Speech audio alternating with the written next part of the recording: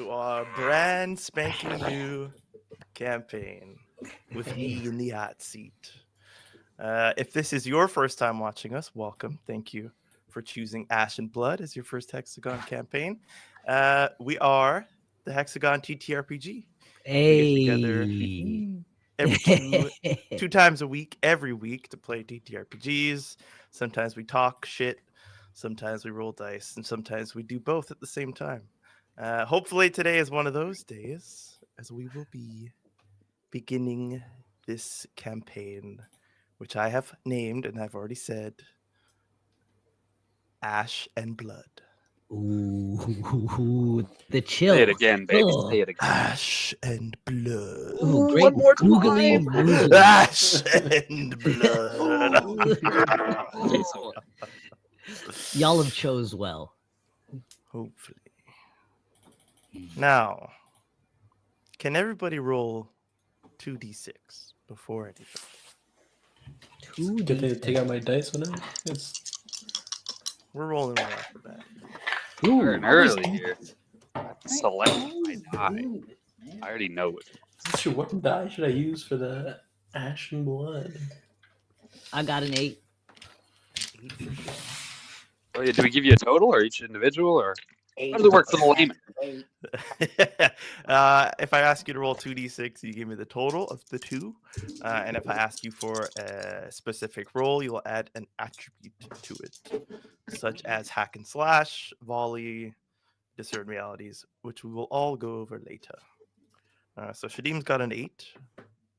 Yes, sir. Drink up, you fools. Ooh, thank you. I'm Sans Drink beverage. the blood, What do I dead the do? ash. Yo, What are you, an uninitiated? You need to have your mason jar. Listen, I'm waiting for a hot coffee. Okay, yeah. Gotta be scalding. It's made Thank with you, the Sheriff. surface of the sun. Peter, what you get? I got a 5. 5. Brent? 2 5s for a 10. Woo! God damn. Damn, son, starting off strong. 1 second. All right, Shimon. I got a 6. Very nice. Starting with the fail Last right but off the not bat. least, Bernier. I have a commanding 3. Look at that. I Very really nice. did start off strong. We did not. But who am I to say if the highest starts first or the lowest? We Oh, roll that's another what we're die. doing? I mean, you're the only The one. highest Really. could start first, but I don't know about rolls. You know what I mean? 1 is the highest. 5 is the lowest. 6 is a re-roll, which I got a 6, so we'll re-roll. All right. Bernier, with your commanding roll. In this moment, outside of your own body, inside the form of your character, you feel a few things. But most of all, you feel failure.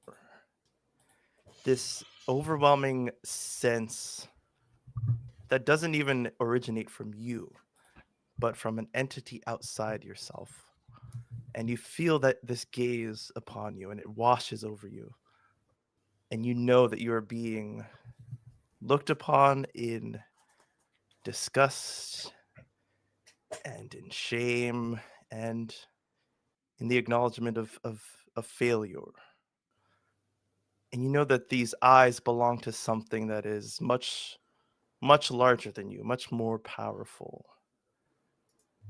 And though in the moment you don't remember quite what you've done or what you haven't done, you know that you are being watched and therefore you are being listened to.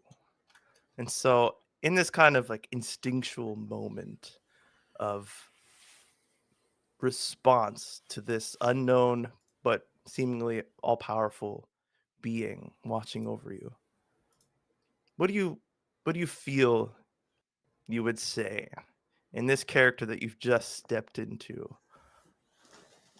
Would you sort of And let me just ask you this: at this point, am I just consciousness? Yes, you're not even conscious of like not- where your body ends and where the Corporeal or anything No. like that. I'm not a being in a You know you necessarily. have I know I am, yes. but I don't know what. Okay.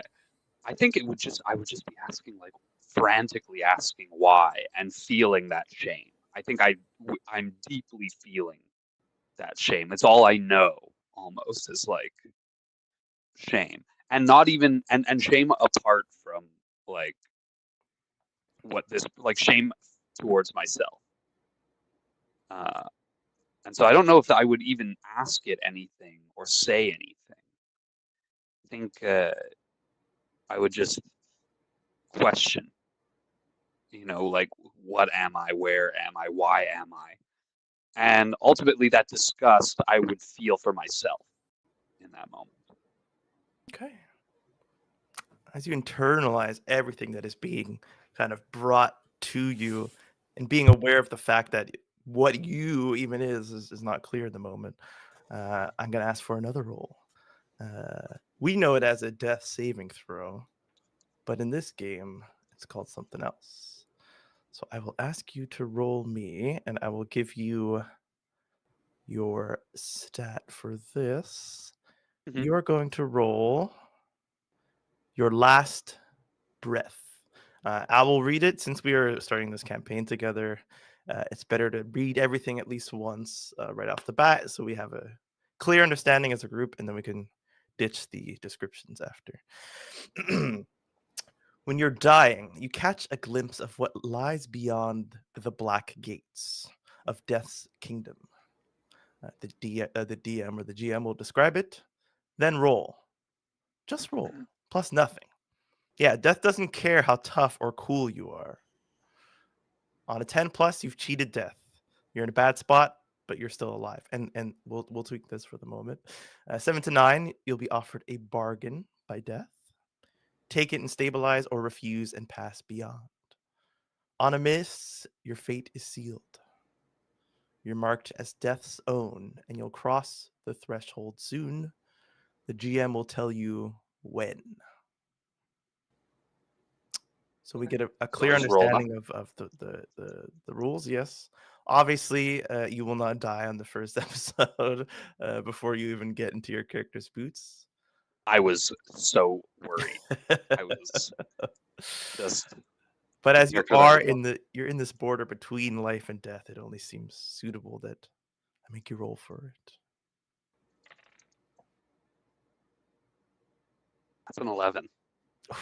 Oh, 5 and a damn. 6. All right. Wonderful. You are internalizing all of these feelings, and they almost like stack up together, the shame and the disappointment and the expectations that have now been cast aside. They all just pile up and they form this shape. Um, all different sorts of colors, colors, the range of the rainbow that are associated with different feelings and emotions. And they all come to settle around what has now become you. And I will give you no time between now and when you can reveal yourself as you suddenly come into your body. What is this body that you come into? What does it look It is the body of a man. You come into the body of a man. like? First act upon Just like getting all the life reward. begins. A good And it start. feels Coming so into the body of a good. man. Tell me more. I have long, dark, shiny hair. So dark that in certain lights, as it's moving, it like ripples like purple waves, like deep purple waves. And my skin is tinged with lavender, and I have these pupilless white eyes. There's not a scar or a blemish on my 7-foot figure. Perfection. Yeah. Wonderful. Your unblemished skin hits against the waters of the lake that you find yourself just emerging from. But right before you break the tension at the top, even though there's no marks on your body, you feel this stabbing pain in your back. And on an 11, you know this to be something that you have felt that had left not only a scar, but a wound, a mortal wound. Mhm. Perhaps from So I someone can't that see my back, but like I can surmise that there is a scar there on my back. you'd have to look to see if it was there, but you know that like this feeling, yeah. And if you if you look behind and you touch as you're fighting your way out of this water, there My is arms are too nothing big, there. I can't touch my back. But it's this loud echo of a pain once felt, and it reeks of betrayal. And as you come out of the waters, we will move on to our next contestant on The Price is Right. Brent, come on down. Brent, my lovely friend who knows much of his character. You feel fire. This, and not in like the philosophical sense or anything like that. It's pain, it's burning, it's hot. And it doesn't come from you, but it is directly being aimed at you. You feel purposefulness behind this fire as it hits every inch of your body. Your skin is melting away. Your everything is just breaking inside of you and melting and burning up. You might look out and you see these hands that are just covered in flames and falling to ashes, falling your hands, your wrists, all your arms, your whole existence just seems to wither away in this flame. Like even the bones, essentially, the just bone, ashing. Okay. everything. And you feel this deep sense of unjust. Like you're standing and in front of this force being aimed at you, but you don't feel like you deserve it. You're not facing, whatever God you praise in your final moments and pleading for forgiveness. You're this fire is almost eating you away from the inside, but also building you up from the inside as you're consuming these flames and that feeling of not yet betrayal, but just unjust. It kind of burns up into this passion to get back at those who've done this to you. And that fire, it burns you away, but then it is you. And you just are flame and fire and drive and purpose. It's about drive. It's about power. We stay hungry. We eat power.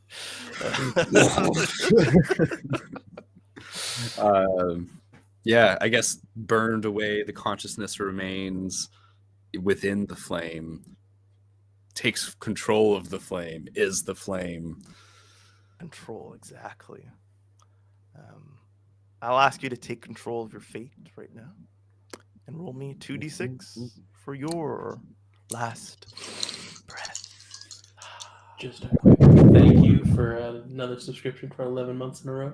Hey. Very much, Julie. Did I miss a clapping? You didn't. You- No one clapped. Like, am I that zoned in? Thank you, Julie. Yeah, woo! I'll drink to that. Oh, Thanks for the good time, Julie. See? She did the thing. That breath was a 7. That breath was a 7. On a That's 7 to 9. Death will You don't offer want you bad a breath. bargain. You feel something contain you. Not necessarily douse you at all, but just keep you in one shape. And this voice just kind of like echoes out in your head. and it asks you, what are you willing to sacrifice in order to get back those who have done this to you? I feel that sense of unjustness, but I don't remember anything else, right? I don't feel anything else. I think can I think? How well can I think in this moment, if I may? Not How much very autonomy? well. It's the question is more of like like how much are you willing to give up? Very little, only what's necessary, a little bit more, or anything and everything. Very kind of like abstract. You can think in terms of like abstract concepts and stuff. Well, I think being this kind of formless consciousness that burned away and essentially inhabited the empty space that was left, doesn't really have a concept of something to give up. I am nothing. I am an absence. I am what destroyed me. So I think anything.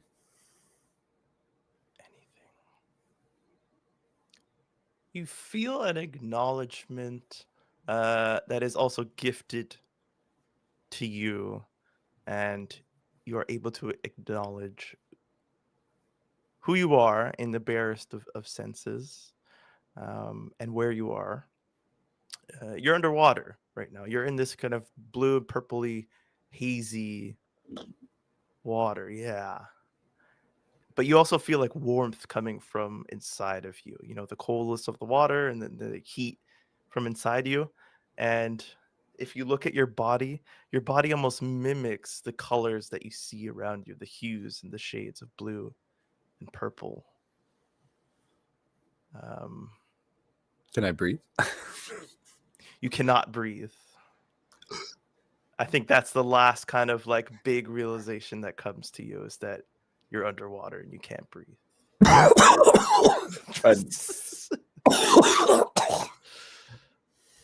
Beautiful. Fighting your way out, like all of us have at the beginning of our lives, fought our way out from the womb. You come out, the water, you see it kind of like bubble just from your presence.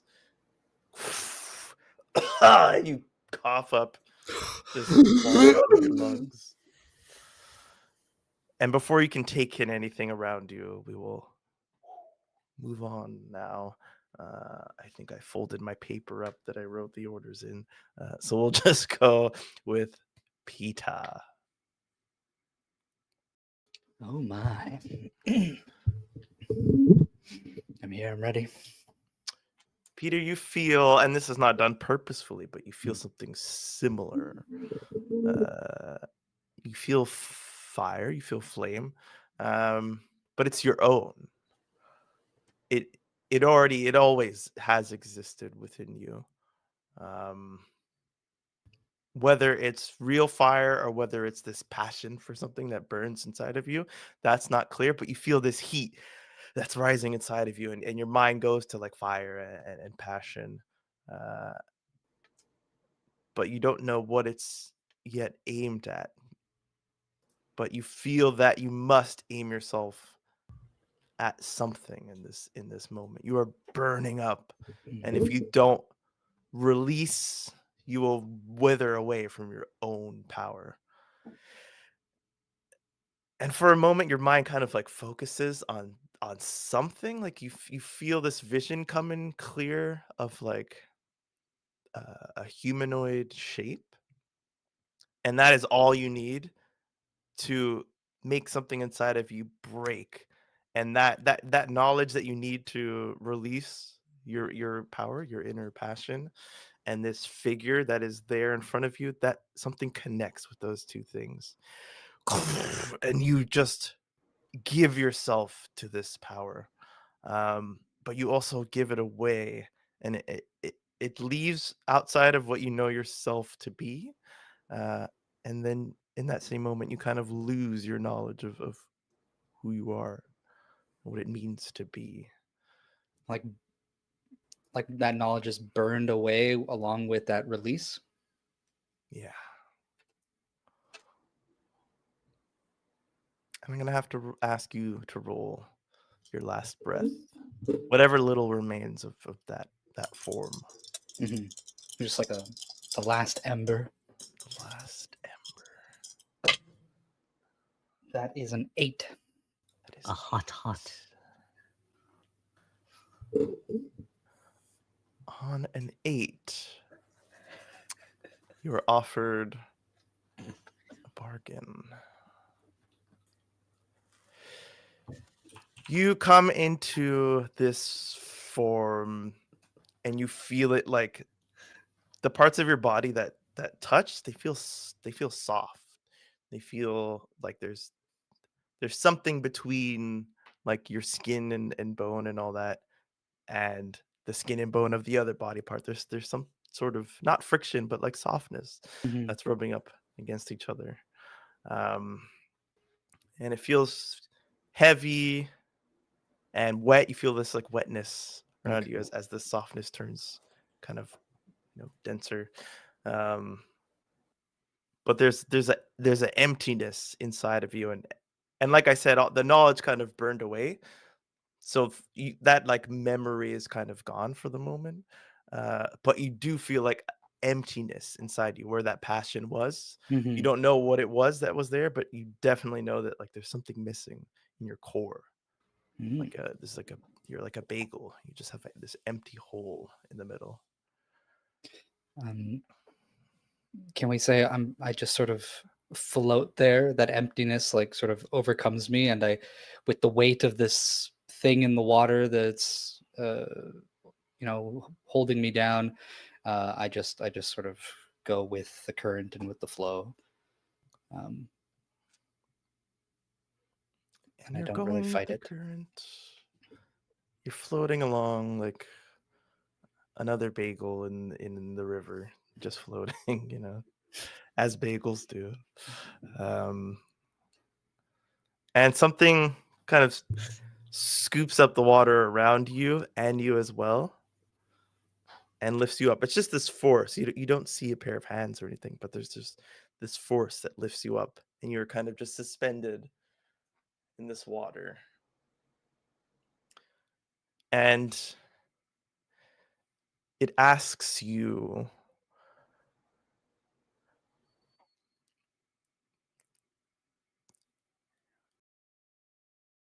who were you fighting for? And you don't know the answer. I'll say that.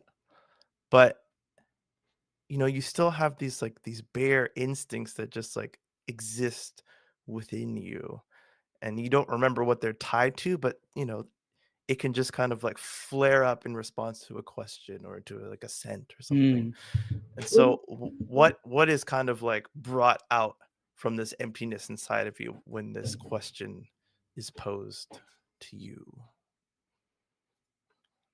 I think at first was, as the questions asked, out of instincts, I think I just go, "Ah!" as if trying to get something out, but there's nothing there, like there should be, but I'm not really able to grasp at it. And then I kind of forcing it out, and not really understanding it completely. I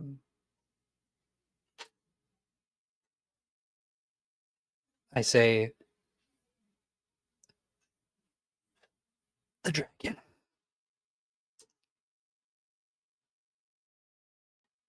You are also acknowledged.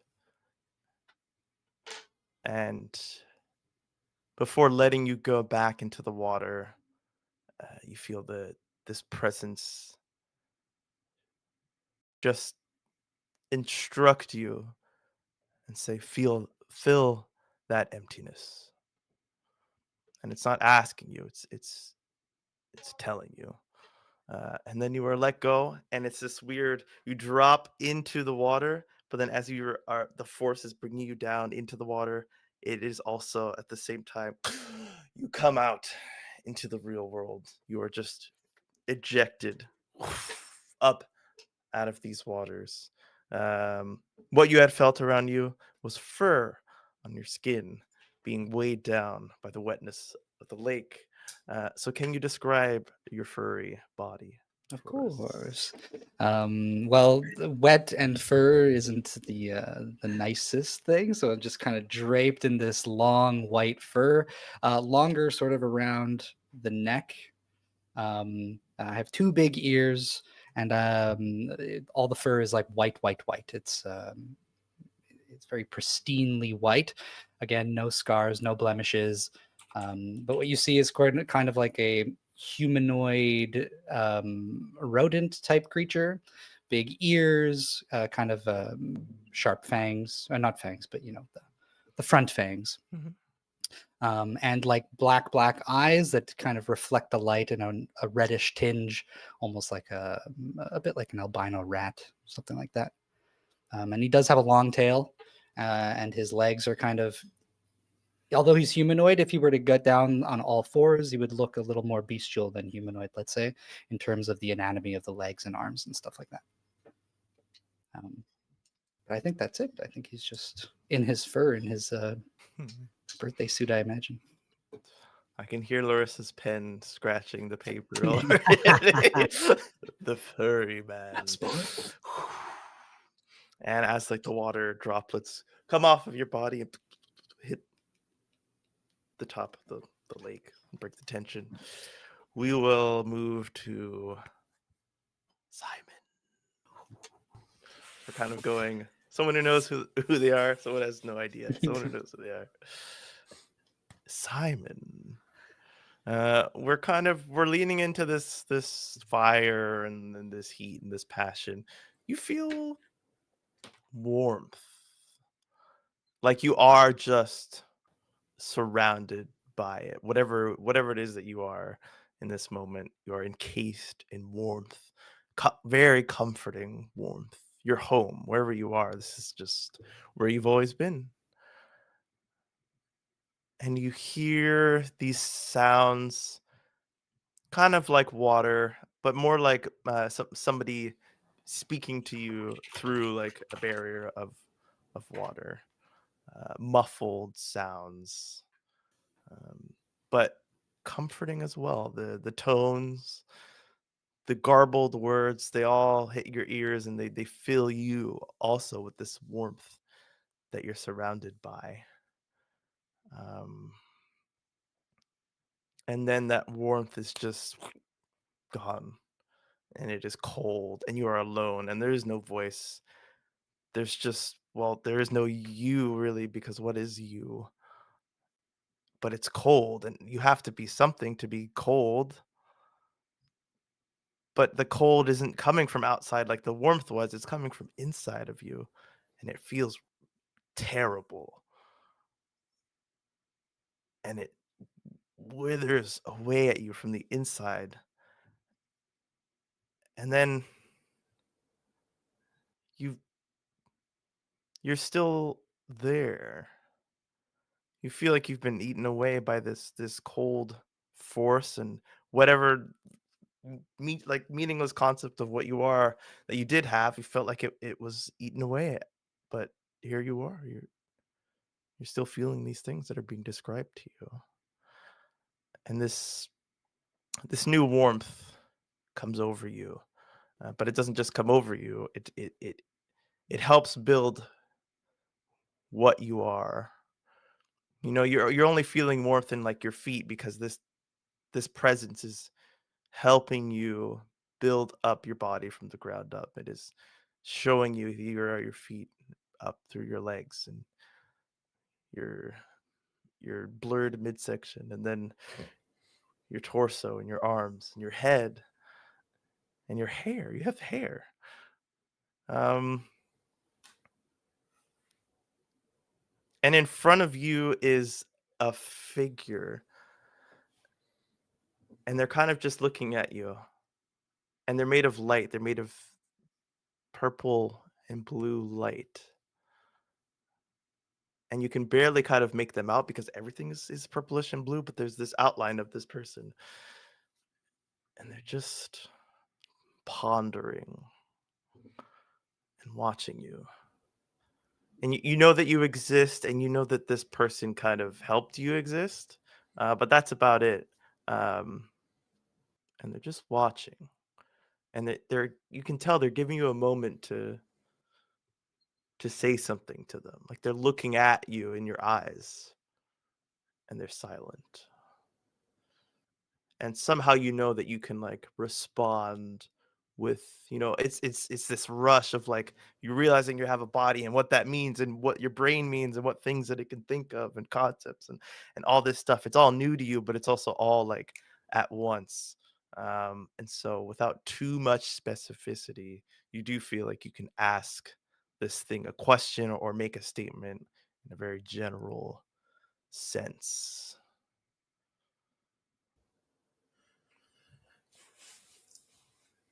What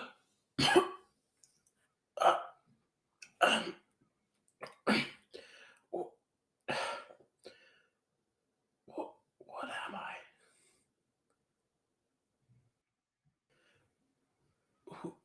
Who are you?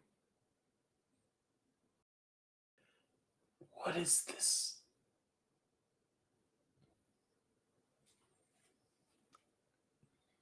The hand drops from the chin, um, and you see it goes to stand up as if it had been sitting on something kind of supporting its body.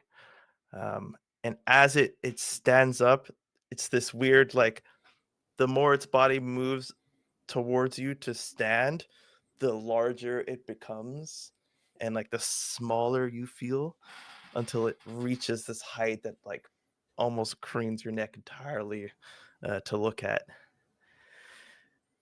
And this space that you're around just fills with this echo. And he says, keep questioning, my son. And you kind of lose his form in this vastness of blue and purple, like I had said. And although you can make him out within it, now suddenly it is just he's too big. Everything it's too much. uh and it all kind of like comes crashing down towards you. uh but that crashing turns into water being moved by arms and bodies. This furred kind of hand and arm kind of shoot past you and outside, and you feel yourself in water, but it doesn't feel the way it did for Brent's character. It kind of feels like you're about to leave the water for the first time and embrace this new form. And you are not asked to roll a last breath. You may just proceed and break the barrier unless you choose. You feel like you could stay in this water and that would be it. Trying to just kind of get this feel of this new body, this new existence.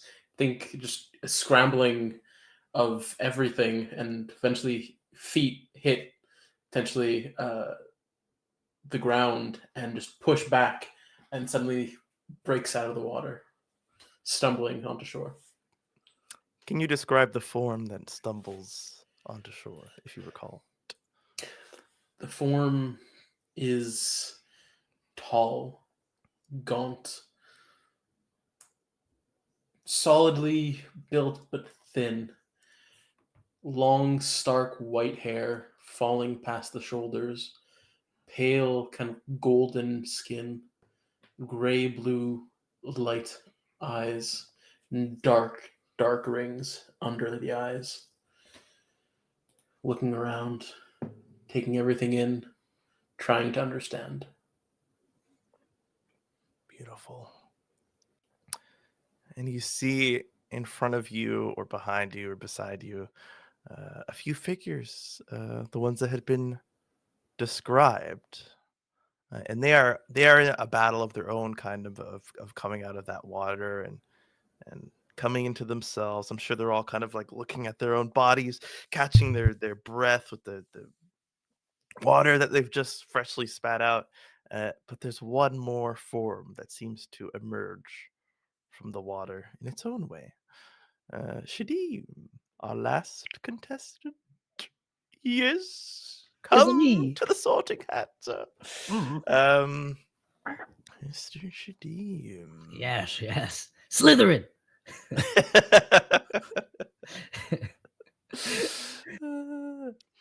You, whatever that means in this beginning of the campaign, you feel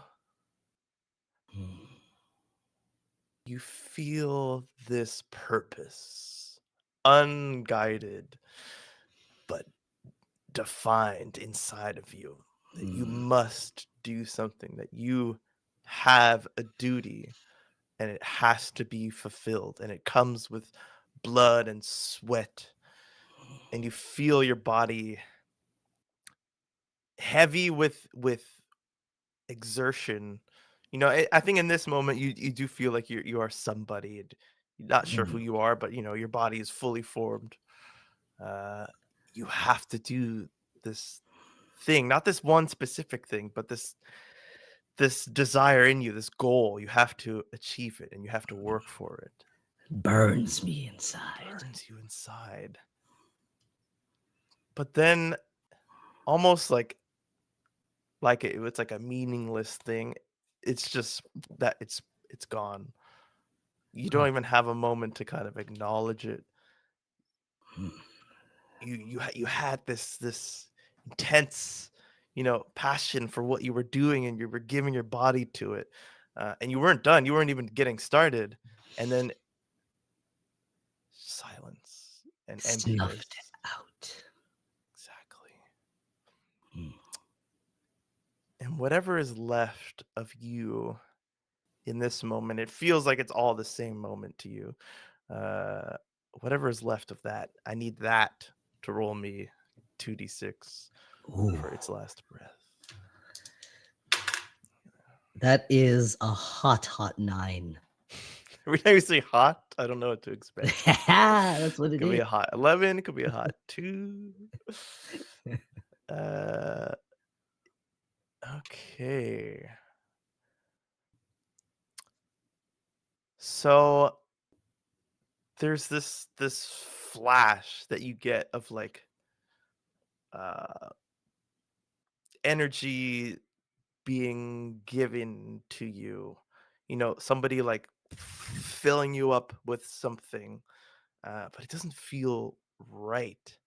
You just experienced this deep thing that was inside of you that you filled yourself with, Yeah, and this now is cold in my veins. yeah, but it's like, it's somebody is filling you with this cold energy, and it is power, but it's not your power. um how do you react? You do remember kind of how you felt in the descriptions, but again, you don't know like the specifics. I uh, think even filled with this essence, I'm still empty. No matter, it almost feels like my body is my own, but puppeteered by somebody else. And no matter how much I try to fight to keep a peace, I'm just not that peace anymore. I have this thing's goal now. Whatever's fueling me, whatever gives me life, is also my purpose now. you rolled a 9, correct? Yes. You feel this presence, and it's kind of like a dream where it's all like happening at once. But if you take a moment to think, it doesn't, like, the timeline doesn't truly make sense, but you're experiencing it all as if it's kind of one long moment, and you've gone through this life of you having this purpose, and then being filled with someone else's purpose, but then that becoming your purpose. But there's a presence that kind of like, it's almost like a hand on your shoulder, and in that cold purpose that you are beginning to accept from an outside source, you feel this warmth and it's as if it's your own hand on your shoulder, but not this cold version of you. The old version of The you. fiery passion cry. Passion. Oh. Exactly. You hear that, and it gives you a +1, and that 9 becomes a 10. And you still have the choice to reject this warmth that is almost like borrowed from your past self. But you Yeah. feel it wash away the cold. I miss the familiar. Mm. And if you let it, it kind of puts,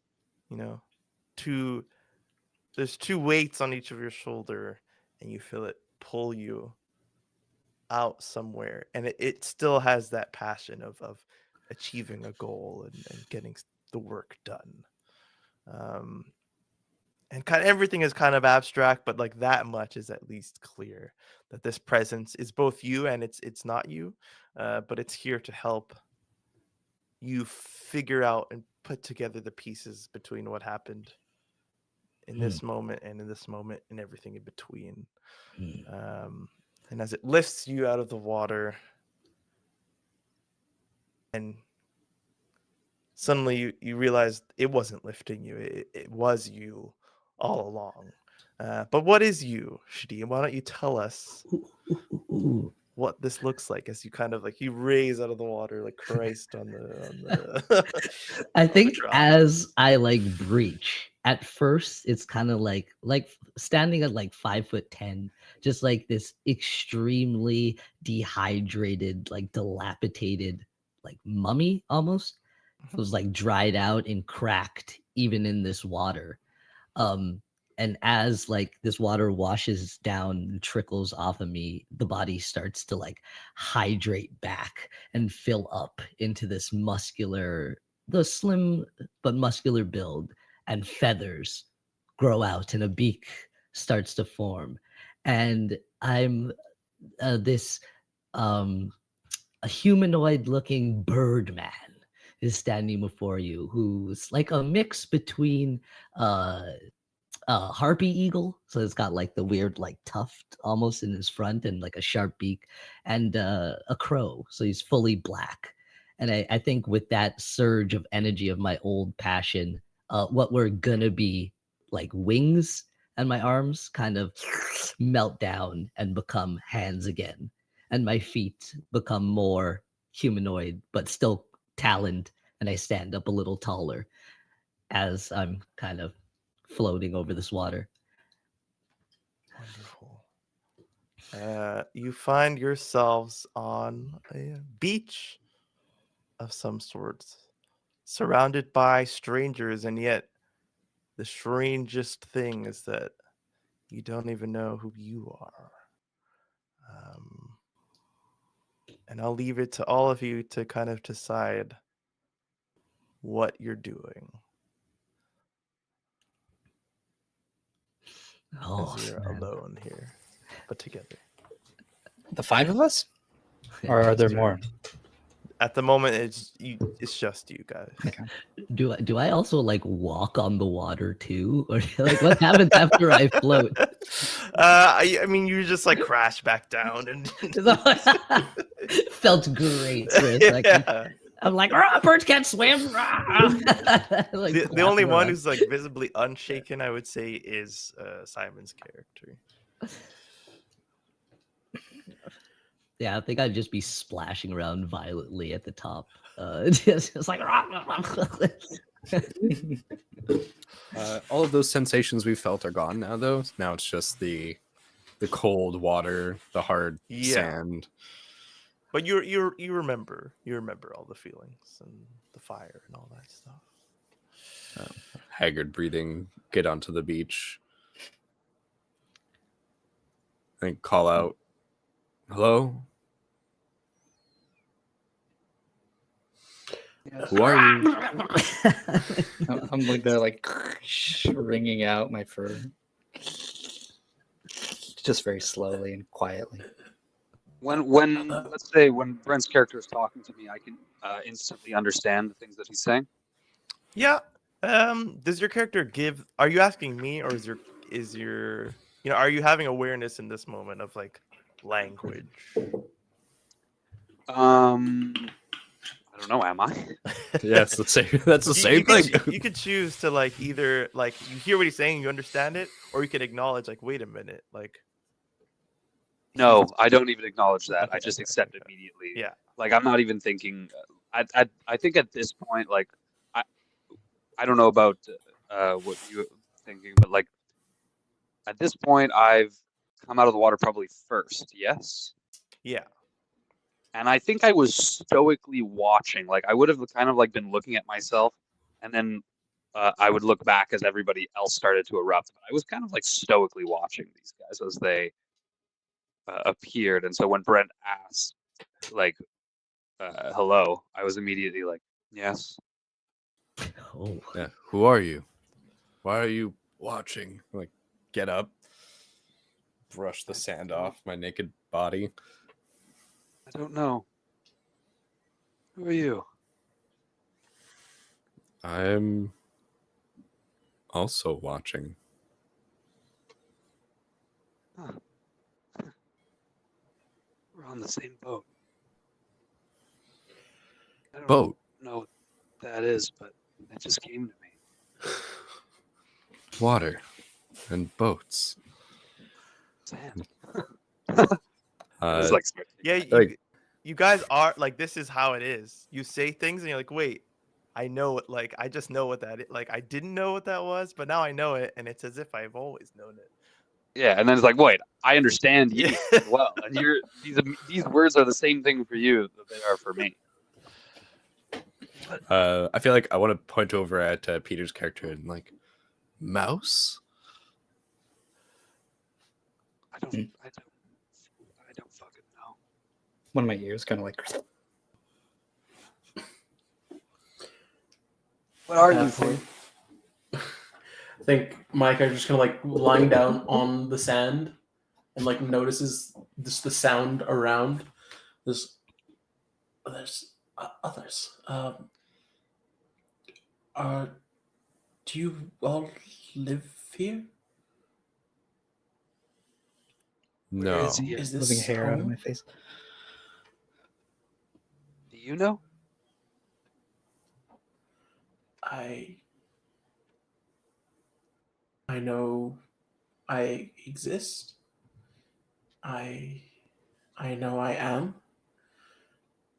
But that's all I know for sure.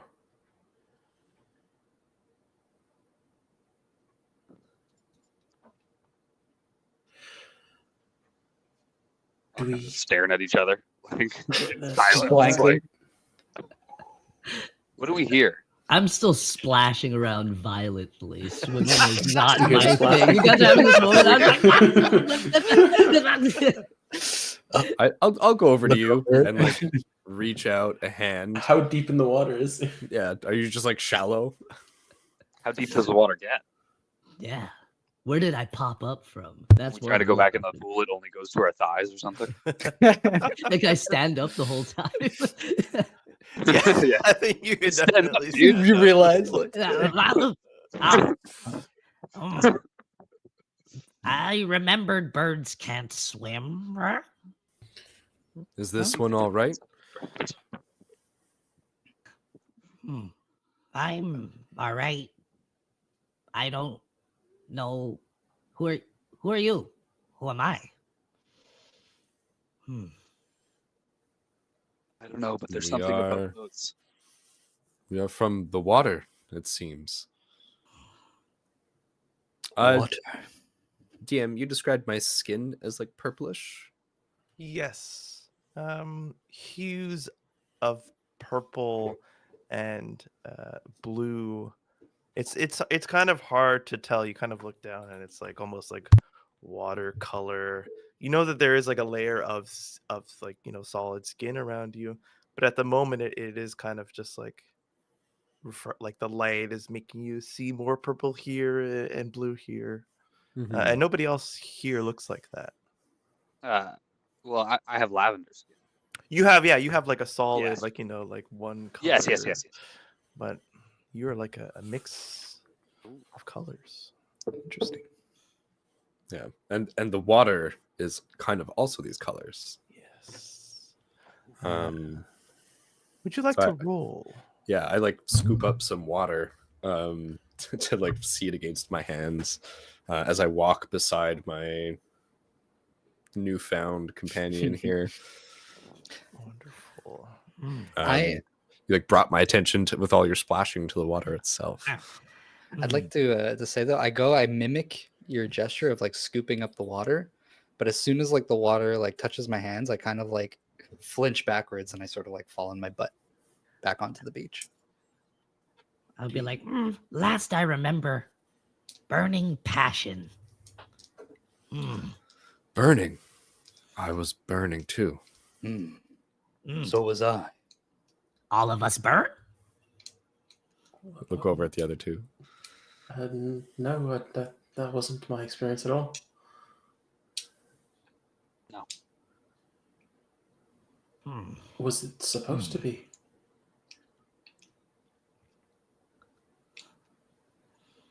I don't know. Is any of this supposed to be? What time is it? Is there the day? Where are we? Is there a sun? All I'm, these like, concepts. Look around. I think I'll like stand up and like something from that old passion kind of takes me over that moment. I'd be like, lead everyone to food? Who's hungry? DM, you said would I like to roll? I Yes. do want to Oh, yeah. take a look at the water. But then I would like to, like everyone else, do a perception check. So Wait, what is that called in this game? It's Or called insight. discern. I'll do insight too. Reality. I will have you discern realities. Sounds so cool. sir. Go ahead and just roll me 2d6. That's everybody who wants to discern? Just for like the looking at the water in his hands, it'll just be okay. Brent right now. I see. That's a 6. That is a 6. You feel yourself accessing a part of your brain, and by kind of like turning the light on, you are aware of the wisdom that exists within you. I will give you your wisdom score. I could put in the sheet later. You know how it is mid-sesh. But you Remember, get you to know. add a +1 to Oh, wisdom-based rolls, as your base score is 13. okay. So what does that roll become? A 7. A 7. 7 to 9. Let's go back to the rules. When you closely study a situation or person, roll plus wisdom. On a 10 plus, ask me 3 questions. On a 7 to 9, ask 1. You get 1 plus. You get +1 forward when you're acting on the answers. So any roll related to acting on whatever answer I'm about to give you gets an additional +1 on top of any other bonus that you might already have. The questions are: what happened here recently? What is about to happen? What should I be on the lookout for? What here is useful or valuable to me? Who's really in control here? And what is not what it appears to be? I'll also make a note as a player. If you go into Roll20 and you click on Discern Realities, it will roll We'll have the whole in the chat Oh, and tell you what you can do. nice. That's So I awesome. have the questions here. I can only ask one. These are all pretty good. A lot of questions. I'm looking at the water, and the reason that I was looking at the water was that it looks just like me. So, what here is not what it appears to be? Okay. You're looking at this water cupped in your hands, and it's not a perfect bowl, so some of it's spilling through, the cracks of your fingers and outside of your palms. Um, but you see in the reflection, uh, you see your own face, and you have these wide set eyes. Um, and you look around kind of like for a second at like everybody else as you're taking in what you are, um, but you realize that you're only seeing things like your perception, your depth perception or whatever. It's as if you have the full scope, uh, but there's only really one of your eyes that is like truly feeding in all the information that it's getting to your brain. It's this weird, like, you almost have to like readjust your brain of like, I'm seeing out of here, but like this eye really feels like it's the only one giving me all the information that it has to give. And as you look at yourself in the reflection, uh, there is something wrong with the other eye. It's moving, but it's getting information that it's not giving you. And so there's many things here that aren't what they appear to be to your good eye. Um, but it's only through your other eye, which does not seem to be communicating to you in the moment. Uh, it has the answers to that question. But that in of itself is kind of an answer that only has more questions. Mhm. You have this like big curly kind of like curly wavy coiled curls, I would say, hair, brown hair. Um, you have this, it's hard to see the colors because everything is kind of purple and blue, but you definitely see that the hair is darker. One of the eyes is much lighter than the other definitely has some like dark pigmentation to it, and you just have like this soft hairless face, um, and then maybe most of the water kind of eventually trickles out of your hands. Yeah, I think the image of myself vanishes, the water trickles, you just let it go. Touch not quite onto my eye, but around it. If I hold just like a hand on this side, do I see that hand, right? Yeah. So yeah, probably just like do that test. And then you don't just accept it in a weird way. Like this is just what I am. Just What another this is. question to be Yeah. answered. I'll give the party some information now that you're kind of communicating and looking around.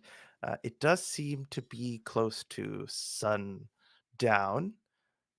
Where you are, there are many trees. There's a lot of grass. There's obviously a lot of water on this side of you, if you're facing the correct way. But like you notice, it goes decently far out, not too far. You don't feel like you're in front of an ocean, but rather like a very large lake. And it's not clear how deep it goes, but none of you kind of remember coming from like the middle of it. You don't feel like you kind of like came from the deepest point of the lake and rose up. You kind of just came out of wherever you came out of. And so maybe that doesn't make sense when you like think of how you come out of water and who put you there and why were you came out of shallow water, but you were like frantically moving around as if you were about to drown, Shadim. Uh, and then as you look off into the grass and through the trees, you see there's like a plain in between the tree line and where you are of like low grass, some spots of high grass, and some trees spattered about, but a very heavy tree line is off in the distance. Um, and I'll Oh. say that, Peter, you spot these five figures running together in unison, towards you, but not in like a very direct way. They seem to be following a path, and they're very uniform in their movements. Their arms are all kind of moving together, and their legs, and they're all keeping speed with each other. And then you see like the first one kind of like drop back and wait, and then pick up in the back of the line, and they continue. They will make it to you in a little while. Okay. Well, as soon as I see them coming towards us, something like I don't know, I get a little bit tense, and I pick myself up off the sand, and I just sort of like slowly point, staring at them, and I go, "Over there, there are others." Others? Turn Can towards them. I look and see, like, I'm assuming we're all like stark naked. Do they have clothes? Like, is this just like a nudist colony? Like, what's going on here? I have to be very careful. Out there swanging. I mean, maybe. here. Don't look at my cloaca. Don't suck Why is our it just already hanging out? unsexual What's one. going on over here? Do you even know what shame is? So a little peek behind the screen, kind of. If I ever ask you for a roll, there has to be like the potential for things to go kind of badly. So I do have to be a little careful with asking you for rolls. So you will be getting maybe a little more information than usual. Like if I ask you for a perception check and you get a 2, I can make a little comment and say how much you don't see. But in this game, like you get experience from the failed roll, so something has to happen. I don't necessarily want something to happen, but if you're looking for if somebody's wearing clothes, so I'll just give you like that kind of stuff. So just know when I ask you for a roll, that's because Potential for bad There are rolls. stakes. Yeah, there's a little something's at stake. Very nice. Not always something huge, but they are wearing clothes, but they're not all like they're moving in uniform, but they don't seem to be wearing a uniform. The same. Okay. Yeah, some are in pants, some are not wearing anything on the bottom, it seems. Some are wearing like flowy, maybe it looks like dresses. But you all see from the shapes of like the general shapes of their body and their hair, they all seem to be women running towards you unarmed. It's probably good because we have nothing on us.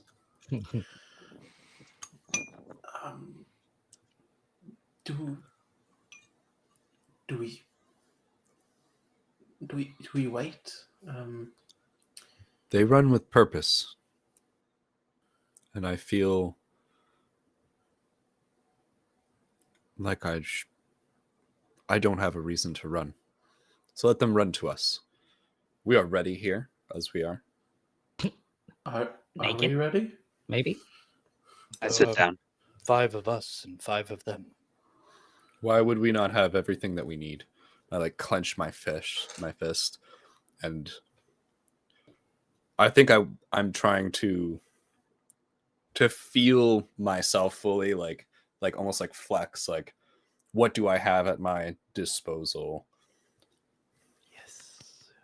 Hopefully you all start doing this. Hint, hint. Let us see. I think I'm gonna go with some. Okay, so here's where it gets interesting. Actually, you can roll. I will say in this moment it'll be a spout lore check, or you can roll a d20. Play on D20. Plain old d20. What happened to do 2D6? This is my little. I can't not roll d20. I mean, Didn't want her to feel left out, Sam. I'm gonna pick the D20. Come on, we gotta roll a little D20 over here. But you don't get to add anything to it. Well, all right, don't let me down, D20. Oh no, Sounds like a 2. Oh, that was let bad. you down. It's a 6. Let down, yeah. Not gently. That is a 6. Okay, I won't punish you at the moment. Just because I realize I didn't give a clear description of what's at stake. So a 20 to 18 is a critical success. A 17 to 13 is a success. A 12 to 10 is a partial success. A 9 to 4 is a miss. So this is a miss. And a 3 to 1 is a critical miss. And these are just like it's a 2d6 extended. And so the ends are going to be more intense, but there's still that middling of success, partial success, miss. Sweet. But you get you can roll a nat 20, and I extend it to 18 mathematically. It just feels better to not have the success go all the way to 19. So 20 to 18, but then also 3 to 1 is a critical miss, and that's when I get to throw cows. Take us Can't back to wait for November. that. He's goofing. But on a miss, I'm going to ask you to choose one character in your vicinity. And maybe just tell me why you just chose them. It doesn't have to be any huge choice. Because I feel something like, steel myself. I look towards my bird friend who I walked to the shore with, to see like probably the one that was like maybe so different from me too, with the feathers. How you would ready yourself. I think I'm just sitting, really, too. I think I'm just sitting. There's people coming towards me, and like something in me that's comforting, So, yeah, I'm like, look up at you. You're doing something. I look down. I keep like looking back at you, like for direction, kind of. I'm like, And this like burp, almost like a hot burp, comes out of your body, but it's not a burp. It's like words.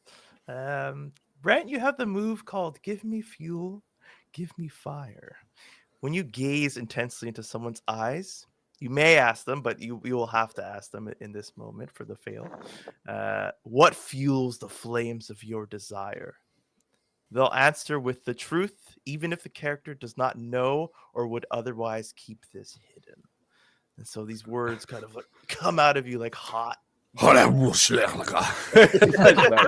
over at you, and my eye like a shine. Which passion? Which side would you be talking to in this moment? Only because right now we haven't even touched like the other side, other than like your memories of it. I'll say it's just like this, Kenku. You remember you had this side of you. Not Kenku, not Kenku. Sorry, Kenku-esque. Kenku-esque. Kanku, he said. He said Kanku. This is a descriptor for people who are more familiar with There we go. the This classic. bird, this Bro. alien, but he's part of you. This is majestic bird man. A Ravenite. Tonight. I think it would, like, deep down, it would probably be to craft. And I'd be like, to make. The apostrophe. Oh, what the hell is that? Oh, sorry about that. But I think I'm happy that like you did what I wanted you to, like in that. So I'm just thank you. For what? Telling the truth.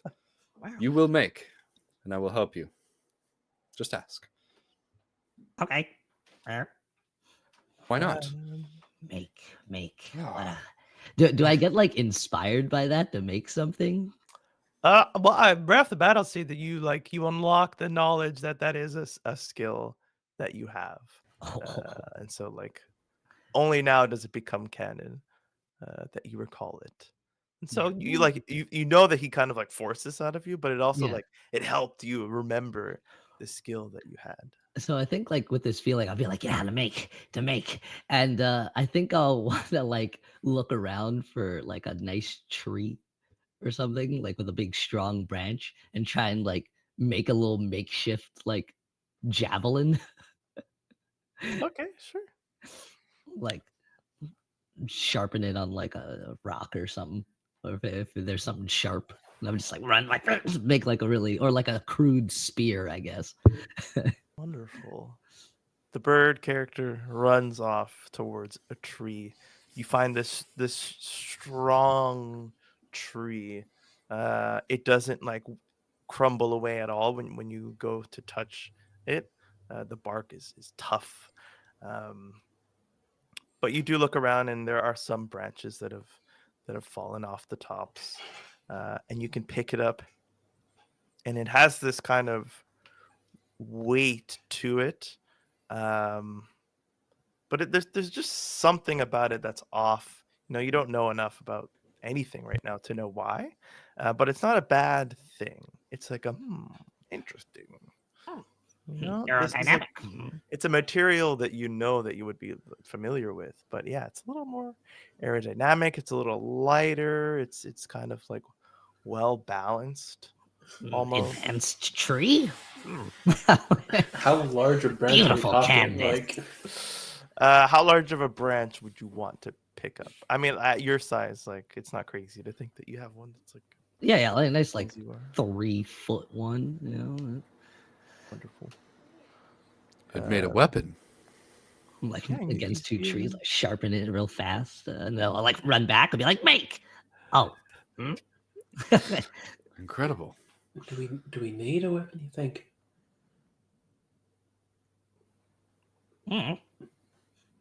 Like flex my hand again and like feel that where it came out of my throat. I'm like, I think I am a weapon. Maybe that shouldn't be the first resort, at the very least. What was the first thing we did? Breathe? Drown, Breathe. breathe. I think I'd say that back with your voice, like perfectly. Breathe. Oh. And you suddenly recall that this is a skill that you have. Oh, beautiful. Breathing.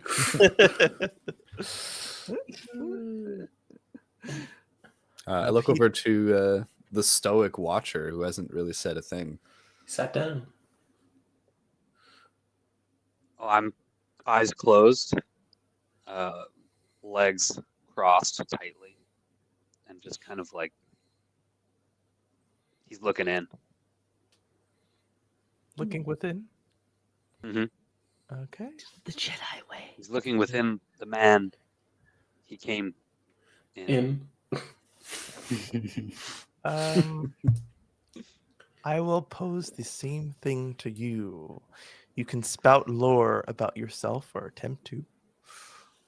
Or you can roll d20. I'm rolling it. Of course you are. The fuck out of here, you bum yeah. We have the option. Mm-hmm. Let's go with an 18 on the dot. Get out of here, Oh, dude. that's a Shit, crit. dude. Sweet. Let's go. That's basically a nat 20.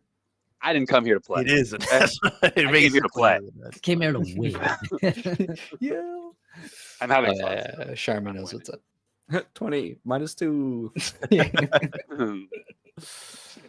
Okay, Sounds my nice. friend.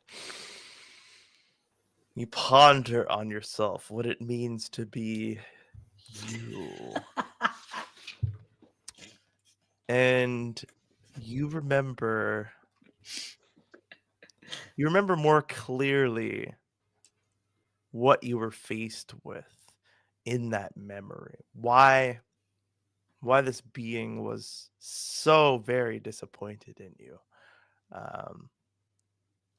And you remember being here, like not here in this spot, but like here in this area, that you remember to be called the Ashlands, because that is your home.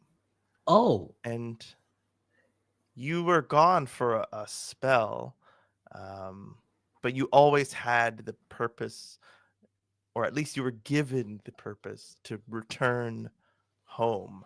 And even though, your journey brought you very far away, you kind of always knew that you would be brought back here. Um, and you know that this powerful being that's like outside of all this Mhm. did exist in that moment. That isn't what's truly important here, because you kind of have a past to remember and answer for, um, because you were sent for a mission, and much like your memory, you failed, and death was only too easy of a punishment for failure. No, you are being brought back here to answer for it. But you have time. By the time that you remember everything, you'll most likely have to answer for everything. Um, but you have this weird, like, I don't know everything yet, but I know that once I like get everything back, that's when I have It's to gonna kind of come. face everything. I'm it's gonna I understand. Okay. So use your Okay. time wisely is like the kind of like, So my eyes kind of snap open, yes. and all of you can see like a smile kind of like grow across my face as I stand to my full 6'7". That guy's And tall. yeah, I'm taller than you sitting guy. down, but and I start walking towards the women. Okay. This whole time, I think I've been kind of like just stretching and like figuring out like exactly what this new body entails. So I just like like seeing like figuring out my own dimensions and my own like just mobility. Mhm. Then seeing him move, I kind of look to the others and slowly start following this person who seems to know what they're doing. I guess might as well follow. I guess no harm in going forward. I look to the other two. Yeah, I think I'm like really tense. Maybe like I'm like a little hunched over. I've got one arm reaching over my shoulder, kind of like scratching at my back, and then my other arm is kind of like all tensed up.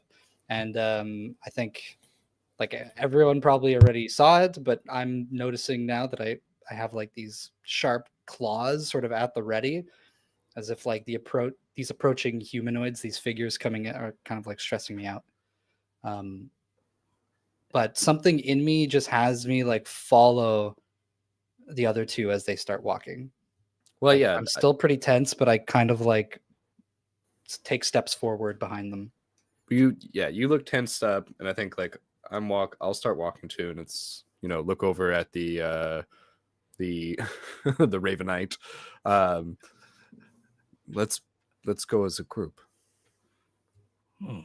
Group sounds right. Crap. Yes, as a group. I kind of look at him for a second. This mouse folk. I think like an instinct takes over for a second, and I like drool for half a second. I'm just like, oh, yeah, group. Wait, can I ask how tall all of us are? Because we got like the 6'7" giant over there. 5'10". Oh, yeah, I'm 4'4". Brent, you are 5'7". Oh, I'm short, right? Yeah, my character's tall, but not as tall as the 6'7" giant. He's like a 6'1". Hot. The hottest of heights. Peter, you The standard tall height. like you make this decision to follow this group of strangers, kind of leave this area that you were almost born from, and move towards this unknown force that seems to be moving in towards you with purpose and with order. And you take a step and you hear from the other side of the lake, Pequeno. And like, Immediately whip around. yeah. There's I think I'd nothing. whip around just from watching him whip around. Yeah, you just like, Yeah, and I'm like scratching at my back, like as if I'm trying to reach for something, but then my hand just kind of like slips down to my chest, and it just like stays on my chest as I'm like staring out over the lake. and you feel your party, continue to move on. The avian one maybe stops and Yeah, I'll watches stop with you. them. You two coming? I bonk them and be like, "What are we looking at?"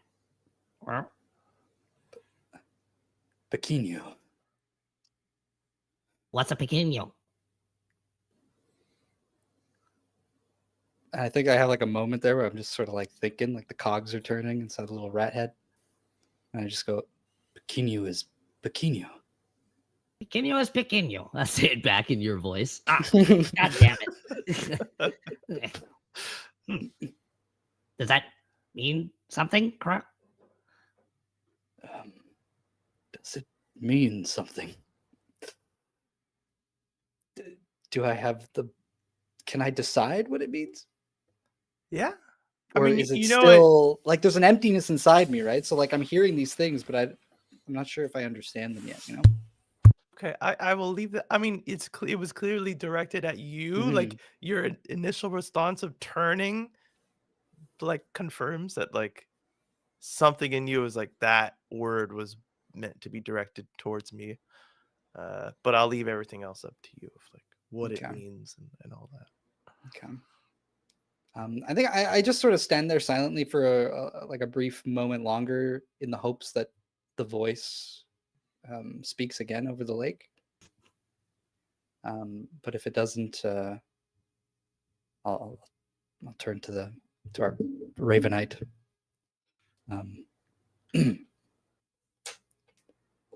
Do you have a name? Do I know what a name is? Yeah, maybe everyone kind of has like a Name. Yeah, obviously I would have a name.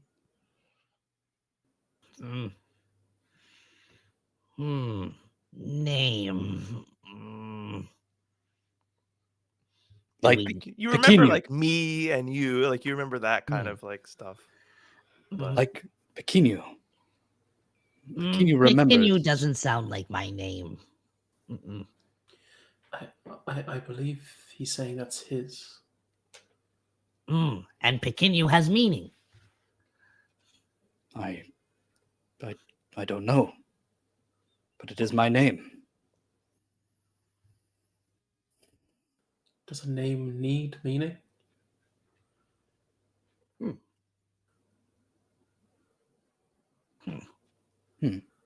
Is that a good question or bad question? Not sure. It's the meaning you give it, I suppose. I suppose. What is your name?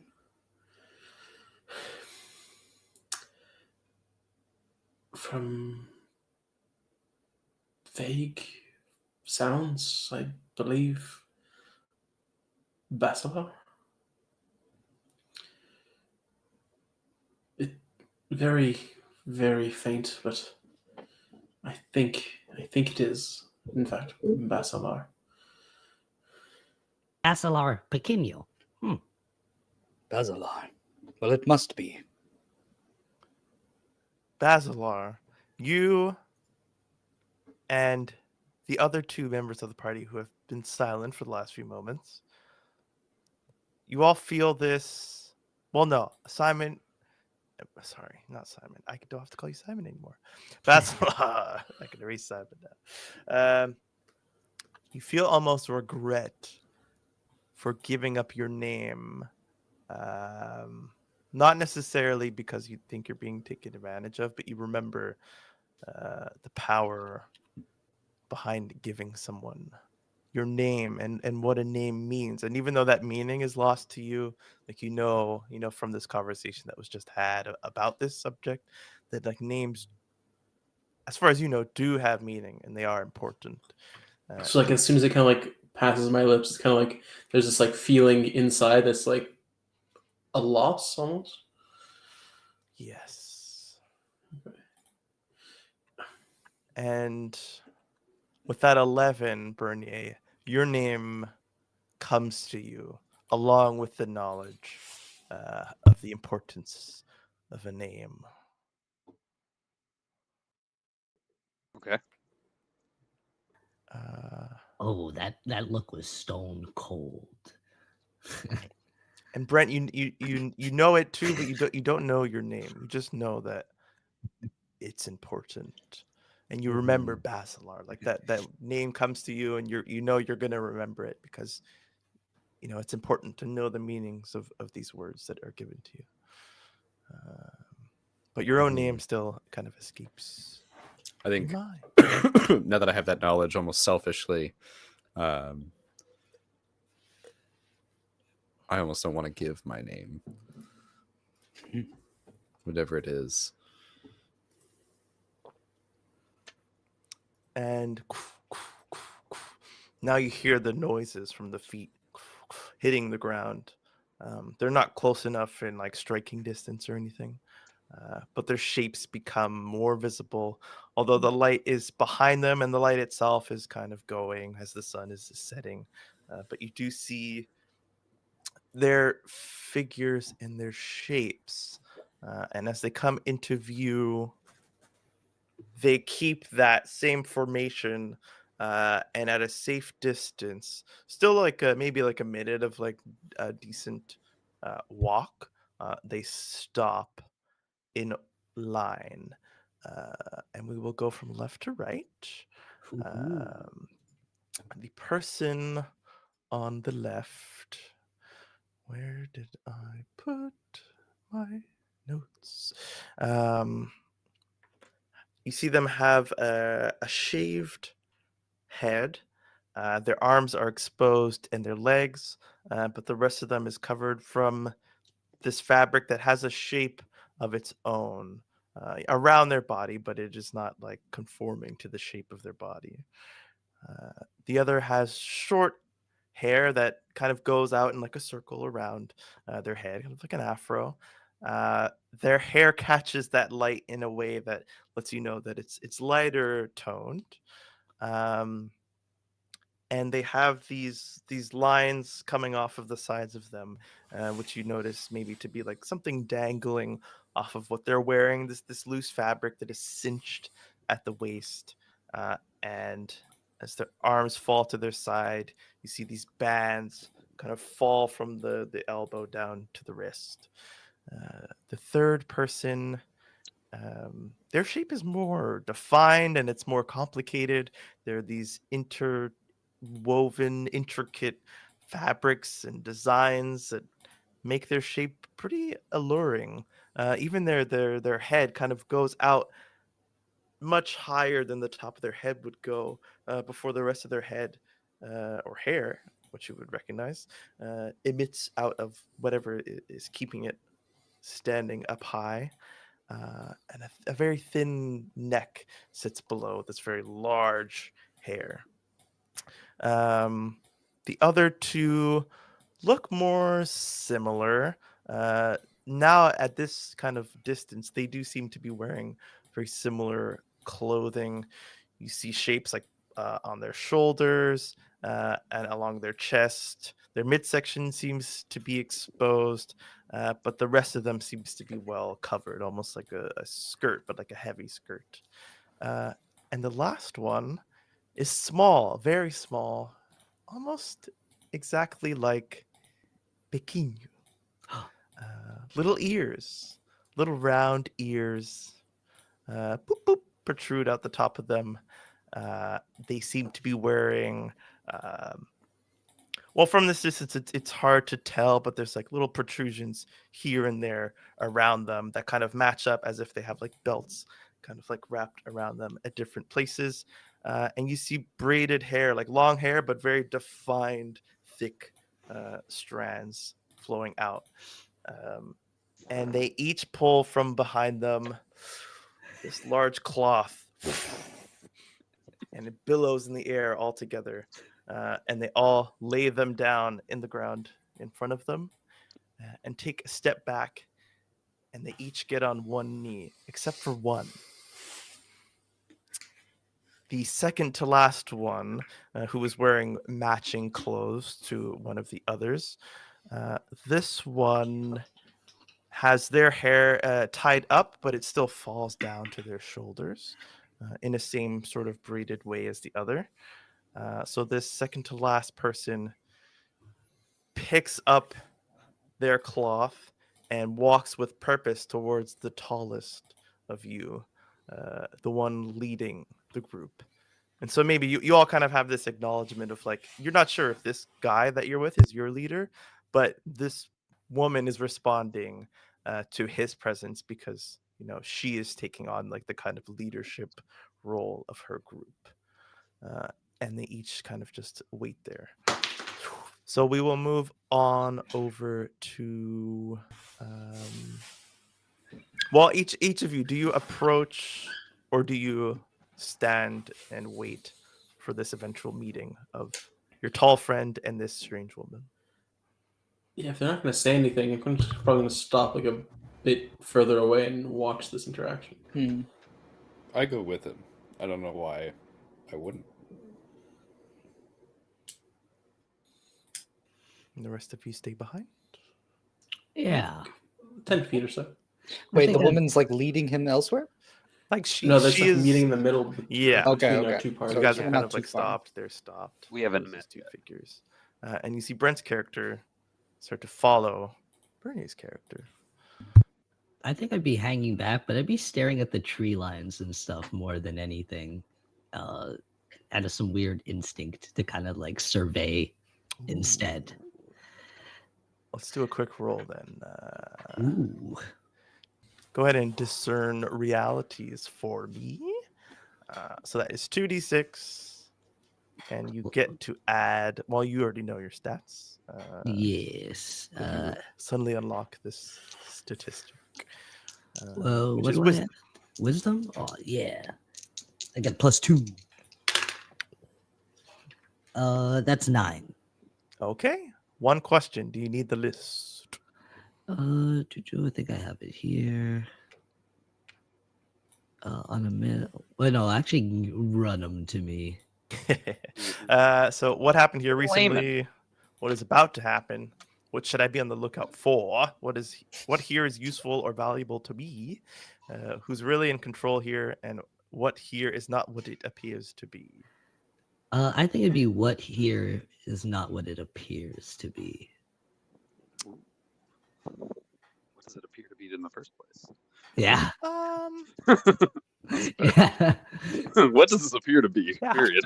Yeah. Yeah. So How do I think you- that's why I lean towards that one. I'm like, what is this? what does it appear to be to you? Does this seem like a coordinated attack, or does it seem like a peaceful approach from the I don't know. stranger's side? Shadim? To me, it seems like a peaceful meeting. I feel like part of me would kind of be used to people coming in this fashion, asking for something or asking for some sort of thing, but I don't know what. But I do get a strange comfort from strangers, it seems, walking up to us.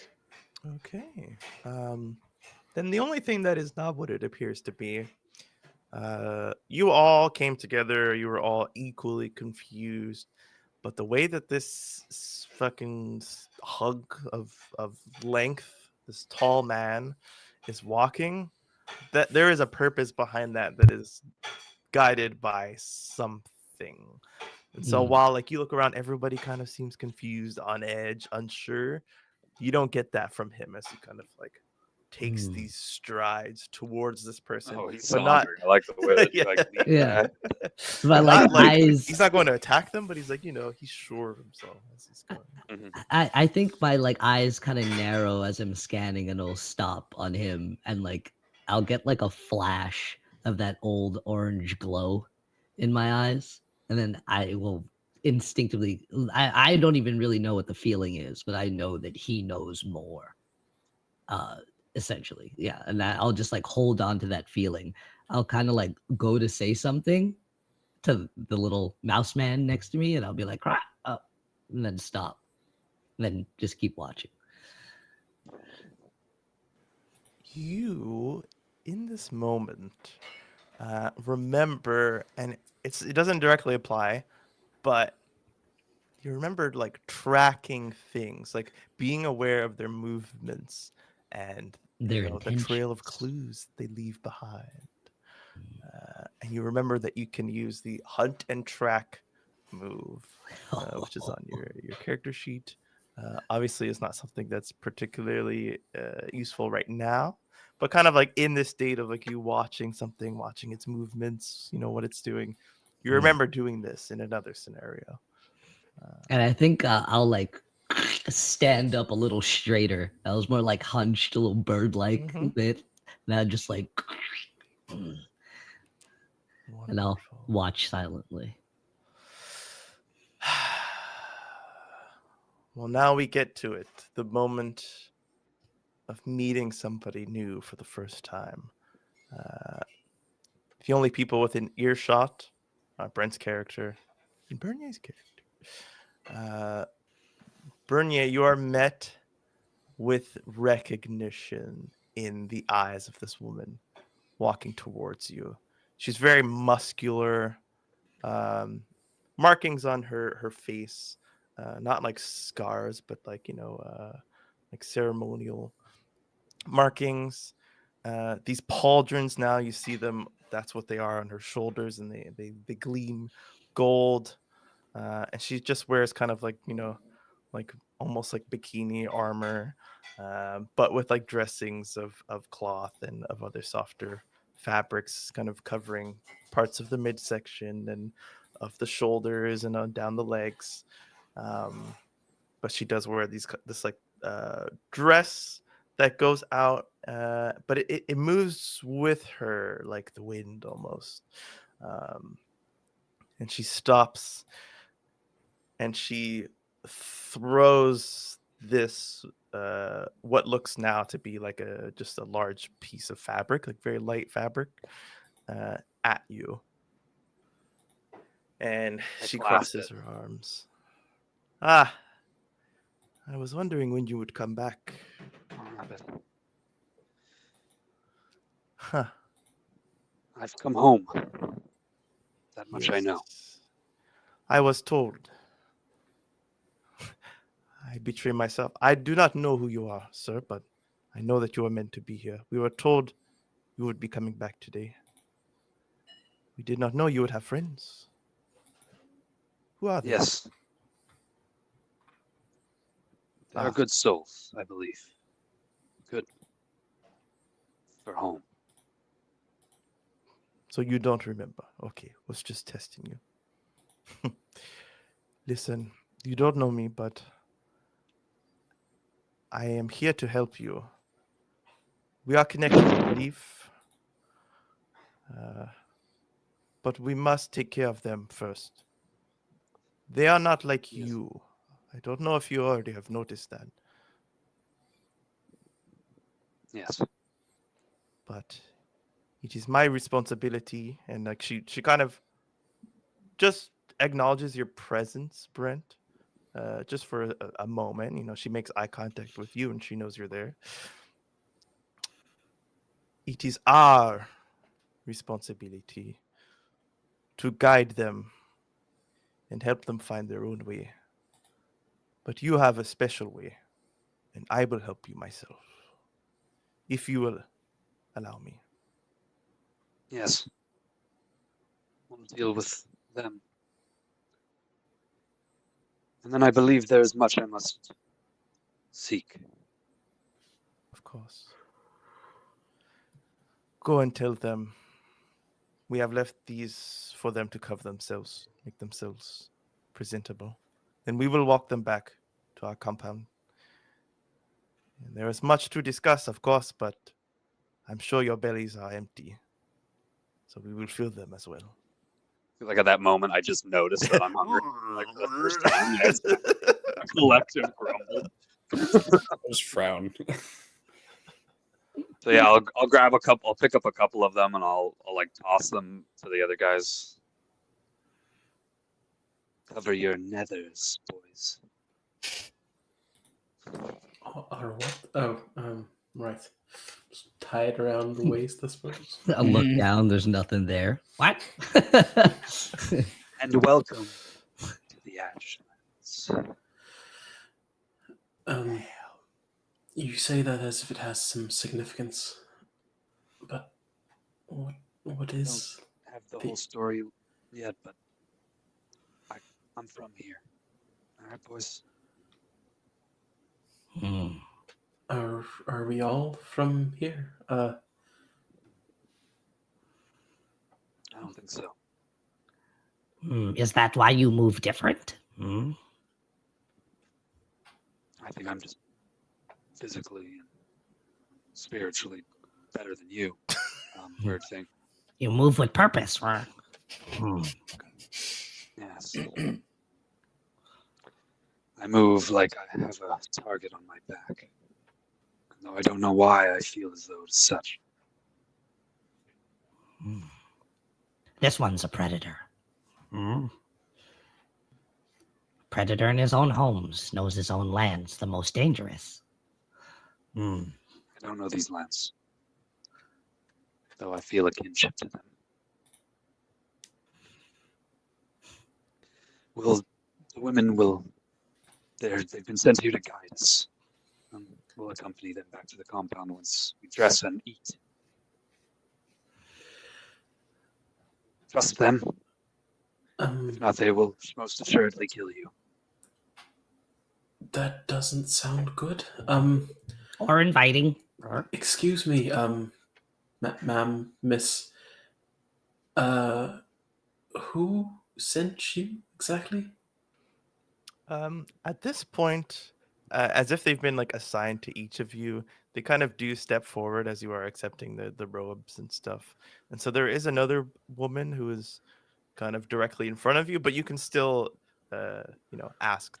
This was just kind of like arranged. Just everyone? this one person that's talking is like seems to be in the middle, but like it was kind of very an open question. Okay. Then the woman in front of you, who, oh my goodness, bad choice to have two different Google sheets, because to my eyes in the moment, I can't decide which one has which information. Here we go. So you are faced with the shaved-headed woman, and she kind of, does a little bow towards you, approaches you wordlessly to kind of help you cover yourself, like pull the fabric from behind you so that it all comes. I just tied it around my waist. I wasn't sure how much fabric there was. Okay. I just It's a lot. I mean, maybe you look over to Peter's character and it's just hilarious how he's just swimming. It's completely draped over me. And the other mouse is like trying to like tie it to itself and like fashion it in a way for him. I'd be What is like your name? ripping it up to make like bandages, kind of, because that feels natural. Like wrapping them around myself, and that's like the way I wear clothes, basically. Is this not how it goes? Is it not? Does it cover the net to the bottom? No. So I'm just Let me I make like a toga. Yeah, exactly. Let her drape me. Let her what? Just drape it over me. The bald-headed woman clasps your hand, Simon, and she says, "Sorry, what was your question?" It's the first human contact since I got a new body.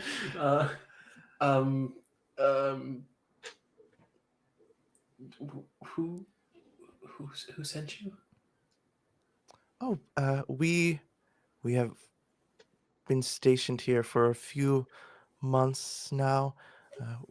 We are friends. We are not here to hurt you. We're here to help all of those who escape. Not escape. Sorry. All those who come from the Kufua Lake. Yeah. Is everything all right? There's something about your face. Is it not right? Is there something missing? Yes. What? It looks. What's missing from my face? She goes out to touch. How do you respond to like back a little bit? Okay, she gives you your space. There's much to discover about you. You might... No. Sorry. We will address all this later. We are here to make sure you're okay and start you on your path to remembering who you used to be. If you'll let us. It's important for you to know that you do have the choice. You always have the choice to say no. So we can remember who we were? Yes. So we're not the same person now. That is yet to be shown. That's what I mean. You always have the choice to say no. If something about you that you don't like, you don't have to accept it. You can reject it. Who you are now can be good enough. But it would be a sin to not at least give you the opportunity to discover who you once were. Especially with those eyes. I look around to like everyone else's eyes, and like, is it everyone else's different eyes? Like, what is this? I keep frowning. The woman in front of you, with the afro, she looks at you. She like frowns back at you. What's wrong? What's You your were problem? Born here, Why you frowning? immediately subjected to tests, and now judgments of morality, judgments of good, evil, sin. I look at her, and I think I look deep into her eyes, and I just ask her, why are you good? Are you using your passionate eyes, your move? Are you flavoring the text of the move, or is this just a natural question? Ooh, that's a good question. I have no reason not to use magic on these people. Fully flavor. I think having a Awesome. better handle on it after burping it up that time. Why are you good? And unlike Shadim's character, she seems to answer you of her own volition, although, obviously influenced by this thing that it didn't burn, like it's, you still feel that like heat rising within you, but it feels like you stoked those fires purposefully this time. And she says, well, that is all there is to be but good. Why wouldn't I be good? Bro, the world has been good to me, so I am good in return. You know that I'm gonna like bring this all the way back to Inuyasha. You know when he has like that anime effect of like of like the heartbeat.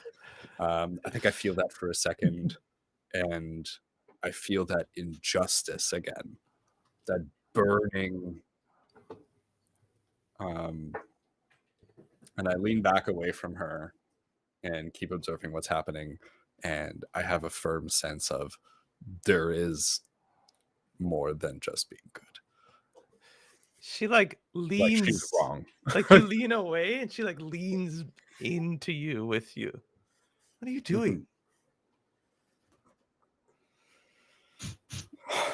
Do you want to go back in the water? I don't understand. You don't like it here. I need to know more. And the first woman, hey, come on, he's brand new. Give him a. Okay, all right. Cover yourself up properly and follow us. I think I'd repeat that back in her voice. Cover yourself up and follow us. Oh, Hey! God damn it. Pequeno will follow. Pequeno wishes to learn more about himself. Oh, Pequeno. Interesting. The little mouse woman Are- like finishes Are covering you you up. is Pequeno like you? Are you like Pequeno? She goes and like plucks one of the hairs out of your forehead. No, you're a little coarser than I am. She like pushes your chest, like just like shoves at you.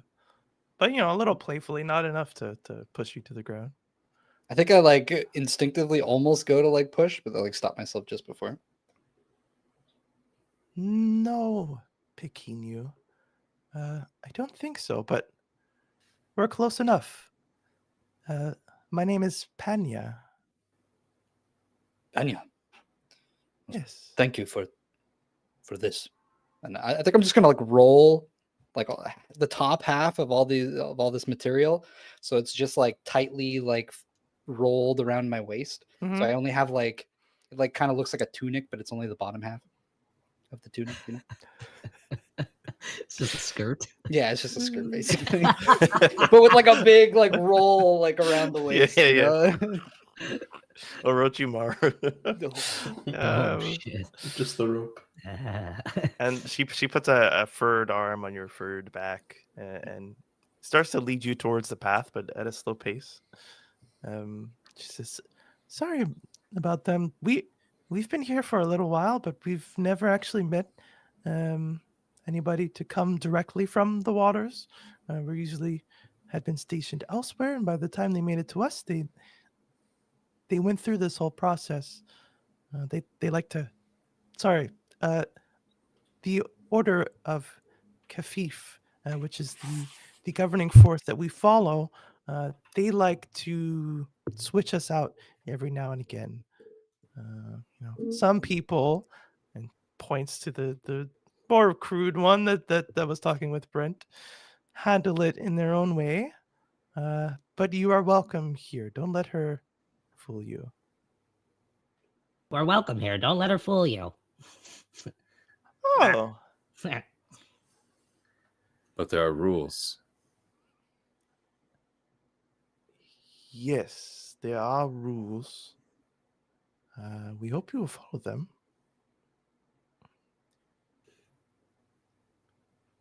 That is what is needed. How do I say this? If you wish to follow us, you have to follow our rules for a while, and then you are free to make your own. But this will be much easier if for now we can all just agree. We will not harm each other. We will help you. We will feed you.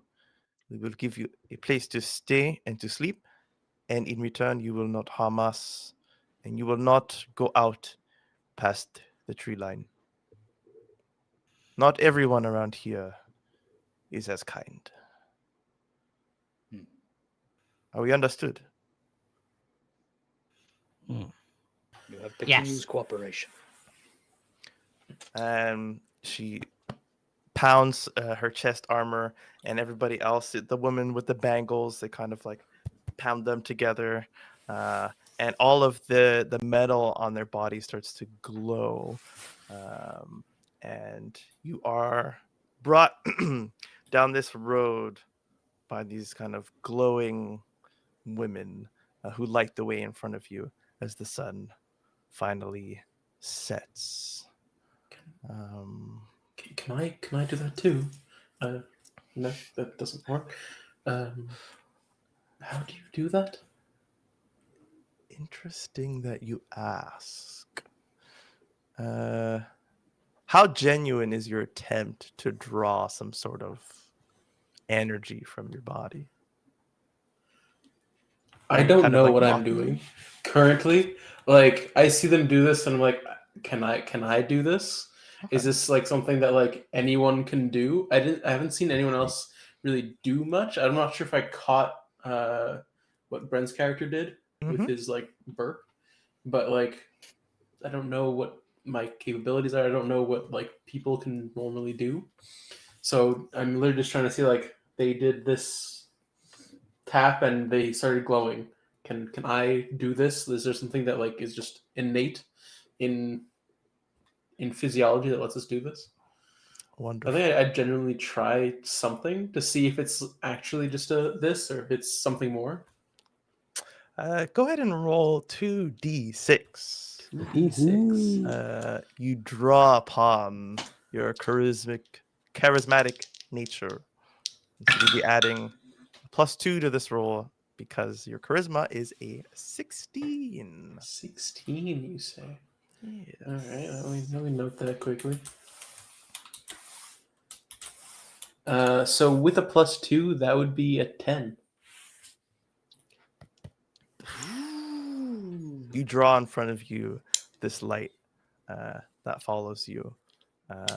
It is not effortless, but you feel you've given into this desire the proper amount of Sick. will, and you see like the movements of your hand like started a little glow, and then as they made contact, this light comes out from you. So it is something everyone can do. Yeah, noticing this, a little smile tweaks the corner of my lip. Interesting. Basilar, this is my way of giving you the move called Arcane Arts. When you weave a performance into a basic spell, you choose an ally and an effect, and you could do different things. And then you roll plus charisma, and then depending on what you roll, depends on what happens. But in this moment of you like realizing that you have way of weaving, your words or your movements into magic, I will Sick. just give you this basic spell of a light that follows you. All right. And the bald-headed woman. Is there any runs reaction? I was gonna say, like, is there any reaction from this other than like a slight smile from Britton? There's acknowledgement, and there's even like a tap, and look at him. But nothing like, no one's shocked from not the players, from these women. They're kind of like, okay, like that's the most that you're getting from them. So maybe you do think this is something that everybody can do, but the rest of you, it's up to you, kind of how you want to decide. Oh, I think I would be just trying to map, maybe not map, but like notice the direction we're going and try and see if I could pretty much know my way back to the lake if I need to, or looking at like what they're doing to guide their way. I think I'll be paying attention to that stuff on the walk, Okay. the landmarks, shit like that. Very good. You take pretty good track of it. Not everything's really well lit, but there's enough around you where you can get a sense of it in the future if you ever do return here. During this walk, I want to give a couple characters opportunities of their own to look into themselves. It's a little bit of a walk, and it isn't in like a comfortable silence, out of kind of respect for the fact that if they were to ask you questions, you probably wouldn't have the answers, and you probably have too many questions for them to answer on this walk, and so there is this silence, and I want to maybe look at.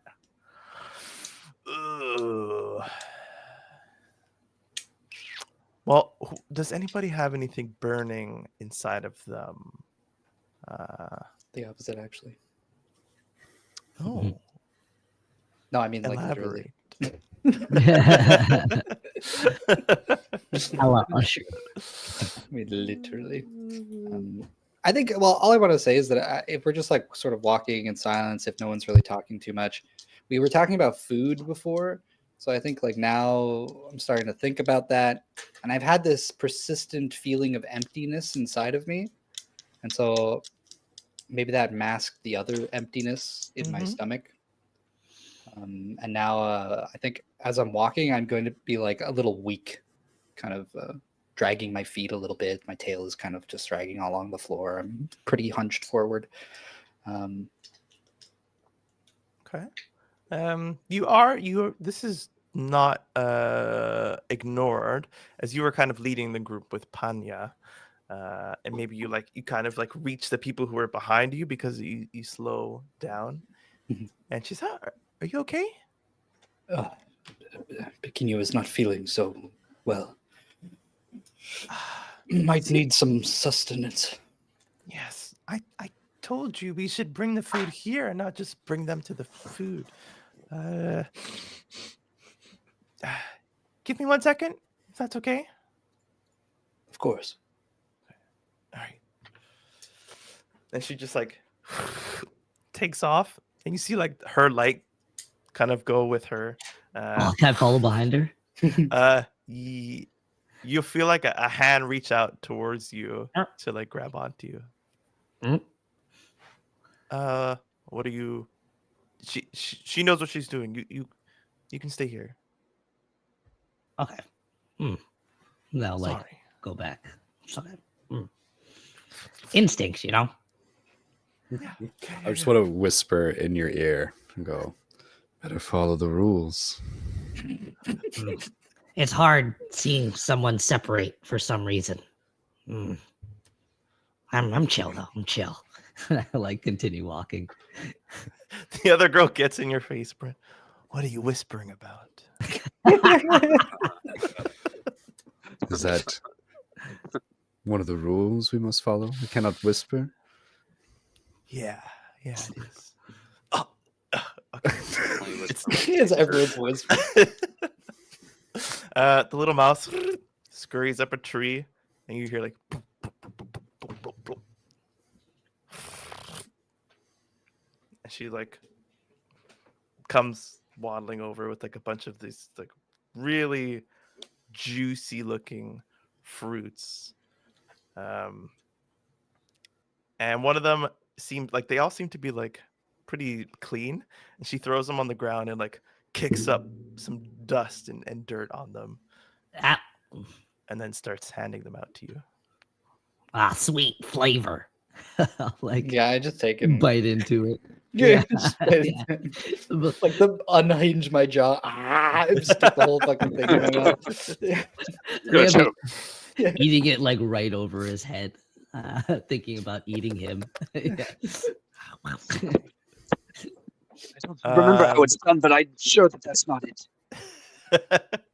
It's very meaty. It's very mealy and meaty, and it like Is there a rind to it? pulls apart. Is there a rind to it? It's Yeah, like a almost like rind.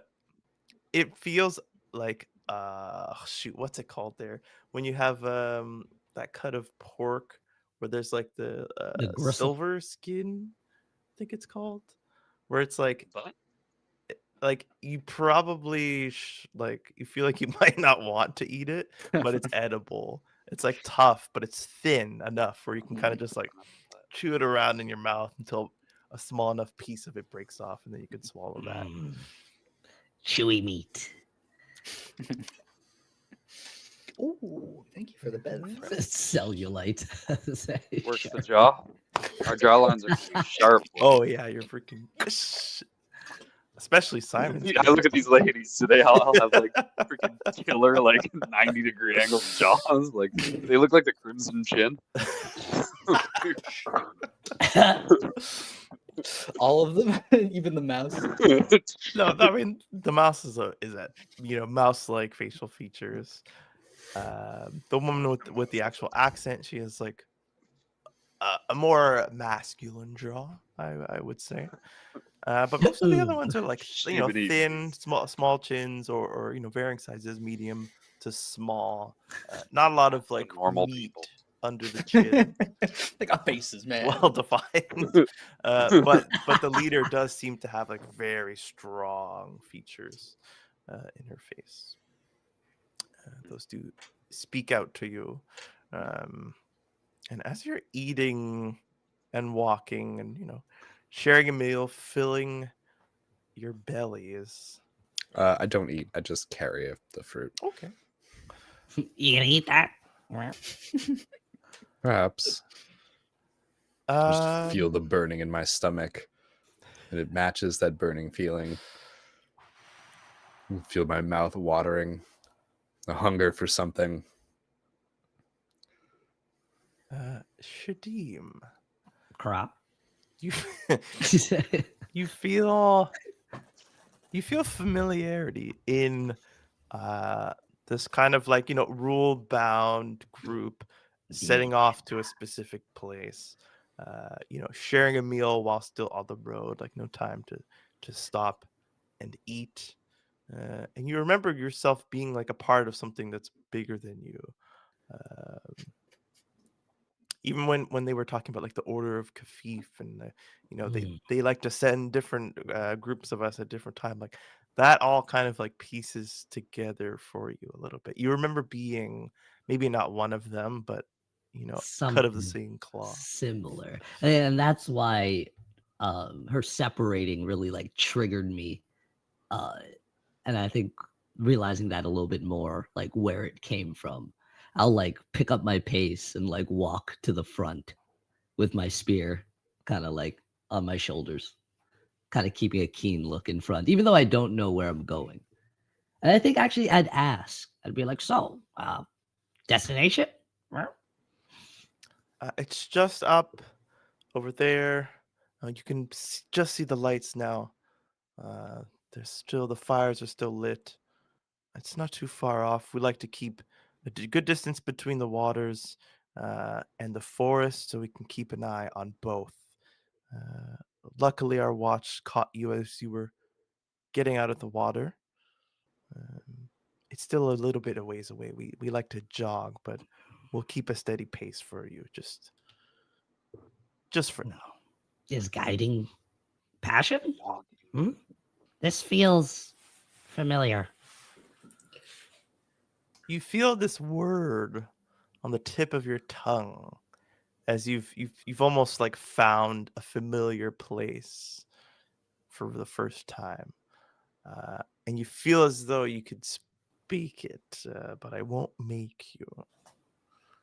You don't feel that same like power over words that the other ones did, but you do feel a name tied to you. Like you are part of a group, but you are an individual in the group, and that thought brings to the tip of your tongue your first name. Oh, I'll definitely say it out. I'll be like, guiding is Olam's passion. Olam? Olam. Oh, Purpose. Meaning. oh, Olam. it's that easy. You just wow. Okay. Yes. Hi, Olam. It's nice to meet you. My name is Jama. Hopefully, I will Jama. be your friend. Gemma, hopefully I'll be your friend. Gemma. Olam, nice to meet you. Yes, you do that a lot, don't you? Can't control it. That's all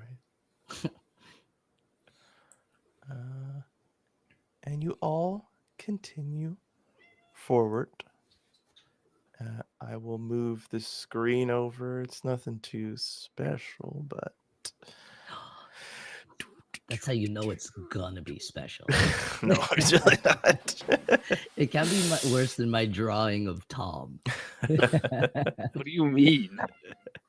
My drawing, not Anna's. I liked it. Oh yeah, I put it with the on X. my- With the X. Oh, yeah. I Schmoopsy. put it up on my Schmoopsy. fridge. I printed one out and I put it up on my fridge.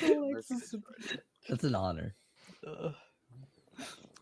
You see a couple figures going down a defined beige path amongst the green grass, going into the water and out of. Some seem like they're bathing. Some seem like they're collecting water or collecting sand or dirt. They're just like collecting and bringing back, while others seem to be depositing some things inside of the water and coming back empty-handed. Shapes of all different sizes, children, bent over elderly folks, regular medium-sized humanoid creatures. And they all seemed, to be familiar. There's a joyousness to their movements. There's even like a little girl that kind of like waves and then catches up with the older person that's in front of her. But they stop you just before you get too close.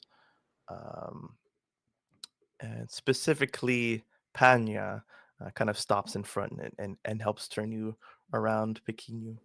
And she says, "This is where we live. But I know it's your first night.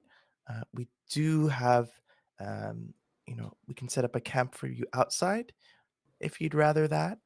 And she like kind of looks towards you, Brent. It says like, whatever you're most comfortable with, we can accommodate for. If you'd rather be inside, you're more than welcome, but you're not forced to join us. She looks towards me particularly. Yeah. I think I'd like to go inside, so I'd probably just follow the customs and what it is you said before us, as discussed, as agreed. Okay. Are the rest of you okay with that? You are all individuals. I know you've likely formed some sort of bond together by now, but if you'd rather sleep in the trees, you're more than welcome to. And she looks at you. You did say your name, right? Me? Shadim? Yeah. All sorry. of them? Yeah, I Yes. said Okay. Yeah. She looks at me. I think I'll look behind me. What? If you feel more at home outside. More at home outside. That rings true. Yeah. Yeah. Yeah. Tree. Okay. Well, we'll just have somebody stationed near you just in case. Just there are some dangers out here, but there shouldn't be anything to worry about. I have a feeling I have a friend out here. Okay. Then the rest of you follow me. I'll take care of them. You guys can. Yeah. Okay. And the rest of them kind of disperse. The woman who was with you, Brent, kind of like gives you the up and down, and then moves off. She's spicy. I like her. Yeah, I take note of where she specifically goes. She seems to Relax.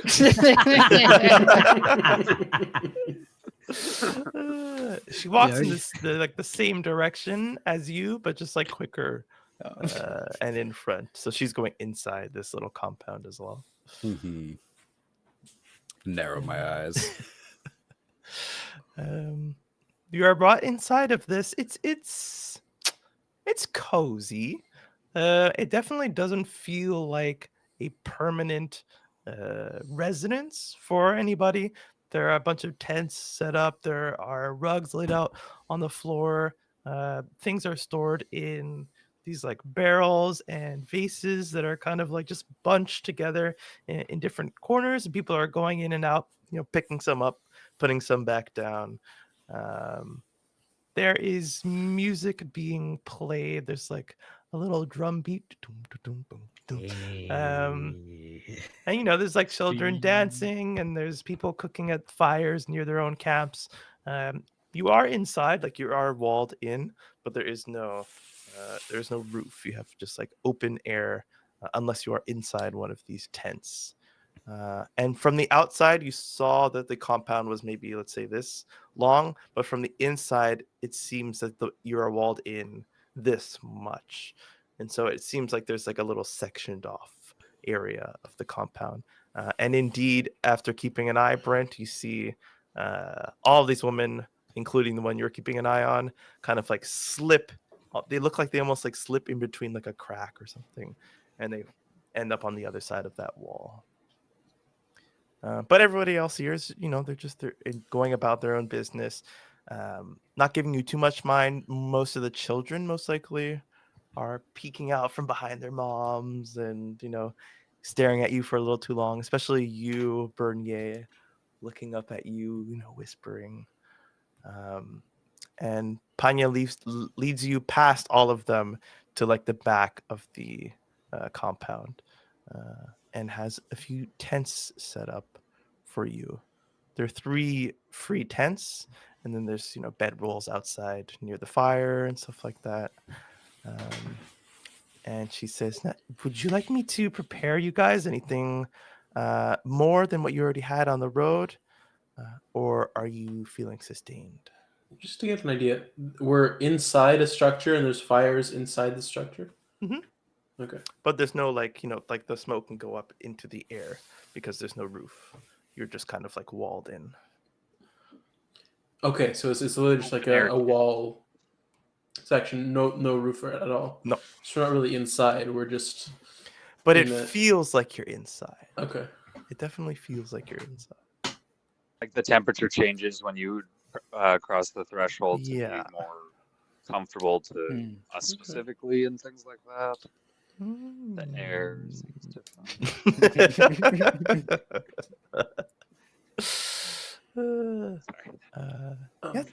You guys are hungry, or thinking you could eat more. Is everyone here for the same purpose? You said you were here to guide the people from the lake. But yes. Is everyone? This seems like a lot of people for that. Well, these are our families. We are stationed out here as a group, but we move as a unit, as a family unit. So we bring all of our families here, and they're taken care of as well. They're just here to keep us company and share with us these moments that we have together here and explore the lands and be close to the waters. But they are not in charge of you in the same way that we are.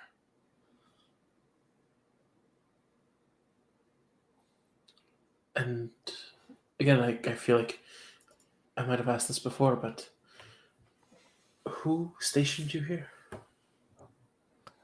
But it's a little complicated to explain to you, but the lake that you came out of, thank you very much, which is filled with water.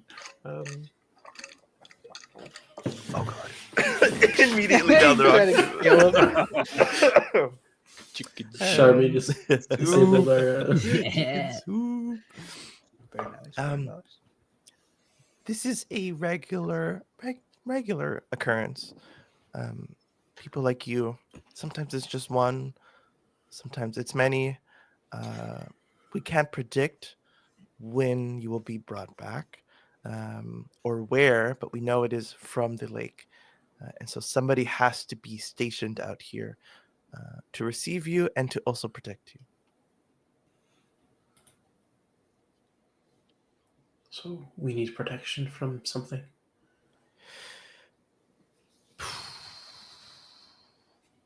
Let me see if there's an appropriate role. You see, she doesn't necessarily want to answer you fully truthfully right away. Okay. I just use the blurt out. squeeze truth skills. I just kind of blurt out from ourselves. Ah, yes, quite indeed. You'd be surprised how many people, come out and do things that are quite harmful to them because they don't know where they are and they feel scared and they feel alone. And that's a dangerous situation for anybody to be in when they're not in their right mind. So yes, we are here to protect you from yourselves. You Simon, you do, or Olam, you wait, hold on. That's not Olam. Balthazar. Balthazar. Too Balthazar. You do clock that, like, she was kind of just given an out from the full answer. Okay. You can push if you want, but I'll clock it and then wait.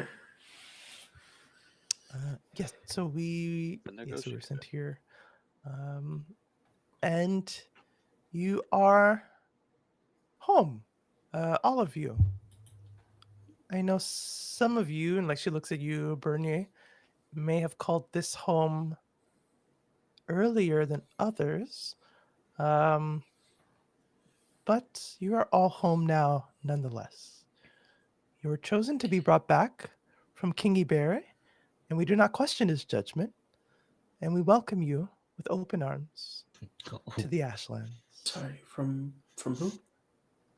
King Iberi, the one who brought magic to our land. King Iber. Do Does the we name meet this person? spark anything? Ooh, good question. Maybe you have one of those Inuyasha moments. King Iberi, this larger than life figure, perhaps the one from your memories, perhaps not, but he fits the bill a little bit. From like that feeling of like this presence that like had eyes on you and maybe has eyes on you. Beauty. Beauty. So, are we gonna meet this king or? No, he's more like a god, I would think. Oh, and your order follows him. Yes, he leaves many signs as to how we should act, and it is up to not us. That's not really my job to discern what they mean, but it is my duty to follow what we believe them to mean. Sorry, we should be handling your questions about yourself first.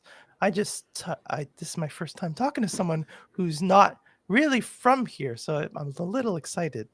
But let me get that food started for you. Could you? And she like looks up at you, Bernier. Could you possibly Yes. help me with your big strong figure to bring some stuff back?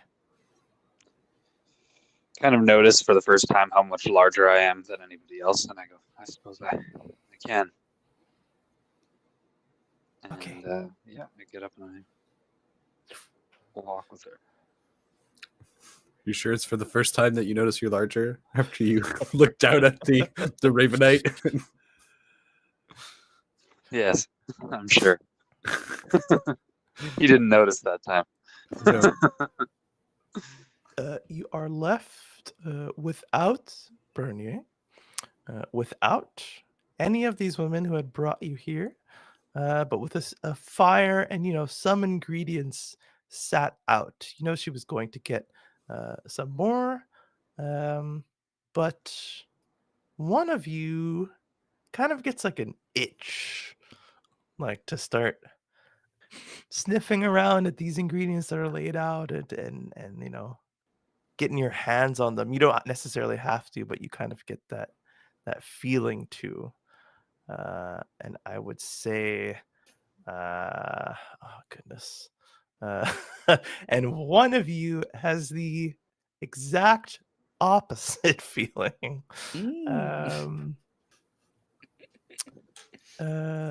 Basilar, What?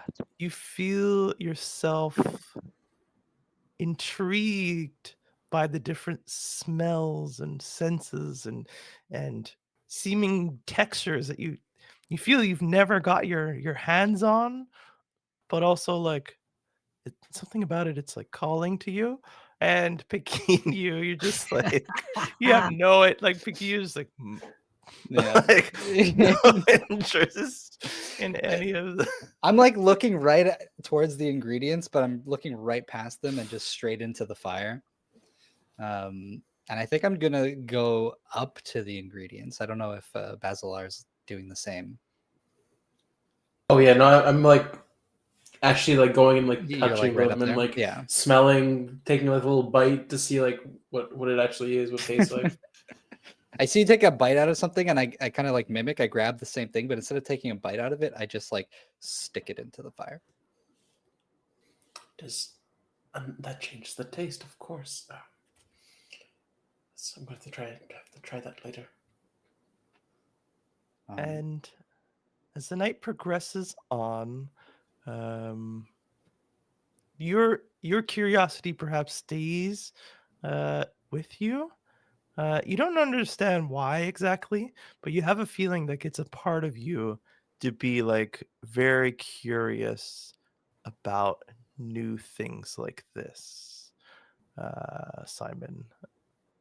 And they seem to make pretty good use of this tall 6'7" man's body. He's going back and forth often, carrying pails and dishes and trays out. But as the night is proceeding on and the food is being eaten and water is being given out to you, and so this hot water that's like spicy, but it feels good going down. Um, some of you might pass out earlier than others, but Bernier, and I'll probably say Brent does not pass out early, as he's kind of aware of everything. Questioning. Finally, like Yes. the fire's like dying, and I finally eat something. I like take a bite of the fruit, and I feel it kind of satiate that hunger a little. I go, I remember being born, and I know why I'm here. I start eating the fruit and sating my hunger. Are you like ravenous while you're eating, or just like? I'm meticulous, probably. Ooh. Like I probably like peel it a little and like find a right way to eat Yeah, it almost. yeah. The food is very well prepared. There's like this sticky substance that you can like use to like pick up the juices that are like in your bowl and stuff, and add some different textures to the food that you're eating. But Bernier's character goes back and forth, but sometimes you see he's like kept for longer, and he's kept in conversation again with that same woman with the accent. And they seem to have some sort of agreement together, like they are speaking cordially, and they are both kind of like nodding together as they speak. Brynja, you're given a chance to like go back to them, perhaps for the last time. Not ever, but for the night. Do you take it, or do you just go off away from them? He just goes off away from them, I think. Does anybody want to have clocked this? Like If an Irish I'm looking, I'll You're- clock it, yeah. but I don't think I feel a need to. I think the only thing is I would like look at you guys as you pass, and like Brent, if your character's still awake, I'll just kind of like give you like a nod. Yeah, and I'll nod back. Yeah. Like kind of like we are Walk. acquaintances. Mm-hmm. And And this acknowledgement is also acknowledged by the woman who's with you. No nodding, just takes it in. Bum. Looks at you. Bum. Bum. Bum. Puts a hand on your shoulder, in like a gentle way, and pushes herself like through the wall and brings you with her. And it's still kind of like, from your guys' angle, it looks like there's maybe like a crack in the wall, but from your time here, you haven't seen any cracks in the walls. It only seems like that way whenever they kind of go in and out of this separation inside the compound. And he does not come out for the rest of the night. The fires die down from all the different camps, and the sound of crickets off in the distance. Just want to, I think after having like seen like the different foods and everything, I would likely start like just walking around and like listening in, watching the people that are here, just kind of like just take in the sights and the sounds of this like new environment. And you see that you are welcomed. Any tent that you approach does not push you away. They regard you. If they're eating, they might even offer you some of their food. But you feel yourself particularly drawn to the tent, with this old man with these big, large, calloused hands beating at a drum. And you feel his music resonate inside of your chest. As you unlock your class, which is barred. Oh, shit. And that's Okay. where we'll end. Oh, Definitely spend the night kind of chatting with him. Wait, hold on. Amazing. Would I see Bernier's character and the girl leave if I didn't go inside and I stayed outside? Oh, I'm so stupid. Yes, you stayed outside. You probably foraged through the trees for more of those like really mealy kind of fruits. Also, you hear and you see that it's open. So you would even like potentially maybe try and get to the top. That'd be up to you. And there's this small tent with somebody inside of it nearby. And you hear this. You don't hear a sound in the distance, but like your body reacts as if you hear something, and it's like you're waiting to hear. It's like if you're at your desk and you have your headphones on, like you feel like somebody is like in the room. So you look, even though you can't hear anything. It's kind of like that, but like for most of the night. And so you don't feel like moving from the treetops. And I will say that you don't. The walls are high enough where you don't see what's going on inside. You see the fires, you hear the music, but you don't see what's going on inside. Okay. Not yet. Perhaps in the morning you will. But we will resume next week. Thank you, everybody, for playing, watching, chatting. Next I session. can't believe it's already over. Hell yeah, You dude. can unclench a little bit. So you just, like, Good first fucking session in That the was book. great. Thank you, Bernier, for joining us. You'll My be pleasure. sorely missed. But you're always welcome. I'll be back. You'll be He'll back. be around. We'll figure it out. What are we doing on Thursday, lads? We're doing Chittering. this is the chittering symbol. It's a chittering Shitter in sign. the woods. Right. Well, until then, you can catch us on Twitter, Instagram, Facebook, Blue Sky, Mastodon, I think is one of them now. I probably have it. TikTok, YouTube, where we will have the latest Chittering Woods episode up for you to watch. Other than that, I have been your hopefully lovely DM. These are my Absolutely definitely lovely. lovely players. Oh, you're too kind. We are. got me all pissed off. Hexagon. And we are Hexagon. See you on Thanks. Thursday, you rat Bye-bye. bastard. Have a good night, guys. Hello, it's me. I'm not going to do that again. Hey, everybody. I can only steal from College Humor once a month. So let's get into Need a tally, like a little Yeah, countdown. who's enforcing this rule? Countdown. Brennan Lee Mulligan himself, actually. Ooh, the joke's on him. Brenton. Brenton Lee Mulligan. How's everybody doing? Been a good week between sessions, I hope. People in chat. Have I many slush you things to guys remember. on me. Chat. There's no need for a recap today. Oh, Let's happened? just freaking get straight into it. Yeah, We got birds remembering, from a we don't lake. do that here. what do Um, you? I think we clearly do, dude. All right. There's a man who asks for a recap each time. Well, we met these lovely characters before you. I cannot see. Do we have names out? Okay, cool. Thank you, Peter. So we've met Basilar, the white-haired, slender individual with a knack for curiosity and the bardic arts of magic.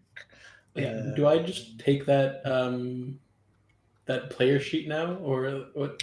Yeah, don't Or do I don't like fill it fill out. it in? I'm continuing to fill in my own like. But like you know what's coming now. But Gotcha. so perhaps you can like if you see a good opportunity to kind of put something in flavor Grab some stuff. be my guest. Hmm. We also met Olim, the avian-like, the bird-like humanoid. He had a knack for all things natural, particularly tracking and hunting. he felt a sense of something missing at the end of last session, bringing him up to the top of a tree where he felt like he would best be suited to wait for something or someone, who knows. A question indeed. We met Pequeno, the furred individual with long ears, and a presence in his mind of someone calling out to him, and a lack of fire in his heart, in his chest. But there's no lack of fire in Brent's character, and though he does not have a name, he does have a flame inside of him that he has been able to utilize to extract information from people, specific kinds of information. The burning passions in their heart. We discovered that ability. Tell me your justice. Yes. And one other character who is not here. All that you need to know about him is that he is huge. He's pretty tall. He's like 6'7" or 6'5". He was like 7 foot. Yeah, 6'7". Was 7 foot, yeah. Oh, 6. 6'7", 7 foot. At Seven, that point, seven. you're That's fucking close tall. That's smart. And he knew that he had a sort of duty that he had failed, and that his past was tied to the Ashlands. So he was whisked away. We ended the session at a compound, which you should see on your screen, with a few characters inside, getting ready for bed, getting acclimated with their surroundings and tucking themselves in for the night. But before that happens, one of our characters, named Pequeno, finds himself sitting in front of the fire. And I will move the scene over to you, as I believed there was something you wanted to do in this moment before retreating off. Not muted. Good. Yes, I think for most of the night, because we sort of just got there and they kind of let us just hang around, right? Like Bazaglar kind of took off. I mean, and- you can still see me. I can? Yeah, I'm like in the building, like because it's all an open concept, right? There's no like walls in between. It's But I just, imagine, yeah, I suppose. I think it's like start like walking around the different people.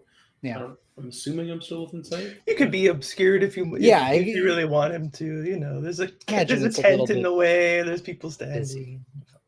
Yeah. If you needed to see him, you could find him.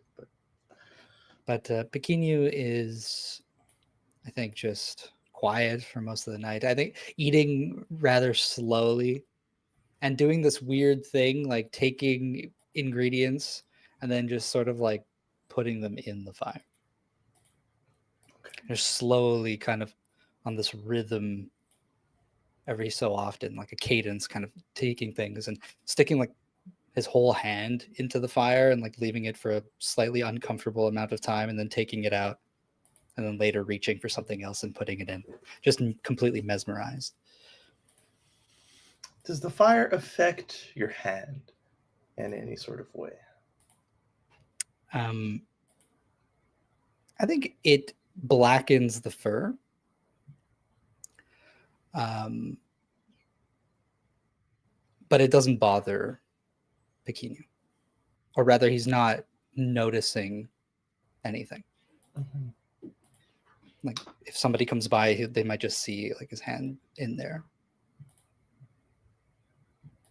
I think in this moment, nothing feels out of place in order to kind of call for a roll or anything like that. You know, like you said, if someone were to see you, they would be more alarmed and see it as out of place. But you don't really know at the moment enough to know, you know, what's off about what you're doing. And to you, it just feels natural. So I'll just say that, you know, the things burn up as you put them in. Your fur blackens, as you say. But I guess it would feel oddly peaceful, but not in a necessarily comforting way. You know, just I kind of think- like a lack of something else. Yeah, if anything, the complete like absence of feeling just reinforces that that loneliness and that emptiness in his heart. Yeah, so he's just sort of maybe even a little bit slumped in some of his furs, kind of like drooped down by the end of the night. I mean, doesn't really even sleep. He just kind of stays there until the fire goes out or somebody ends up coming around to put it out. Perfect. I'll say that the fire goes out after, a few hours. Hmm. And unless somebody in the party decides to interrupt this, you're left to your own devices. Thank you. We will go outside for a spell. What's your sleeping situation gonna be, Shadim? Or should I say Olim? Olam would be, I don't know, since Brent's character let out that crimson burp and let me look a little deeper inside myself and know I like to craft, like to make. I think I would be trying to make some sort of little watch out, camouflaged watch out for myself, trying to get back into that familiar, something safe, what I know. So I'd be in there gathering materials, making like this weird, like simplified hammock, I guess, or Mhm. like rope bridge, and like camouflaged a bit and trying to keeping peeled, almost like I'm watching out for the town. I think that would kind of take me over a little bit. Okay. I'm gonna call for a roll here. A Usually you roll? wouldn't, but it's your first, you only kind of know you have this skill because somebody burped it out of you. Sounds so- like my everyday, baby. yeah.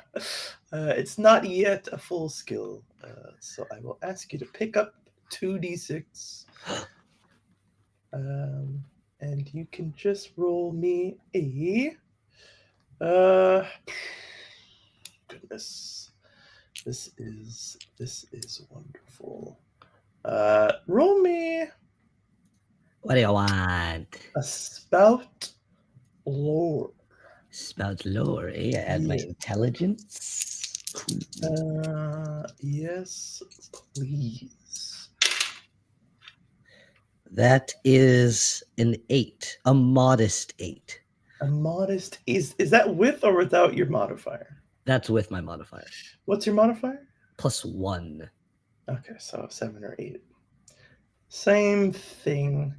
On a 7 to 9, we'll read these out still as we are in the first couple sessions. GM will only tell you something interesting. It's on you to make it useful. So this roll, it kind of it acts to put from what you're doing and seeing of like what it might kind of bring up What am I in your triggering? mind. Yes.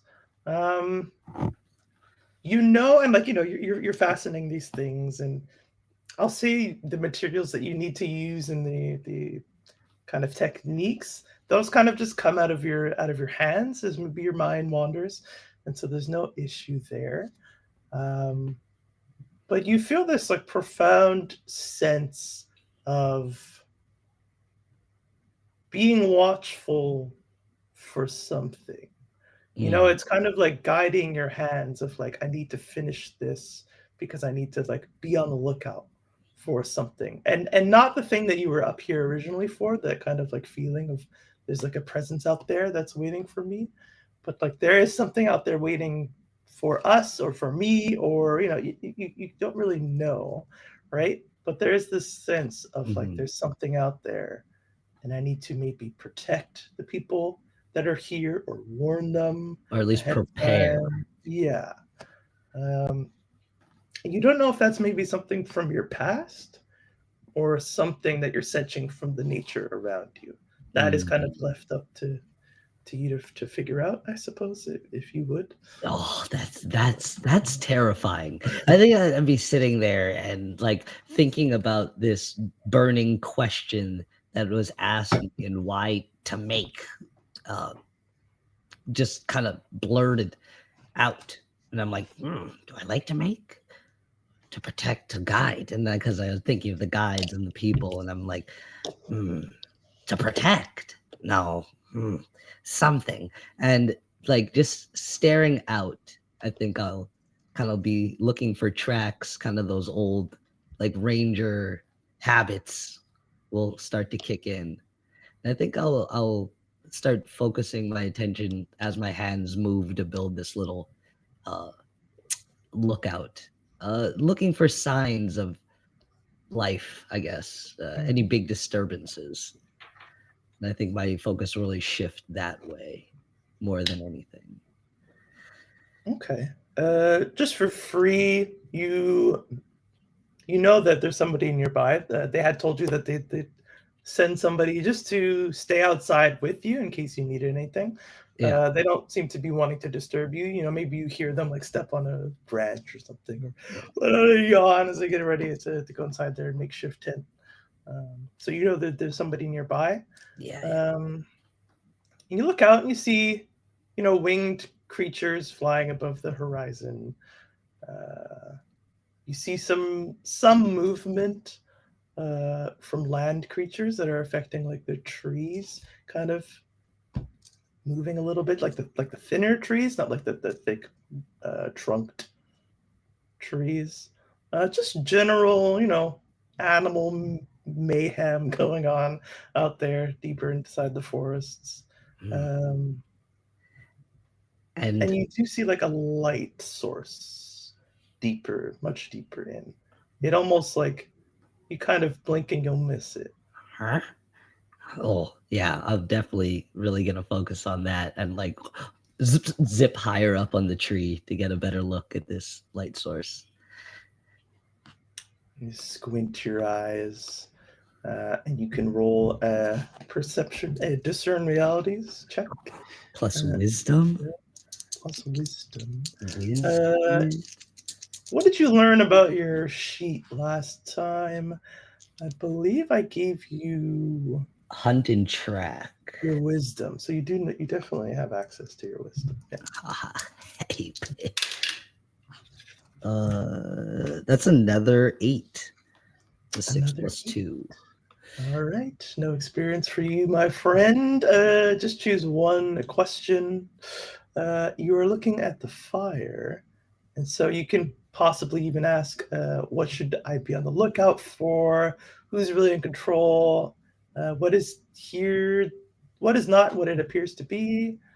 Or what happened here recently? Or no, we'll stick with the questions. We'll try and stick with the phrasing. Yeah. Discern reality. So, what happened here recently? What is about? No, actually, I guess what should I be on the lookout for? Is probably the best question to ask here. So you don't have any binoculars or anything like that to really give you a lot of information, as the light is coming from far off. But you do hear like scrambling coming up the tree from further below. And I guess that kind of takes your eye off of the light source for the moment. And you see that it is one of the women who had followed you here or had led you here. I didn't give you guys names last time, so just to make sure You gave some. to get that out of the way. Yeah. So you see, I will say you see Like Jackal or something. Jama. Jama. I was But getting now wrong. you see the woman with the shaved head and the form-fitting fabric. She climbs her way up to you, kind of meeting halfway, and looks up at you. What's going on up there? Do you see something? Light moves. Sign, danger, or help calling. She kind of like picks up her pace in that, instead of like slowly scrambling up, she like, you know, reaches, throws her body up, catches herself on another, sturdy branch, and brings herself up closer to you, kind of leaning off the tree and peering off in the distance. I think Well, I'll like dig a talon down into the tree and offer out a talon for my other foot for her to hold. she takes it. Mm. She goes a little further. Well, they're still far enough away. There shouldn't be anything to worry about. And she pulls herself back at the tree and kind of sits down on one of the branches. I think I'll stay like hoisted up, looking out, and be like, do you know feelings of knowing something you don't quite know? I think we all do throughout our lives. But you mean anything specific? I seem to remember but don't remember. A name that has no meaning yet. I want to do things, but I don't know what to do. Are you feeling like going out there, out in the forest? Maybe I feel I need to. Maybe not me needs to go out there, but somebody else. And I feel lonely, incomplete, like I'm missing a friend.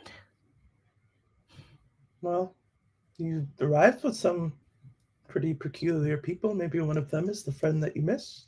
No. A wild friend. Missing something. Well, if you feel like venturing off, please don't do it alone. What you saw out there, it's not safe. I feel I would only go out with directions. And I'll climb back down and sit in like some of what I've made. Huh. Nice handiwork. You did this yourself? When the mind wanders, the hands move. Yeah, this is true. Well, don't let me take up too much space of your mind here. I'll just be down there if you need anything. But I suggest you get a good night's sleep if you can. Get a good night's sleep if you can. Yeah, good advice. Nothing like the stars. And I'll like sit up in my little hammock and look up and drift to sleep thinking of that friend I feel like I'm missing. She's like, like kind of like under her own breath, like, I see you mocking me. Just goes into her little tent and closes the flap. And we go over to another tent, another flapped tent, off closer to Basilar. Is it Basiligar? Peter, you said, I know this is like a diabetes medicine or something. Basalgar is the Yeah, Basilar. Bazagar. No, it's Basilar. It's Basilar. Basilar, you had sat with the man playing the drums. And since I wanted to kind of like go off at these two and give them a second, I want to move back to you and see if there was anything that you had wanted to do in that kind of moment that we left off at. I'm gonna sit down next to this man. What are all these things that you're playing? I don't think I've seen them before. The songs or the instruments? Well, both, I suppose. Well, and he kind of just like changes up his tune, I guess, to be a lot softer. You see he's like using like the pads of his fingers at the edge of the drum. He's like, I just play what's in my heart. And this is, it's just a drum. Do you not I thought you would come back with some sort of memory of instruments. I've come back with nothing. I don't think anyone's had any particular revelation of their past yet. Are we supposed to? I don't know exactly how this works. I haven't experienced it myself. Still kicking after all these years, but I don't think there is supposed to. It's just what is and what will be and what was. I'm trying to find a line between those three things. All right. Well, I don't know what was, and I don't know what will be, but for now, what is that whatever this song is, it drew me, and I'd very much like to learn. Ooh, learn. It's a little late for a lesson, but if you've got nothing better to do tomorrow, you can come by my tent, and I'll show you. And he starts to show off, and he does a little faster, louder, just showing you kind of what is possible with the drum and hands. But to you, I'll just say that it doesn't seem largely impressive as you might expect. Like the new things that you've been experiencing have seemed. It kind of you're just, if anything, you're kind of more wanting to learn than anything, but you don't feel necessarily wow, what is he doing? You're kind of just ooh, I'd like to learn. I need to do this too, kind of thing. Yeah. Okay. All right. And he stops, pulls something like this thin, kind of I guess you would maybe know what leather is. It looks like animal skin. I feel because you said that there's certain things we knew what a boat was, we knew what certain that kind of basic material would probably be something that we would recognize. Yeah. Puts it over. It's like a covering and ties it up. Pushes it over to the side. And he says, he kind of looks you over for a second, and he says, oh, my wife is about to put the kids to bed, the grandchildren. Do you want to come and listen to the story? I think I'd very much like that, yes. All right, come, let's not disturb her. She does not like too much of an audience. And he takes out a cane and kind of pushes himself off his seat and hobbles over to the tent nearby, the one that we had kind of whisked off to. And he holds the flap open a little bit, and you hear, the sounds of breathing and movement, but it's generally quiet, kind of creaking, people shifting, getting comfortable in their beds. And then you hear a story from an old woman's voice. And she says, soon after the world began, God sat back and took a long look at the world. He was especially pleased with mankind, but as time went on, he noticed that man and woman kept injuring their bodies. The skin would heal with time, but it always left scars.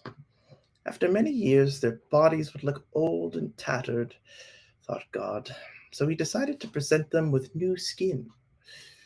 He called the chameleon and said, I have a gift I want you to deliver to all men and women.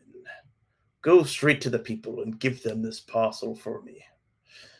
With that, he gave a small package to the chameleon. In those days, chameleons were as fast as lightning, so the chameleon immediately set off to do as he had been asked. He sped towards the earth, the parcel neatly tucked under his arm, and when he reached a vast river on the way, he stopped to take a drink. A snake, who had happened to be drinking at the water at the same time and place, asked the chameleon where he was going. The chameleon said he was going to deliver a gift package from God to mankind. Now the snake disliked men and women, as they were tall and often trod on snakes. He was bitterly jealous of the attention that God gave to them. And when he heard about the gift, the snake began to scheme. How could he make it so that the people never received this special gift? "Oh, dear cousin chameleon," the snake hissed. "It's so good to see you again. My family has missed you a great deal. Why don't you join us for lunch?"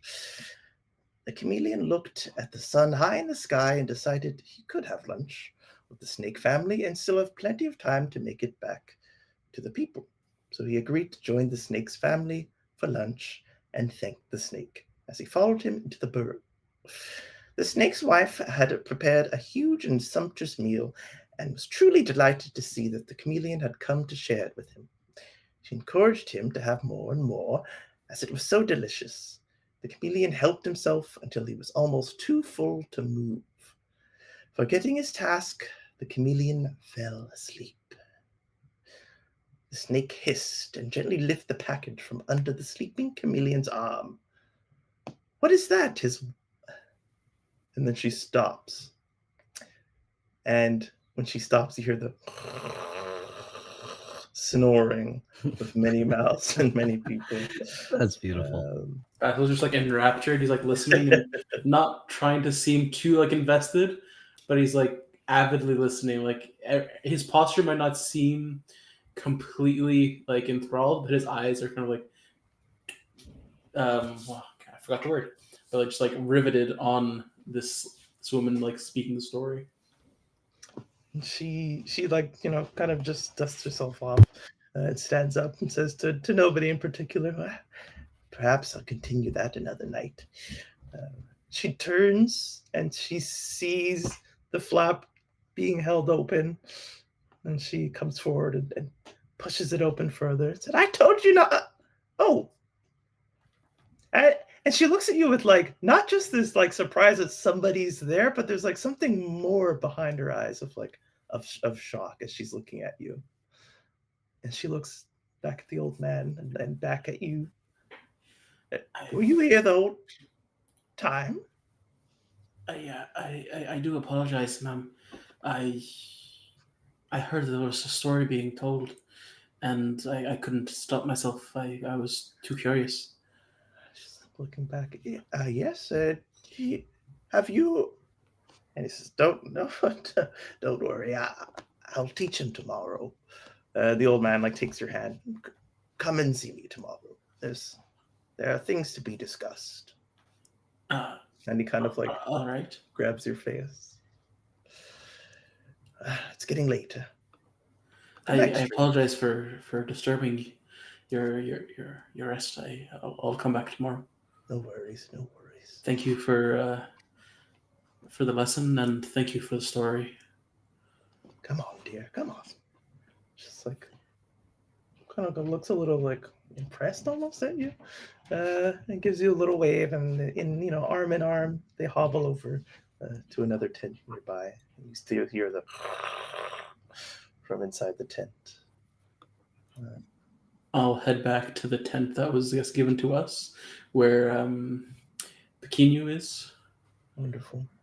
Kind of just like post up on a log or whatever is there as a seat, or even just on the ground if there isn't anything. And just kind of, I guess, eat. I don't know if we have like there was the food that was given. Mm-hmm. Yeah, it's still there, cooling down slowly as it's off the direct fire, but the fire is still lit as Pequeno is shoving his hands. Does that not hurt? No, not at all. I feel like fire would hurt. It feels so hot when you get close. Would it? It is like nothing. I'll try. It's fire. Yes, it hurts. I don't.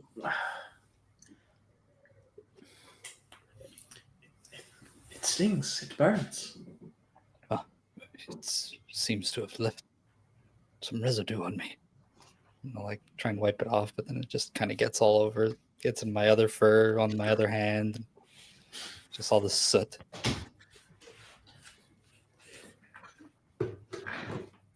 And Could you help me with this?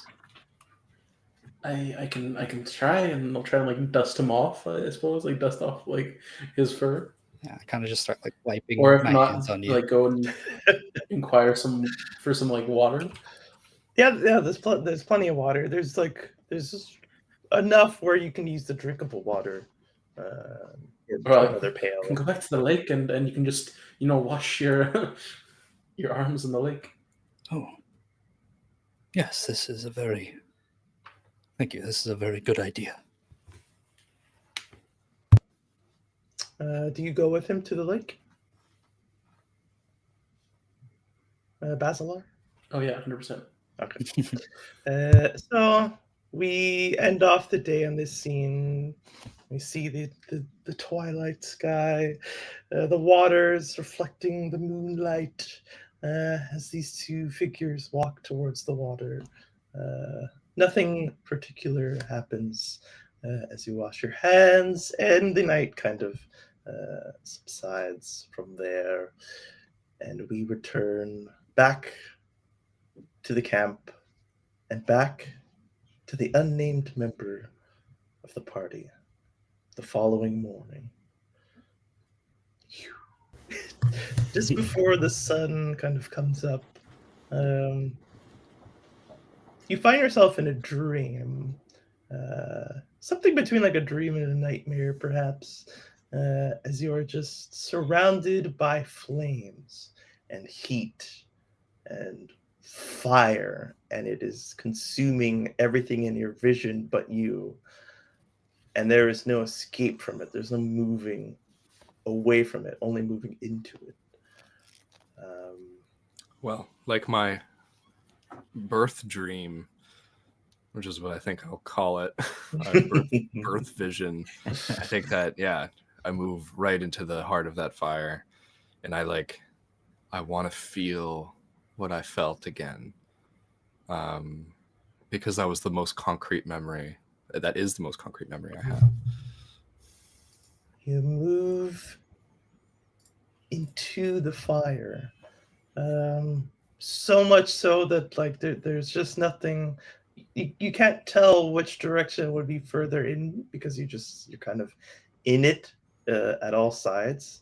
But there's like this unnatural quality to this fire compared to your birth vision. And it's unsettling.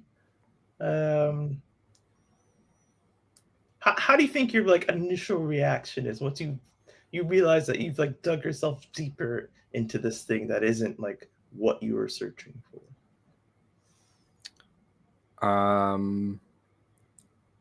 I think my reaction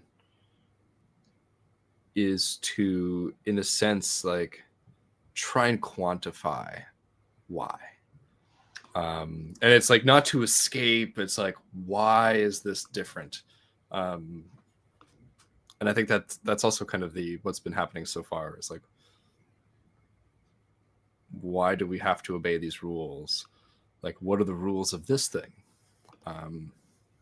What is happening right now?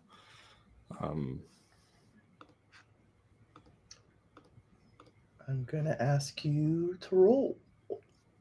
It'll be another discern realities, unless you can possibly like look within yourself for an answer and do like a spout lore, or you can try and understand your surroundings and the situation that you're in and discern the realities of that.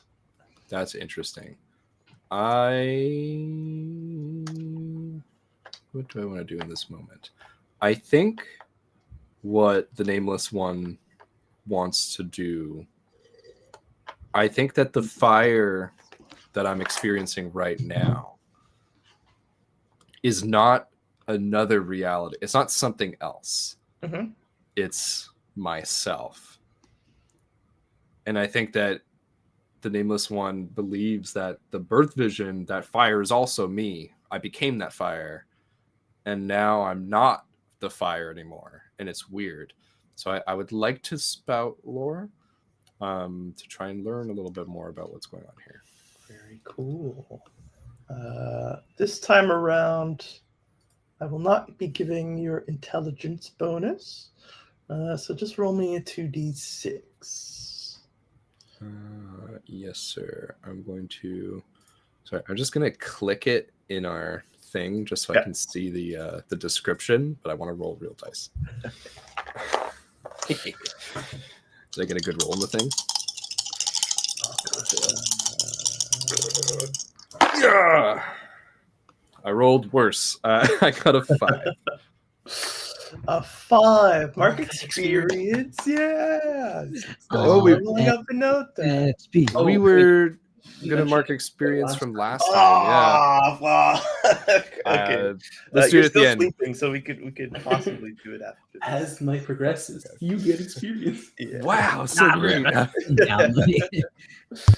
I like that. You guys are all technically XP, are sleeping. XP. We'll finish this and then we'll do that.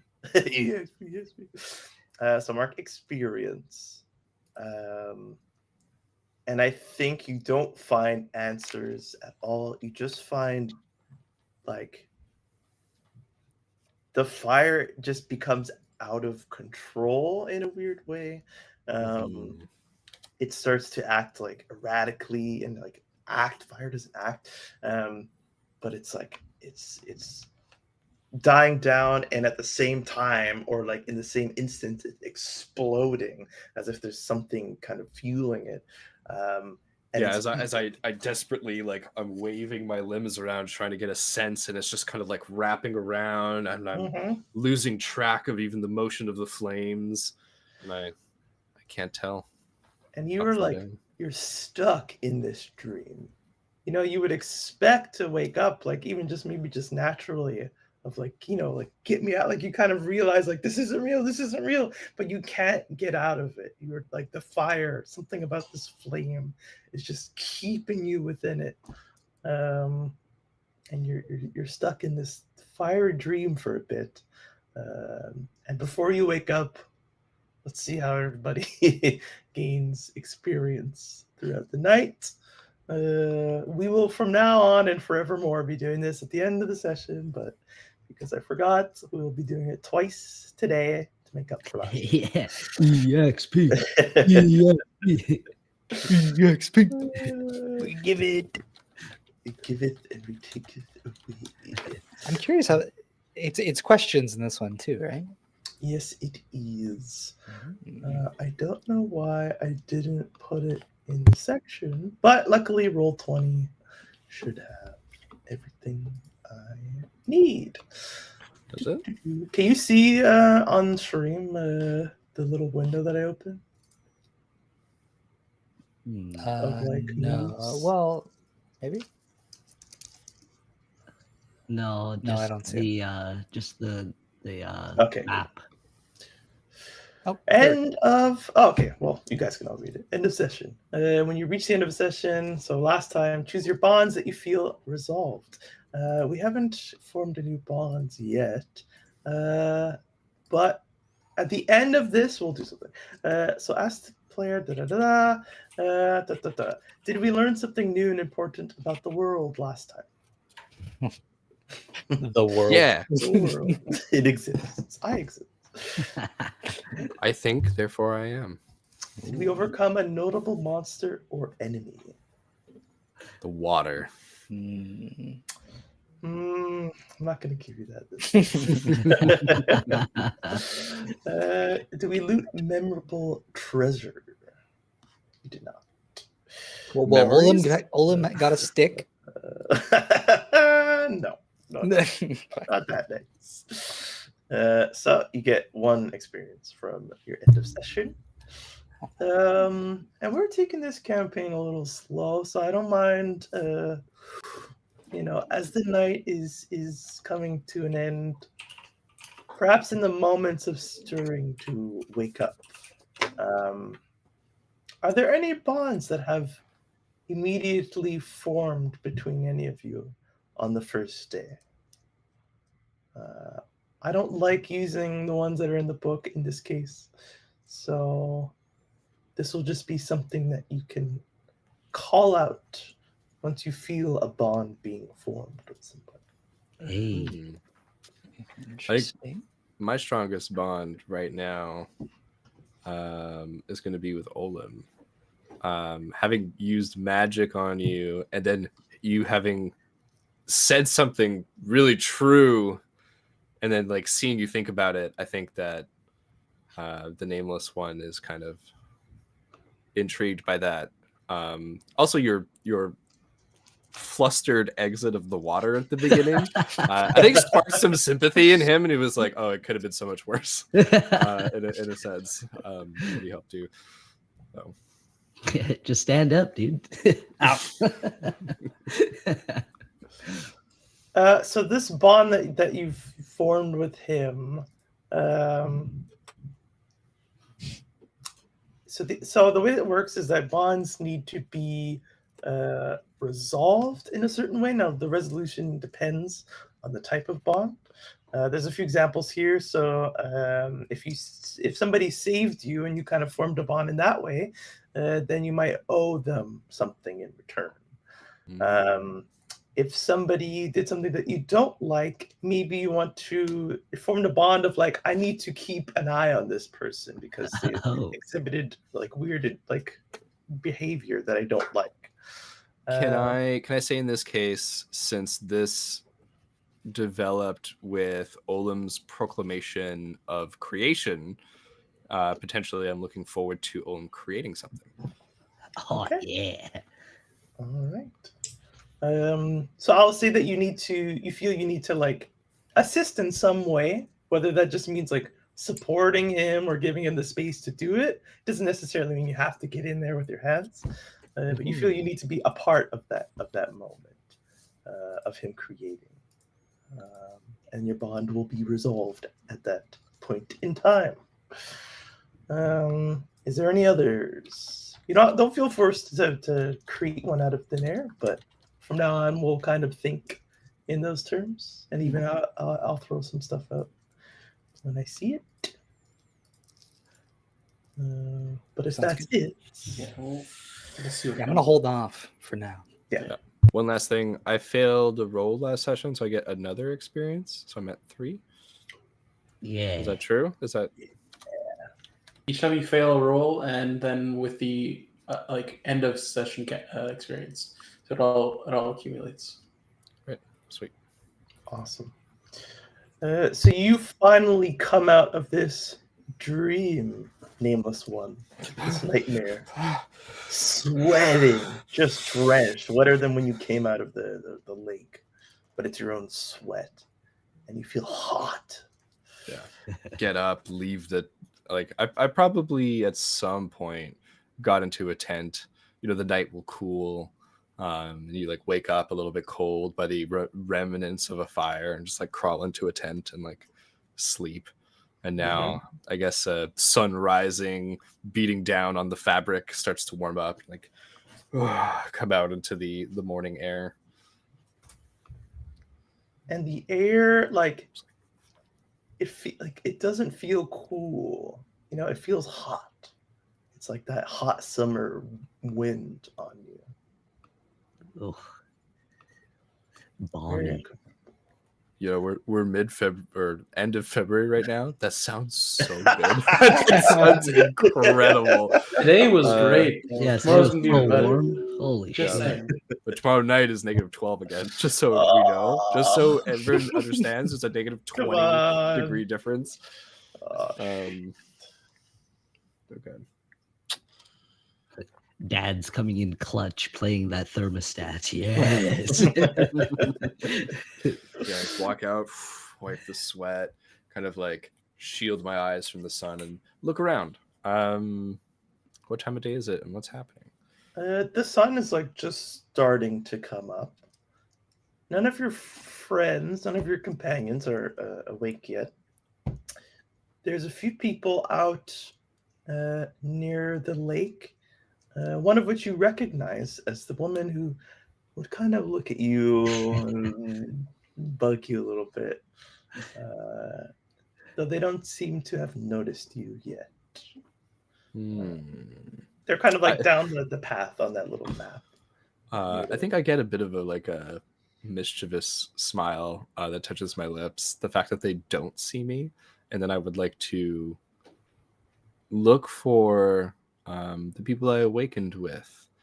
I just want to clock where they are. I think that there's a sense of like aloneness in having woken up from this dream, and I just want to look for other people who are sharing the same, I guess, timeline as I am, essentially, because as I walk, I think I'm looking around and I think I'm getting a good idea of like, this is like an interim type of camp. This is like, we're being observed, we're being watched here, we're being kind of studied in a sense. And I think I'm getting that impression from the false wall, that other section of the camp that we're kind of not allowed to go to.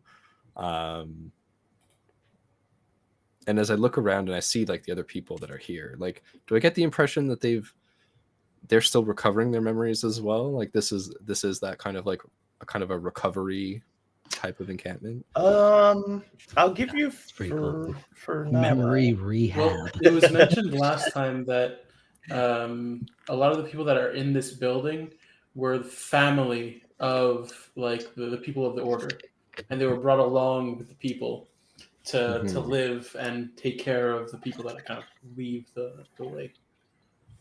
Yeah, and you see, I guess like you can clearly see the difference between like the camp that you guys have, which is kind of like bare bones, just place to sleep and a place to eat, while every other camp has, the like unnecessary things of like having lived somewhere, little things that have been like tied up to fashion to like the shape of a little toy, and it's strewn about, and there's clothes hanging. Somebody's clearly washed their clothes and their underwear and stuff like that, and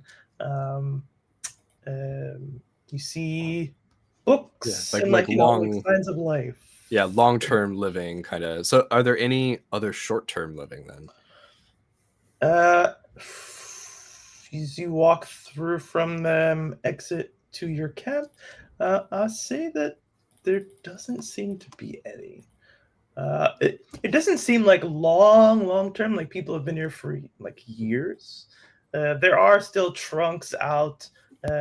Water is being brought in and out in like big pails, which doesn't seem like a way that you think if this was like a permanent establishment, they would have thought of a better way to bring water in for like the years of their lives that they've been living there. So there are kind of aspects of like they're setting up here for a while and they're getting comfortable, but none of the tents seem to scream of like, oh, this is kind of like ours. This is just somebody who's sleeping here and has other priorities, like getting their memories back. Yeah, so you do think that like you are being kind of watched in that way because you're the only ones. Yeah. So my gears start turning and I start thinking like, Gears. Oh, gears tick. Yeah, something ticks into place, and I start thinking that either they rotate shifts for the watches, or they have multiple camps that they maybe cycle through, or like what is going on? What is behind all of this? And I think that mirrors that dream of like, why is it weird? Why is it different? Mm-hmm. And you also, I mean, you've seen the people in this camp in like passing. There are a few people who kind of have a similar hue to them as you, in a way that none of your party members really do. Also, you even like you kind of recall, and maybe at the moment it didn't click. But there's like a small boy who's like pretty purplish hue to his skin, although none of his parents seem to have it. he looks like you in the same way that that other nameless one resembled one of the women that were with you, and he was like immediately recognized and taken aside. But you never got that kind of recognition. Hmm. So, seeing this, am I able to ask somebody a question? Like, I just want to approach somebody who has that similar skin. Yeah. The only one that you. Okay, so there's like the small child, like the small boy who you don't see, but you kind of remember where he was. And you know, you see his dad like getting breakfast ready. He doesn't look like you in that way, but you know his son does. Mhm. And you can look around if you want to see if there's like an adult that kind of has that same look. I'll actually approach the dad since he's right here. I think that I walk right up to him, kind of like give a small bow. Hmm? Good morning. Good morning. Perhaps you are aware that I am newly come from the lake. Yes, we were told yesterday. And I appreciate your patience. I have a question to ask of you. Sure. I don't know how much help I could be, but what is it? Nothing incredible, I think. Something that perhaps you take for granted. My memories are still catching up to me. And I kind of like hold out my hand. The color of my skin is different, more similar to your boy. And I would ask you to pray tell why we share this similarity, where it comes from. Hmm.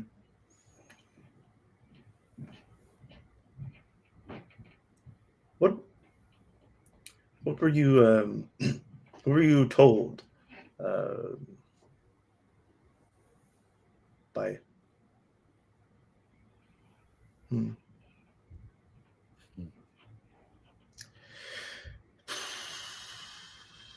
Why don't you come just walk with me for a second?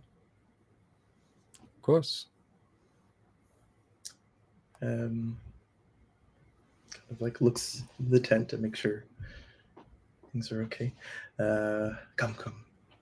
Kind of leads you back out the way that you came, and he notices the people at the lake, and he brings you kind of like away from them, not too far, just like along the wall, maybe just around the corner, and he kind of like leans up against the wall, still a little tired, wiping some sleep from his eyes.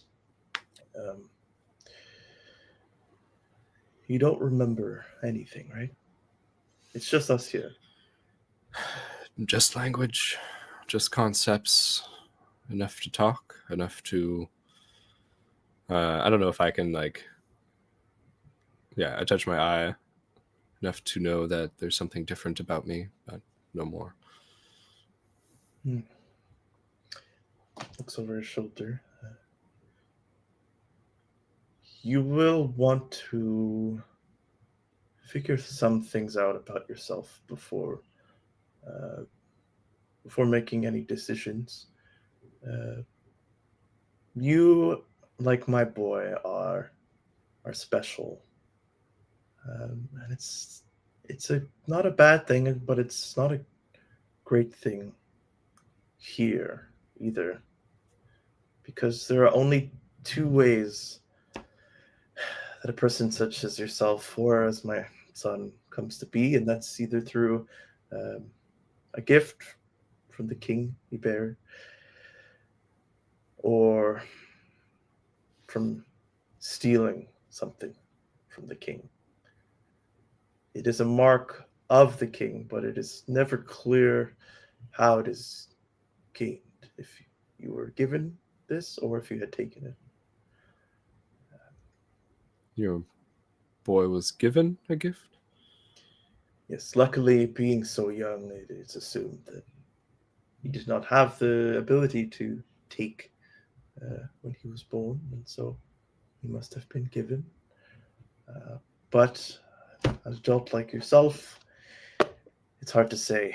The marks that you have, the hues, the colors, they can be brought on later in life. So you might not have always been this way. And I only tell you this because you don't remember if you did steal it or not. And so I won't cast judgments on you like others had cast judgments on me and my family when they saw my son. Who gets to decide whether this is stolen or not? Much like your boy, I seem to have been born with it right now. That would be... He kind of looks around again just to make sure.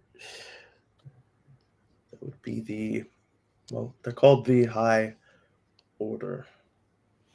They are those who are not gifted with the king's magic, but they are tasked with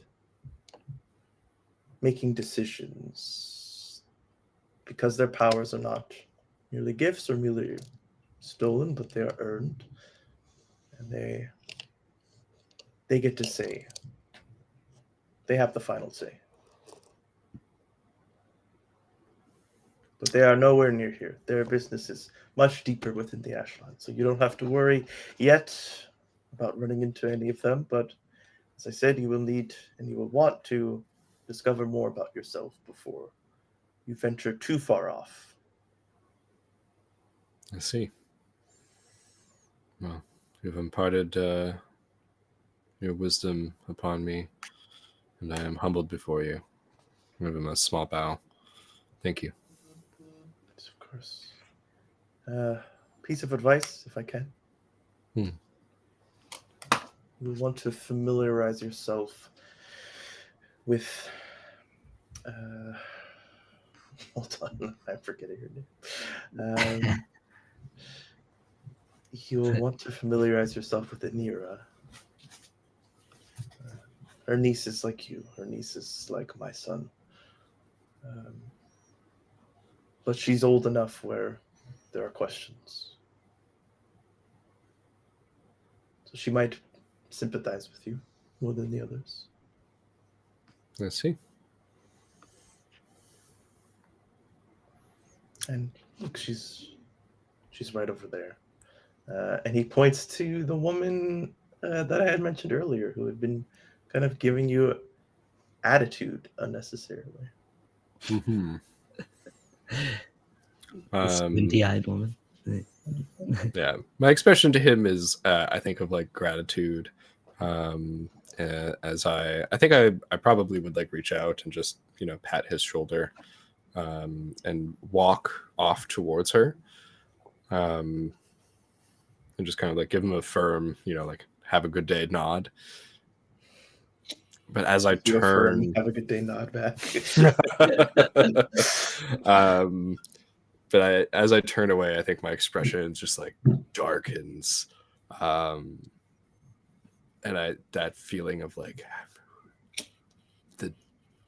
they dare to judge me for just being myself, and I think I feel for his boy, and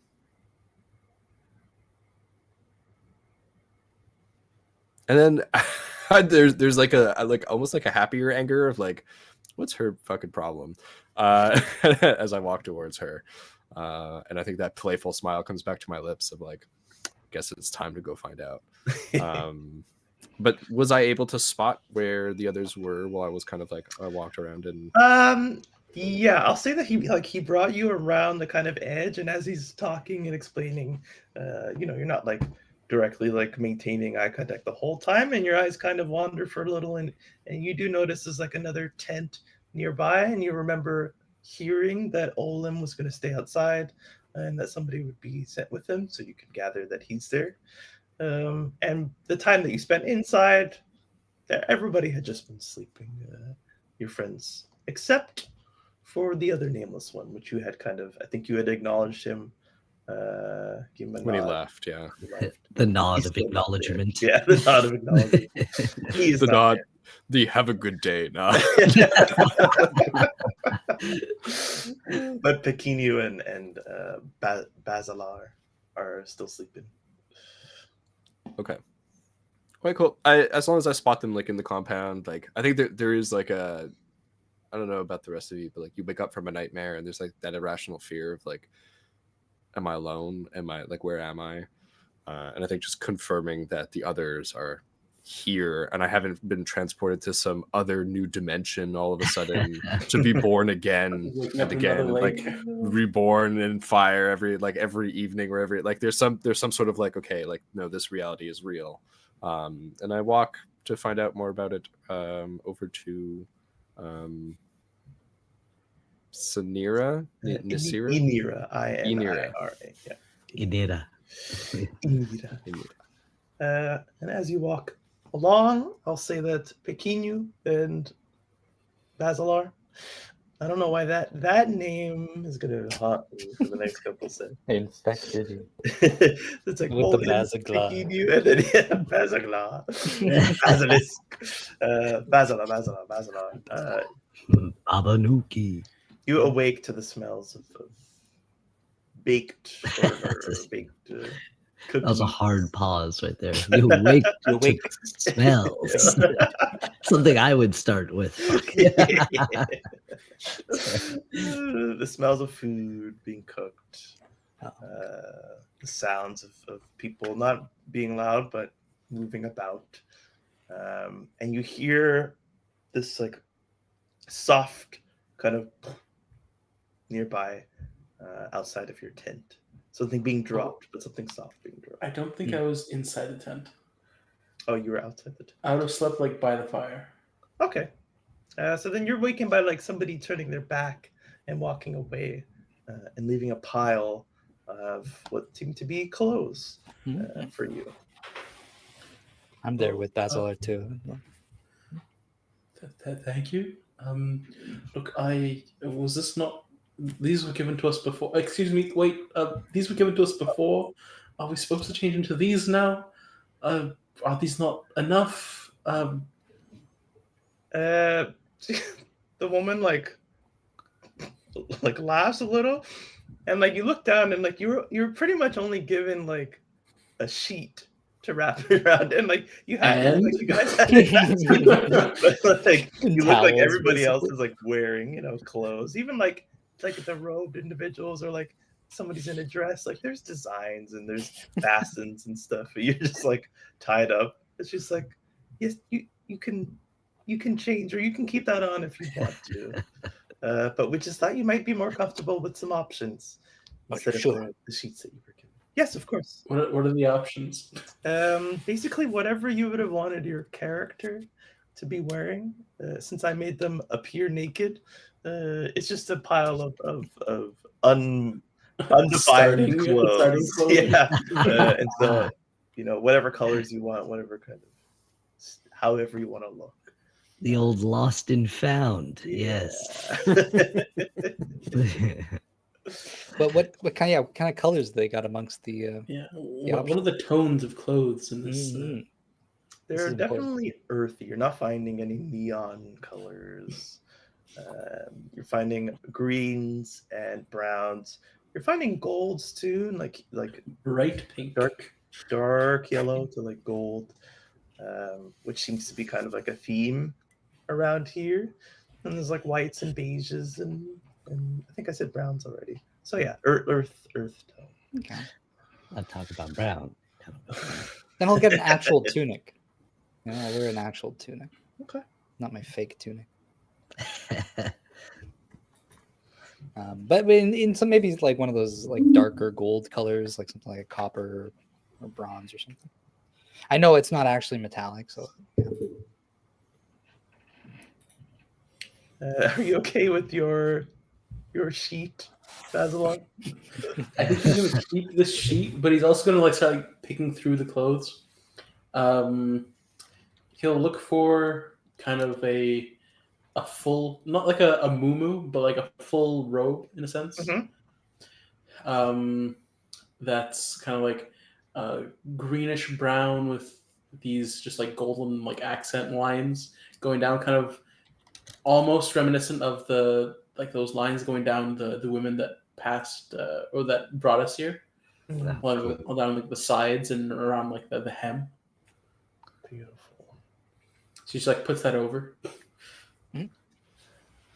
And Shadim, I think you also wake up to like the faint smell of cooked food.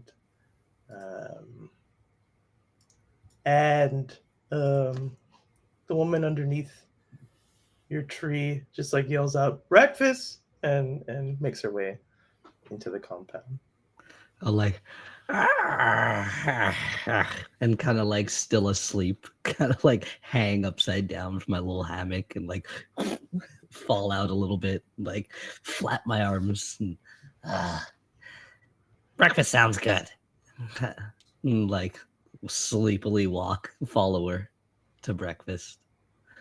Wonderful. She'll bring you to your friends. There's also a pile of clothes for you there. If you would like.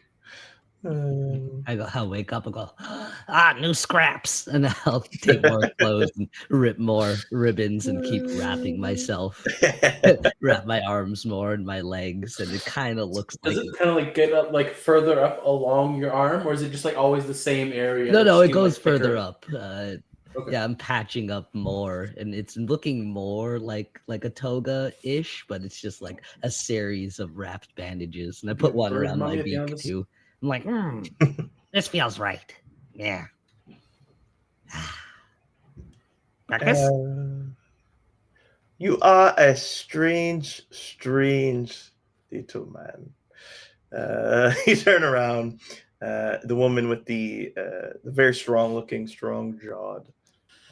I'm like, I don't think I'm that little. He's like, look at his arms, all like gangly and shit. You know, he's the shortest of everyone here. Am I? No. Oh, wait, is Bikini still short? Yeah. Bikini is 4'4". And Brent's character too. I'm like 5'7", I think. So it's Bikini, me, and then Simon, then Olim, Me, Basilar, then Olam, then Basilar. Yeah. Olim, then Basilar. Yeah. And then the giant.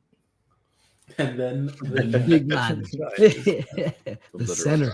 giant, You are Yeah. small, and like she like kind of like pokes you in like the stomach. You have no meat on you. Only fat. Meat. Yeah, her finger would just sink in through the feathers. Yeah, how ruffled are you? So ruffled. I was sleeping in a Can hammock he be all ruffled night. if he's like tying it down? Well, with, between the grass? ties, right? Yeah, like Yeah, they're popping like out of popping places. out places in the bandages. Like, I just awoke. You can't have meat in your sleep. Was I Alright. sleeping? What were we doing before water? Your guess is as good as ours. And then I'll look at her and be like, did you come from the water too? No, I came from my village. You come from the water. Were we born?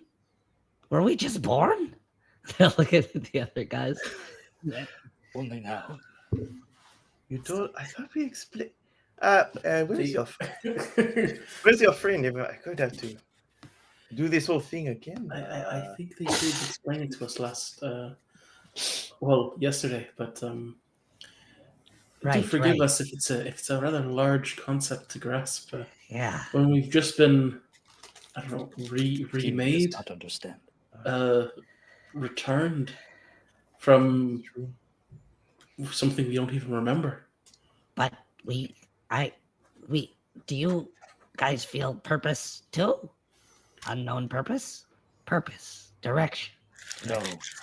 Bikini only feels emptiness. I felt that emptiness too.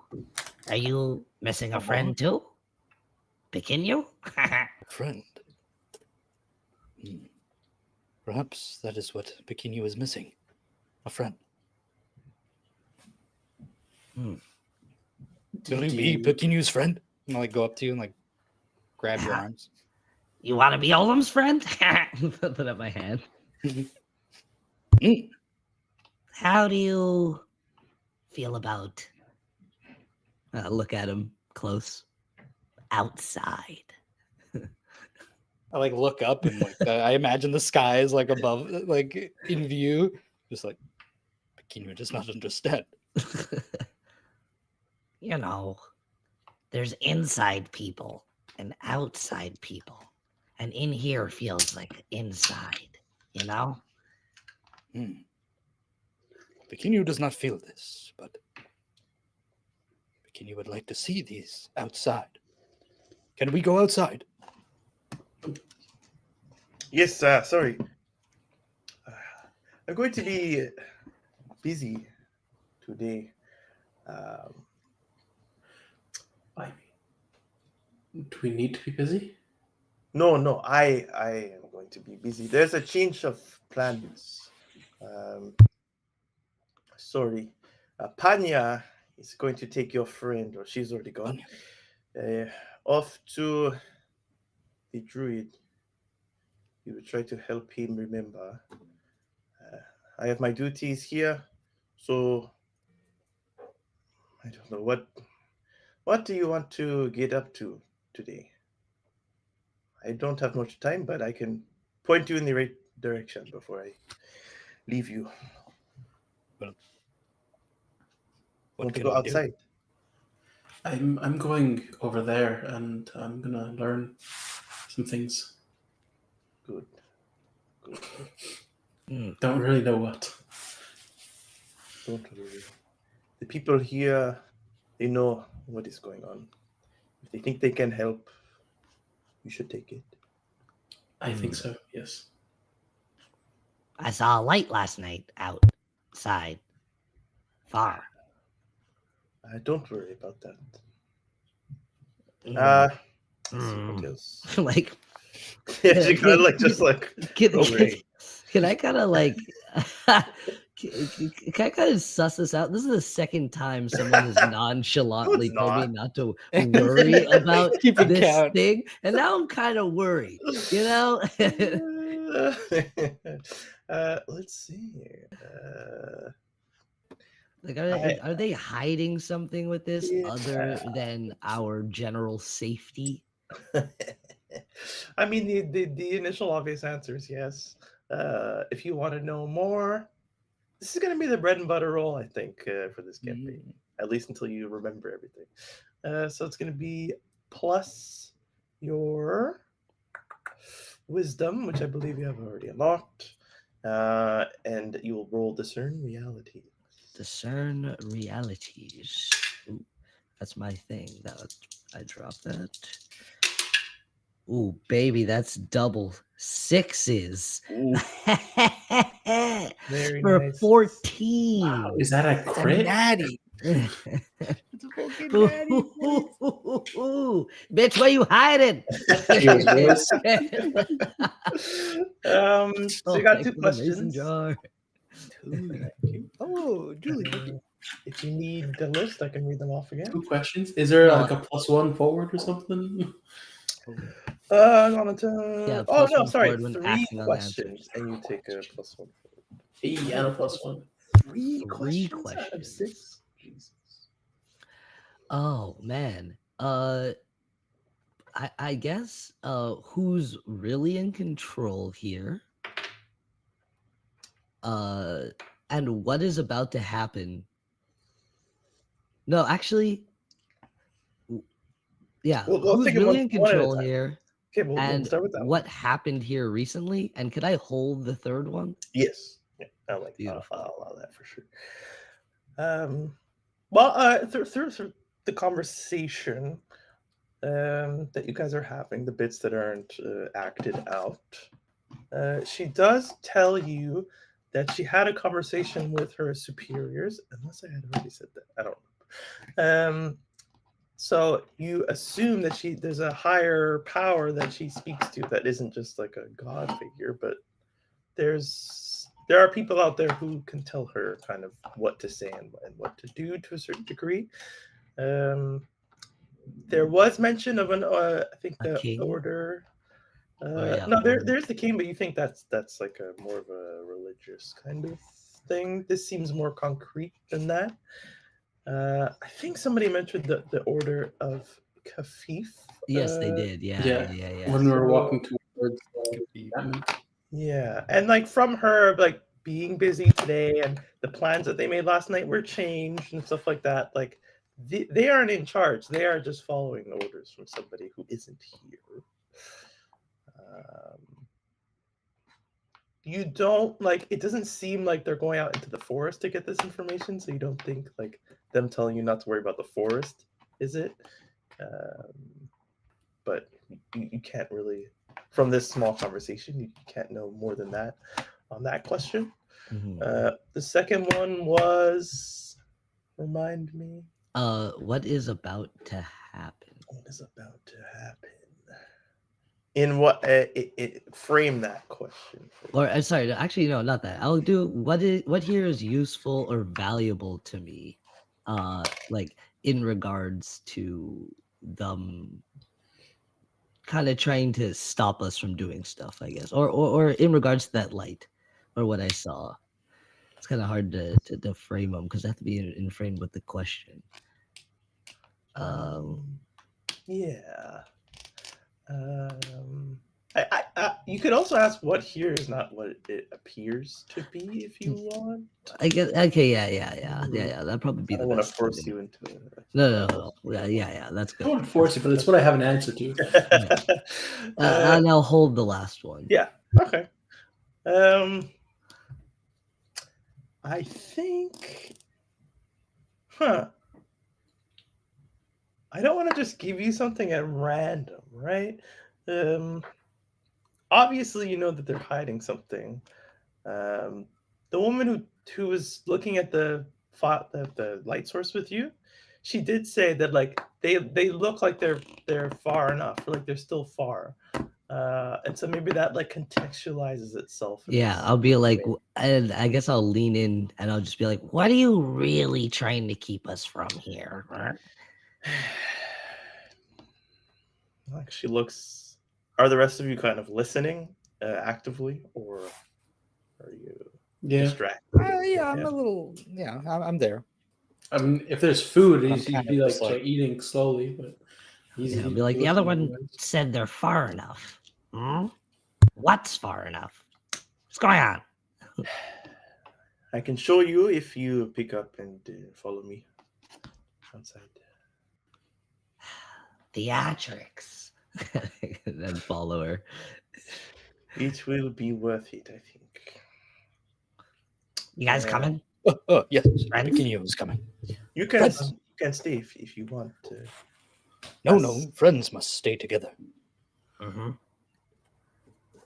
All right. Do we know where the other one was?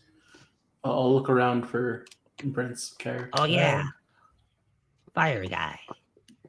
She puts a hand on you. Says he's with Inira near the water. Near the water, so near the lake. Yes. Oh, okay. All right. Unfortunately, the nameless one isn't here to realize that perhaps he was being watched. But she brings you out.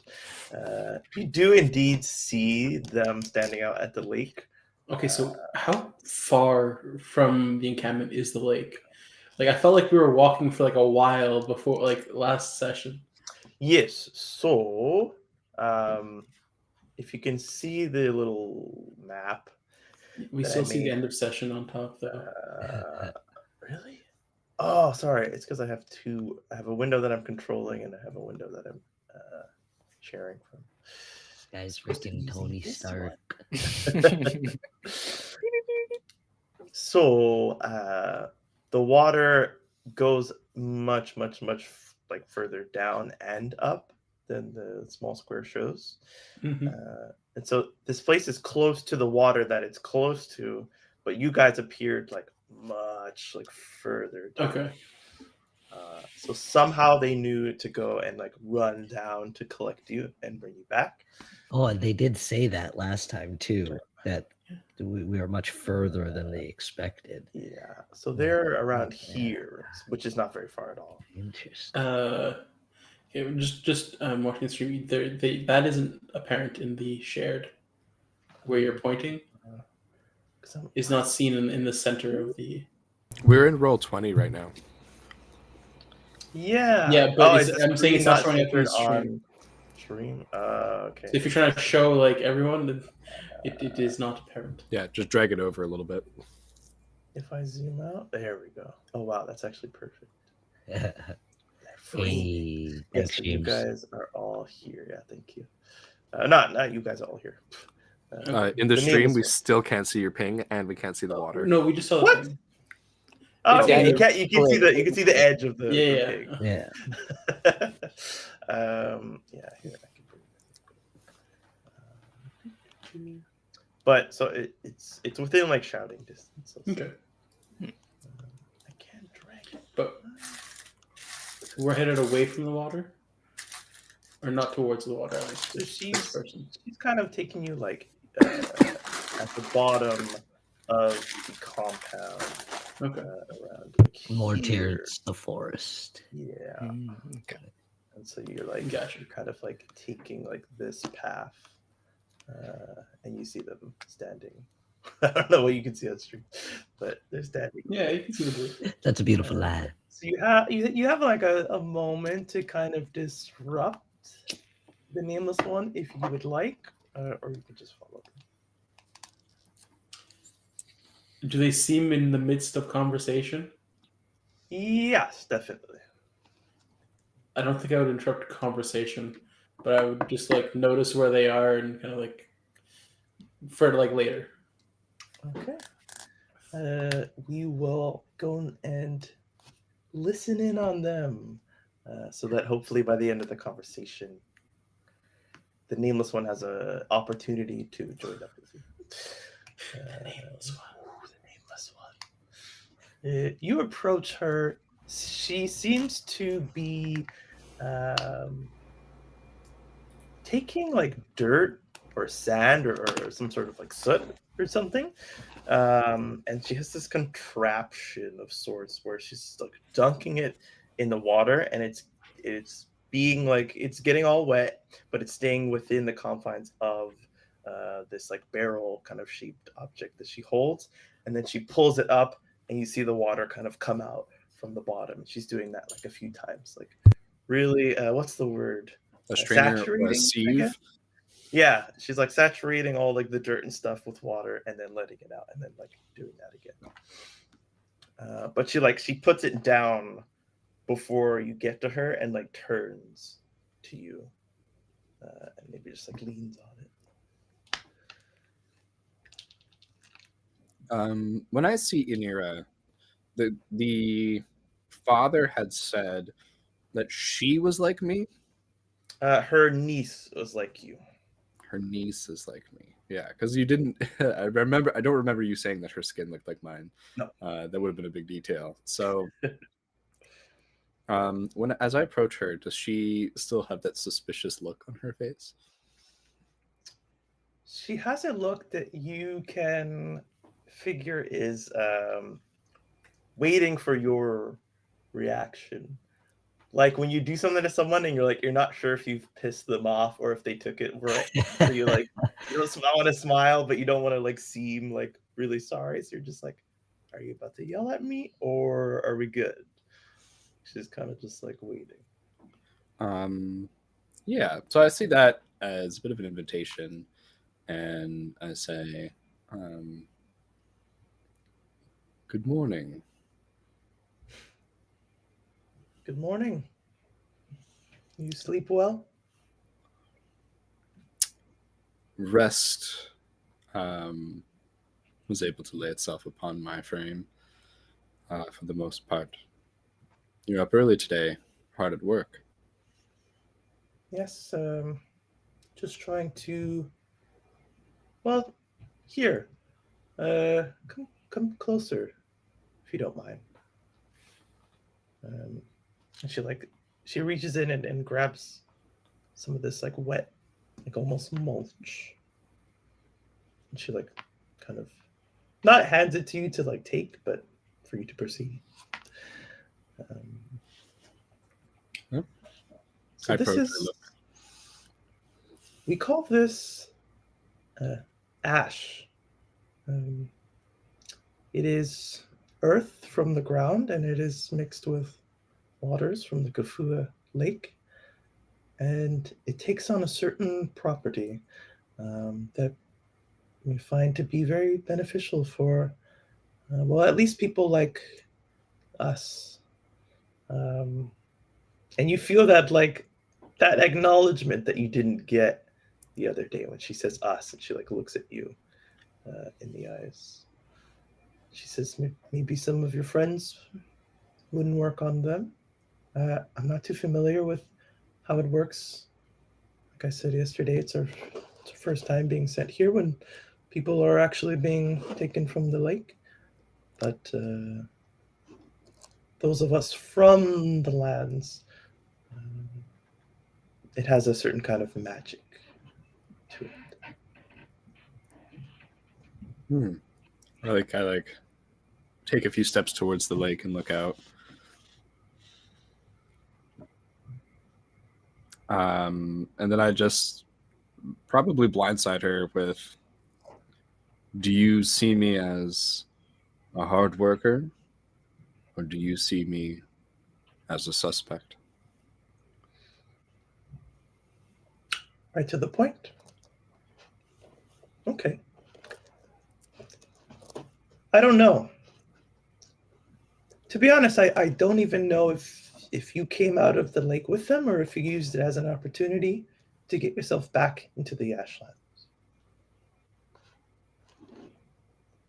And she's like not breaking like any eye contact. You get that she's like trying to look for a reaction out of you. Yeah. And I think there's not, yeah, her words roll over me, just confirming, you know, her suspicious look, essentially. I was told that your niece has been viewed similarly as well. Her face like scrunches, but then it softens as you don't follow that up with anything kind of threatening. So she nods. Yes, she's gotten a lot of trouble just for looking at the way that she does. And I don't exactly blame the people who treat her like that, but it isn't fair for someone her age. I don't know why I'm telling you, but don't know what a word that I'm talking about. Is she standing or is she crouched down? She's standing. She was leaning a little comfortably at first, but now she's kind of standing strong. Yeah. So I look at her and I ask, do you believe your niece? Do you have faith in her? Yes, of course.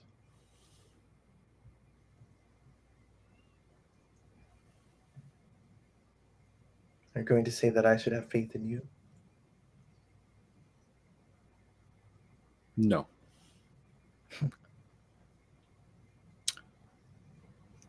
But I am a hard worker.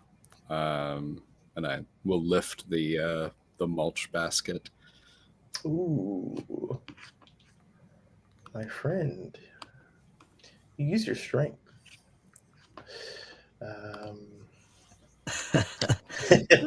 Oh no. -3. Look at how you you do. know Oh, enough, no, that made you do it. You know enough about like the world to know that things get heavier when they like get wet and like retains some of that water. And so you expect something of this size filled with enough of whatever it's filled with is to be as close to the brim as it is, to be heavy.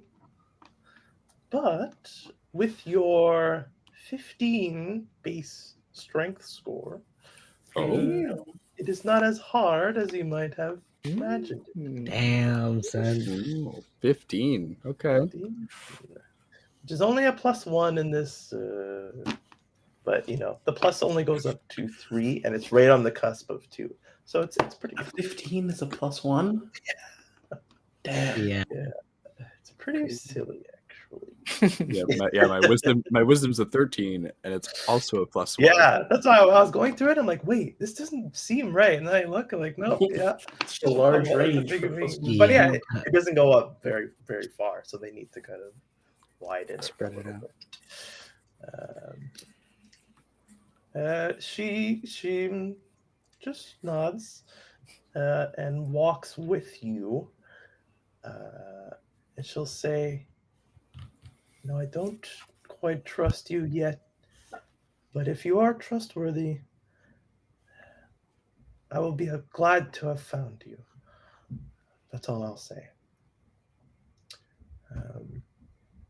And she walks with you, and you see your friends walk off with the other, the woman you're with. Sorry, I haven't said these. This is like the first session I'm saying somebody. Anira. We'll say, okay. Amana is over there with your friends if you want to give me that. But you're a hard worker, so I'm sure you'll want to bring it back to the compound with me. She kind of like smirks at you. I look at her, and I think I like have like a sly look, and I say, why ever would I want your trust? And I bring it back to the compound with her. Okay. Then I'll probably, I'll bring it back with her, but then I'll probably have like try and like trot off after everybody. This is what I try not to let her see is like, everyone's leaving. Why? I kind of feel like, what's going on? Was I fooled to go him down by the water? I'll say the walk is long enough where you do see their pace start to slow down as they turn.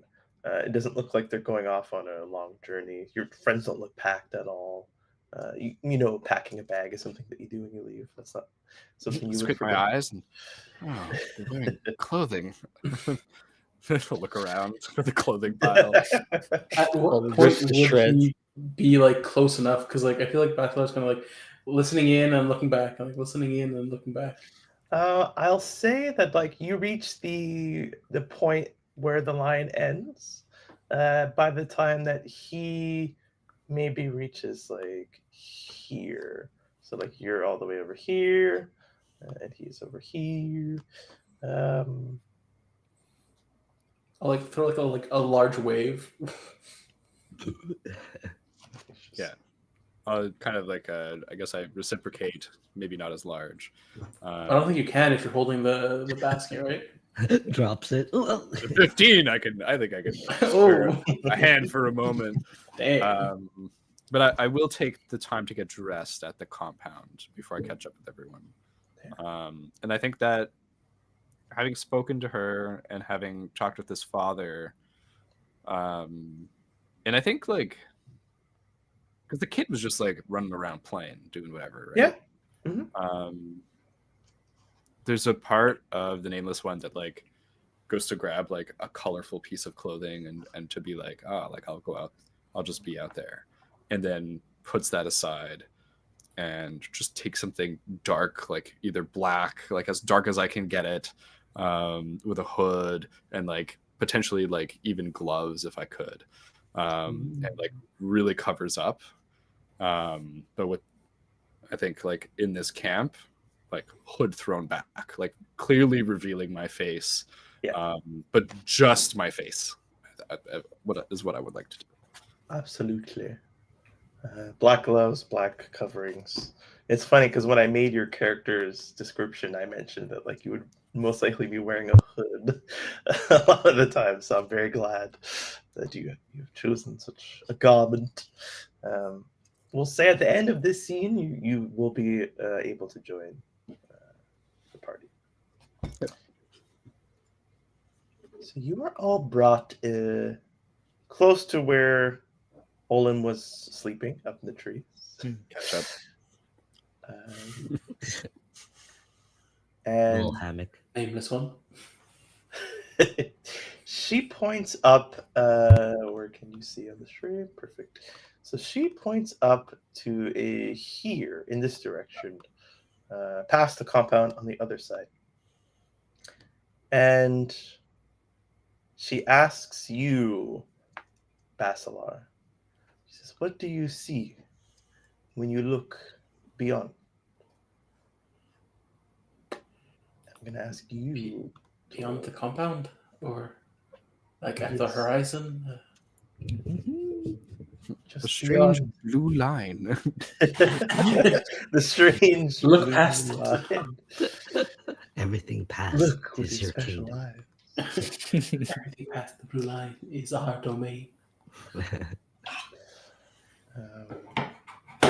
Alright. Let me pull out some old dice here. No, you know what? Forget it. Forget it. I I'm don't taking out my dice and everything. You You can't not just- roll. Sorry. If you fail this roll, there's no reason to fail this roll. Alright. I'll keep my dice. for Yeah. later. That's a good DM right there. You see this like veil pretty far off. It's almost as if like you're just beyond where your vision can clearly see things. But upon closer inspection, you do notice like there is something there that's kind of warbling, and it doesn't have a form or a shape or a color, but it's just this presence that kind of blocks your vision at a certain point from being clear. So what do you think that is? So it's blocked, but not physically? It's like a sheet of some magic, I will say, in this world. That you can see like colors behind it and like large shapes, but you can't But it's see like anything kind of like clear. opaque. Yeah, Okay. that's the word. It looks to me like there's some sort of barrier potentially put up. Yes. I don't. Are we able to pass through? No. Oh. Right now you are in, and as viewers, as players, we can zoom away from the world, but you as characters cannot. As we zoom out, you are in. Oh, the map is completely not Cincinnati. Oleande. What if I do Yo. this? It lets me scroll up and down, but it doesn't let me move side to side. Am I too zoomed out? Is that one? Roll Yeah, you have to 20 is a zoom, little. if you zoom in like once or twice with your scroll wheel, then you'll be able to click, I believe, your scroll wheel and drag. Perfect. You are in what we call Oleande. There is a border between here and Akamba. That is where most of the people live. Many people like you are living there now. But it is guarded from our area of Oleande. Do you wish to know why? She's still like just speaking to you for some reason. Are we allowed to know why? Yes. Yes. Yeah, please. Because once we tried to set up a barrier between here and the forests, and the living things that live in the forest did not like that. So there is nothing guarding us between what is out there and what is in here, what we hold dear here and what seeks to harm us out there. There is nothing. And every attempt that we have had to put something up, it has been squandered, it has been squashed. So you are not safe here without us, and you're definitely not safe out there alone. Past the barrier, you mean? I'm so sorry. She's pointing, so she points now to where there is just trees. Okay. Towards the edges of the map. Yes. Okay. This is unprotected. The In there, outside. you would be safe from everything. But out Right. here, By who or by what are your attempts stopped or failed to put up something between you and the forest with the dangers? good question. She looks at you, Olam. You like theatrics? What you say? No, I said you guys with the theatrics. No one just. No one gets to the point. Yeah. All right. I will get to the point. We called them the Black Locust. Huh. They are like you. They are like me. They are alive and they can speak. They can feel things. But that is where our similarities end. They are savages. They take our people for blood and they use it for their strange, dark magics. They do not wish to live comfortably as we do. They want to live in nature and they want to disrupt it and they want to mold it into whatever they want it to be. And they would not hesitate to take you and your body and your blood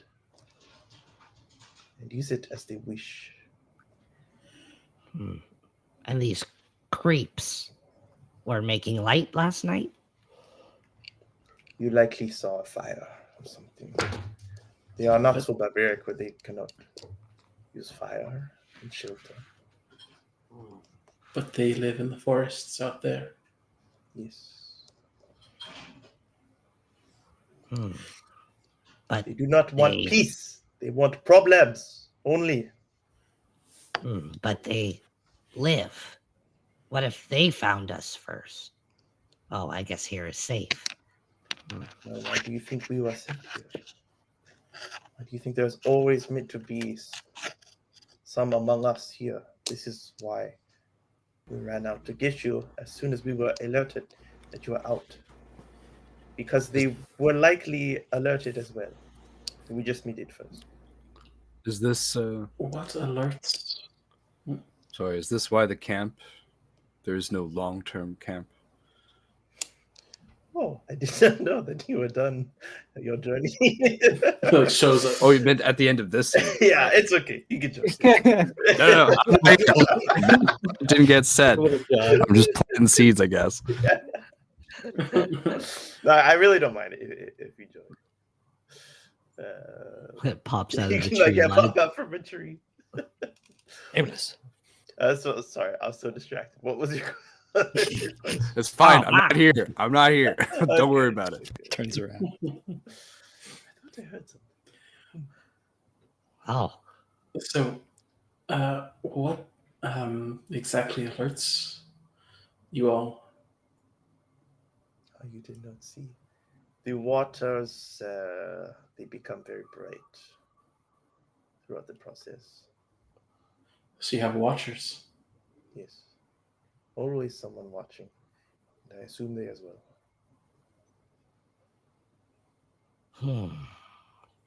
How Should close are we- these? Oh, go ahead. No, friend, please. No, friend, you. Friend, you first. I No, must- friend. I must insist. I Continue to insist. implore you, already. friend. Yeah. Oh, okay. One of you Okay. start. You first. And the Black Lotus. Sorry. Go ahead. Go ahead. The Black Lotus. The Black Locust Yes. that you mentioned. How Yes. far are they from the compound? They are, assume they are everywhere outside of the compound. We have no one outside of this territory. They own, well, it's wilds. It's the continent. The whole continent outside of where you are is like that. And We have no one out there. It's far too dangerous. Not even without the black locust. The nature out there is it's too dangerous for us to survive. Should we encounter one of them? What should we do? Run or fight? But you've been fighting them for a while. They got like a thing they do. What, do we just, stab them a bit? What makes them so strong? You sound so happy to be stabbing something. No, protecting us from them. I'm stabbing for justice.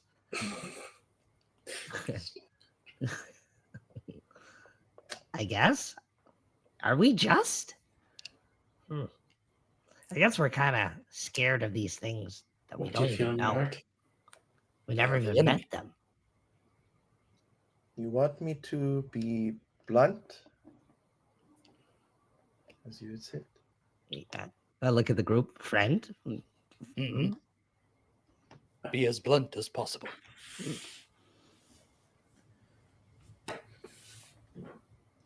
We have made an agreement with the members of the Black Locust. When one You're of our giving people, own aren't you?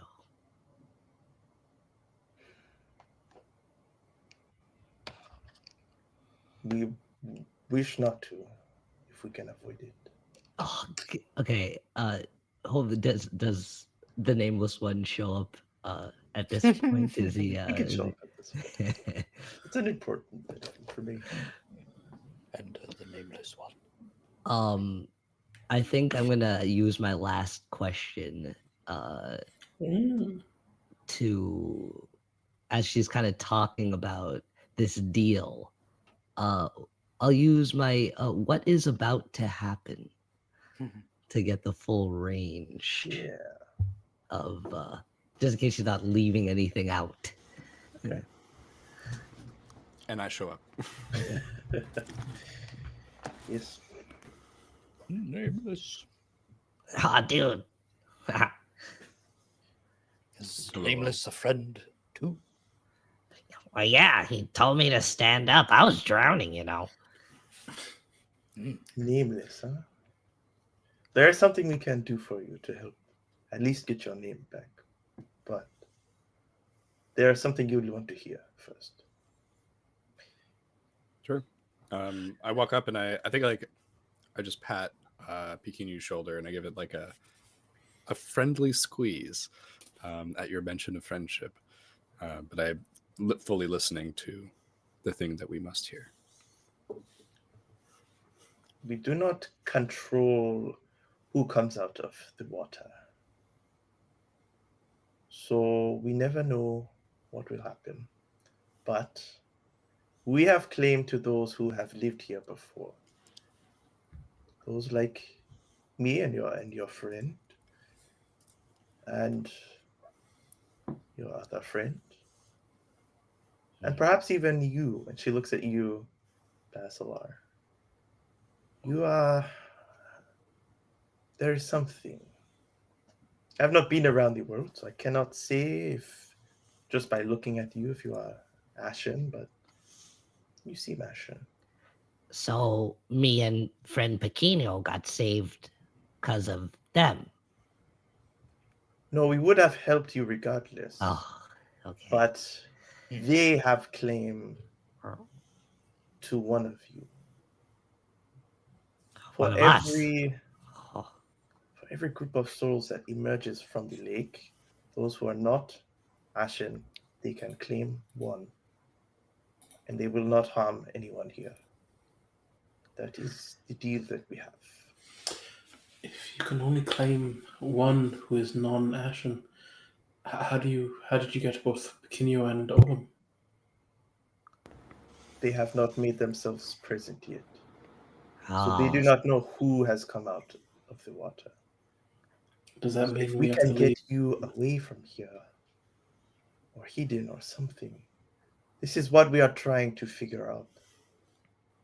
This is what I'm supposed to be busy with today. so you let us sleep while our lives endanger a whole village. You're not in danger in the compound. They would not be so bold as to enter. Pequeño, old buddy, old friend, Yes, my good I think friend. we're harming these people. Well, that is the last thing that Pequeño wants. And that's the last thing that Olam wants. And perhaps, friend, we must go to save these people. Ah, I think Olam should guide people away from danger. And I agree with this. what? Hmm. Did you not hear what I said? They said that we're safe here. But what if they find out about us, dude? If they Sure. find out, then we may not be able to control who leaves the lake, but we can control who goes back into it. Sounds dark. Your friend here thinks right. They have claim, but you do not have to go. You do not have to obey. You can fight your way out. We cannot help you. That would be breaking what we have written up between us. But we can arm you. We can help you remember how to fight. And if you can survive long enough to get past that border, and she points to the kind of opaque border, then you will be safe. Oh, Huh. Olam, Yes, friend I think Pequeño? I prefer this. I prefer this as well. Yes. Give me paper. Paper? What? What is that? It's the first step to any journey. I don't know why I said that. I don't Anyway. have paper. We will train, and we'll get strong, and we will not be a liability. Well, there is another way. Oh, If you are quiet enough, there are other places in Oleande. They know that you are around here, and by the time they arrive, if you are gone, we have not done anything wrong. We have just let you go. There are other places like this in Oleande. Others who can help you, others who have many means that we do not because we are bound to our promise. So you can stay here and you can fight for sure, or you can perhaps have a better chance somewhere else.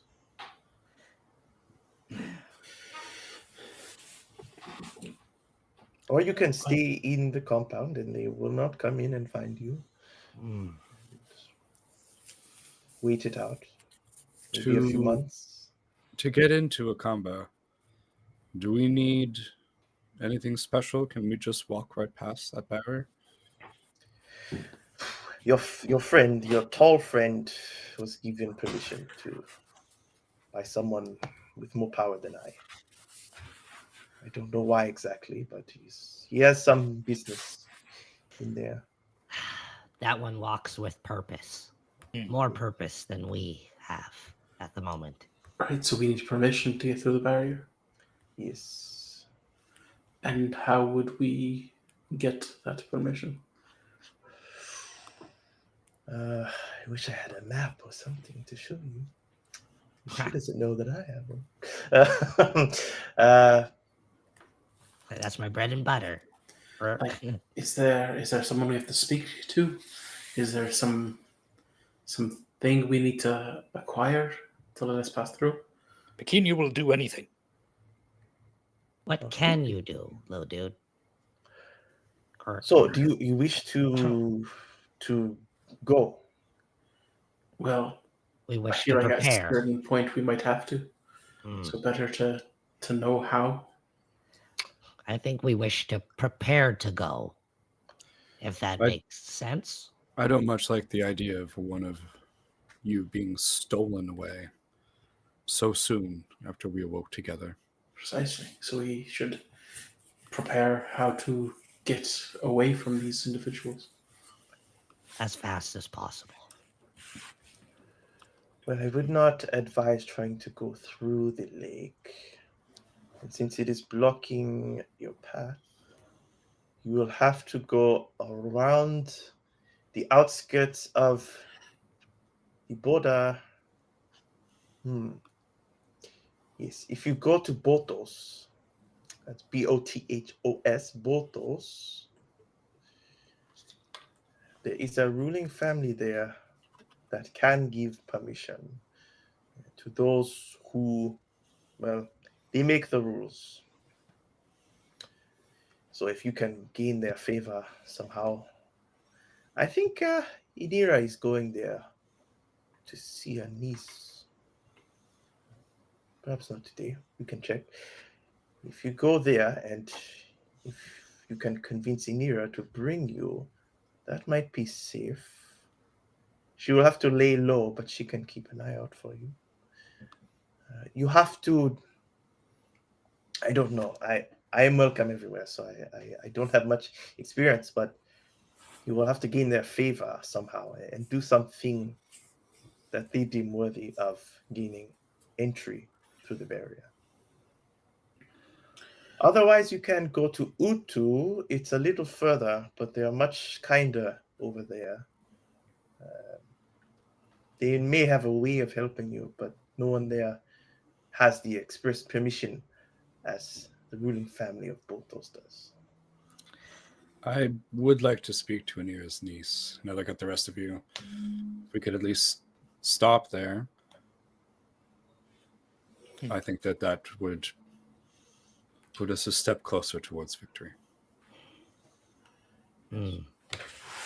Yes, Bikini will follow friends. And I'd like we to should- see as much as possible. Maybe we should see what we can learn here first, and then move on. Learn about ourselves as well. Learn how to fight. Do we have any indication of when these people, what are they called? The Black sorry. Locust. Yes, there are many different tribes, but they all fall under the flag of the Black Locust. Lotus or Locust? But is it so bad if they? I mean, just as out of character, I wasn't here, so is it so bad if we can't just travel with these black locusts? Well, from what she's told us, they tend to use our blood in certain rituals, and you might not survive their travel. Food for So magic. that might not Food be for best. magic. I mean, if you are so inclined, you can perhaps try and join them and become savages yourself. I should not like to have death visit my door so soon.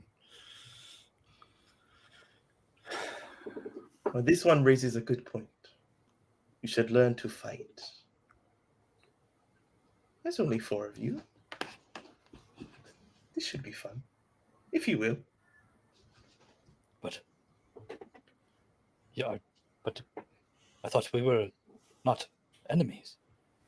No, it's called training. Let us see what you have. Oh, I have these clothes. oh, very well. No, what you have in there, in your heart. If you have fight, if you have fire. Do this, and I make the light. She like grabs your wrist and like turns it. You asked what I could do. I showed you. I think seeing this, I'm gonna bounce like back and be like, I'd be like, friend, but can you fight together? Oh no, Bikini would like to, but Bikini has no fire. None at all. And I just kind of slump and begin to walk away. And I'll be like, fire, passion, and I'll like like run off to the tree line again and try and try and craft like a little weapon for him. Probably like a little like makeshift like stone axe, I guess. Or, like, you know. I kind of like peek over, like take Find, a like, little large interest in what you're stone doing. I and think a I, like, stick and like some scraps from my clothes and like wrap it around so it's like has a blunt head, this Oh. large stick. You rush off, and I'm like, "I'll buy you time." Fire, you say, and I like, and then I attempt to like. Oh, beautiful. Beautiful. We can have a nice little battle. Stakes are low. All right, let's start with. There's stakes.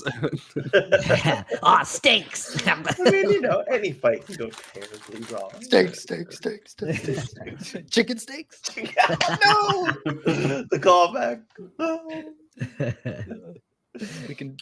Oh no, we don't have. You don't have like a long tail. You have a fluffy tail. Okay.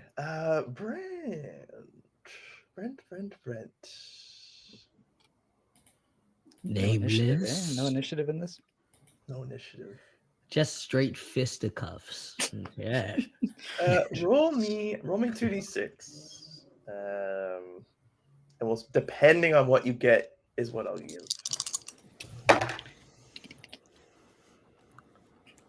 3.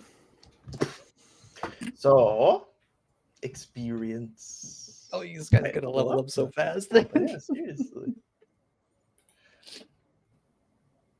Describe to me the flames of which you conjured.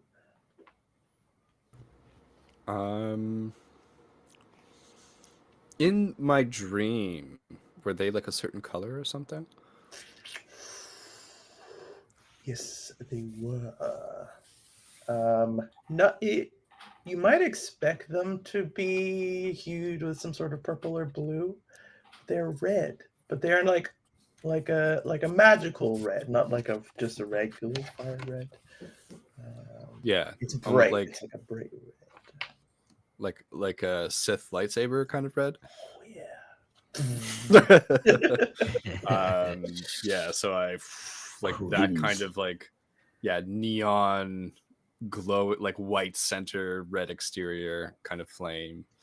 And it probably feels weird, like the flame in the dream, because a natural flame would be a fire that is devouring, but this is a fire that is emitting. Does that make sense? Yeah. Yeah, so the whiffs are coming off of me. I guess I like manipulate it. And I'm just trying to distract her, essentially, to buy time. So I don't know that I like try to hit her directly with it, but it's more like I'm like trying to float the fire through the air or something. No concept of like how combat is supposed to go. Unfortunately, with a 3, the fire does start to like eat up at like your long sleeves, and like you're controlling this fire, but like not fully enough to contain it. So as you're like moving around your hands, you're like setting your clothes on fire, and it's like it's not contained. It's like eating its way up your body and down. And so unless you just like are gonna let it consume like all of your robes, you have to like.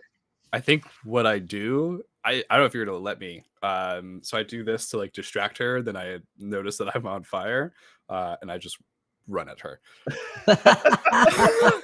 Kamikaze. You run. What the heck, dude? The fire's like on your arms, and she just like steps to the side and like puts her foot out. A trips her, drop and roll, flaming. and there's like smoke coming off of your body. And she turns towards the only one left, Basilar. And she just does this. Oh. Are there any rocks on the ground? I'll say you can take a couple steps, pick up a rock. Pick up a rock and throw it at her. Okay. It's a easy volley. enough. Yes, it's a volley. All right. I'm going to need. What was it? Dex. Yeah. Just roll, and then we'll see. Okay. You do that. So I don't just keep giving you everything. So it's a 7. Okay. On the dice. A 7 on the dice. My friend. A +0, maybe?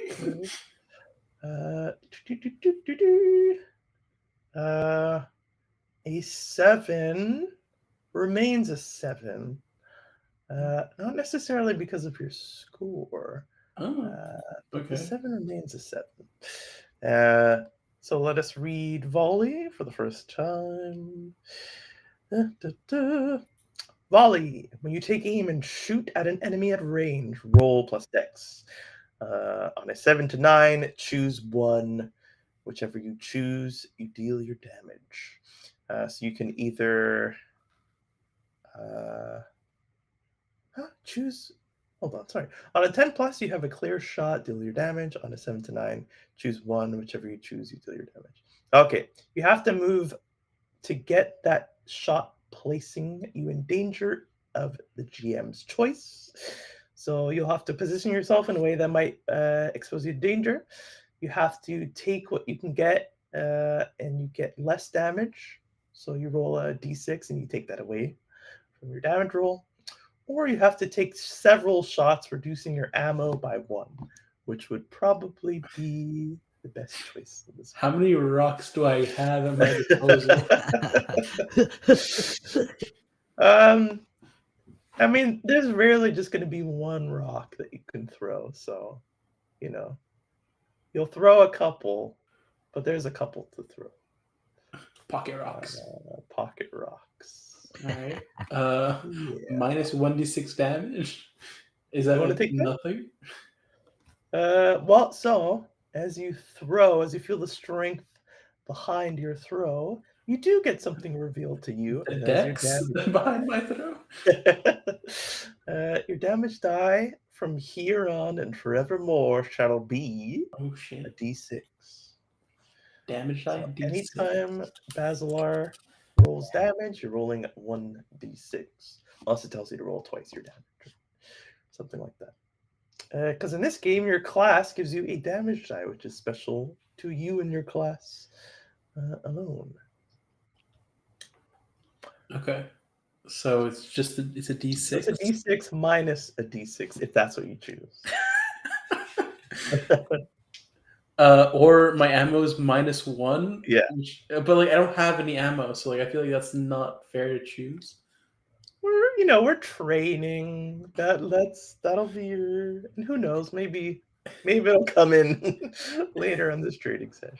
Yeah, there's only so many rocks on the floor, so now I think Now there's no story-wise, more rocks there's- around my there's one feet. less I rock can't use around. this again.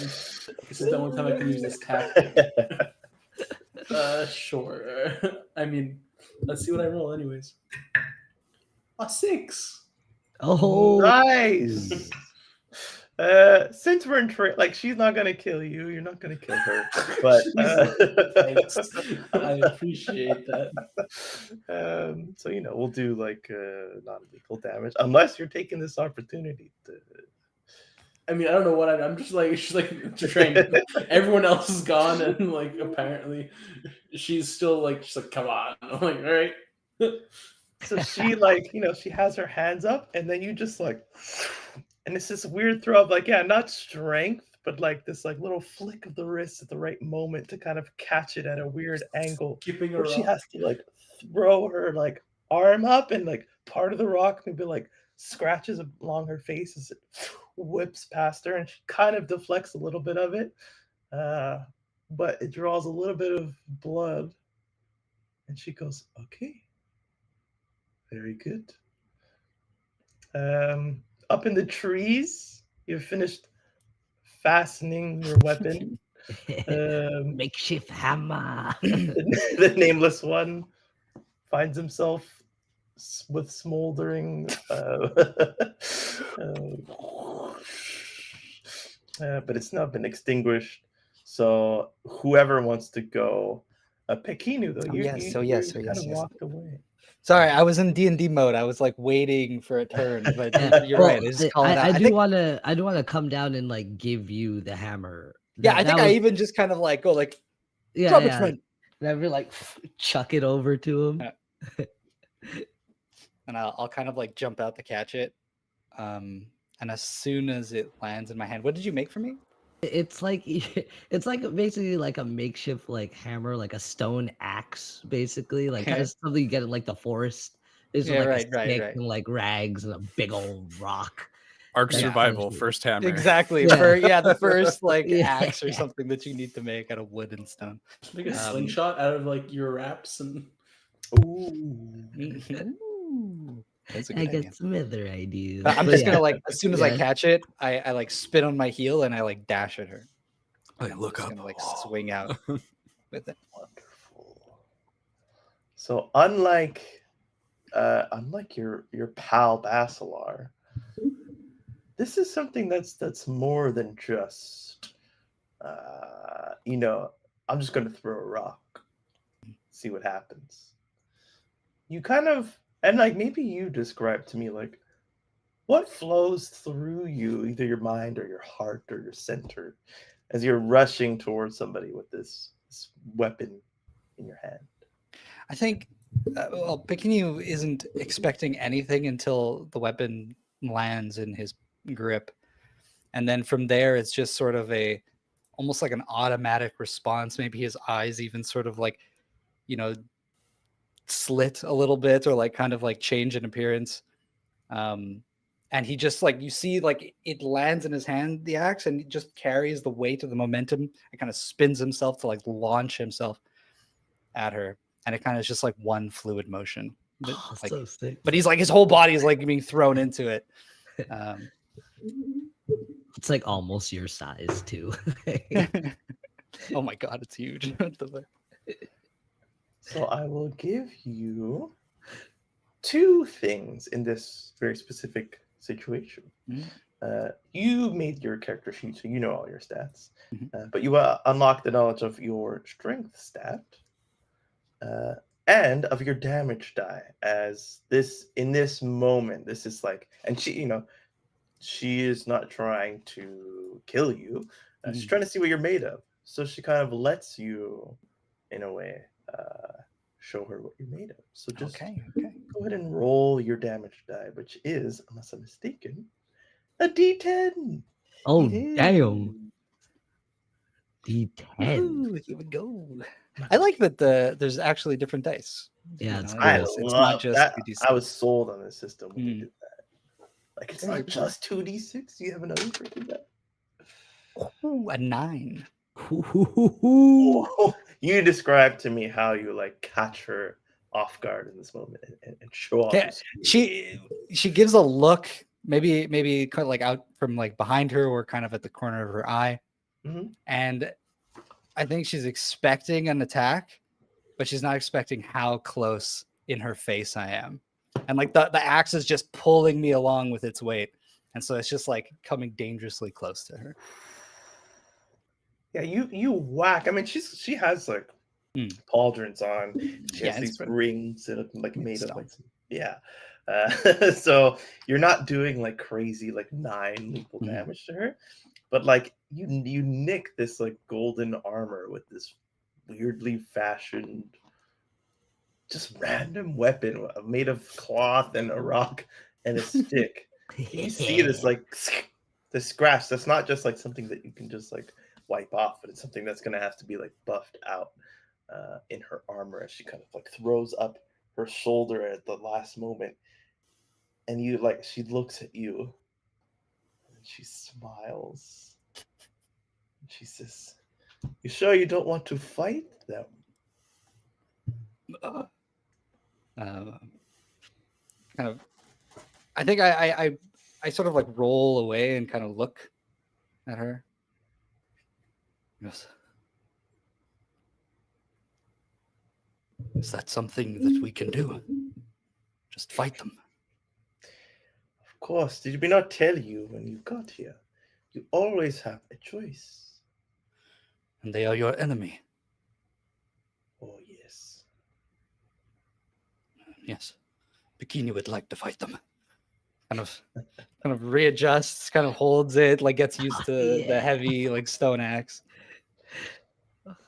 You are made of something tough. Tougher than this soft skin of yours. And she like pokes you in your chest.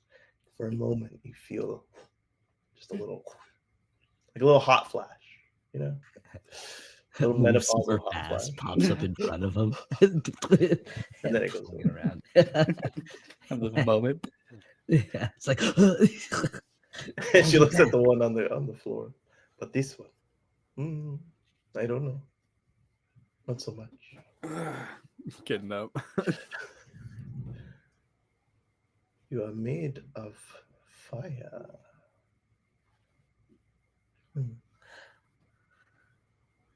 We can train. Dust off. I think that whole time too, as they're talking, I'm just making like a javelin. I found another stick and I'm like sharpening with my talons, thinking fighting's still going on. They're not looking at it. I'm just like make. Now, before you make any rash decisions, I did say that I would help you remember your name. And she looks at you, Nameless One. Is that something you are interested in?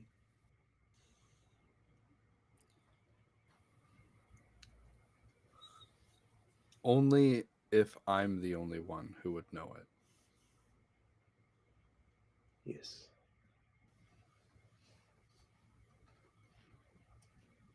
Very well. Come inside when you have a moment. There will be someone there waiting for you. And she kind of bows and like puts a hand on your shoulder, Pequeno. Kind of like pats you in a way of like just kind of like seeing what you're made of, you know? I think I'm like very like floppy now at this point. Like people have started talking again. I kind of just like I'm like not as tense anymore. It just shakes me around easily. Okay. He's like water. And she leaves you. The grass around you still a little scorched from from one of you. I think if I'm done making a javelin, I'm still not like picking up on the vibe or paying attention to what's going on. So as soon as I'm done, I just like fucking chuck one fucking at her. Okay, go ahead and volley, please. Oh my god! Wow! Does that count as a surprised shot? Is that something? It's one of my skills. If it's if I attack a surprised or defenseless enemy at range, I can call where I'm trying to hit them. Interesting. Defenseless or surprised enemy at range. Go ahead and attack them because technically you don't have this yet. And then if you hit, we can see what we can do. Yeah, but I put my dex. No. Oh, just to the damage. No, because you're just kind of because I don't right know now. I could do it yet. Okay. That is 7. 7. Okay. So on a 7.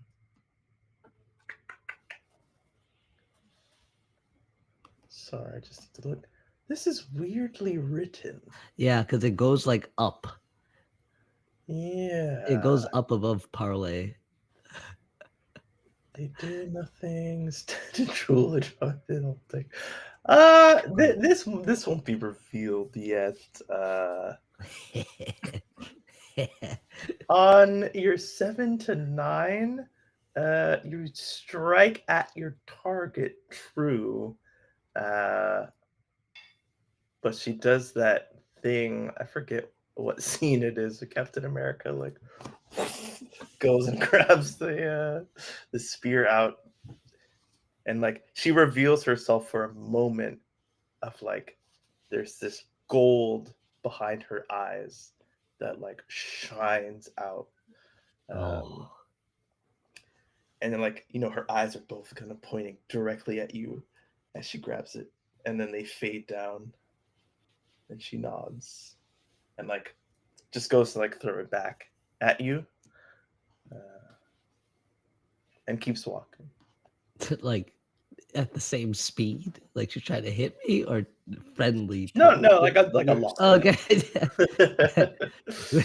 Like I try to catch it too. So you don't hit her, but she does kind of like reveal herself to you. Like, oh, somebody's got moves.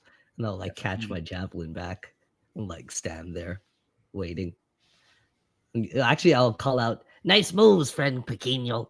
Ah, yeah. Very good throw. Are we leaving? Are we going back with her right now? She just said come in when you're ready. That's what I thought. So Yeah. you can. It's up to you. I actually have a previous thing I need to get to. I have to go in, not to see her, but see somebody else. So Battle will make his way in. No worries. I'm also not sure how much of an attacker I am, but there's something I've been meaning to try. And then I want to, I'll look over at Pequeño and Willem. What will you two do? I don't think I'll be here long. Look to friend Pequeño train with friend. Yes, let us train. We will remain here for a little while longer. Perfect. That works for me. And then I want to intensely look at the two of you and start concentrating, and then close my good eye and shift my face so my bad that magic eye essentially is looking at them, and I'm trying to perceive something out of it.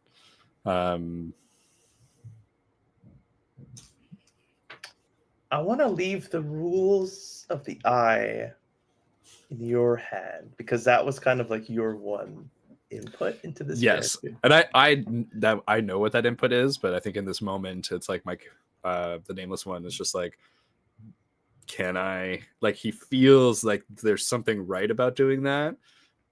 And I guess in this moment, if you're leaving it to me, and he's studying the combat for a while, maybe I see a shifting of magic or something a little bit on them. But I see that kind of the barriers maybe a little bit more perceptible in the distance over where a combat is. And then I probably end up getting distracted from their battle as I kind of like a kid with a magnifying glass, and you look around a little bit, and then you're what looks different, and then probably get caught up doing that. And I probably, unless there's something around here that I would see. There's many things around you. I can give you free knowledge with no risk, or I can give you earned knowledge with the risk of failing to roll, which would obviously not be great.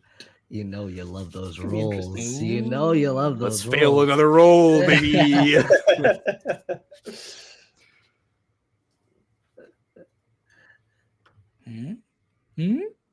What do you want? All right, I risk. What? Okay.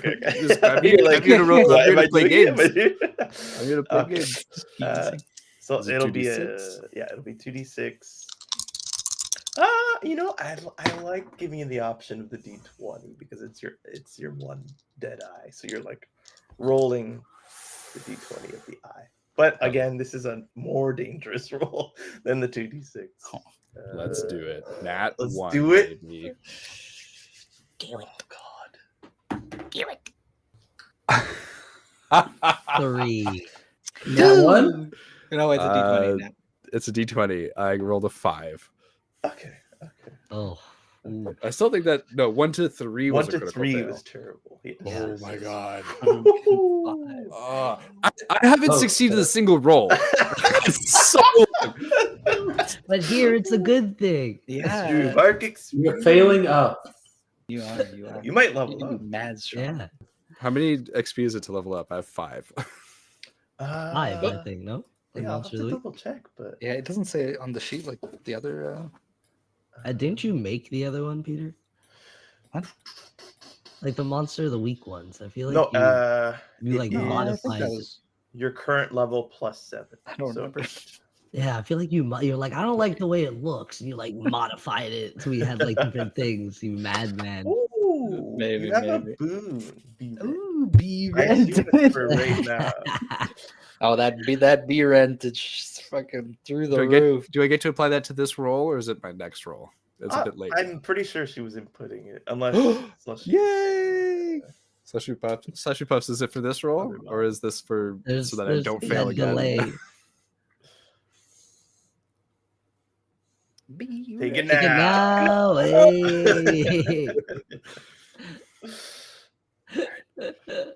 Let's go. Let's see And if I it's erase. advantage. So even if it's worse, you don't. Okay, even if it's worse. Can only be better. Shout out I take it back. to the two crew. Oh. Destined to fail. You're gonna say God shout out to Slushy Damn Pups. it. Yeah, Yeah. for real. Shout out Thank to you the so much two for the crew. moon. Gordon podcast. Thank Ramsay. you for the man. chance, though. I appreciate it. Holy shit. You see Pequeno. Mhm. You see Pequeno. It's just Pequeno. It's regular Pequeno. Bikini is bikini. And getting ready to train with Pequeno is a horrid, zombified individual covered in wraps, a soulless husk standing in the place where your friend just was, shambling, breathing laboredly. And maybe you like in shock kind of like uncover your other eye, Yeah, probably like open my second eye. Like, what? and for a moment they like take up the same exact space, their dimensions, where they're standing, how they're standing, and then you see regular Olim. And that, my friend, is where we will end. Oh my gosh. Creepy fella. Oh yeah. Friend. Very creepy. Live Who is this quite zombie? the life. What My other gosh. magics can our friend Basilar create? What is this flame that seems to plague the Nameless One? And who the hell is this strong Pequeno? We shall find out next week in session 3 of Ash and Blood. But until then, you can find us on Facebook, Instagram, Twitter, Twitch, your Twitch here, YouTube, TikTok, Blue Sky, Red Sky, all the skies. What are we playing on Thursday, boys? It's a little Aglarond. Yes. Back at school. Back at Yes. school. You can catch up on Aglarond on YouTube, where all the episodes are uploaded. Our VODs will now be lasting much longer. They'll be lasting 60 days as opposed to 14. So you can watch us here if you want, but you can give us the view on YouTube. Otherwise, we are the Hexagon, and we are Hexagon. Bye-bye. Have a good Hexa, night. bye-bye. Hexa, bye-bye. No.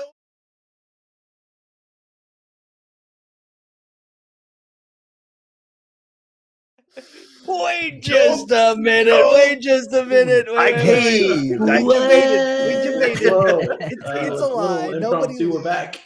Nobody leave. Playing with your emotions. End of session roll. Oh my god. God. You woke me up.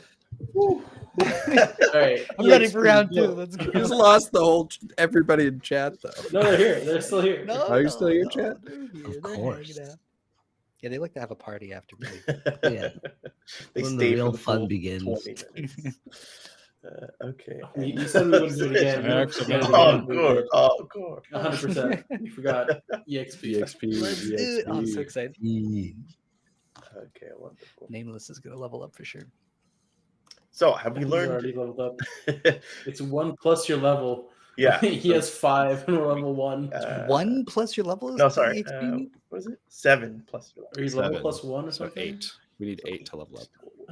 Damn. Never mind. So, But if we can answer 3 questions right now, Oh shit, okay. I have to give you 7. guys Interesting. treasure, I guess. Did you learn something new and important about the world?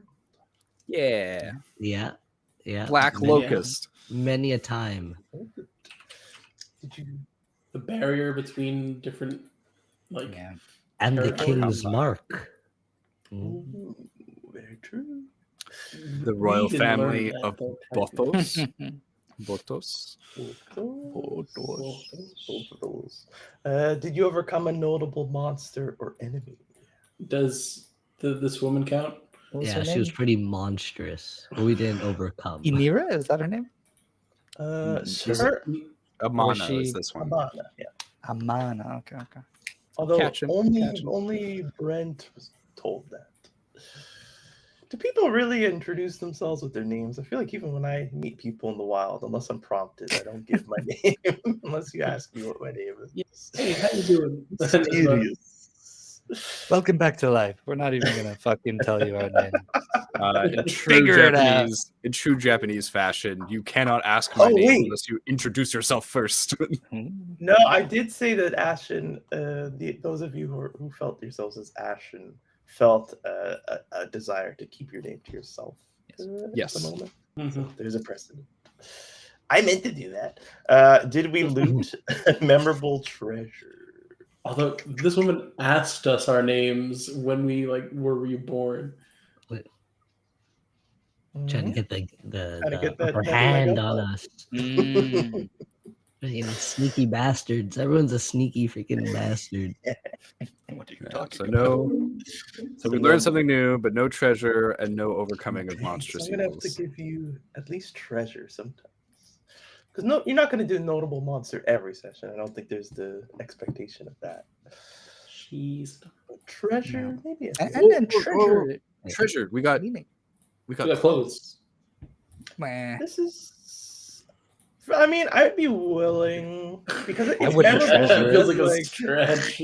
I wouldn't treasure it. I don't know. It's a Luffy stretch. like- bro. I think I treasure these clothes. These are like the yeah, first these were things we like get to your choose. clothes. Burns Yeah, them. you got to choose what you look like and what you're going to be wearing from here on out. You So. burnt them immediately. Yeah.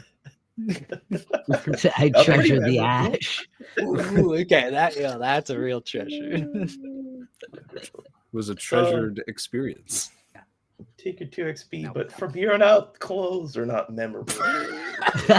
Oh shit! Everybody It's gets like one. armor or something. What Don't if I get? challenge us, Siege. I personally need fireproof clothing. Is that going to be a treasure? I'm gonna make everybody depends, some clothes. Every session, I made shoes. Leaves and stuff. Dobby was given a sock. No. So we got one. Is that it? So you got 2. You got I was looking good. 2, eh? Oh, I can't get one more. next time. Oh, you gotta fail a roll. And were there any bonds created at the end of this? Damn I right. think Bikini and Olam, I think so. at the very least. Yeah. Furry Do we? friend. Do we choose? Can we choose NPCs for bonds and stuff too? And, You're and how not many bonds supposed can we create? to. You start with, I think 3, and then you have room for 1 more. I can look that up later, but I'm pretty sure it's at least 4 bonds that you can have at once. But you'll be resolving them and forming new ones. They're supposed to be with players, which I found a little odd, but it's okay. Well, because you don't have NPCs following you throughout, it might Yeah, be hard to make a bond, then never be able to resolve it. that's true. Now you're stuck, Jack. All right, so NPCs is just quests. I have a quest to go speak to Inira's niece. Very true. For myself. So Olim and Bikinu, think of a way that you can resolve your bond for next episode. That'll be your homework. Your friends? We No, go you're no train, longer baby. friends. Ooh. I have like the perfect idea too. I'm just gonna make javelins and throw them at you, and you gotta. Don't give away your perfect idea. So those of you who are left, thank you for sticking by. And Wait. What? That's it. Right? Can I establish a bond? Oh, We yes. rush right past it. There is, of course. I'd like to Sorry. establish a bond with Pikinu, who offered friendship. And I think for the resolution, I would like to proof of friendship in some way. Yeah. I love it. I like it. I like it. Can't wait to Do we break. each need, well, I guess need is a loose term, but a bond with somebody else? Because in in Monster of the Week, maybe I should Monster of the Week it was connecting like it to pre-established. each person had like 2, and they kind of like Yes. Yeah, But because we like you did guys are session starting from 0. scratch, I didn't want to like force a bond on you right away. So we'll be loose, fast and loose with Yeah. bond rules. Because you gain experience when you resolve a bond. So it's an Fuck, wait. interesting way. I just saw Yeah. the other one for Olim. Oh no, I'm trying to think of one for Basilar. Never mind. Well, Yeah, because a bond can be, it's a pretty broad term. Yeah. And like there are suggestions here for some of them. You Mhm. know, like at least on my sheet, I don't know, am I allowed to say? Yeah. Like Because I think those are like the ones that you're supposed to choose from. Yeah, so like one of them is I have sworn to protect blank, which is probably another player. Mhm. But like we haven't, that's like a pretty substantial bond, you know. It's not just like, oh yeah, we're saying we're friends, but like it's a bond, but I don't know if it's like there hasn't really been any resolution, like you said. So Yeah. like Yeah. what the bond is, like I don't know if we can really determine just yet. That's James. I James think- Bond. Ooh, you fucker. Yeah. Like James, what the fuck? God damn. Yeah, I have In, one too. Blank is a friend of nature, so I will be their friend as well. You know, like it's Yeah. like little. So you're I guess- supposed to I guess choose some- these at first and then resolve them throughout the play. Yeah. But this is more fun. And obviously, like session 2 bonds are going to be more frivolous than like session 10 bonds. You know, Right. you'll get through the little stuff at first. Like, we're friends okay, I now like for the that. It first time. progresses. But then, yeah, you're not gonna be like, oh, we're friends again. Like you already did that. We Now, did like that. the bond is much. Yeah, we deeper moved than on. that. Yeah. Okay. So, Interesting. and I mean, 8 experiences is A lot. decent amount. I think this guy's been failing all day. And he's not there. I like the idea. Oh wait, if you resolve a bond, you're saying we also get experience. Yeah. So I have a mechanical incentive to Oh. finish my Create bonds and resolve them. to look for role play opportunities and then Yeah. resolve them. Oh yeah, I'm coming for you, Yeah, Basilar.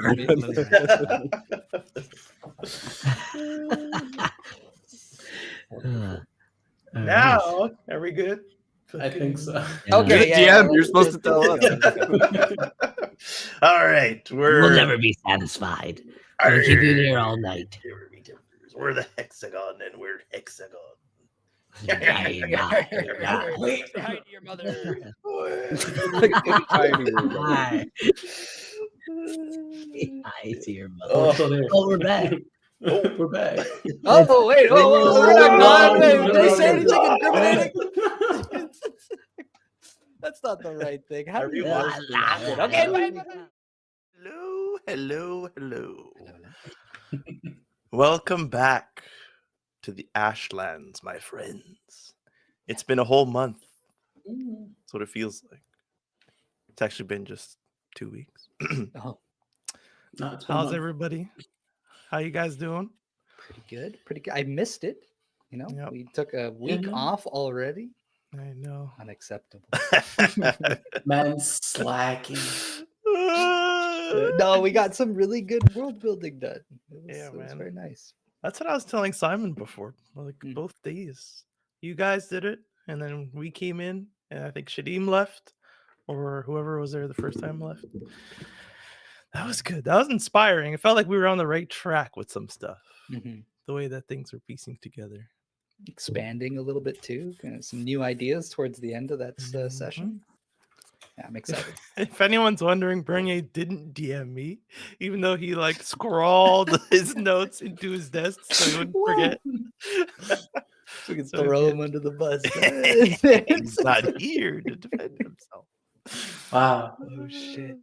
But Toxic. you are all here, so let us honor this time together with a little recap. Just the important bits. Yeah. A little recap from 2 weeks ago, if anyone remembers. So, the Nameless One had some events on his own. He discovered that the markings in the discoloration on his skin actually meant something potentially good or potentially bad. These are the marks of people who are either of royal blood or of stolen blood, we'll call it. And so he was met with a little bit of apprehension from one of the members. Distrust? Yeah, distrust of the oh god, I'm blanking on their name. The not the tribe, the order, the high order, the order of There you Kafif. go. We got there. Olim spent some Yes. time with. Oh, I didn't even notice he was here. Welcome, Olim. Olim spent. He spent some time with Jama, who helped him discover that there was a strange light source off in the distance. She quickly tried to I dissuade. think she's the first one to acknowledge it. Yeah, up in that treetop. She did try to dissuade him, just saying, "Oh, it's nothing." But as the session went on, the concept of not being able to go anywhere you want in this world, not going too deep within the forest behind the tree line, well, it came to a breaking point, and you guys successfully got some new information from one Amana, who told you about the tribe called Black Locust.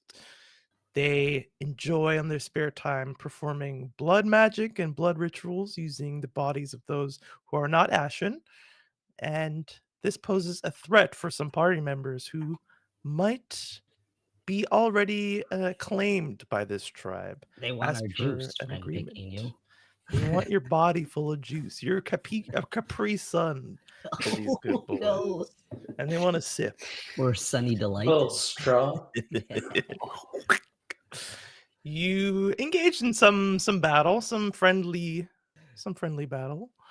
Battle. Little spar.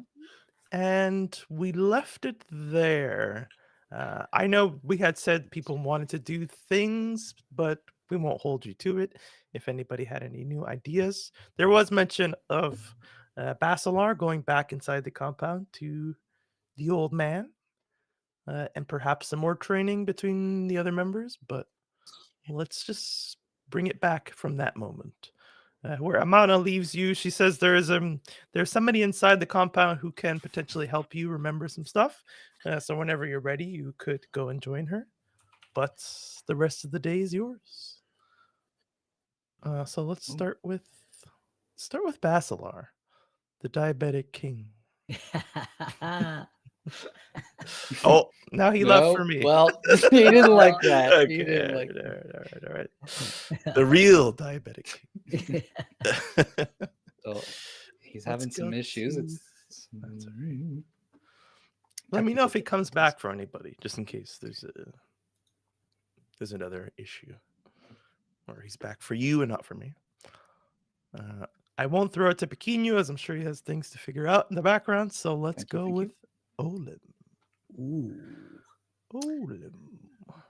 I think Olam. At first, I think he wanted to like train a little bit with friend Pequeno. You know, seeing his moves. I think Olam would have something very simple. It'd just be like, all right, I can make these. It'd be like sharpening a bunch of javelins. I'd be like, I throw at friend Pequeno, and you hit away. That'd be his first idea. But then I think looking down at these like crude things he's been making, like he's been pretty proud of his first man axe, you know, and his little sharpened stake javelins. But I think he needs like tools now. He's realizing he can't craft as well as he'd like to. So he'd be like, everyone talks about burning passion, and I think I need to make the tools for their passion. Yes. And I think I'd kind of just like bolt, kind of like unannounced, or without a word, back to the town and kind of look for someone, the busiest person, either a woodworker or a stonemason, somebody doing something laborious and with clear love for their handiwork. Let's say you're searching inside the domeless walled area, or are you looking kind of around on the outside? I think, well, I'd be looking as I'm making my way to the camp, but I'd be heading towards the camp, but keeping my eyes peeled, and I haven't been there yet either. So I think, yeah, I'm just listening out for the sounds of like work or like whittling or some sort of masonry or blacksmithing. I'm just looking for that commotion, that. Yeah. I think at this time, so you'll walk into the, I keep calling it compound. I feel like that sounds right. But Compound. the compound. And along the way, you see the regular kind of back and forth of people from the water and back into camp and back out to the water. Different people carrying different sorts of objects, much like the one that the nameless one had carried in, like these big bucket The kind of basin there. things. Yeah. You don't see any stonework or anything like that. And I think perhaps within you there's a stirring of confusion. You know the feeling of like a city, of like a bustling grouping of people. Things need Yeah. to be made, right? That's what the inside. That's of the how body things says. move. I don't. Yeah. No, this doesn't make sense. The movers and the shakers, they're not here. All I'm seeing is a bunch of jib jabs. You get the sense, and like maybe you're looking at people, but you're also looking at kind of what they have and the tools that they have, like the cooking tools, let's say, that they have, or what they use to set up their camps, musical instruments that are being played. Everything is nicely crafted, so there is crafting going on somewhere, but it seems like it's very specifically not here. There isn't even there's not the infrastructure for any sort of hard work to go on here. But, these people are getting their stuff from somewhere, so you could potentially get some information as to where you could find someone, a busy group like you're looking for.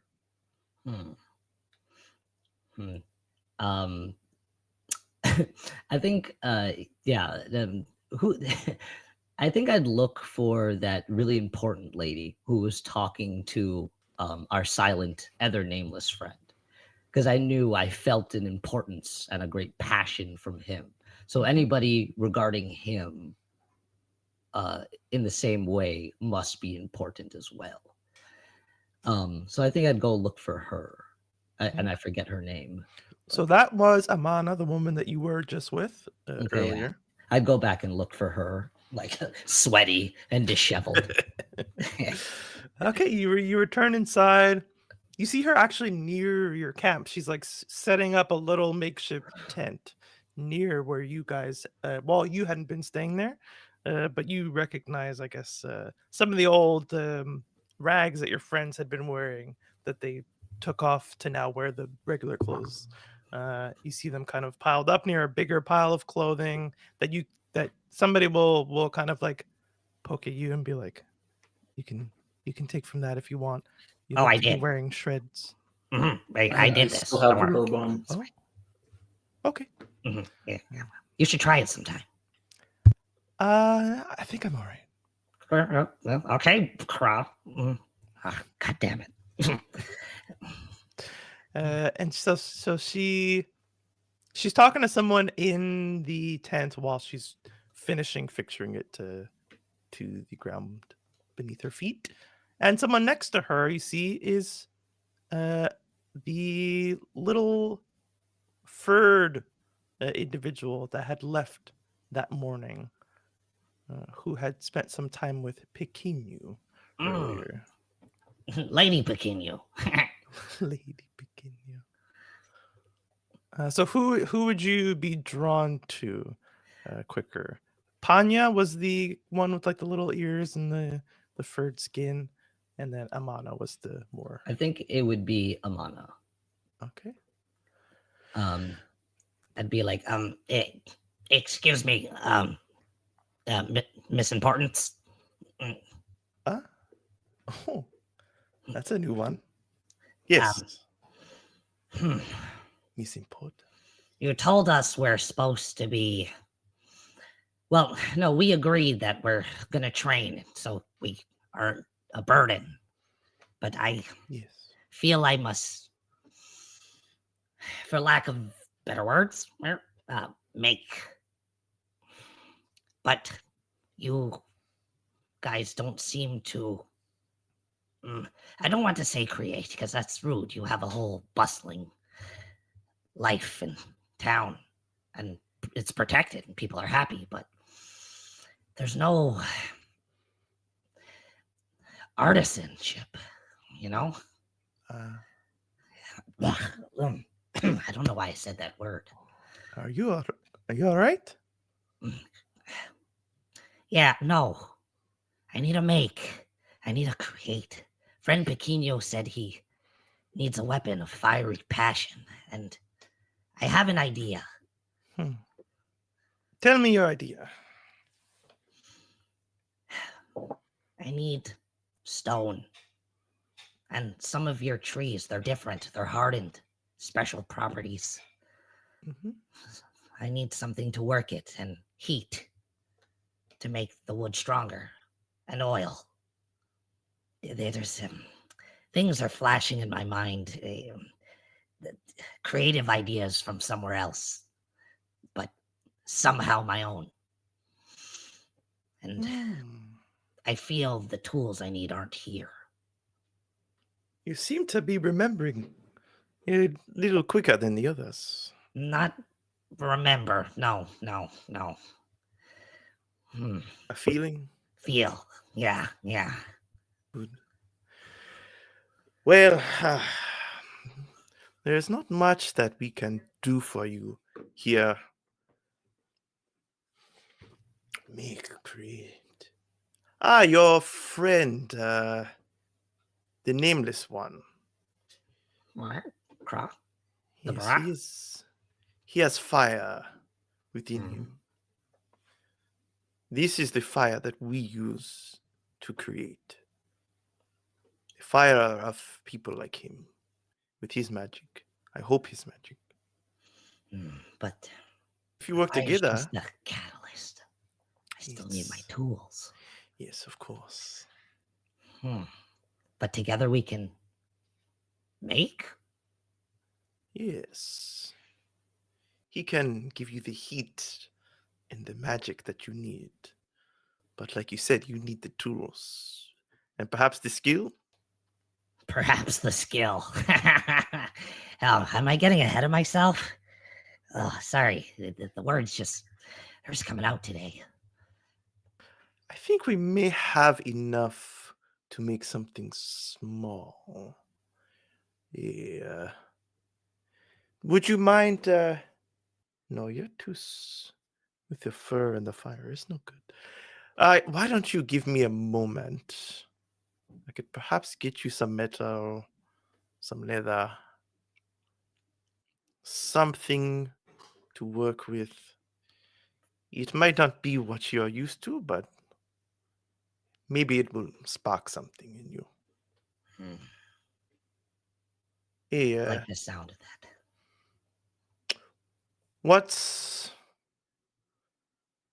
Okay, how about this? And she just gives you like a pot. She's like, go bring this outside, fill it with water, and set it up somewhere. Would you like to work? Come back. I will see if I can find anything else. Yeah, you got it, your importance. And I like, crick. Rush out. I'm like, oh, wait. I come back. Do you have a map? A map? Sure. Yes. Uh, 1 second. And she goes inside the tent. Wait a few moments, and then she comes back out. And there's this like scent that kind of leaves with her. It's kind of herbally, it's earthy. And she hands you a map, just rolled up on parchment.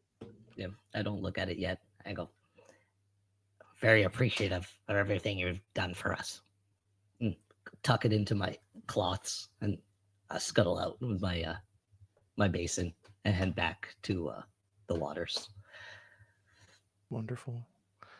You leave the compound. You walk down the path. You pass by some other people who give you looks and smiles. Hi, Crop. He's the one that goes, ah! No. Hi, sir. Move past you. You get to the water. And I think maybe you don't feel like this isn't clicking, like this part isn't really clicking. So do you do as you're told and fill it up? Yeah. But I'll get like a bunch of sand too. As I'm scooping up the water. And like really get like a mix of everything. Beautiful. This nice cloudy mixture of water and earth and sand obviously weighs down your basin. And so maybe now you're dragging it.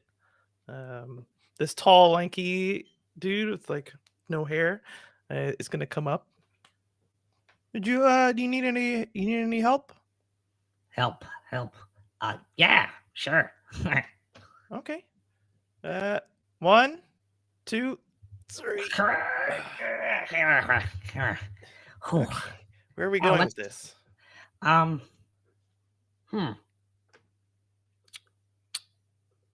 So he puts down his side. Hey, guy. Hmm? If you wanted to work on something really important, where would you go? If I wanted to work on something really important, I would go home. It's not really an option for you now.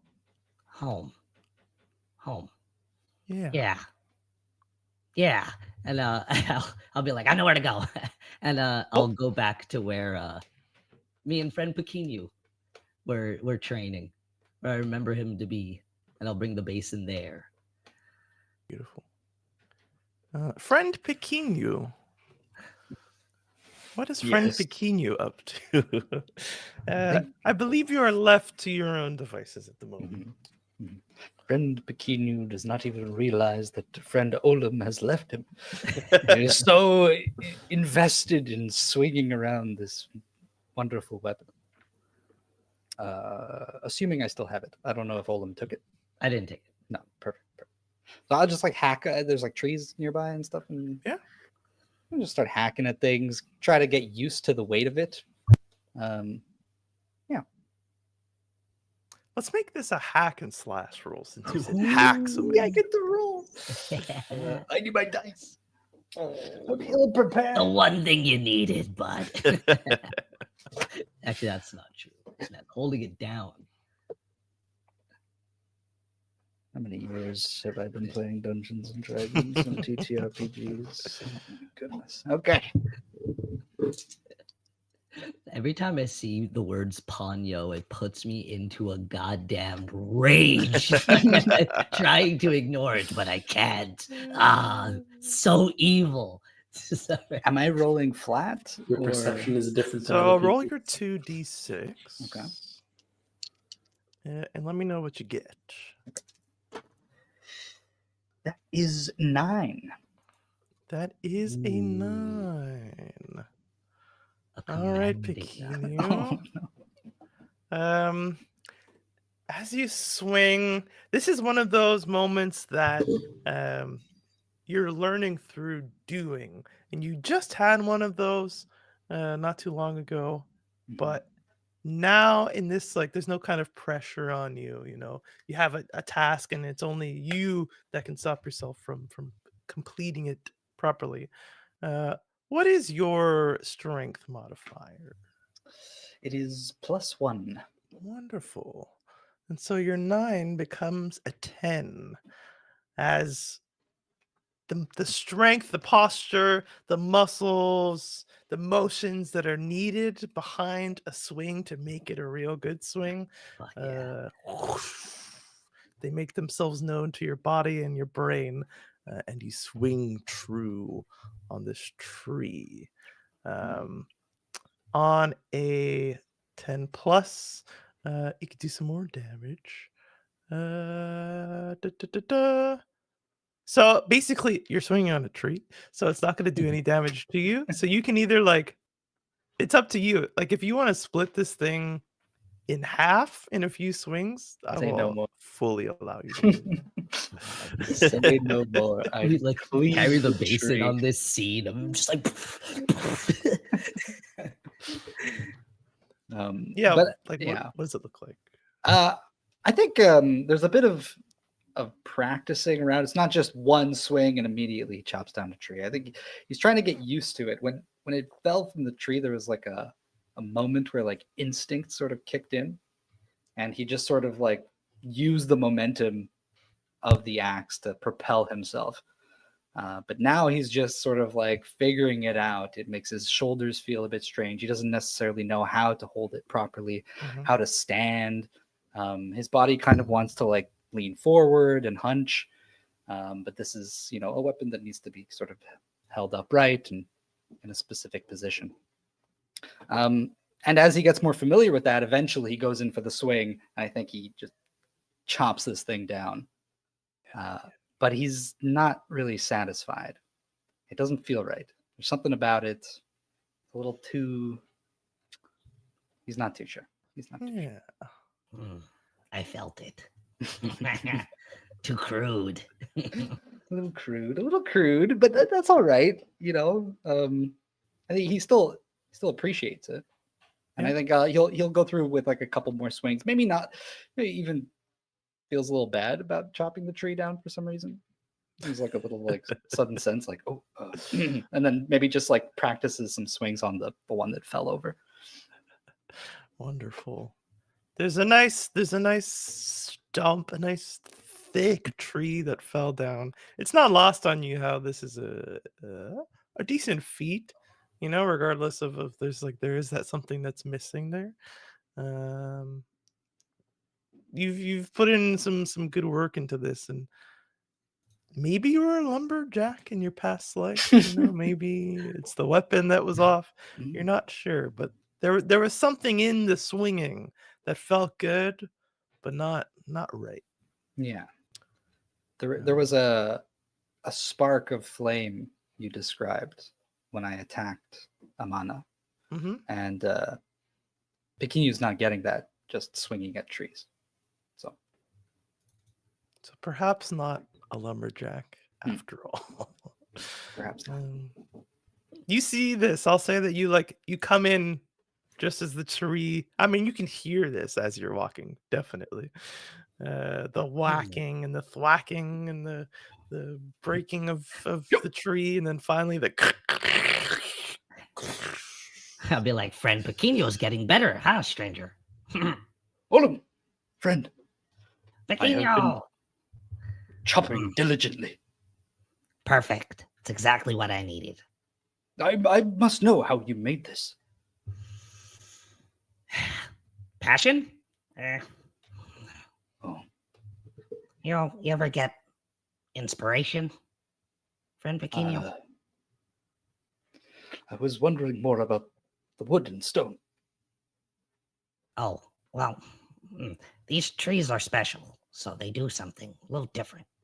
This is just easy. Well, the rope. Wait, hold him. Special in what way? Oh, But I chopped one of them down. Oh, not like they're like special like us. More like they're not like regular trees. I think. Sorry, if I could just, before I leave you here, here you guys, just don't waste the tree. Oh, It's I'm not going to. Okay. What have I done? No, we need to do this every so often, of course, but just not for nothing. If you don't have any use for that wood, you can just tell somebody. And No, it's yours. It's yours. And I'll like go and start collecting all No, the Frank, chunks and no. bits that I We're going chopped to use up. it. We're going to use Yes, it. No, yes, but it is for them. They must use it. No.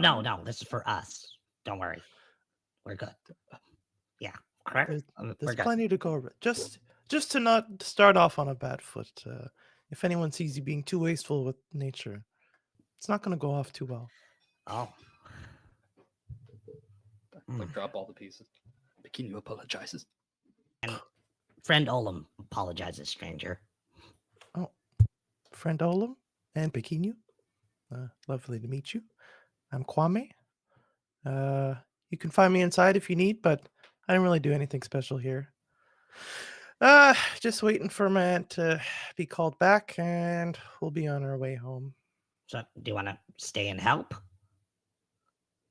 Help with knocking down trees? No. We're finding our passion, correct? Yes. And Olam wants all of this wood, but I insist that you take this.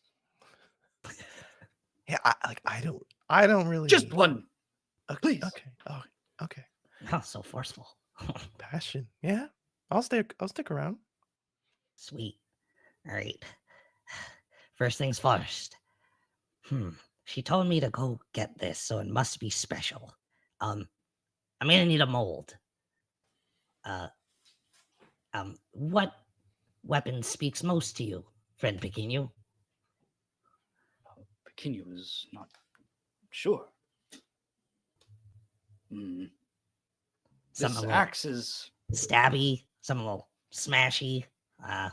Pequeno thinks if he can try and use one, he might know better. Something that burns. Slicey it is. And I think I'd want to take like the biggest like piece of wood or piece of the tree and kind of maybe like take the axe or ask Pequeno will be like, make this shape and kind of like in the shape of a sword into like the biggest stump, or like if I could cut it in half sort of, so it's kind of like a table almost, because I want to make like a mold, if that makes sense. Yeah, like an imprint in the tree with the axe. So I'll be like, like this, and I'll kind of like guide his hand and like chip to bring it out. So are you splitting the tree like in half so that there's like a flat portion? Yeah. And then in that, yes, you're making the imprint? Okay. Yeah. Definitely. You did make like a crude weapon. I will say that you find that you can do it, which maybe feels weird. But it's gonna take some time. This is like this is a laborious activity that you're taking on. Your friend here will at least help you move stuff out of the way if you need, or hold something in place, stuff like that. He's not specialized at all, but he's curious. So just an extra pair of hands to make it go a little smoother. Nice. New friend. A new friend. Unless there's Kwame. anything else. Yeah, no, mostly just that. I assume that's gonna take a while too. My idea is I want to kind of take like some earth and some of that water and the sand and stuff and pour that into the mold to make something new, almost like a clay of sorts in the shape of a sword in there, and let that set. And then I think with the empty basin, I wanted to see if I could get like sap from the tree. Like if I could like drill kind of like, or like stick a stake in there and try and collect in the basin while that is hardening. And I think that would be like Olam's day of like just watching this and like kind of tempering it and trying to make this weird creation out of like the things that are available to him. I like it. I like it indeed. Pequeno, are you willing to commit to this for a good portion of the day? Of course, anything for friend Olam. It's gonna be worth it. But I think like Olin would get like this serious look on his face sometimes, where he's like really concentrating and making sure things are setting right, and he's collecting things, and when he's chipping away and adding more, like he almost turns into like a different person. It's well, like quieter, and more focused and not as like wacky. Yeah, that'd be me. I will say throughout the day, you notice that the weapon is good enough to get some stuff done, but the strength behind your shoulders and your arms and stuff, it's not quite there. But you notice, Pequeno knocked this thing down by himself with a few good thwacks. So if you'll take use of him during the day and his strength, Oh, Pequeno, absolutely. if you'll allow him to, Mhm. then you'll discover, my friend, even through conversation with Kwame and noticing how impressed he is with some of these feats, as you kind of get, do you sweat actually? Let's let's put that into canon right there. No, Every no. character is Well, Well, specifically animals don't really yeah, that's what sweat, I'm right? thinking. Well, But you're still a maybe they do, but humanoid, so I'll leave okay. that to you if you want to. If you want to be Well, sweaty. it's a bit strange. Maybe the just sweating is like- like a thing we do to like help regulate.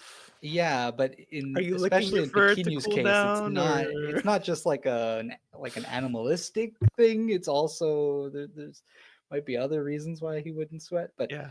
Okay. I'm gonna say that no, Oh, there's no yeah, sweat. okay, I like There's that. no sweat. Yeah. Okay. So you notice you are not breaking a sweat. Even Kwame just like trying to hold like some huge portion of the tree up to help Hmm. you get it off is like breaking a sweat. And it dawns on you that you have the move called bend bars and lift gates. Jeez, that boy buff. Damn. That boy buff. Little boys. Oh yeah. I still think I should have So wanted birds Tucson. release heat by panting, just like Mhm. dogs. Just by them. So he's not even panting at this point. Yeah, through like the paws and the tongue, like I imagine. Yeah. I don't know if you can. Well, not pant, but like release heat. Release heat. Like that thing from Pan's Labyrinth, but just pants. Oh. Gross. Just a dog that mouth eyes, in a though? hand. Eyes. Yeah, but we're talking about panting paws. I'll quickly read the little thing. Ferocians have above average strength compared to typical humans. When you use your pure strength to destroy an inanimate object, you can roll plus strength, and depending on the results, you can either take a long time to do it, not damage anything of value, not make a lot of noise, or fix something without a lot of effort. So I won't make you roll just because this is a lot of smaller moments of strength kind of piling up. But you do know truly within yourself that you are of above average strength. Okay. So cool. Excellent. And we shall move over to Basilar if you are so inclined to be moved upon. I allow it. Depends on in what way. So as Olim was going a little bit outside the compound to then go inside and speak with Amana, your friend Pequeno was staying outside destroying a tree, and I think your other friend just went on a stroll, the nameless one, lost in thought, but not too far. And then there's you left. What would you like to do? Then there's me. I don't really know much about myself. Like I don't know what I do, but I do know that the music last night kind of called to me. So I feel like he's starting to like miss it a little bit. Mm-hmm. He's gonna go back just to see if he can figure out a bit more about that. Wonderful. You see that you are kind of being waited upon. by the old Oh. man. There's a small bench with objects piled upon it. Some are on the floor scattered around, and then there's the big drum. And you see him kind of perk up when you show up. Oh, I was wondering when you'd show up. Hi.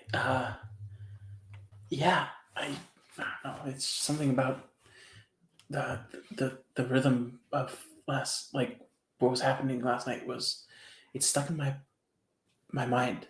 Yes. Here, he throws something at you, like at your chest, kind of just like, you know. Do I catch it? Like, am I agile enough to catch this? Fumble. Actually, good question. Yeah, it's kind of like a fumble, like not a fumble actually. It kind of bounces around in your hands, but you're able to catch it and press it to your chest, Okay. stopping it from fall. You hear a little like rattling from the inside. It's just a small, like round object with stuff inside that rattles and a little handle. It's a maraca. Yeah. It's a rattle.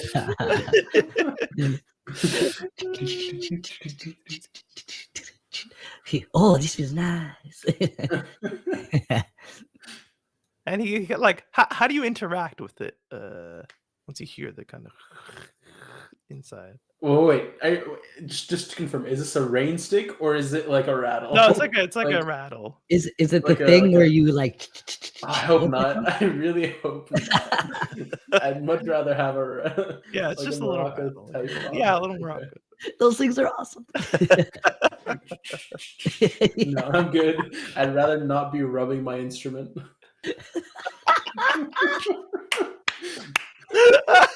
Clip it. Clip that. You see the it's Do it just so gonna now. happen.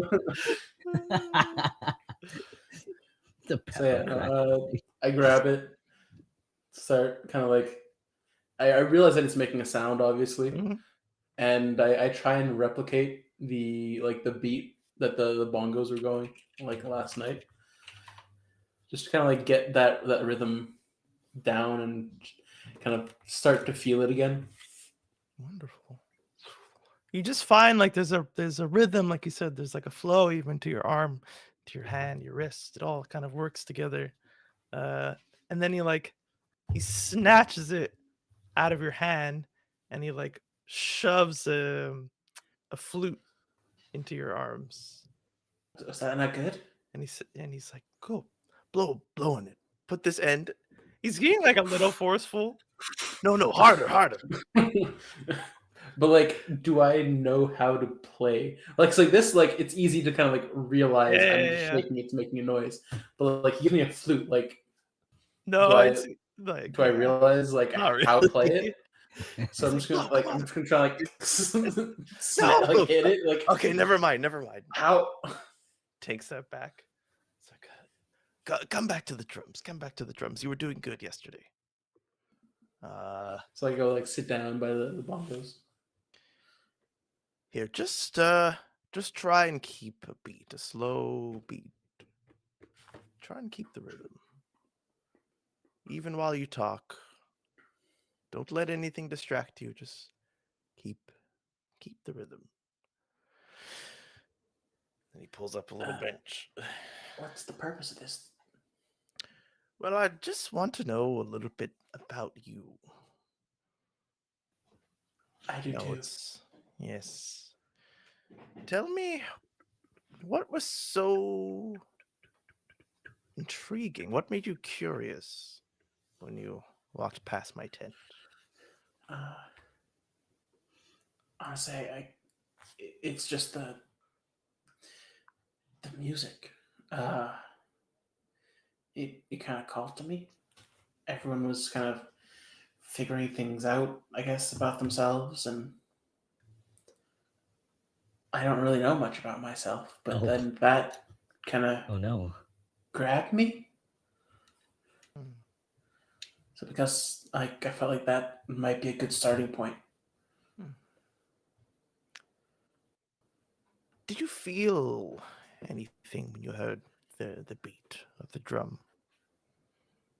A Any emotion? stirring within my soul. I think I was happy. Yes. And what do you wish to make others feel through your own music? I I don't know if I can make others feel anything, but if I could share this feeling that I have, I think that would be a good thing. This feeling of a stirring inside your soul? Yeah, Mm. that it kind of like awakens something in them, makes them feel like alive. Look down at your hands. And you look, and that steady rhythm that you had easily maintained, it has changed. You're, you're hitting on different spots of the drum, using your fingers. But you were just you were just talking. And you were like, kind of the moment that you realize it, kind of like it kind of trails off into you actually being more in control of your hands. But he puts a hand on your shoulder, and he says, "You don't need to learn how to play the instruments. You just need to learn what it is that you want to make others feel. And whatever instrument calls to you, you'll already know how to use it."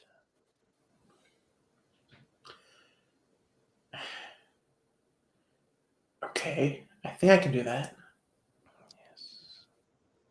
You are like me and my wife. I can admit now, the story that you heard was meant to put you to sleep. But you were awake and alert, and that told me that you understood what was behind the words. You heard what she was truly saying. Oh, You we are shouldn't finish the story.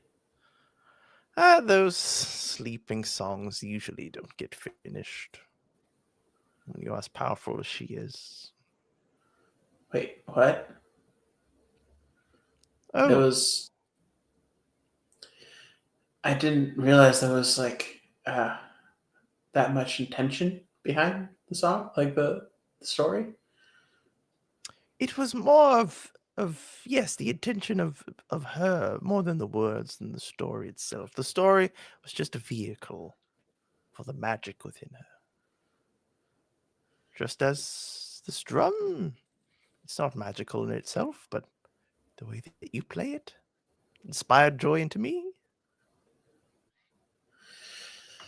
So you think I can do these things that, like, say, like the words, and like I can tell stories like that, and I could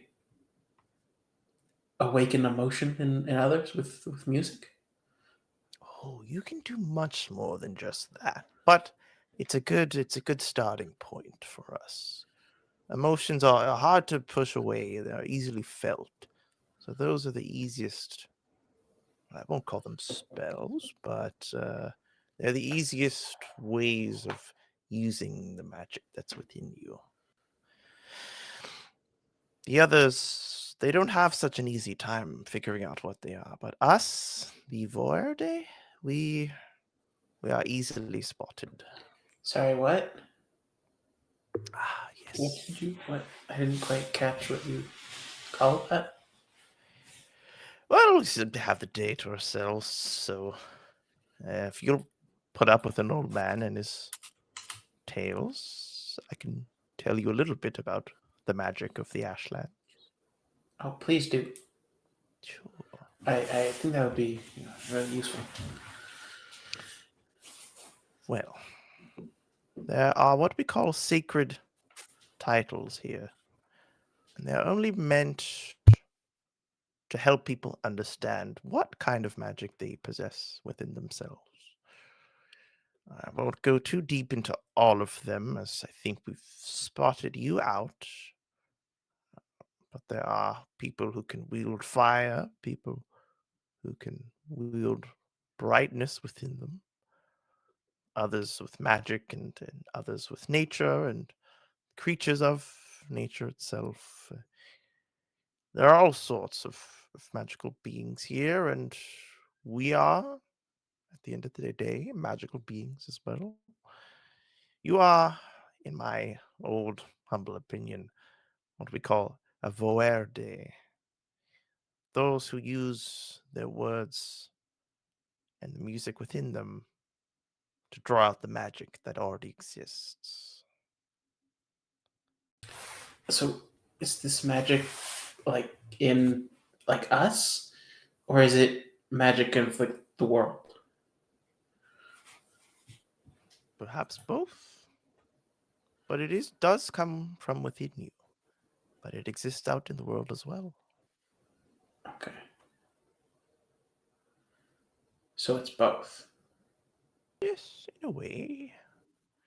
In a way that is hard to describe using these silly words. There is another yet language for you to learn, though. And you I say, only know this language. if I'm correct, you will learn it on your own. It is the language of the first Ashlandians, and it is passed down through this magic. The Voerde magic? Yes. Oh.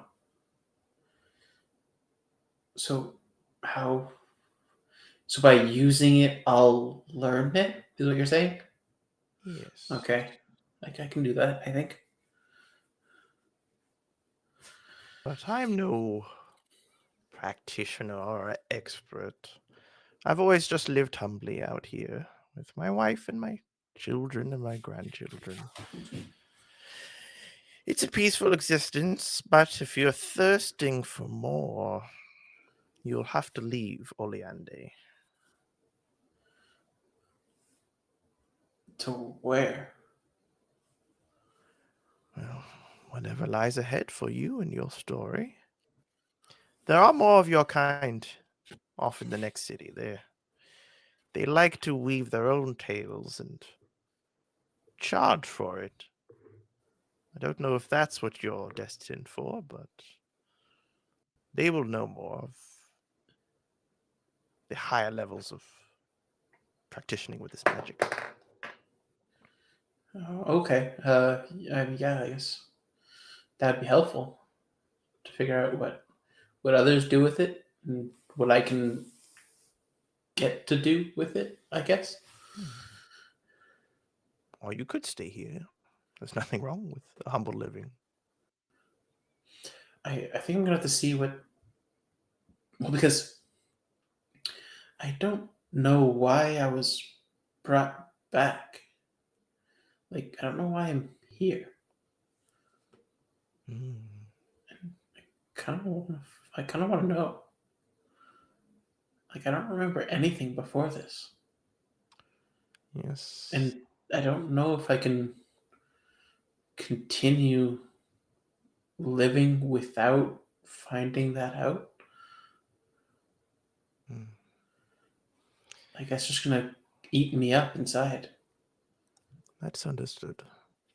Just know that you may not like what you find out. Some have grown to regret searching for things that should have been left forgotten. It is unfortunate, but it is true. But how would I know without, I guess, well, finding out? That's the conundrum. Do you attempt, and in the attempt, do you find regret, or do you find regret in not attempting? A question indeed. I think I need to at least find some things out and not regret that.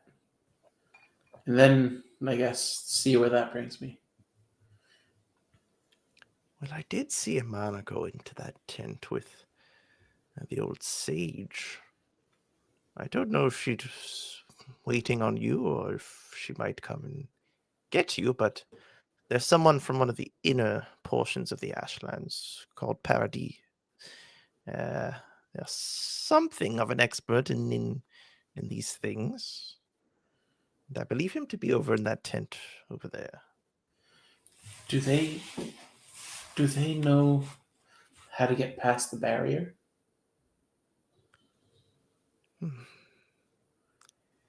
Kind of like leans in a little. It's likely to not share that with you. They have their own ways of traveling that are reserved for them. It's quite an honor to be allowed to travel freely between all the cities. I don't yet think they think you've earned that. But so that means that there are other cities in this area before the barrier that we can go to. Yes, those you'll have to travel to yourself unless you can convince them to let you hop over through a tree or something like that. But Wait, what? what? Did you not?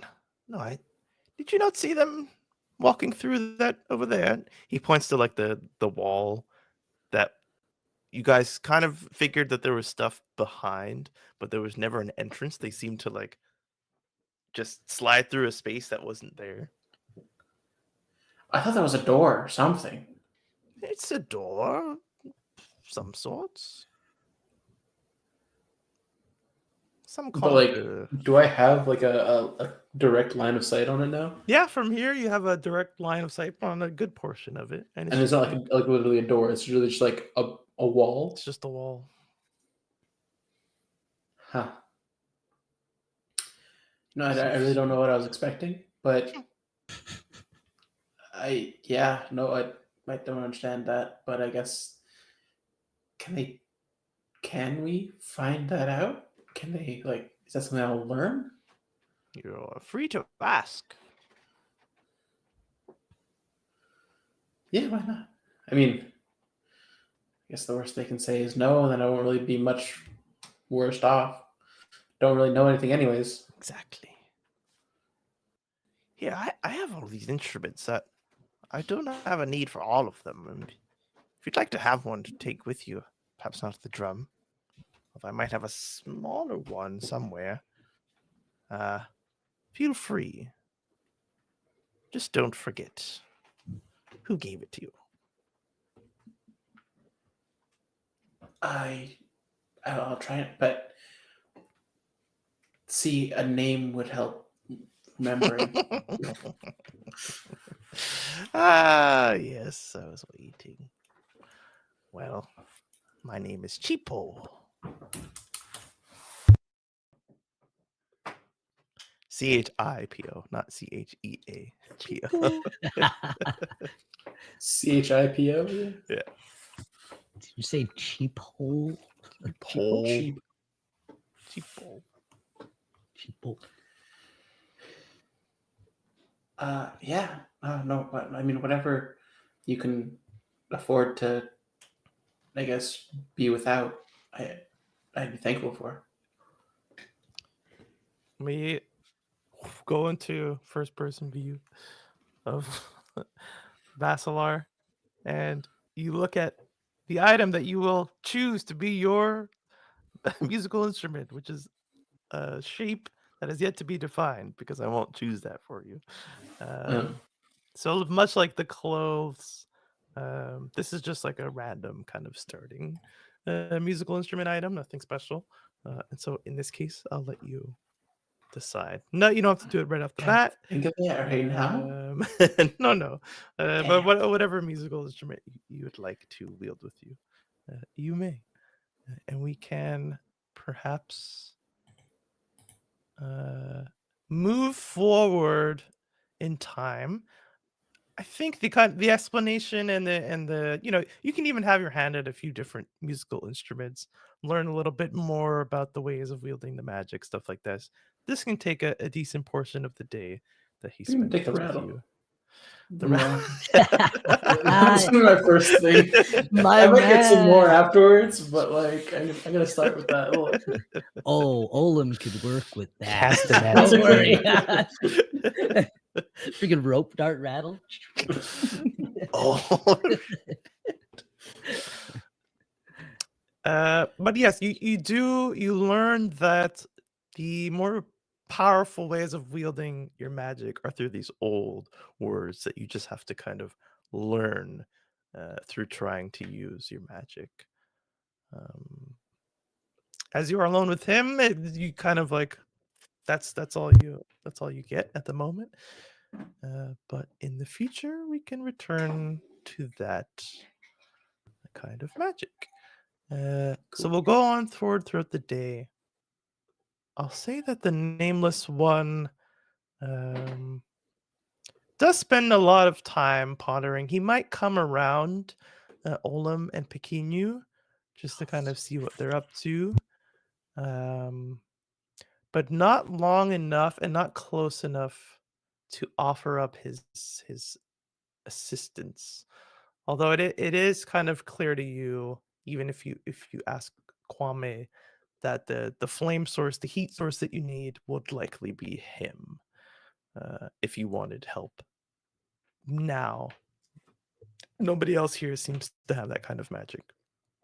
I think I would bother him to help. Or well, he did also say last session that he wanted to find a way to help me make. Mm-hmm.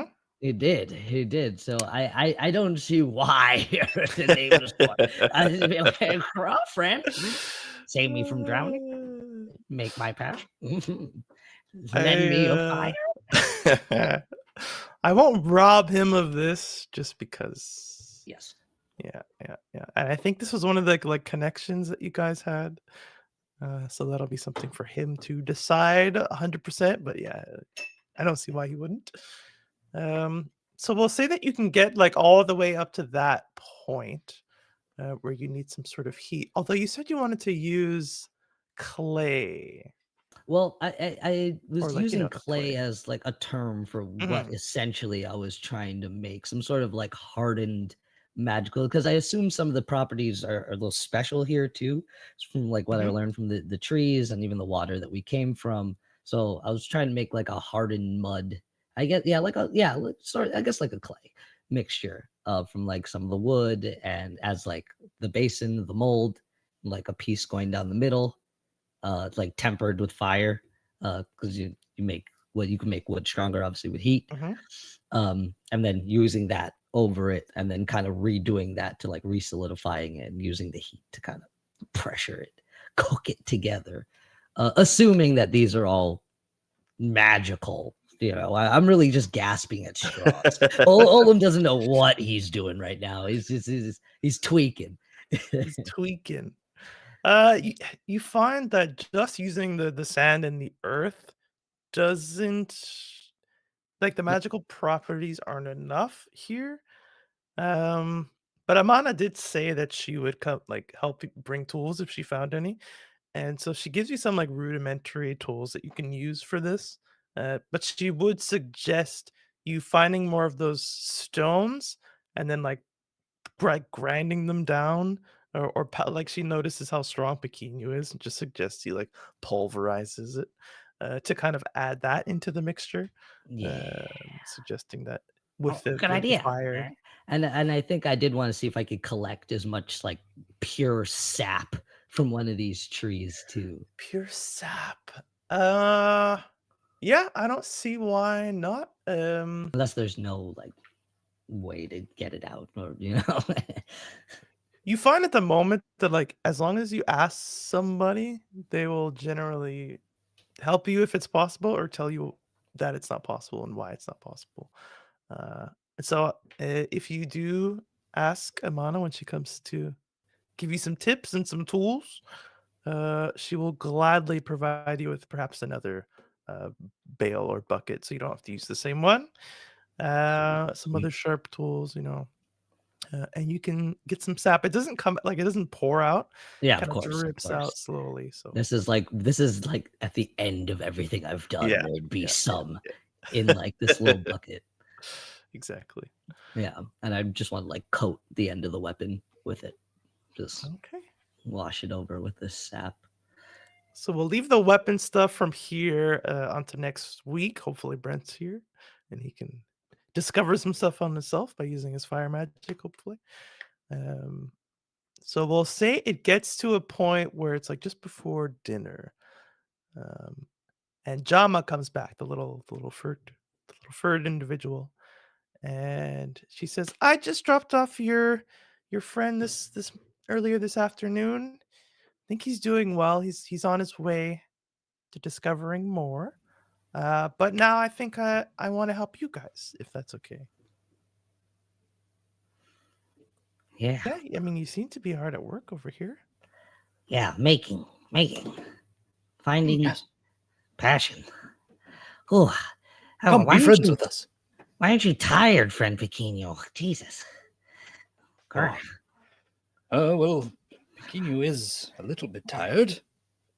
But if you need Pequeno to do more, he will do so. It's so freakishly strong. Goodness.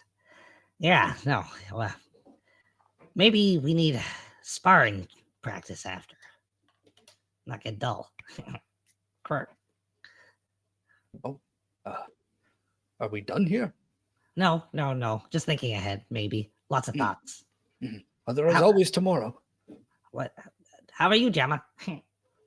Oh, well, I was just gonna suggest something. I don't quite know if you'd be willing to.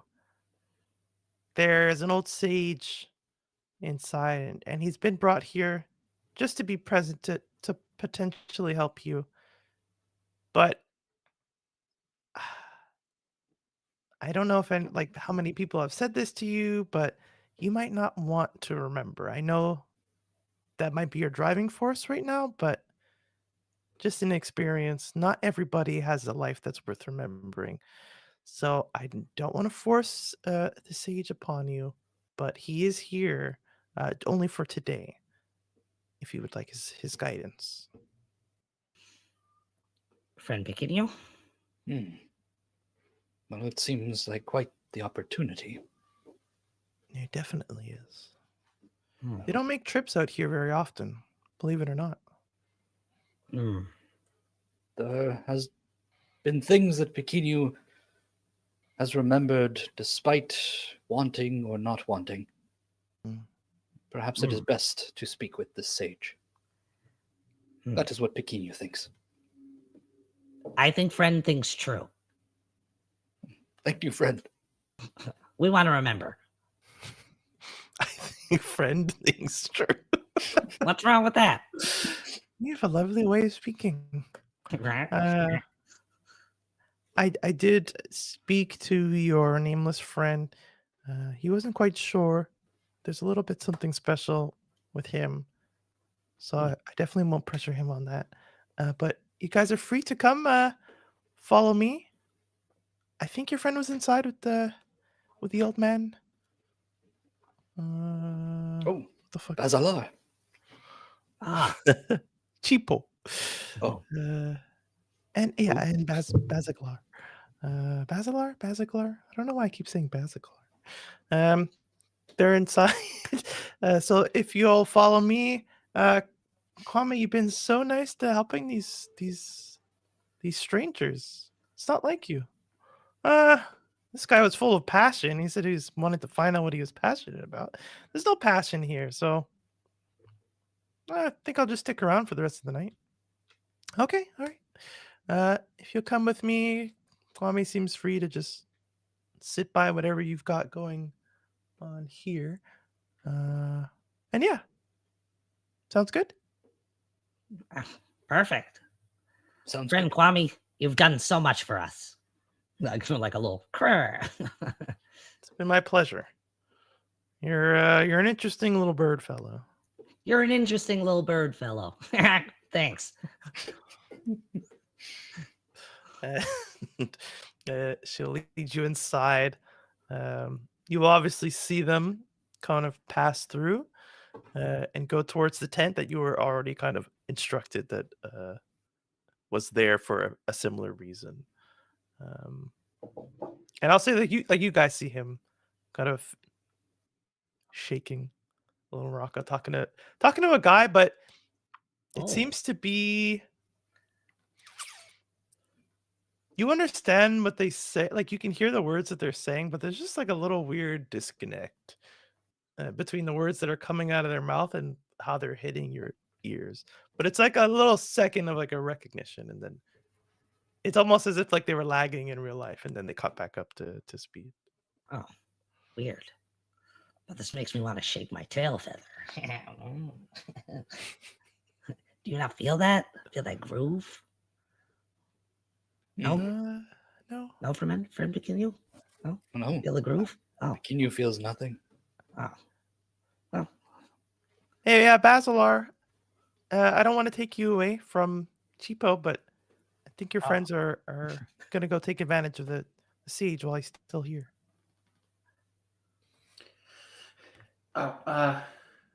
Chivo, I guess, yeah. I'll go see the stage. I don't know what they can do for me too much, but thanks for this, Chipo, and thanks for everything. I'll come back later. Sure. I'll have the wife cook up something extra for you. a mason jar in the vast Thanks. desert. Thank you.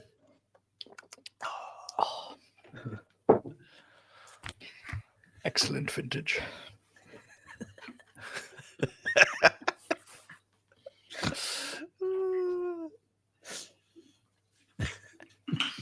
Hey, Pequenu, you wanna?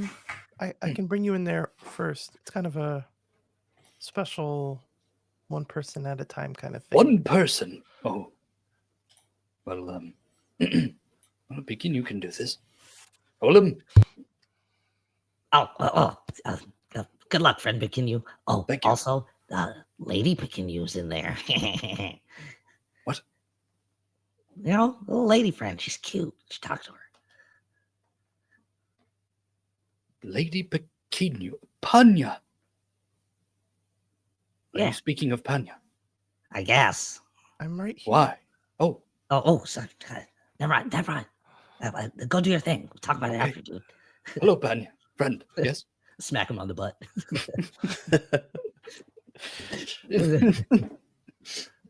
I think like my tail like flicks the back of your head or something, just like instinctively. She opens the tent. A room full of steam sits in front of you. If you are to step through the veil, Pequenu steps. you step in, and you are in a vast room, wide, incredibly wider than the one that you were just in. There's a ceiling, but it is so far up that like it kind of makes you dizzy to look up and try and find it. Keep my like eyes low. You feel this etherealness in the room, and it emanates from the walls that are far, but they are looming over you from a distance. Everything is hazy and smoky, but you can tell that there's something, that you see the darkness in this smoke. Just this long object, and something smaller seems to sit above. And the smokes around you are gray and light purple, but there's this like green smoke that seems to emanate from that little figure sitting atop what looks to maybe be a long table. 5 lines of smoke billow out. Sorry, my mic's down. Oh, that was like perfectly timed. What the heck?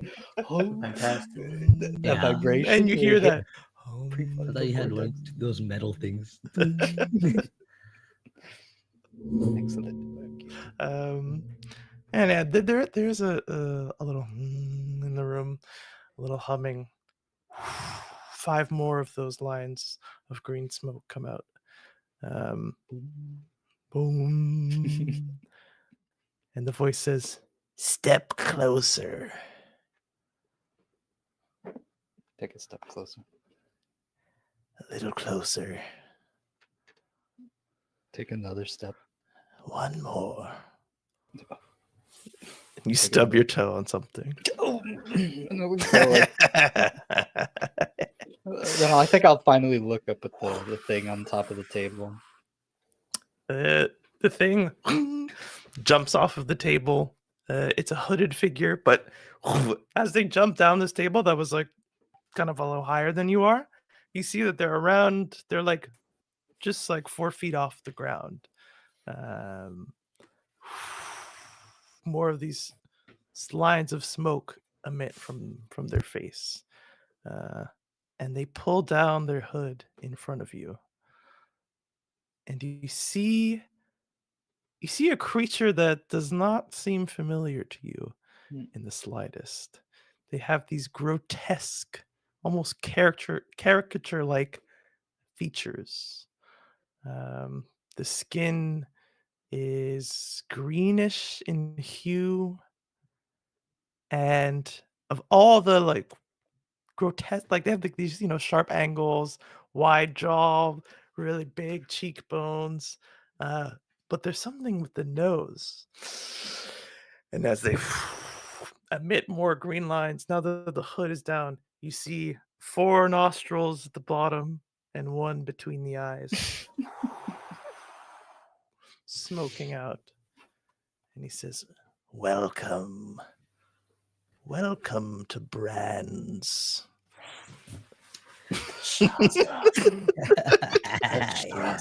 Domain. Pequenu is honored. Yes. Now I've heard about you, Pequenu. You have? You've come from the waters, correct? Yes. Pequenu has come from the waters. Well,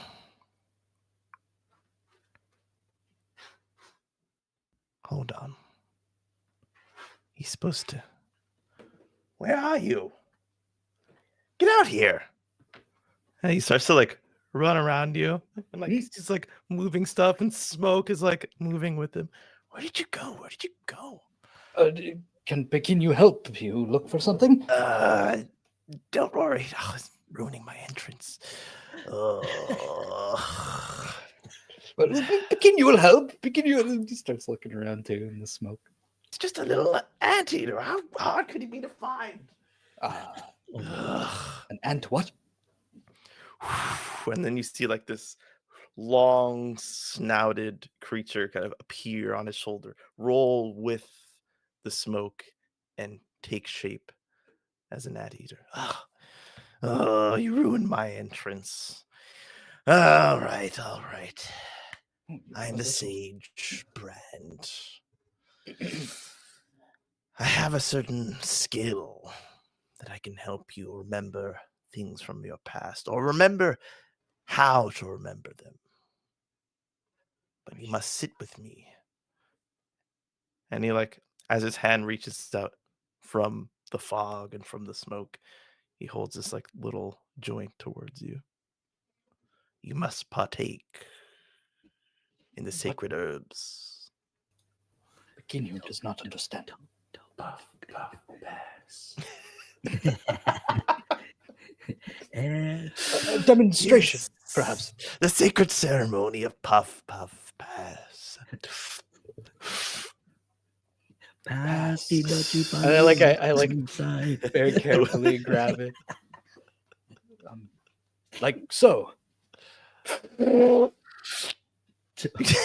It's- He just burns up the whole thing. And then Oh, 2 small puffs, not 1 long puff. Don't forget the But most why? important part, the pass. the pass. I'm giving the anteater, perhaps. What? Pass it to the anteater. Oh, sorry, little one. It's gonna take. And you kind of go, he starts like asking you just all these questions. Like, so where are you from? What's your mother's name? What was your favorite food? What was the name of that girl who broke your heart? I don't know what your Asking. Um, he's kind of like he's pestering you with these questions, and this whatever the substance is that you're inhaling, it's destroying you from the inside. It's like taking everything you have to concentrate on what he's saying. But the combination for the first time, you are indeed sweating. This is what it feels like to be hot. I will ask you to roll a Oh no. a simple roll. A constitution check? The Constitution saving throw. No, I will ask you to either discern realities or spot lore. Most likely, spot lore is most appropriate, but I like to give options. Discern realities or spell. I think let's spot some more. So it's going to be 2d6, and we'll see what you get. I got 9 again. A 9. Since you are on the cusp, can you reveal what your 1 second intelligence is? My intelligence, the modifier you mean? Yes, please. 0. 0. Okay. Not too bright. Not too bright. On a 7 to 9, the GM will only tell you something interesting. It's on you to make it useful. So you can ask me one question. You're being pestered by question after question, and one of them will kind of like stick, and the answer will potentially come forth. I get to choose. Yeah. So you're kind of choosing between this barrage of questions of like what actually matters enough for you to seek an answer to. I think there's a moment where he's like, "Did you ever have your heart broken by a lover?" Or something. I think, I mean, the question itself is meaningless to Pequeno, but the word lovers, and especially love, I think, kind of stands out for a moment. And Pequeno goes, "Love, what does it mean to love?" And he sits in silence with you. Him and the anteater staring at you. And I can't look at the anteater. Its face is like so narrow, you know.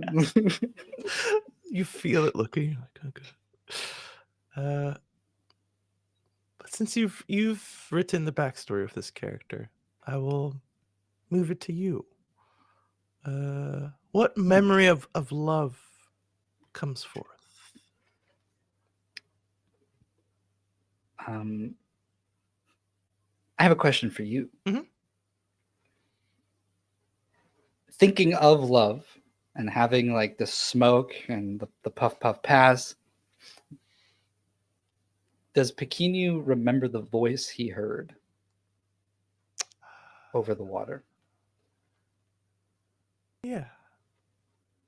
Maybe it even like you hear it again. Not like as if it's there, but in like in your mind's eye, your mind's ear. You hear more like the tonality of it and the emotion behind it, but just also like what that creature sounded like. And I think it kind of echoes in Pequeno's mind over and over and over. And Pequeno has no awareness of time at the moment. And then I think it just ends on like a flash, and he gets a glimpse of maybe like not the face exactly, but almost like a silhouette of the face of who the voice is coming from. And it's just engulfed in flames. And he comes out of it, and all of a sudden he's like crying. What is it? What is it? What does it mean? Why are you so silent? And I think I'm gonna go up to the little dude and kind of grab him. You see your hand like passes maybe where the armadillo would be, since it's like kind of around his shoulder, but it just like passes through and the armadillo kind of billows away. Anteater? Oh, sorry. Yeah, anteater. It's got a shell He now. becomes an Yeah, armadillo for a it's second. switched. Oh, they look pretty similar. You have the answers within you, Pequeno. No, Only no, perhaps Panya was right. I do not know if I wish to know. Pequeno does not wish to know. you don't want to know what love is? Well, it scares Pequeno. I does not know why. That is good. Good? Yes. How is this good? Fear. It's a great motivator.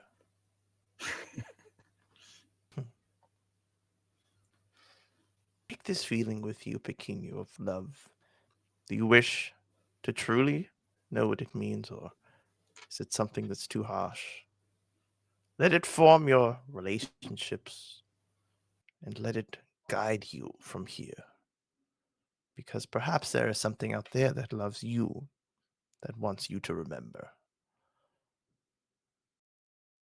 That is all for now. No. If you do make it to Parity, come and find me. Parody. And Pequeno will try. Thank you. Get out of here. Very well. Yeah, thank you. I'm gonna stumble. Specifically avoids the place where he hit his toes.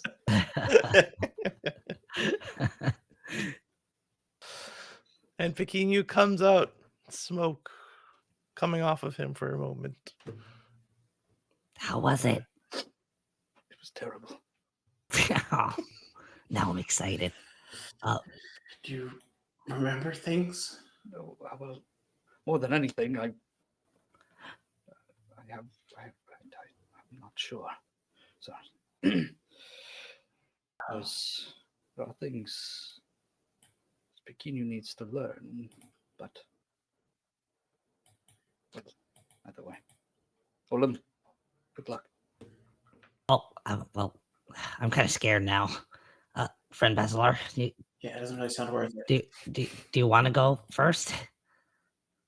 Also, that music, that whatever you're doing back there with the little oh man, now that was Groven, man. Oh, wow. I think that's what I'm going for. Kind of just like playing what's in your head, and just hoping that it works, right? I don't know. Everyone likes different things, right? Yeah, I kind of chose that approach with the weapon I was trying to make. Just play what was in my head. It's kind of similar. Correct. Oh yeah. You guys used weapons before. I threw a rock. A rock's a weapon Is it? in the right hands, I assume. Okay. Maybe I'll continue with that. Well, I mean, if you're sure you don't want to go first, I mean, I guess. Yeah, I'm Oh, nervous all of a look out, sudden. smoke. How's the Okay, smoke, guess Pequeno? Well, guess I'll go in. yes, be wary of the smoke, but you must partake. Partake in what? Well, go in and you'll see. Oh, okay. I think I'll lead down and be like, Walking. partake of what? Puff, puff, pass, apparently. Rock, grass?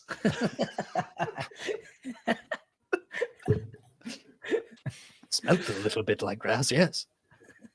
Oh. We'll like talk to each other as he goes in. Baslar, you walk through the tent, and you see the same kind of like looming walls and very very very tall ceiling if there is one, but the room seems to be clearer than what you might expect, having heard what Pequeno just went through. There are wisps of smoke, but they're low to the ground. But the smoke on the ground has like a heavy green color. You seem to be in. If you've ever played, have you played Mass Effect 2? Parts. You know when you go and see the collector, Okay. it's kind of like that. Like there's just like a Yeah. table and a guy on the table in this like vast space, but it doesn't like it doesn't seem like the way a room would be set up from your knowledge. I think yeah. Simon just left for me. Oh yeah, For you too. yeah. Okay. He's back. Oh. Oh, and he's gone. No. Well. Hey. In and out of existence. There we go. Wait. He's having some connection issues. Okay. Yeah. It's all good. The smoke. Just wait till he gets back. His connection is high. Actually, this is a good point. If we have the BRB screen ready, potentially to be ready. It'd just be like if you want to change the checks something ready. You need like a We- landar wall, like crashing through a china shop. Let's take a quick 5-minute break. Get some water, stretch. I'll push some ads through. If you're here, please stay around, and we'll be right back. Unless I was too quick. You're way too quick, my Trigger. friend. All It's right. okay. I'll hold the fort. You guys go. I'll do the screen when I'm ready.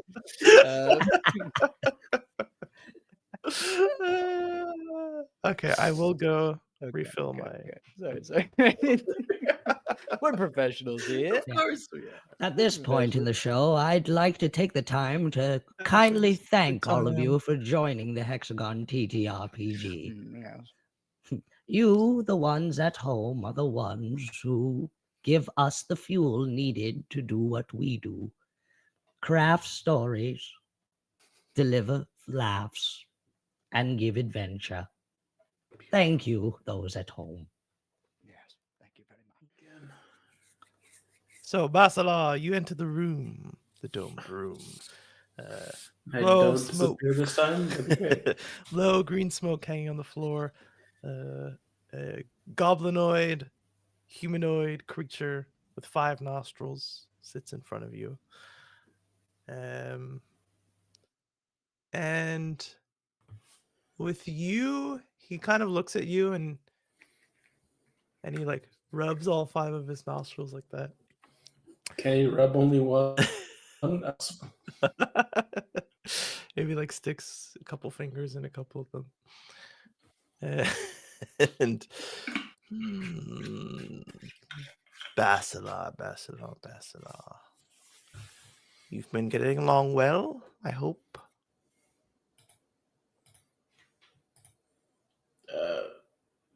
With people? Yes. I guess so. Good. Yeah. You're a hard read, Basila. Am I supposed to be an easy read? Yes, in my experience. I just have a knack for this kind of thing. How'd you get a knack for things? Through experience, magic, expertise. You know, I met an old witch who helped me along the way. Oh, yeah? Yes. Does she help you jump through trees?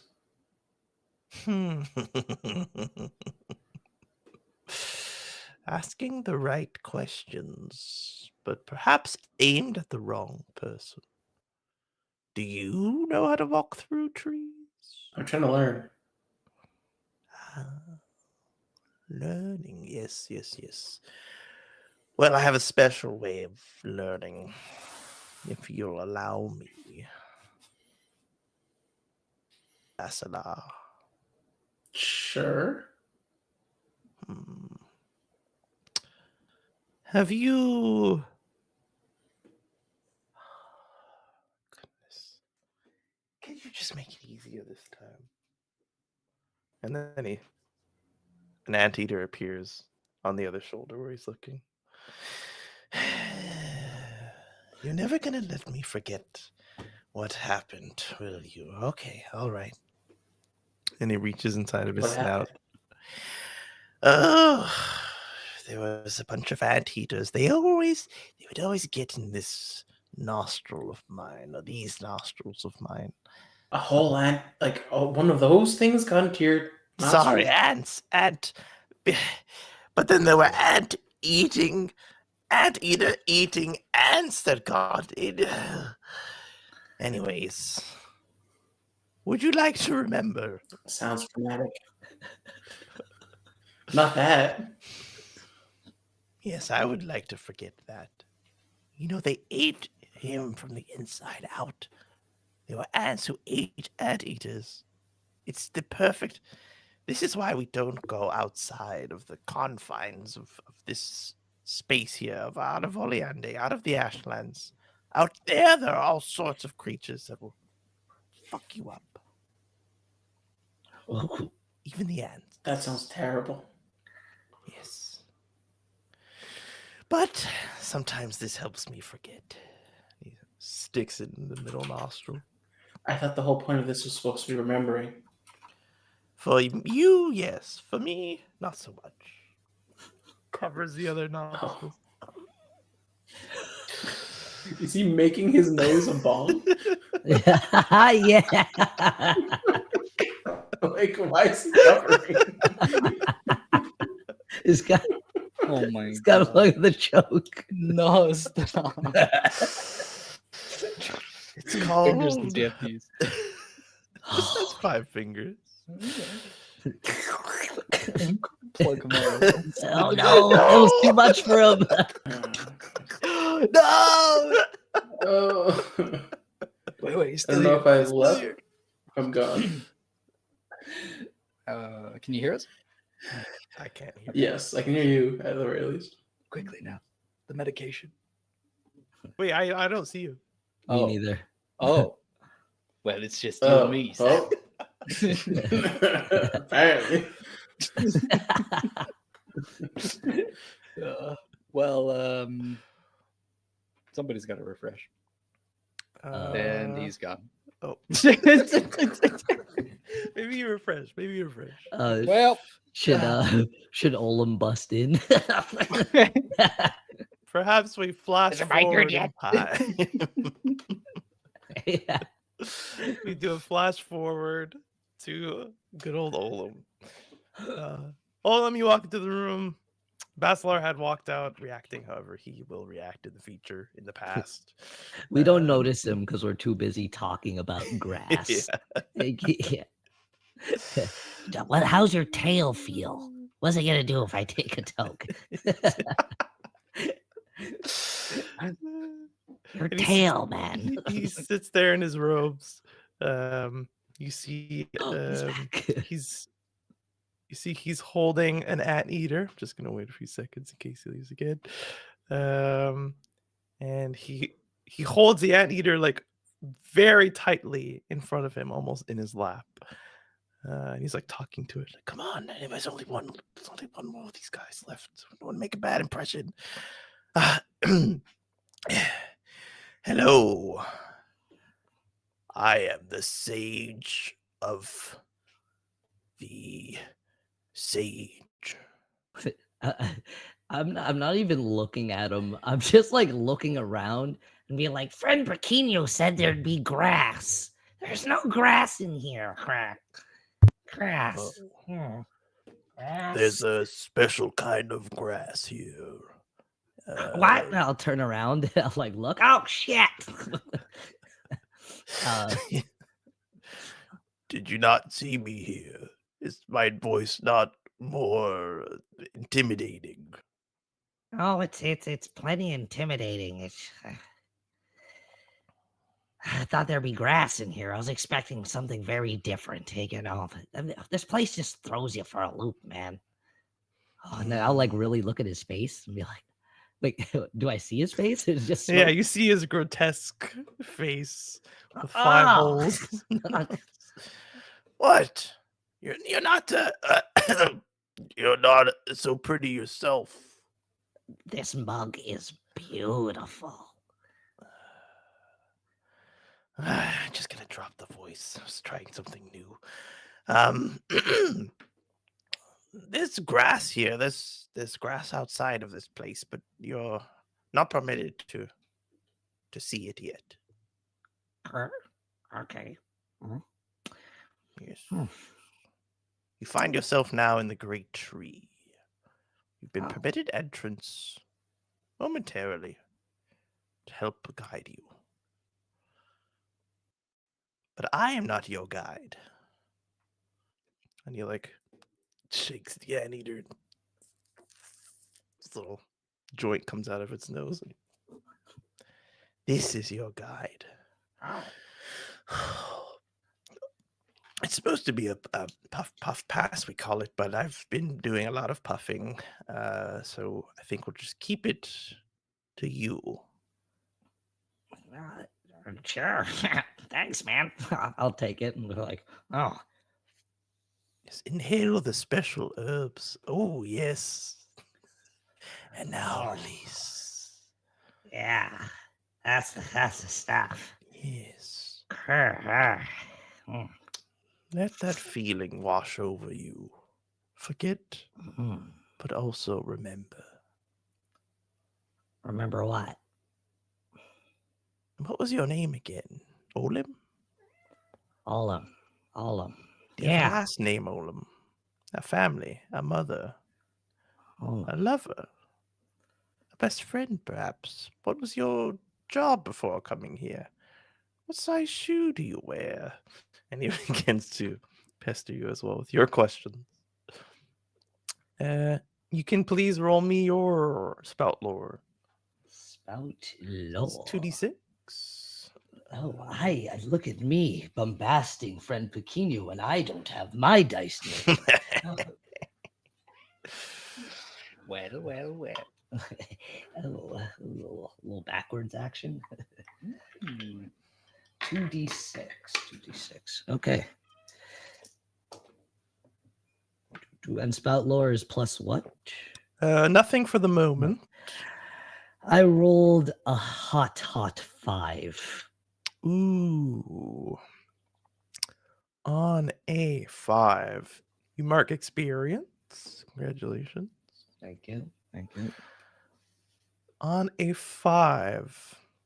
You're badgered by these questions, how old are you? Do you wear prescription glasses?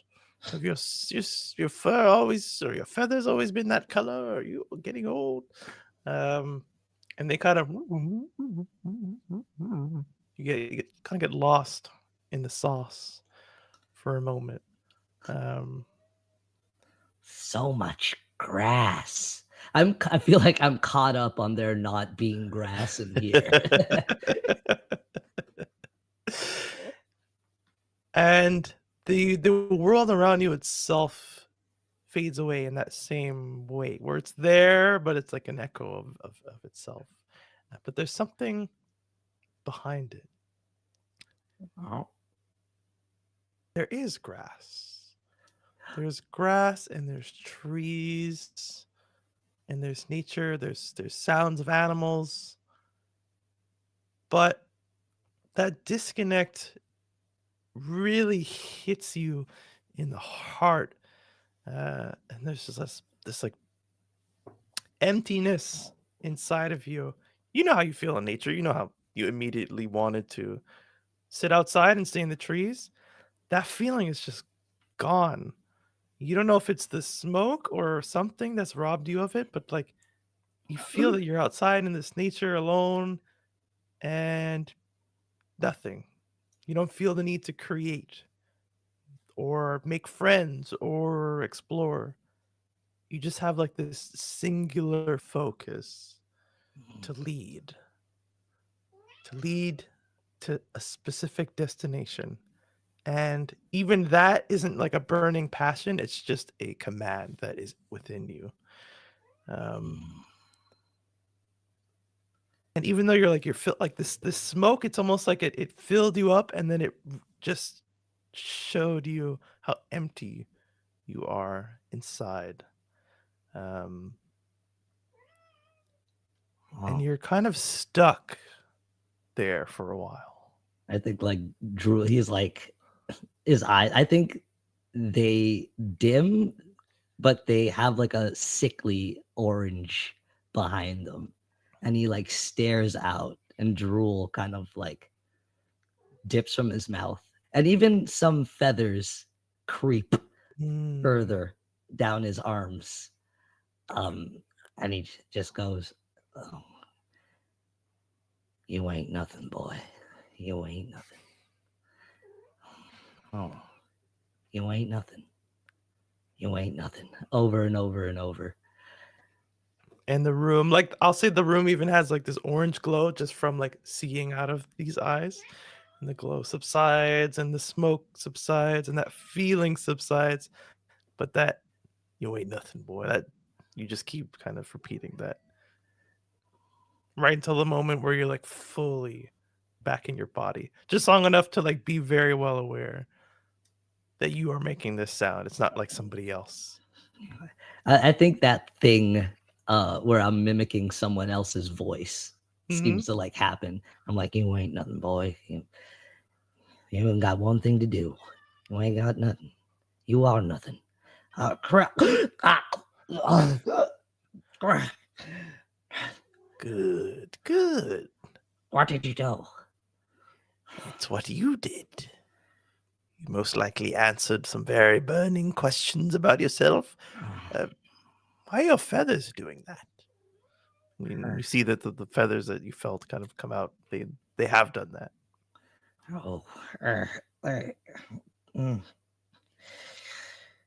I don't know. I feel like I lost myself. Stop meowing, would you, you anteater? Anteaters don't meow. Sorry, it's not real. I lost my anteater, and this is just a little spirit that I bring with me. It's what's left. Yes. What's left of me? What's left of me? And I like go up to him and go to like shake him like Bikini did. Not again. What's left? What do I have left of me? Who am? What is me? This is different. This is not the passion. This is empty, but not empty. It's pointed empty. I don't understand. He reaches inside of his cloak, and he wipes the drool with a very nice kerchief. And he wipes, and you notice that like as he pulls it back, it looks clean, and he folds it up, puts it back in. That's like, that makes me like sit back down. Yes.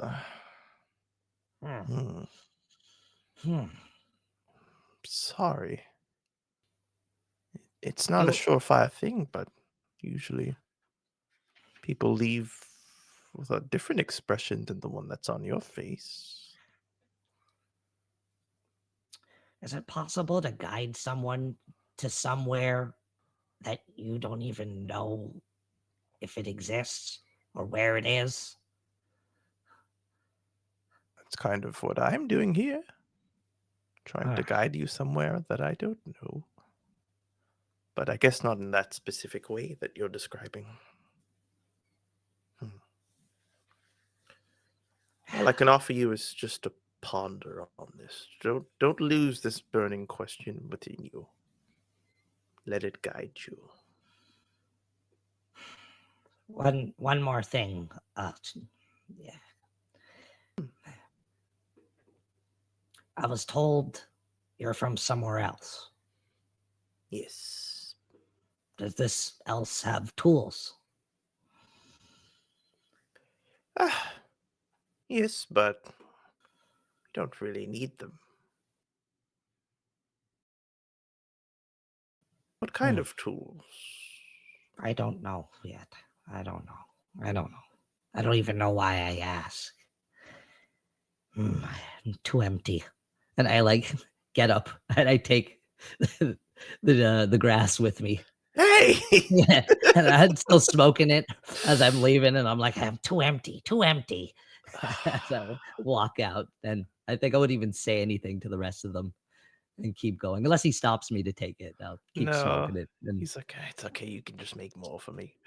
And you walk out past Basilar, past Pequeno. And speaking of past, let's go back into the past. Mm. Basilar, I don't remember where we left off specifically. Yeah. He was making a bong out of his nose, basically. Yes. And he passes it to you.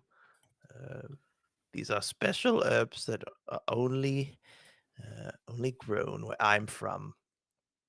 And when they interact with the fire and you breathe in the smoke and the ash, they're able to help you. The magic is able to make a connection with your brain and help you find a path, or at least the beginnings of a path.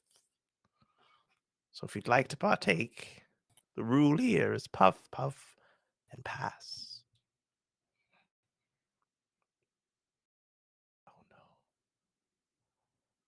oh, I heard the oh no first. That was crazy. Oh, Come on, Literally every time I Is it still there? like he was there through Yeah. Shadeen's whole thing, and then it knows. It's the It knows past. somebody's pranking you, Simon. Somebody's waiting. Being DDoSed. Yeah. Somebody in the audience. It's the power is of the puff puff pass. It's disrupting the Wi-Fi waves.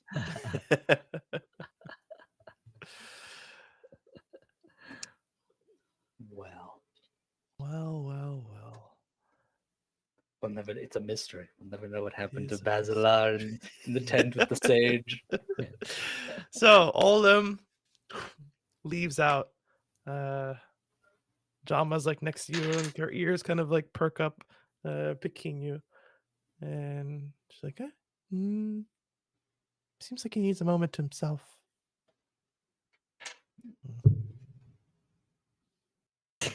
Slumped over. I think He's he's like, Are you hungry? "Are you speaking to Bikinu?" Yeah.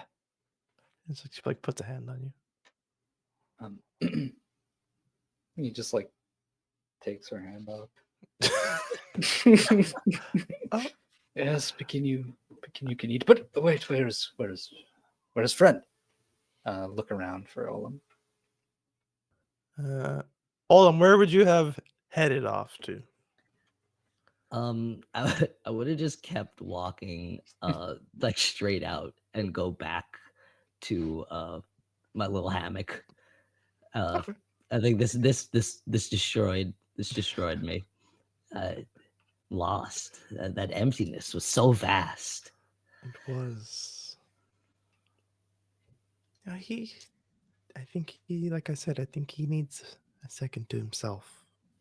It's a lot. I've never done it, but nobody really comes out there with a smile on their face. Don't do it. Oh no, I don't partake. No, Here, let me. No. you've never puff pass. No. It's not really my jam. Okay. Hmm. Didn't know that was an option. Well, I never came out of the waters, so maybe if I do, maybe in the next come around, I'll puff pass. If you did not come from the waters, where did you come from? Oh. It's like, is your face still like like Little mouse. Where did you come from? Yeah, but he's got like also like the teeth. Sharby, please draw it. Well, Pequeno, I guess this is the perfect time since it's just us. I came from out there. I don't really remember anything before that, but I definitely didn't come out of the waters. Well, my memories aren't the same. I remember things more simply. I was just existing with other creatures out there, and suddenly things start to make sense in a new way. My body was changing. I, it's still hard to put into words, but something changed within me and I became like this. But there seems to be a pretty big difference between us. Hmm. So I don't know if you're Yes. the same. Bikini was very confused. Perhaps food would be a good idea. Yeah. But just to say that the Black Locust, once they discovered that ad came from out there, they wanted to take me back.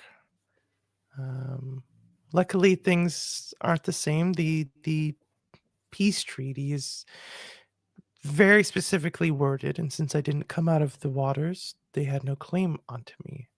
And since I didn't want to go with them, that was it. Uh, but once they see you and what you look like, I think they might take a special interest in you. Black Locust, but are they not the enemy?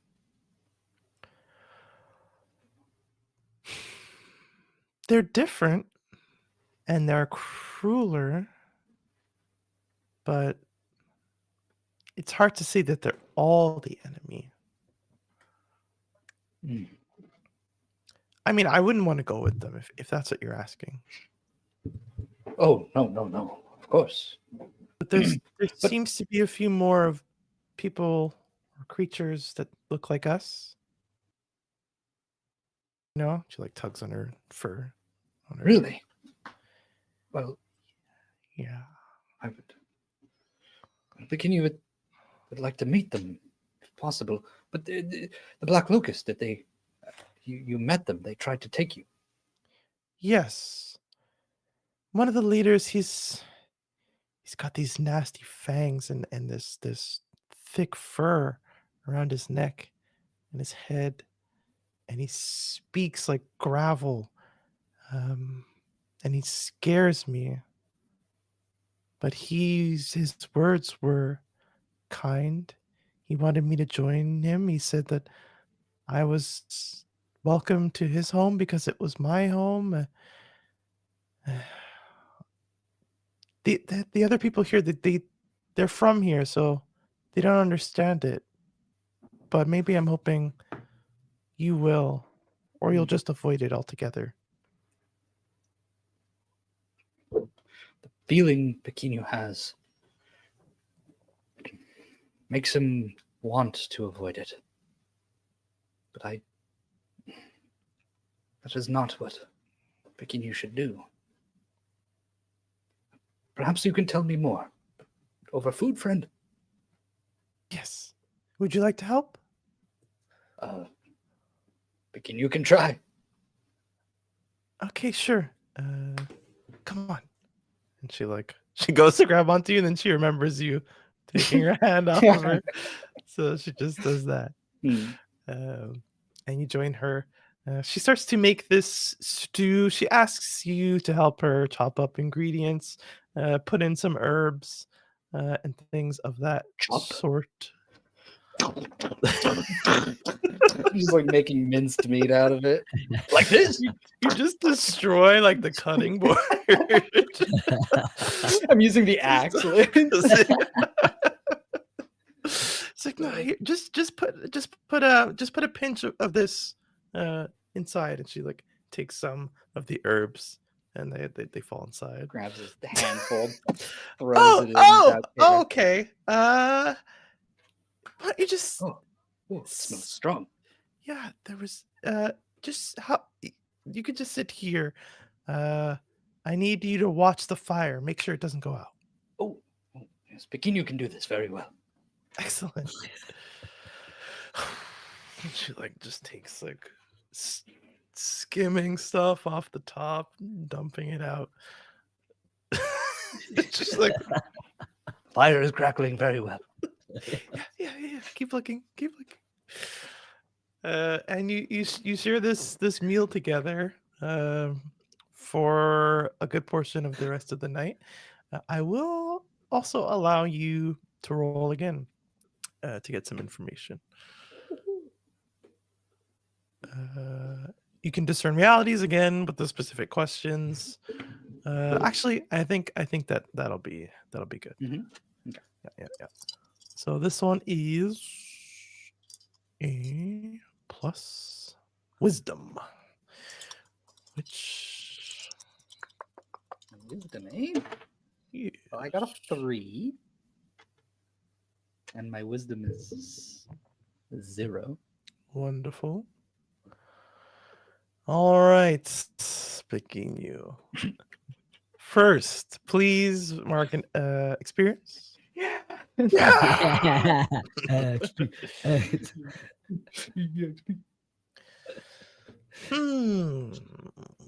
Everyone get excited for bad rules. Yes. Best system ever. As you are, and I think your eyes are like always kind of, and maybe it's just the highness that's like making you hyper fixate on the fire, but like even as you're eating and talking, like your eyes are like always darting back to the fire. And can you, like, you can throw it back to me if you have nothing. There's a relationship between a friendly female presence and fire. Yes. And unfortunately, as much as you might not want it to come up, I think it does. Yeah, that flash, the image of the fire consuming that face, definitely pops up. From maybe even just like there's like a crackle, maybe the wood kind of shifts and it kind of sparks up in my face. Have a flash, fall backwards. Maybe I kick whatever like pot is on the fire at that moment, make a big mess, tumble over, knock some tables back or something.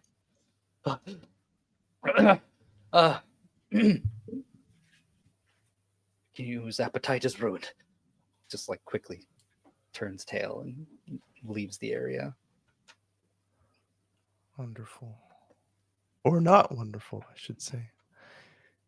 As you hear like the Peking you that was like in the back of your head and kind of dulled down, another word appears in your mind's eye. Another name that's not associated with anyone, one specific figure, but a name pops up. And I'll ask you to tell me what name that is. Is it the specific name of the face? Any name that you wish. Any name that I wish. Can I think about it? Yeah. And this name, it's like it resonates within you. And it does not quiet down, it does not echo out. But it is not attached to any concept, any form, any memories. It's just there, and you can't forget it. And we will move, hopefully, over one last time. 943, we could do this. Roll me a spout lore as you puff, and pass with a barrage of questions being aimed at you. What would be my modifier? So just roll the 2d6 for now. It's a 6. Ooh. Okay. There's no modifier that would change. Oh wait, no, it's this. Sorry, of course there is. Give me 1 second here. I'm trying to reveal them when they actually make an impact on the roll here. So this is plus intelligence. And so your modifier, which is a +1 on a 13 base, makes your 6 into a 7. And as this is your intelligence modifier, I'll say that it's the desire and the attempt of drawing out knowledge from your head, looking for answers. That gives you that Awesome. introspection of like, nice, I'm actually a little smart. 13 base, not too bad.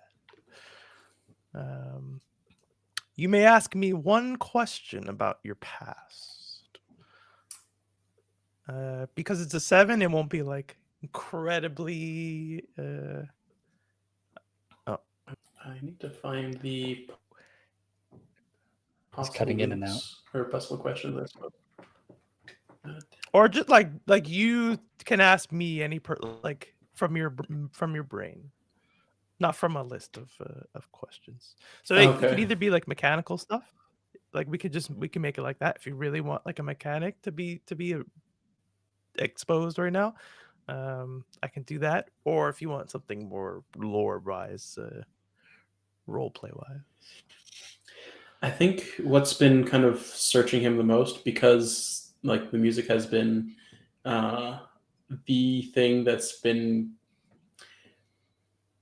kind of reaching him the most, is that he can ask, why is it the music that seems to be like affecting him more than anything else? You perhaps close your eyes. The remnant glow in the room and of the puffing that's happening before you. It's like an orangish glow. So in this state, there's just kind of like this wispy darkness with a kind of glow, a little light source that's being hidden behind your eyelids just a little bit. And you hear voices and you hear music. It's all muffled, but it's busy. It's like a busy room full of people, something you haven't really experienced here too much yet. And you hear laughter and you hear tears. You hear like sounds of anger, and the songs kind of change and the music changes to match it. Faster paced, slow paced, really trumpets and like brass instruments. Just this beautiful mix of all these things. But none of them are of you. They're all coming around you, all, but you feel connected to them. So it's like it's something that's happening outside of yourself, but you're reaching out and it feels personal to you. Almost in the way that, you were sitting and watching that man play his music and listening to the woman speak stories. It's other people's magic and music that is connecting with you and your desire to create it as well. But you don't have any memories of actually doing it. You might even like search in your mind for like, oh, maybe once I played the drums.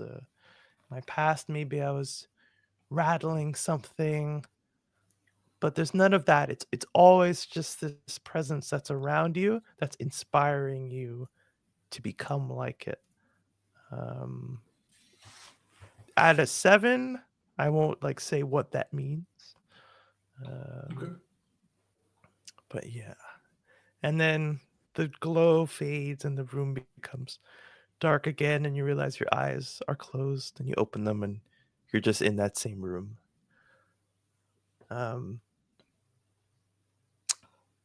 And Brand looks at you. You don't look as frazzled as the others, or the other, since we popped forward in time for a second. I don't really know what I saw, but I know what I felt. And it was a good feeling.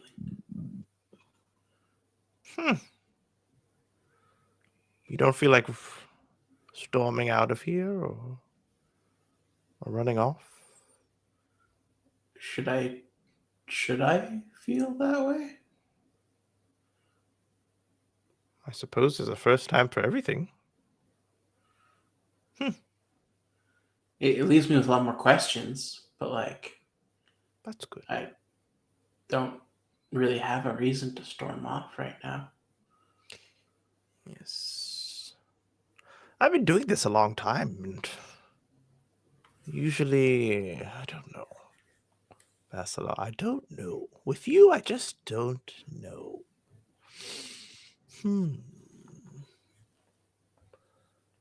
Well, you're free to take that with you. I'm curious about you. I don't. Take I don't. what with me? That burning herb that. If I passed it back to you, Mm-hmm. And yet, look in your hand. Yeah. A little trick of the smoke. is it always gonna be burning? Like, or can I like save it for later? Oh, you can save it. I would suggest putting yourself in a similar space, such as this. Where we are now is a special tree, but many trees around here share similar property.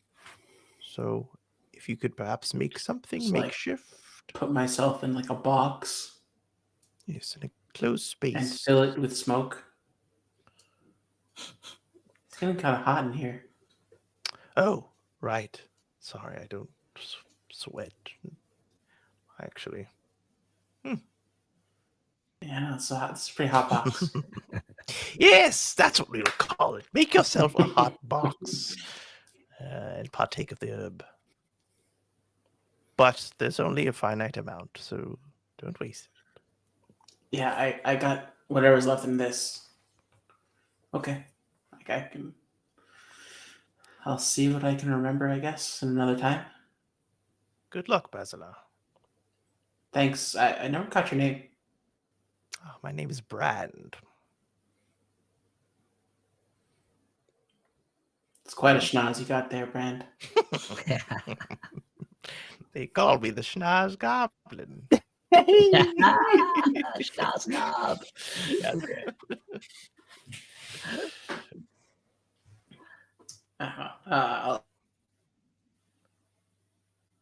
Yes, get out of here. Vanish. Oh, You invoked the power word vanish. That was fucked up. He's back. He's back. Well, Felix, I'm gone. Didn't you see me? I went. I'm gone. it is smoky in here. So we saw him come out calm. So yeah, you see Yeah. him come out calm with a J in his hand, perhaps inspiring you to do the same. Yeah. And I think while we're all here, we'll do the end of session stuff, and then we'll sign off. EXP. EXP. Ooh, EXP's in chat. Oh, baby. Where did we all find ourselves, though, at the end of all of this? So where did you went outside to your hammock, I believe. Pekinu's having a lovely soup, but then he also stormed off. Mhm. Basilar, where would you want to hang out? God, I'm so bad with names that I just make up. Chipo said he would make some extra food for you if you wanted. You could also hang out with Pekinu. I mean, if there's no time limit to that, I might kind of like hang out with both. Okay. Yeah. Let's say you hang out with Pekinu first, and then you go see the old man, so that Pekinu can have his little storm off moment alone. Yeah. Wonderful. Okay, end of session. Oh,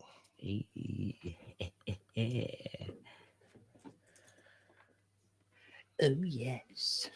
Give me the XP. So exciting. Did we learn something new and important about the world? the black locust. Got ourselves. Mm. We Do all we count as learned a- like something. This is the well, like because of what the campaign is, especially. Hopefully, every Yeah, single every session you session. will. But on the inverse, you're not The black necessarily. locusts look just like Pequeño. Huh? Well, some of them, at least, Some of like them. there's like a fanged leader with a gravelly voice. Mhm.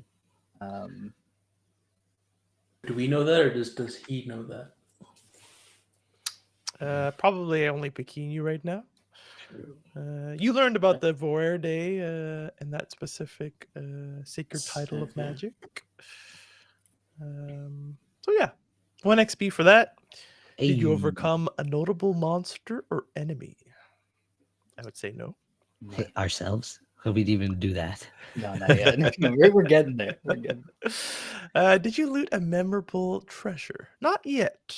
Not yet. Not yet. So that is just 1 XP for today. Okay. A little personal session with you Mhm. boys. I think you all gained some form of experience in your failures, but Mhm. hopefully as well in real life experience of playing together. Oh, it's beautiful. We, not me, unfortunately, but the rest of these boys will be back on Thursday. What are you doing on Thursday? It's Ankle on Thursday. Hell yeah. Beautiful. Okay. We are going back to school on Thursday, so make sure you come to our YouTube and catch all the last episodes if you are not caught up. If you are, then you can come over to our Instagram and our TikTok. We'll be uploading clips and funny memes. Twitter for all the daily, weekly updates. And that's all the important ones. Make sure you are following and subscribed if you would like to. You can also venture over to our Discord. Oh, where we post yeah. gifts, and it's not working. So What? maybe, I don't know. I don't know. Cloud, why are you shouting Discord? Discord. Discord. Okay. It's Yes, broken. it's one of those days. It's just Yeah, one of those apparently. days where nothing works. Thanks for stopping by. Thanks for sticking around. And we are the Hexagon. We are Hexagon. Bye. Bye-bye. Have a good night. Does it normally count us in? But I think we're live. Hello, everybody. You got 2 jobs. Most likely. Welcome back to the Ashlands. And welcome once again, all my lovely friends. Look at these faces. This mug? Glasses, new hat, new mug. Beautiful. Would have been a perfect time to show a mug, but I'm mugless. Mugless. And I actually, little known fact, I painted this myself. I'm old damn. kinless Little Steve ceramics over cafe. here. That's a nice little paint job you did there. Mhm. Oh. How's everybody doing? Welcome back, Brent. Chilled and thrilled. Well, I'm sad to be here and be missing a person again. Oh, well, We'll be a full Immediately. party one day. thank you, Sheriff. Thank you again. Just before we start, a little sip, To stay hydrated. Like a little the dip, best. and a little rip. So, last week, we gathered a few of our friends back at the Kisasi station. Olim experimented with a new technique to him, or perhaps not so new in the long run, of building and making, creating, with the help of a local dude named Kwame. He was able to gather some materials, bring them over to his pal Pequeño, who helped oversee the entire event. And while he was overseeing, he was also assisting with his strengths. Yeah.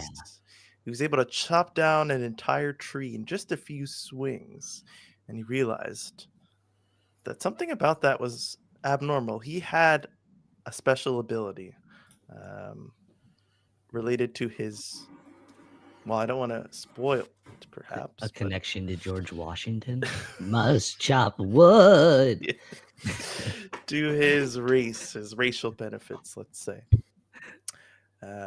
Meanwhile, Basilar was learning the ways not only of a musician, but of a bard, Oh, a magic user who channels their magic through their voice and through their emotions and through the music that they create. And in the Ashlands, such a title is given to those who can also speak the old words of the Ashlands, of the original Ashlandians who first gained these abilities. Those are the words of power in this world. And force. our friend is on his way to perhaps learning them. Speaking of learning, our pals also had the ability and the chance to learn one pressing question on their minds, thanks to someone that we created together on session 0, the little goblinoid named Brand, with 5 nostrils and and a lost anteater. Our freaking resident Schnozgob. Yes. Schnozgob. With those 5 lines of smoke emitting from his nostrils every intake, he used the blessed ritual of puff, puff, pass, and helped some of our friends here remember, although things didn't exactly go perfectly for some of them. Nonetheless, we did actually meet the anteater in spirit form, as well as a little teaser of the handkerchief that never soils. It made an appearance as well. And I think that's about where we left off. There was a small conversation between Pequeno and Panya about their origin, their shared origin. But The Black Locust. Yeah. yes. But Pequeno was a little too high for that kind of conversation, so it didn't last too long. High or inspired? A good combination of both. Speaking of inspired, I hope our friend Brent is feeling inspired, as we'll move on to see what the nameless one was doing in the meanwhile. The nameless one. That's a good question. So when we left off, we were all together. So how did we split up? I think is my first question. So, if it's okay, I had imagined you going on like the other side of the wall of the compound, just to maybe take in some of the information that you had gained, gain a new perspective, perhaps, or just think about what's going on next. Just a little stroll by yourself. And Basilar took that moment also to split off for the group for a little while. So it was mainly Pequeno and Olim together. They were split up for a little bit as well. And then Basilar by himself. And then everybody assembled for the ritual, the puff puff pass. Okay. And it was after we had fought Amana, I believe, right? Yeah, we picked up right there. Okay. So in terms of the timeline, that means everyone goes off to do this ritual. I'm left alone. Yes. Am I being watched? You are not being watched. What a twist. Not that you may have encountered somebody along your walk. People are walking around the perimeter throughout the day just to check things out, but nobody is keeping an eye on you. As far and I'm being honest in this moment. I'm not trying to. I won't reveal later that there was somebody watching you. Well, You're pretty sure that nobody is. It's pretty wide open. You look around, you see nobody.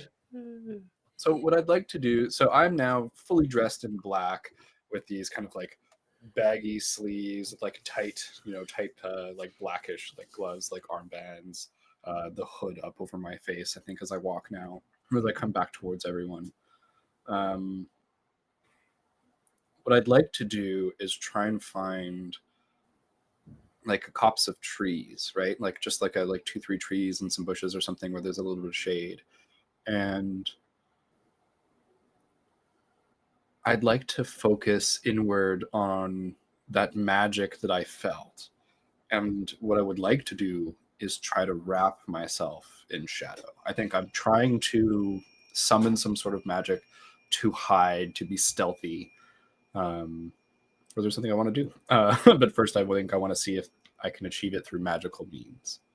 Okay, wonderful. There's a good choice of trees. You see that they're markedly different from each other in color and shape, foliage, all that good stuff. So you're looking for one with perhaps the most coverage, would you say? Yeah, I want to be shield. Like, I know I'm not being watched in this moment, and I want to make sure that I am not seen by chance as I perform magic. Okay, then. Let's make sure not to show everything here. So, I don't know if I do it justice with the perspective and sizes of things. This is a pretty large area, so you can go pretty far off, and not be in like the danger zone. But you can also stay close by in some of the trees closer by if you would like. Yeah, I don't mean to go too far. I think I just want to be, enough off the beaten path. Like maybe, can I ping? Yes. There, do you see my ping? Yeah.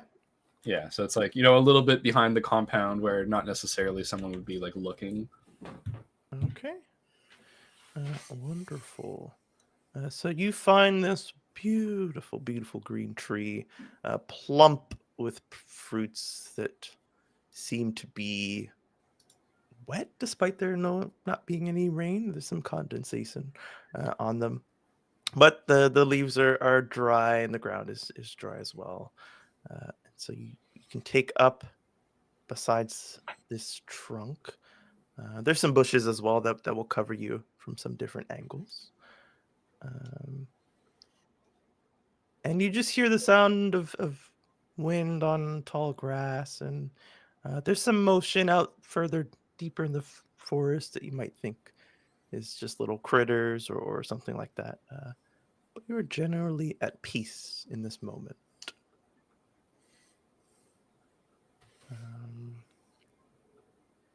Now, are you what are you pulling from to try and wrap yourself in this shadow? So last time, the power came with my words, and it came from like out that way. And so I think in the shadow of like these trees and bushes here, like with a little bit of like that wetness of like the fruit, like maybe a drop comes down, hits the dry earth that's so dry that it just isn't, it doesn't leave residue behind. And almost like sit and meditate for a moment and try to breathe in that stillness, breathe in a shadow. And then when I breathe it back out, to have it cover me, I think is what I'm trying to do. Okay. I'm going to ask you to take 2d6, shuffle them around in your hand for 1 to 5 seconds, and then release them on the table as I try to buy some time and figure out what kind of role this will be. All right, Captain. Please be good. King of Stall. King of Stall. I rolled so poorly. Was it a 4? It's less. Oh no. Yes. Get an experience. XP. EXP. King of experience. So it was a 4. Okay, so you're. No, it was a 3. Oh, it was a 3. Oh, even worse. Okay, yeah. Mark experience. It doesn't truly matter what role this is, because there's no way to mathematically No. make this a success. And so I think you do breathe in something. You know, I'm assuming like your eyes are maybe closed. Yeah. You breathe in, and like there's something more than air that's kind of filling you on the inside. And obviously, in this moment, you release it, trying to wreathe yourselves in flames. But instead, you feel this tingling at first. And then it starts to get warm and tingly. And then that those little pricks on your skin My eyes turn into snap open. and you are wreathed in flame.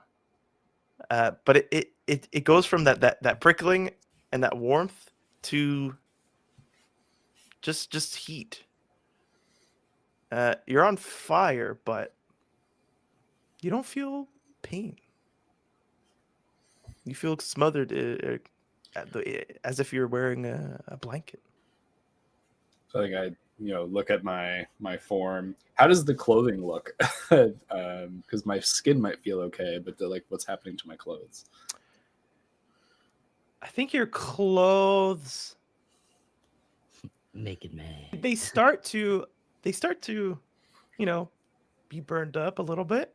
But once you focus like your attention on them, the fire kind of like moves in this way where it doesn't, like, maybe your clothes just like feel hot against your skin, like the same heat that's all around you, but they stay in that kind of scorched in some places, but then it stops. Okay, yeah, it's almost like they were above where the layer where the fire was, and then I let them kind of like descend a layer. Mm-hmm. Yeah, so I look at that, make sure I'm not kind of just turning naked, like hold my hand out under maybe one of the drops of the fruit, and if as the drop like hits the fire, does it like sizzle and kind of like evaporate? Yeah, as if hitting flame. All right.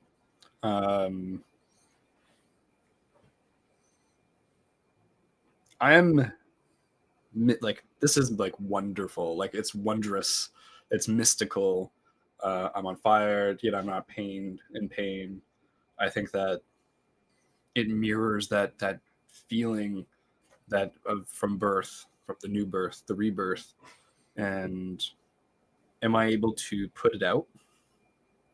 On a 3, you're absolutely not. Just burning man. Burning man. So you've successfully conjured it, even though that wasn't your attempt. But Mhm. there's no kind of there's no instinct of like releasing it. It's just kind of staying, and it's taking like a little bit of concentration to keep it, from burning up your clothes. But once you release that concentration of thinking that you're just going to release the fire, it kind of starts to burn your clothes up again. Yeah, so I You can, reconcentrate, and then it's I think I have to change. I have to change my plan. Just mutter to myself, bloody ashes. And then I probably, I think what I'd like to do, this is gonna sound weird, but like probably like almost like horseman stance, like do like martial arts movements while on fire, like try to move my body and like almost like do push-ups and like sit-ups and stuff, and like try and get used to being on fire like this and maintaining that concentration, to have some sort of control over the situation. Perfect. Yeah. Now, And then this I think that's probably what I would do until they're done with the ritual, is like, I guess I'm training to not burn my clothes. Not catch on fire. Good thing to do. Go ahead and roll 2d6 once more. This time you can add your wisdom, which, if I'm correct, you do have on your sheet. Yeah, I think it's a 1. So Let's hope I get. Don't roll like shit, please, dice. That's an 8 on the dice. That's 9. Okay. Very awesome. You know, you're moving your body, you're doing your push-ups, but at the same time, you're using your mental concentration to have some sort of control on the flames. And you realize that this is a skill that you have. It is something that kind of comes to you naturally, in the way that it just kind of happened while you were trying to draw something out of yourself. You have the move called Zuko style, which is just such a plain rip off of Avatar, but You that's don't what it's say. literally called. That tickled me. That's the official name. When you bend a flame to your will, roll plus wisdom on a 10 plus. It does as you command, taking the shape and movement you desire for it, as long as it has fuel on which to burn. On 7 to 9, the effect is short-lived, lasting only for a moment. And so I think just halfway through this training, now the flame goes out. But during your training, you're able to make it move to your whim and your will. All right. Then I probably start to train with that in mind for the duration to try and get used to this fire, this Zuko style.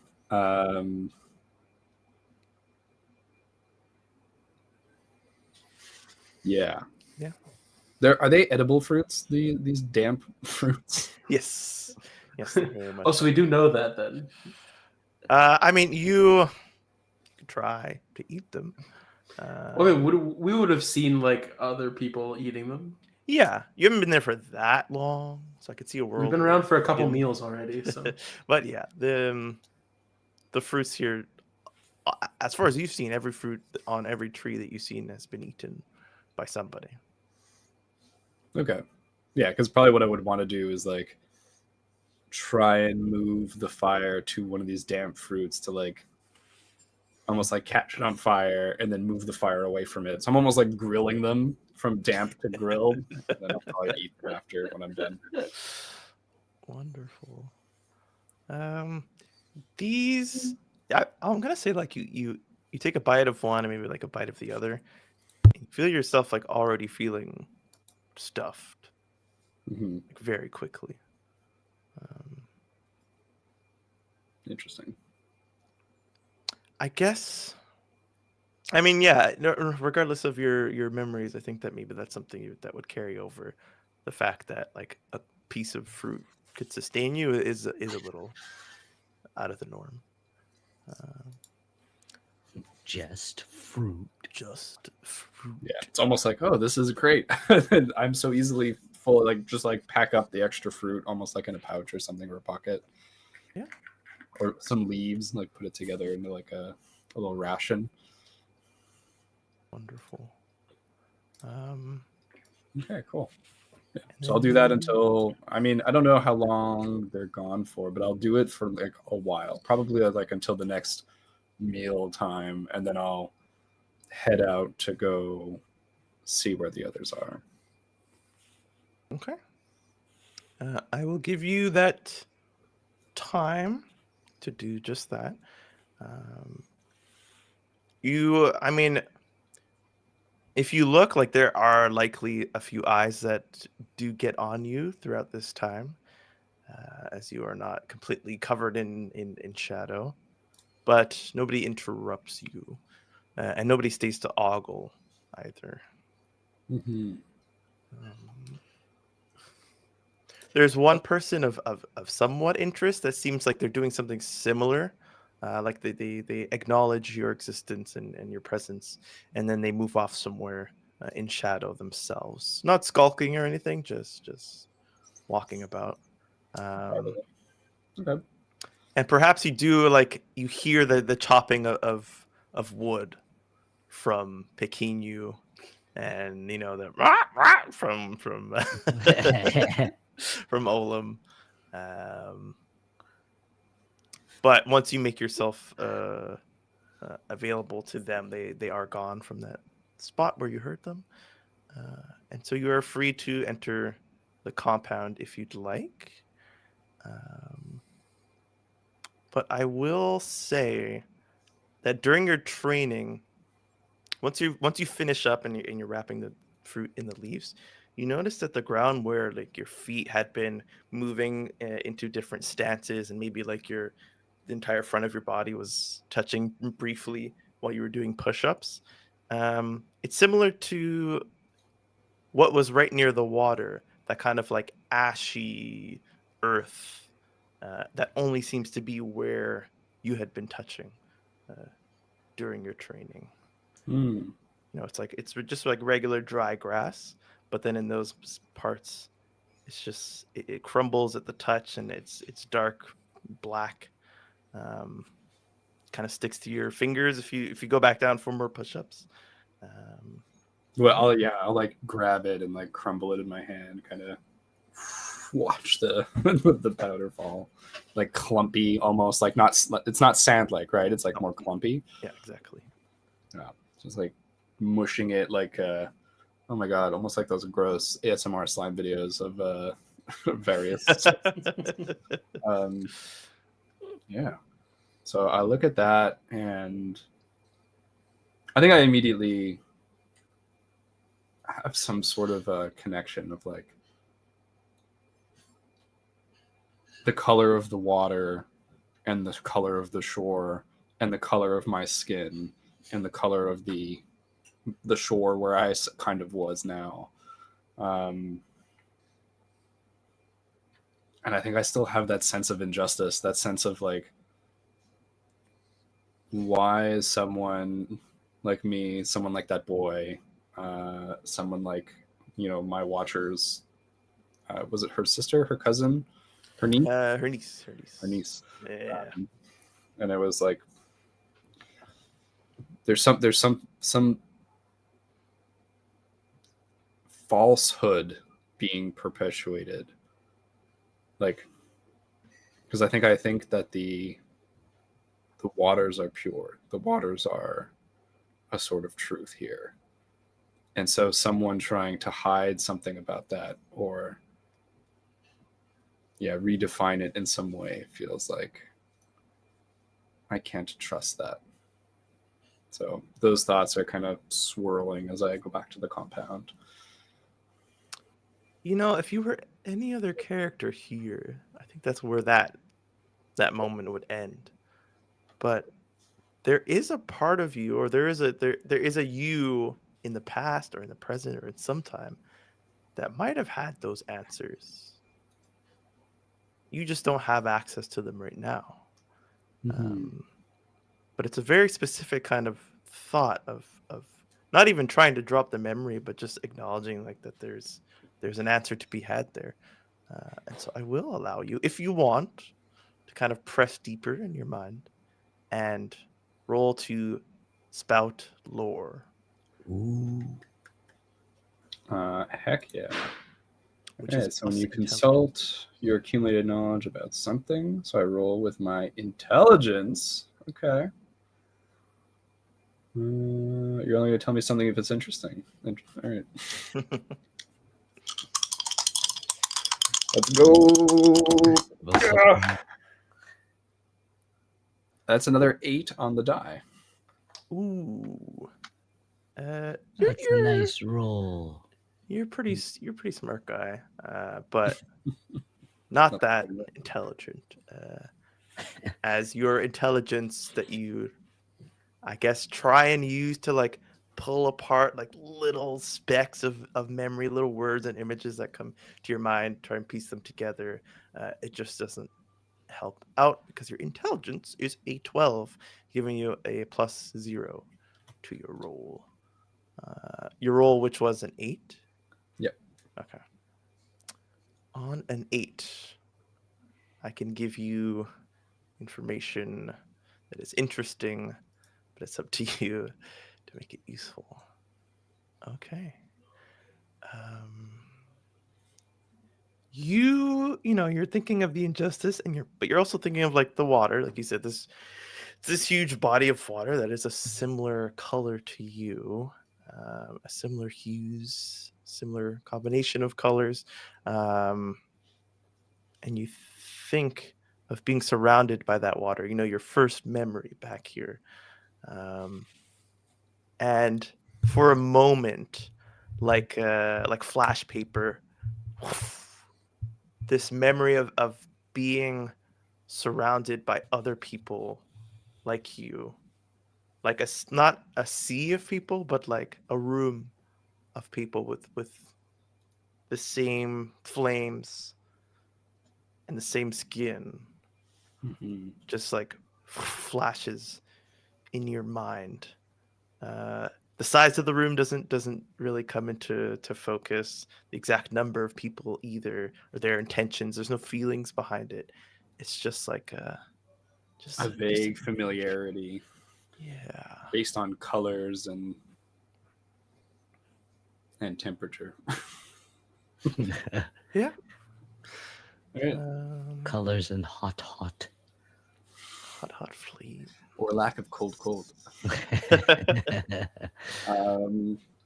Okay. Right. So yeah, I guess I think I'm probably like on the 8. I'm like a bit lost in thought as I'm going, like feeling these like vague, tickles at the edge of my memory, as I more actively look for where everyone else is. And I think as I go in the compound too, I'm probably distracted by that hidden part of the compound again. Mhm. And just keeping an eye on like where the openings are. I think that I kind of want to clock and like, yeah, I just want to make sure I know where they are. So, as you're like purposefully looking for them, I will tell you that there are none. It is 100% confirmed to you now that it is just solid wall, made of something. It kind of looks like wood, or at least like has wooden planks on it. But there doesn't seem to be like a noticeable partition between anything. It's just like, solid wall, and it's like reinforced at the bottoms, with like maybe it looks like stone, so it doesn't even look like you can maybe push these panels, as they're just set in place. But you definitely saw people go through in and out. Do I see people still doing that, like going through like in and out? No, although you do see a new tent set up cut near one of the walls. Near the wall, but in the far corner of the compound, around where your camp is set up. Oh, okay. Yeah, I mean, I'll go visit that. I mean, I'm still looking for everybody, so I don't know where they would be. And once you make it that far, you see Pequeno. We'll say he's sleeping. He was extremely high, and perhaps he's couch locked. And a little traumatized. A little traumatized. Basilar, I believe you would have been with the old man and his wife. I think you had done kind of both. Like you were with Pequeno, and then you went back to them when they said they would make some extra dinner for you. Yeah, like I was trying to learn as much as I could, so I went back. But it depends on like what time, I guess, the nameless one would have passed by. Yeah, we'll say it was like, they you left them. Pequeno had his little moment while you were gone, to have a little small conversation. He passed out, so you're still there, but you've been there long enough now where you'll be leaving soon. Okay. And Olim, did you go outside? Yeah, I just left depressed. Just and I went back to my weapon to sit in front of it. Right. Depressed. Sad. Okay. So yeah, I'll say you see Basilar with an old man, an old woman, and 5 children, all sharing a meal, and Pequeno sleeping. Panya, the little mousy, she I don't think I know I described them the first day, but that was like, session 1, and there was a lot on my mind. So now I'm like forgetting if I properly did everybody justice with descriptions. So I will just kind of go over them again as I was going over my notes. I'm like, Did I do that properly? So Honestly, you Panya. re-describe characters every time, and I'd appreciate Okay, good. Panya is basically a mouse humanoid, just beige, light skin, little mousy ears, very cute mousy features on her face. But she stands like 4 feet tall on 2 feet, regular human proportions, but just scaled down. And she is wearing like a robe right now, kind of cinched at the waist. And she jumps up. Oh, hi, hey, nameless one. You're It's a title. So everyone knows him. you're a little late. I'm late for what? The sage, did nobody come in and find you? No. No one was around, and I ended up wandering off to just look inwards. Oh, I hope you found something good. I look at some my semi scorched clothing a little bit, which is not super noticeable, I guess, because it's black. And I just brush at it. And It smells like a found that campfire. I'll probably need a change of clothes more often than some others, which is troubling. No, that's fine. We have many clothes. Perhaps not all black, but that could be changed. Let me see if the sage is still around. His tent's still here, so there's a good chance. And she opens the little flaps to the camp, and this smoke. And she sticks her head in, and you just can't see past her shoulders when she sticks her head in.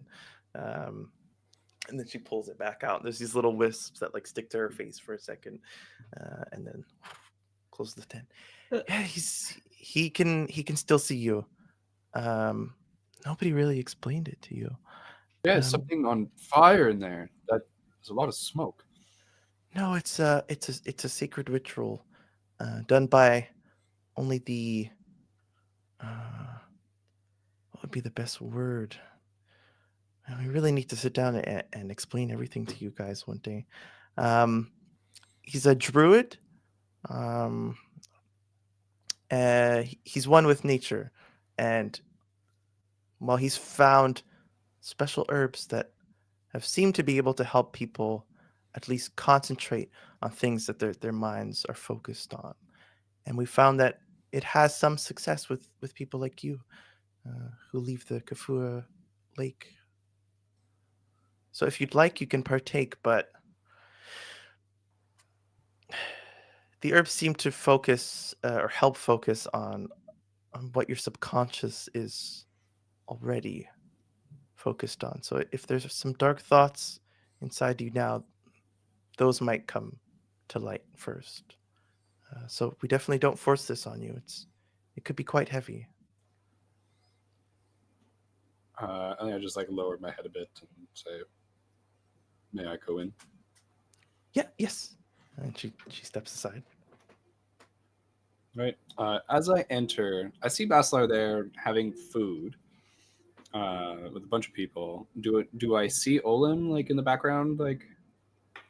No, you don't see old. You do know that the first night he wasn't with you as well in this compound. Yeah.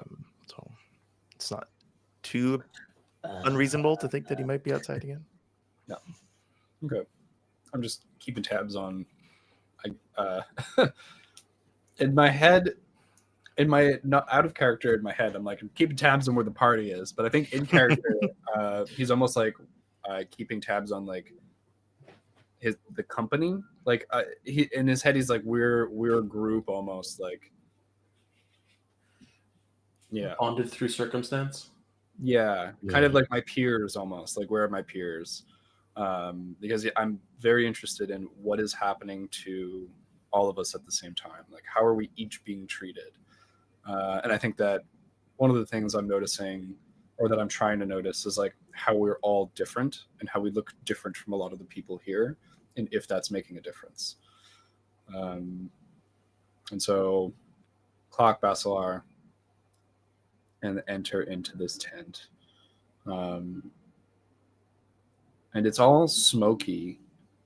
Does that trigger anything with the memories of like fire and stuff, or I'm gonna say no. Like once the smoke kind of hits your nose, it's a completely different kind of smoke to you. yeah?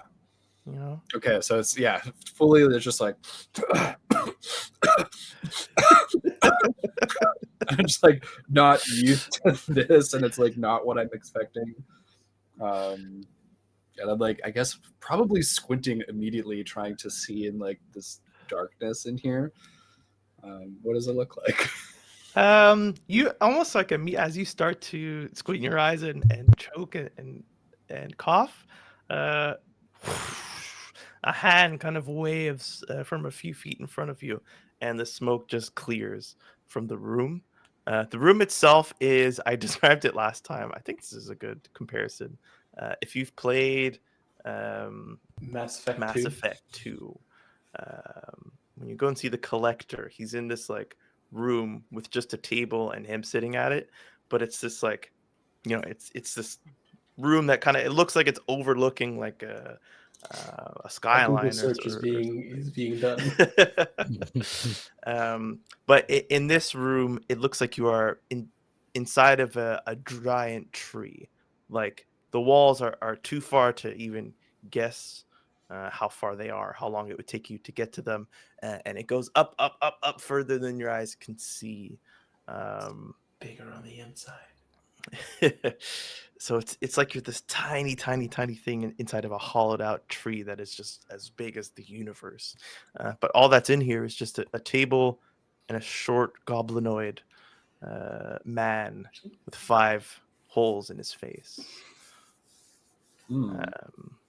So you get the sense that like you're somewhere, but this isn't like a real room. It's like something in between.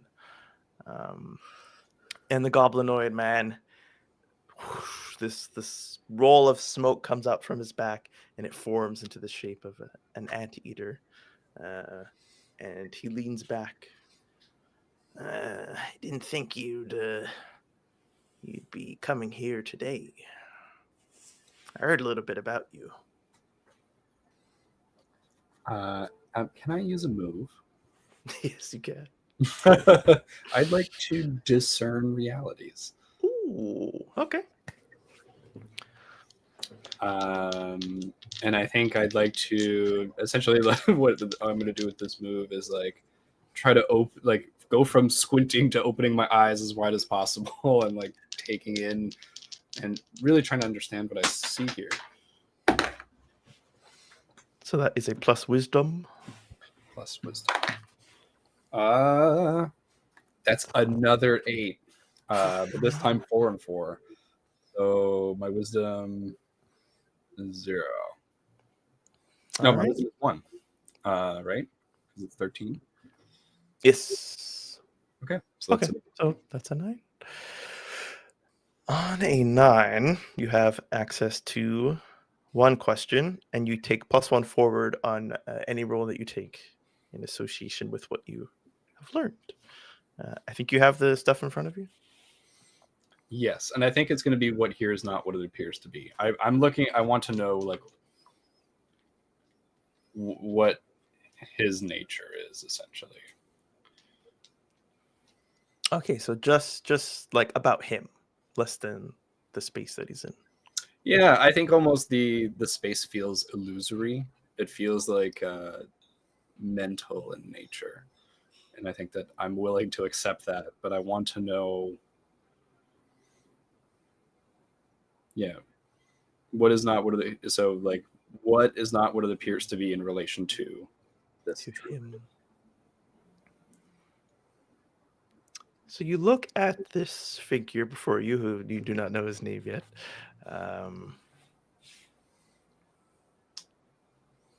In this, like you take a few seconds to take him in and process everything. Well, And I'll answer him right away. I would like to, because he says I didn't expect you here or yet today, and I just want to kind of be like, then what were you expecting? As I size him up. You see, he takes the second then to kind of to do the same.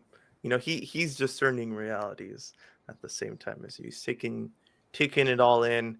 You see his eyes kind of move onto your clothes at those little spots that were burned. That, you know, like you said, aren't easy to notice.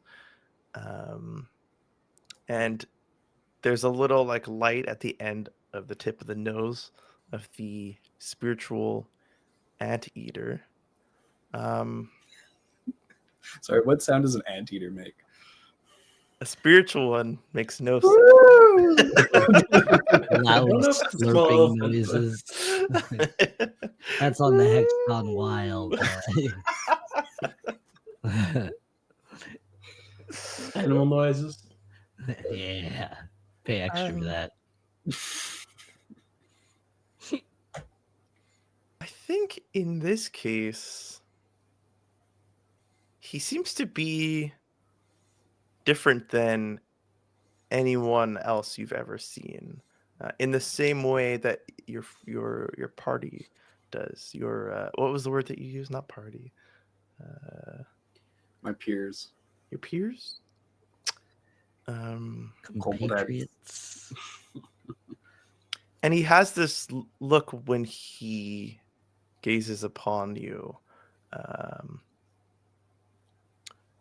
where he's like taken aback a little bit. Like he wasn't expecting you, but even being in front of him, this is more of like, I didn't expect you. Like, not only did I not expect you to show up, but if you were to show up, I did not expect you to be as you are now.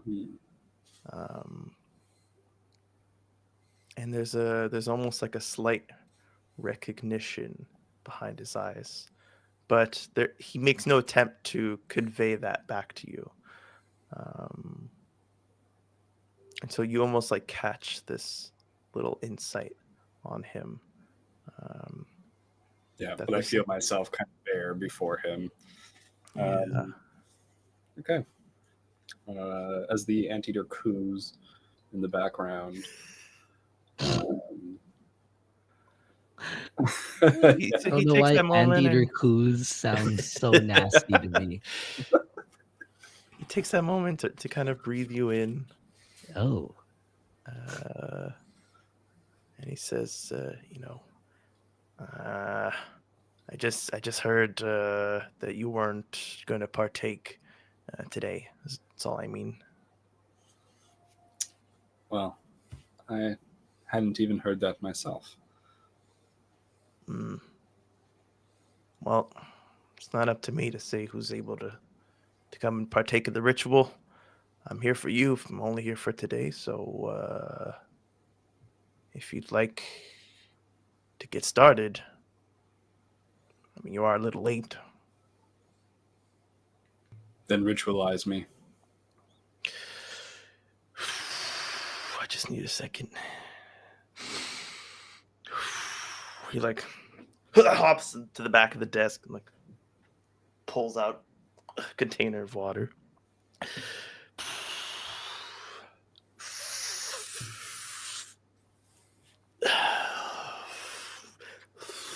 There's 5 lines of smoke.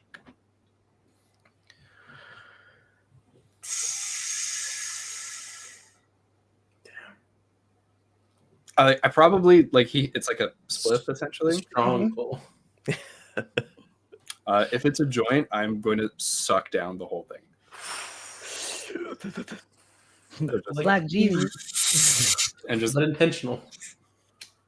until it like I have gloves on, so I would do it right up until the filter, or if it's a no filter, just gone. You see, like, he sweats a little bit, and you don't know if it's because he's been taking these hits all day. The room is warm, but not that warm. But you know, there's a little bit of like sweat. Didn't he have like a natural nose bong too? He'd like Yeah. up the choke.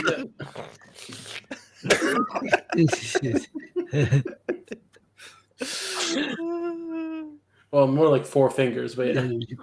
Yeah, so I suck it in and too, like out my nose. I'm probably just like. For those who are watching, who have watched the last episode, they'll know that he has been peppering you with questions as you inhale to kind of like trigger something from your brain. But the nameless one doesn't know that, and so it's not weird to him that he doesn't ask any questions. He just breathes you in again, takes you in, and watches little sweat on his brow. Oh, Now, there's a lot of questions, nameless one. There are many for you. But what's the most pressing, or not even pressing? It's like not even out of the moment, just within you. Think of that question and then roll me to spout some more lore. And I will give you, it's called the best. So you can roll 3d6 and pick the best two as you are taking in this entire joint by yourself. Incredible. The thing I want to know. I think. Yeah. I'll say after I roll, but. Oh, good thing I get to re-roll one of these. Okay.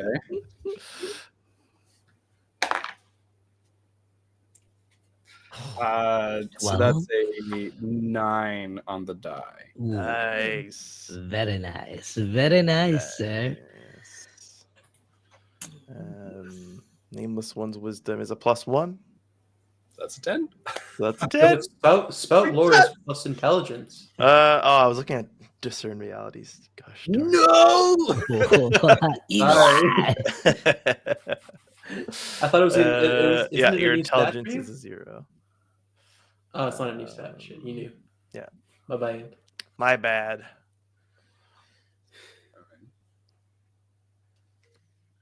So what is your question? My question, knowing that I wield fire in some capacity, that there's like passion in my words, that there's something within me that is magic in nature.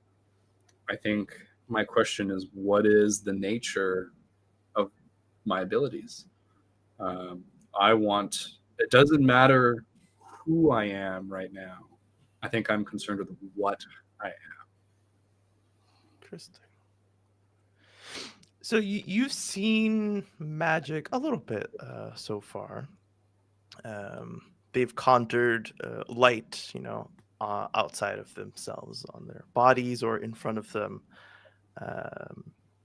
Basilar has done this as well. You have seen your own magic.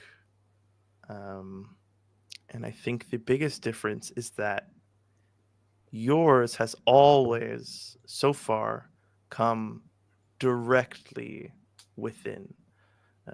Your words, coming deep from inside of you and kind of burping them out. This flame that you were breathing in, but the flames came out from inside of you.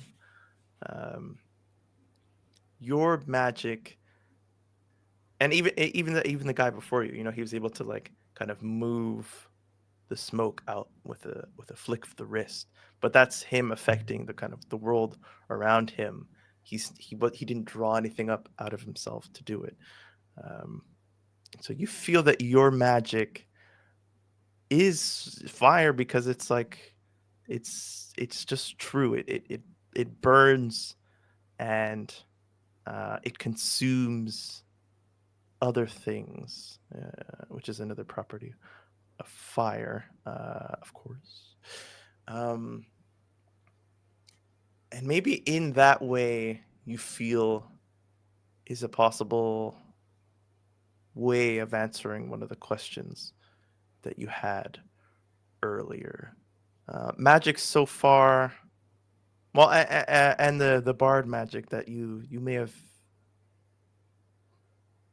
like absorbed it in subconsciously. There was magic being performed, but it was kind of like using an instrument, um, using something to to get it out. But it just comes straight from within you, and there is a sort of danger from that. There's nothing that anybody can take from you that will rob you of your powers or dampen them. And you feel that if they were to try, your fire might be able to eat it up, to burn it up. Mhm. And as this smoke releases its grip from your brain, you kind of like breathed it in, and it wrapped itself, finding the little holes in your memories and filling one of them in. And the room becomes clear again, and he takes out his little handkerchief and he wipes the sweat from his brow, and he flings out the handkerchief, and the sweat seems to just like come right off of it. Puts it back in his pocket. Just looks at you. And you see he's looking for some reaction out of you. Hmm. I just stare back at him. But probably, I don't know if he would see this, but there's, from this experience, a confidence in me that was there, but it was like a sputtering flame.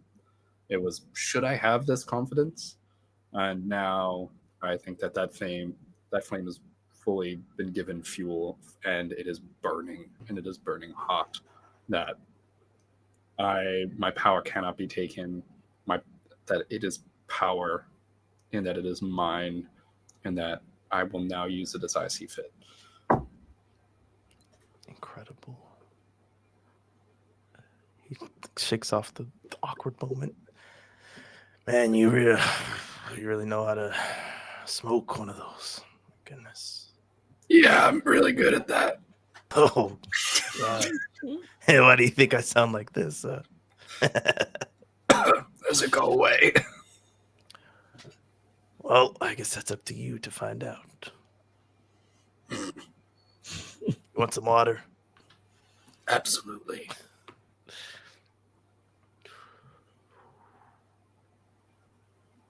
Swishes, and you see the little cup fills with water, and he hands it to you.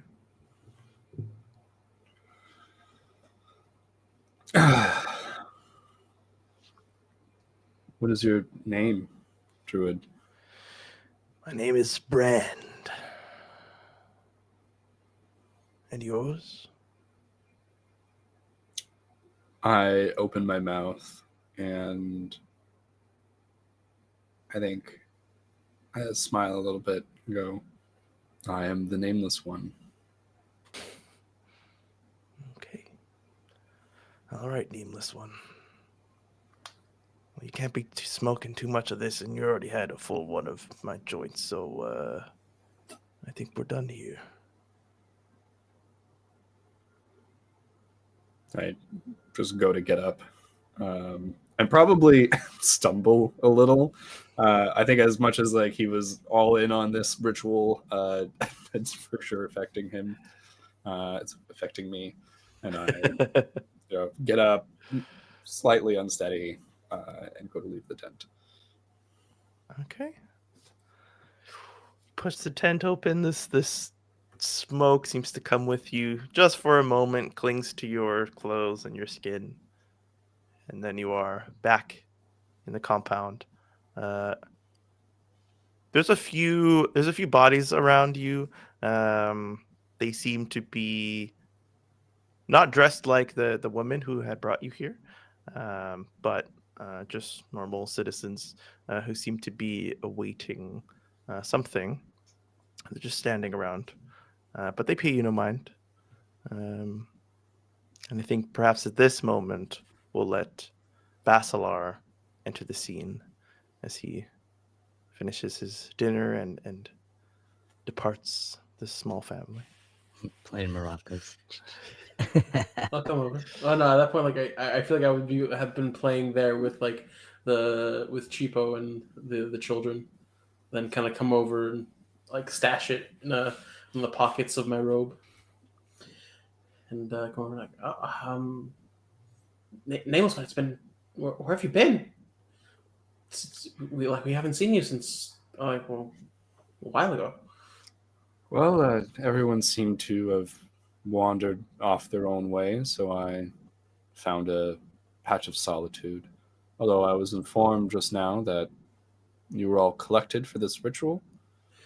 Well, I found out because so I was with Cheapo and his wife and the future and Cheapo was teaching me like about music and like I pull out the little like maraca not castanet quite but like just a little like shaker and like kind of he gave me this and like really told me to just go with like what I'm feeling inside to play, and then he said that there was somebody in camp that could help me remember something if I wanted. So I don't know. That sounded like it could be of use, and so he pointed me in this direction.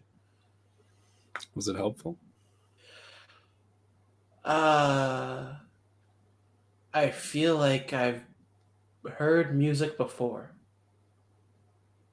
That's about what I got. So take what you will from that, but I've got some connection to it. That much I know. You went and you tried it? I've taken the first steps on the path towards my memories. I think that I know what I have to do next. I need to find more like me. And I like kind of like just touch my cheek. And it sounds like maybe you would want to find more who play music. Yeah, no.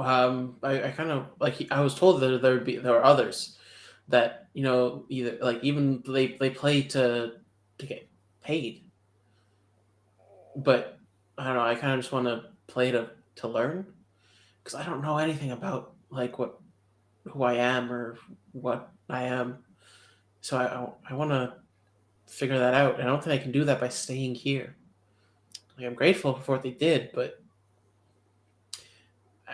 I need to. I think I need to travel to find out how, and I guess just more. And I would prefer to travel in the company of someone who understands how I feel. Would you go together? Oh yeah, I mean, I just don't know where to go, cause like there's that barrier, right? And like I kind of point off into the direction that Amana had showed us, like where the barrier kind of like starts. That like blurred kind of It's like very open. wavy barrier that we see off in the distance. But I've been told there are other like villages like on this side There of was the mentioned barrier. the lesser noble family in. Sorry, I What? and the person forgets, but I don't think that the nameless one would forget what the name of that village was where we're supposed to go. The one with the yes. As the DM, I obviously remember. I don't have to look at my notes. It is Bothos, Bothos, Bothos. So I believe Bothos is the logical next step if we are to penetrate deeper into society and look for the bonds that we desire. You were talking about nobles? The noble is the one who will grant us access to the next layer. Oh. So they have like some special power or something? Perhaps privilege is the right word. Because like I was talking to Brandon, he was saying that like he learned stuff from a witch, and like there's people that can like pass through trees and stuff. That sounds cool. I want to try that. Because like right now all I can do is like this, and like I conjure the light again. As I'm like whoosh, like in the hand that like the maraca is, to like add that musical like score to it, and that's kind of it.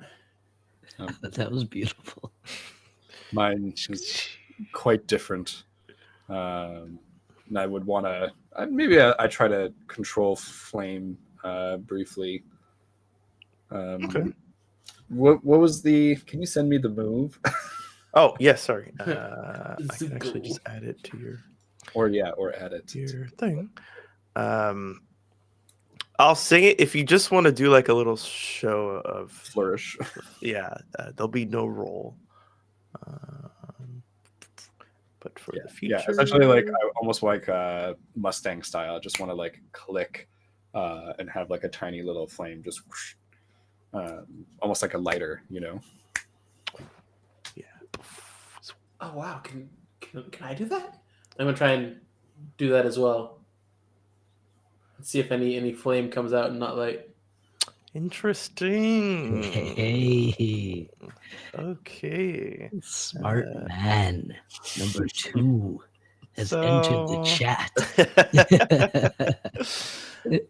I mean, he's basically like he's just like, hey, I see something new. I want to try that.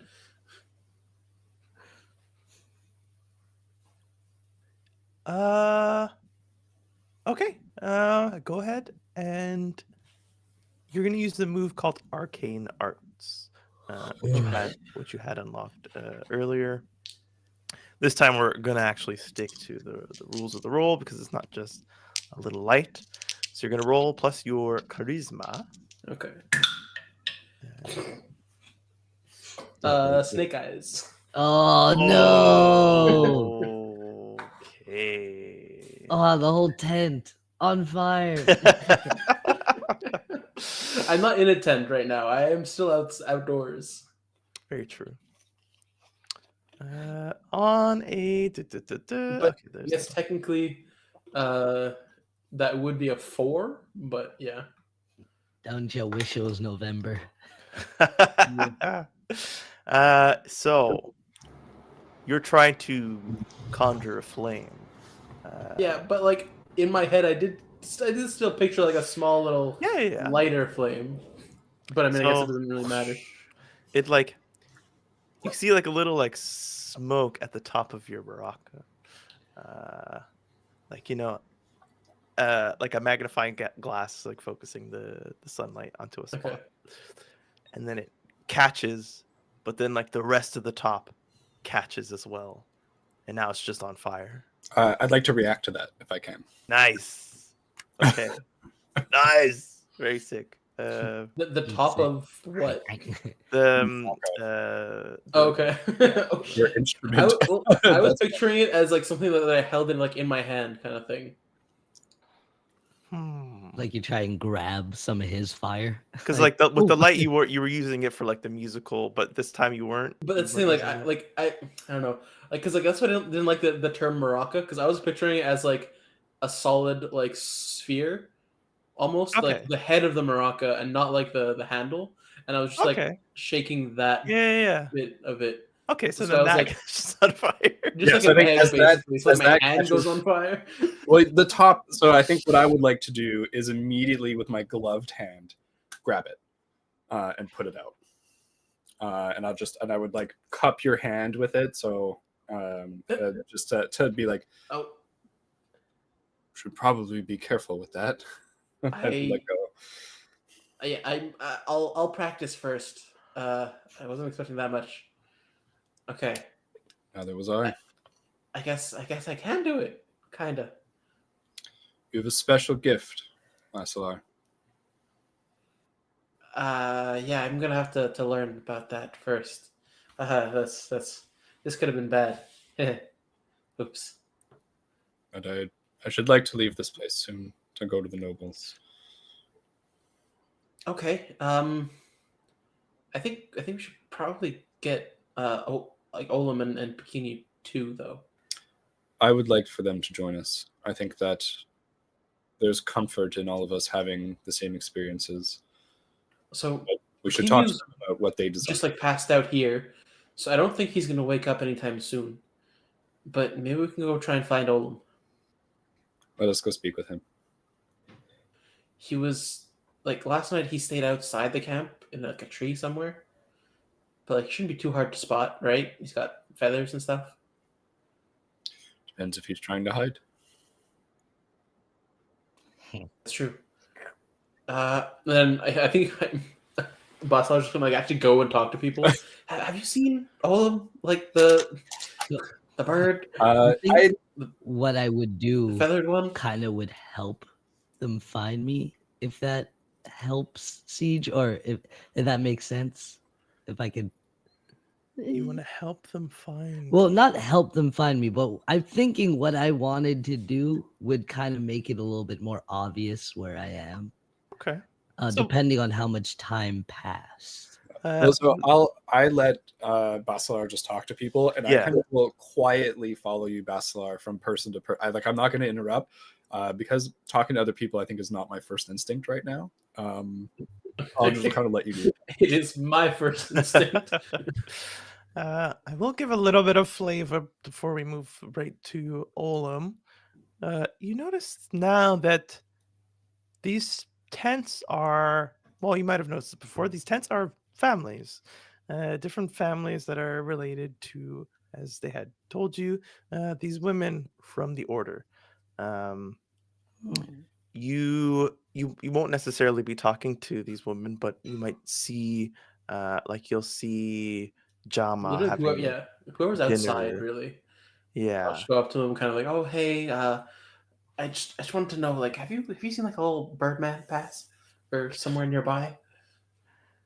So you speak to this dark blue skin older woman, a little heavier set than some of the more malnourished looking, to put it lightly, people. And she tells you, "Oh, I have not seen if your. I see your furry friend over there, but Yeah, he's sleeping. He's good. We know where he is. But like the feathered one, have you seen him recently? I saw him with Kwame earlier in the day. They were outside." Okay. Oh, Kwame. I'll go try and find Kwame too then. You see, if you see him, tell him to come back for dinner. He doesn't normally stay out Kwame this back for long. dinner. Okay. All right. Cool. Thank you for your help. And maybe as you start to walk, out Yeah, the I'll compound. go to the next tent and be like, "Hey, have you seen Kwame or Olum?" We'll move over to Olum. Sweet. I think I'd be extremely depressed after the talk with Brand, the Schnauzgob. So I think I'd just be like dragging my feet, just going like all the way there. And then when I get there, I guess Kwame's still there, tending to the weapon, just watching it, I guess, under like the little fire that we've made to kind of keep the water hot. Mm-hmm. Yeah, he's just like leaning up against like the discarded top of the trunk, since you're using like the bottom portion to have this hollowed out. What is it called? Mold. Mold. There you go. Yeah. So he's like aimed up, looking at the stars at the next one, and he sees you. I don't even say anything to him. I just walk my head. It's like instead of up, now it's down. And I'm like, and I'll sit next to him looking at the weapon. And I think I just feel so cold and so empty after that sesh. Still smoking it. I still have it. Mhm. I'm like, oh, Kwame. It hurts. What hurts? My insides. I can't describe it. It's probably that thing. No. What thing? The thing you're putting in your mouth and inhaling. No, What it's is not. that? It's not this. Well, I'll be like, what is it? I'm just so cold. And I'll like scrunch up. And I'll be like, I'm so cold. So cold. And I think I just kind of snap back into like a wordless trance a little bit like before. And Mhm. just try and build like the biggest bonfire I can there near the beach, just saying so cold, so cold over and over, and not responding to Kwame if he's talking to me. And he kind of gives up after you don't answer initially his interest into the joint that you're holding. Can you re-describe for us how you look? You have gone through some minor. Yes, I'm still like humanoid. I'm still like a harpy eagle, like with the same like sharp beak and like tuft and stuff. But the fur, the feathers went to like about my elbows before, and like my knees, and I like had like human, pretty much arms and dexterous fingers. The fingers are still there and stuff, but the feathers have creeped up like all the way to my wrists and my legs all the way to my ankles, and like my fingers are a little bit more sharper and bird-like. So I've gained more bird-like features since the encounter with Brand. Wonderful. So you build this bonfire. I guess you're just using like as much of like the Yeah, unused I'll wood do and like the stuff. full thing. Like I'll dig like a little circle, find rocks, make like a cordon off area, and like teepee style, huge ones. I want to make like a massive one because I trying to fill this cold, this empty that I feel. Hmm. I'm just like it's so cold, digging, and maybe my eyes are glowing a little orange. Okay. You're a crafty little fella, so you know the bonfire construction. It's not perfect at the beginning by any means, but you kind of piece together uh, where to place the wood. You know, you see how it reacts with the flame and everything. Um, it starts to build up, but you can't shake that cold inside you. This thing that you're inhaling, it is hot and it's still lit, but it doesn't warm you from the inside. It's so empty. And I think I'll just, if it's done as it's blazing, I'll just sit like way too close to it and like kind of like arms hugging my knees. I just look a big puff of plumes.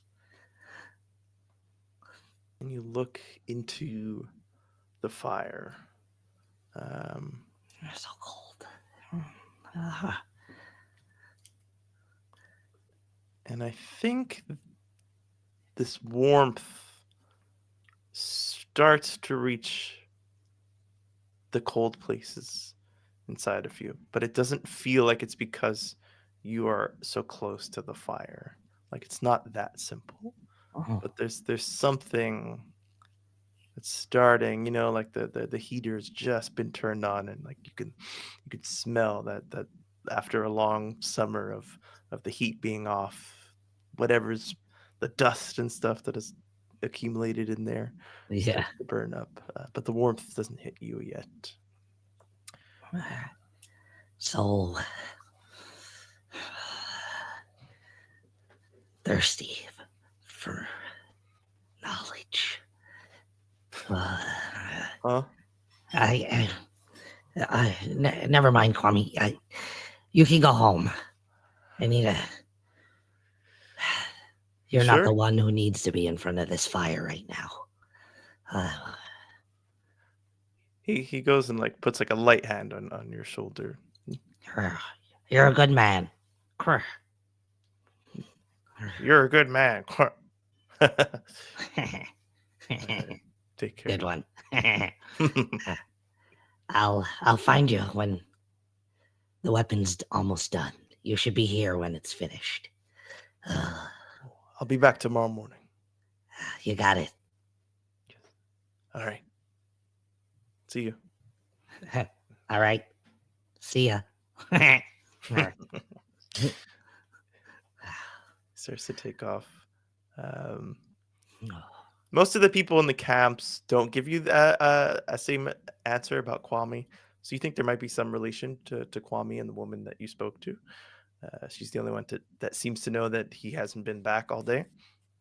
But a few people are like, yeah, I heard his squawking outside. If you see him, just tell him to take it easy on the mimicking. He doesn't exactly feel good to hear your own voice from someone else's mouth. Okay, I don't know if he's doing it on purpose per se, but I'll let him know. Okay. Maybe that's when you see the smoke. You know, this place Yeah, that you're like in. once we head outside, it's like It's very dark night, and then just the bonfire. fire and smoke. Well, I mean, might as well try there first. There seems good. There's the fire reflected in my eyes. And this figure that is kind of posted up against the wall near the exit speaks to you, and she says, "Hey, Basala, make sure your friend doesn't get too close to that fire." Him? I like point to the nameless one that's Yeah, like like- behind me. I'll go over at this person, like, what? No, him. He's a bird. He is not a salamander. Should Oh, not be so close to fire. okay. Yeah, no, I don't. Fire hurts. I found that out yesterday. You remember as much? That is good. I mean, I didn't remember, so I found that out the hard way. But yeah, no, I'll tell him too. Hurry up. He's been doing that for a while. Okay. Thanks, and I'll like pick up the pace. Yeah, I'm hurrying just ahead of you, probably, like, disregarding this person. What do we see as we arrive? Guess could we pass by Kwame? Yeah, I mean, he didn't spend too much time with you, Basilar, so maybe he'll just like nod your head along. But Do I know who he is? I think you had come back when he was there, and he's like, "I'll stay here with the weapon.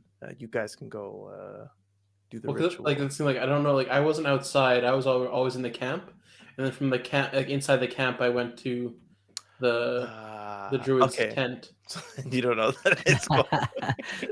Some dude just passed. You might. I mean, you could piece together the scenario if you think your character would, but otherwise, who the fuck? Well, I might because I don't know. Like he's like it said like is anyone with Olam, or is he alone over there? I heard he was with Kwame. Is Kwame still there? I'm Kwame. Oh, okay. So you're not there.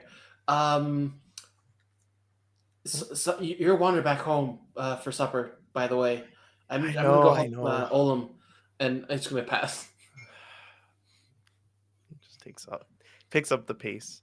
You guys arrive to Olam, and you see him there, hunched over, knees and hands over knees, sitting very close to the fire. Definitely a little bit more feathery, like Hey, more well, hunched. how like because you've been like wrapping yourself up with like strips, right? Yeah. How far have you gone with that? I'd say now they're like poking out of like the strips that I had more. So I didn't like reapply. So they're kind of like bursting a little bit. Okay. Olam, Huh? you wanna back up there just a little bit? No, friend Bassar. I'm so cold. Yeah, Getting fire warmer. hurts. Did you feel the cold in there? And I'm like not turning, staring at the fire. No, not really. I felt kind of warm, honestly. Oh, so empty. I walk up next to you and go, I felt the heat as well. Olam didn't feel heat. No heat. No heat. Cold determination. Be careful you do not catch fire. Yeah, I don't know. And then I'll like inch back a little bit after they both tell me. I'm gonna like look around for like something, and like I guess I see the weapon on the floor. It's still in like the mold. Yeah, like what's this? Half idea, half baked. Like Olam. Half baked, missing something.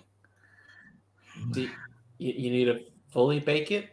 And like I'll turn to Nameless One, and like you'll see my eyes flash like orange momentarily and go back as like my regular eye color kind of returns back.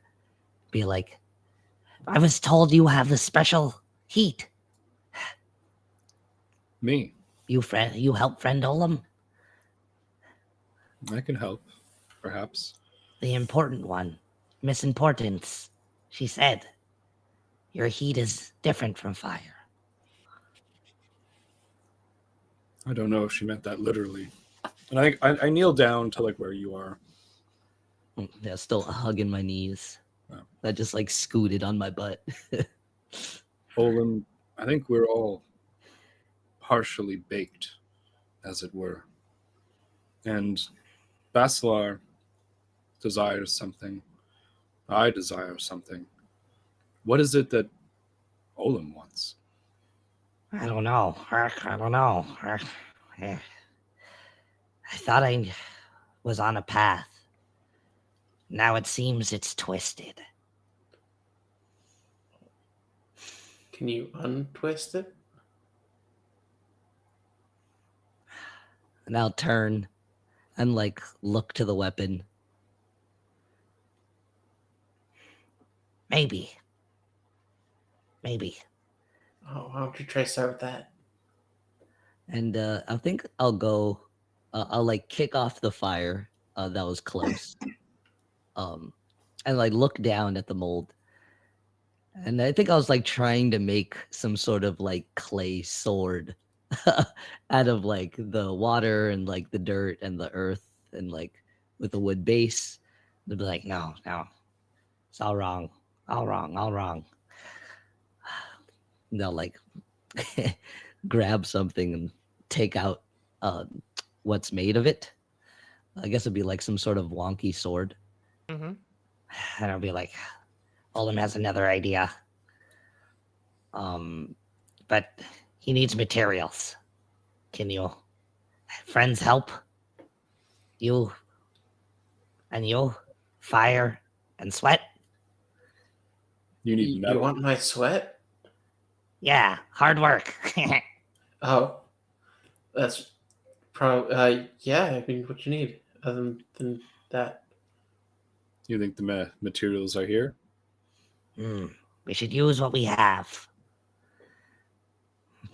I don't really have anything. And I'll look around.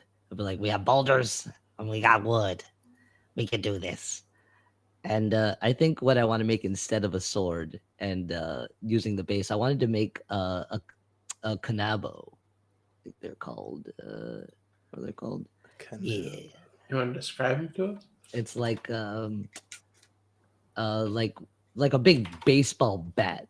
The Japanese weapon with studs kind of at the top. Oh, the big Oni club? Yeah.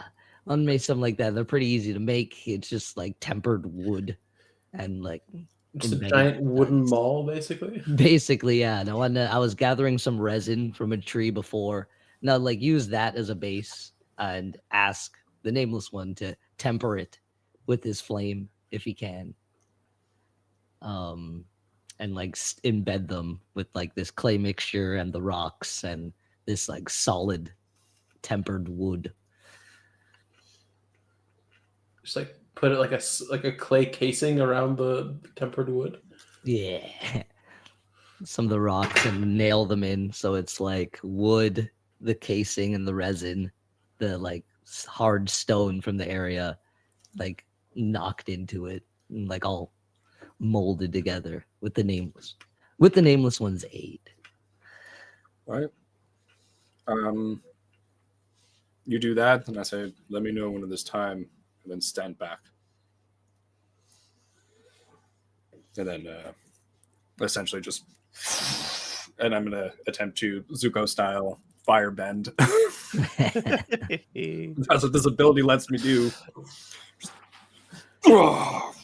And then like move it around and bake this club. Bake this club. I mean, it's what you do to clay, so. Yeah. That's true. And Okay, tempered then. wood.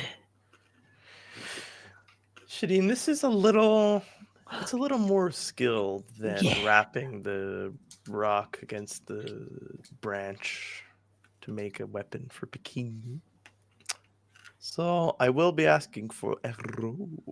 Oh, a roll. Let me at him, baby.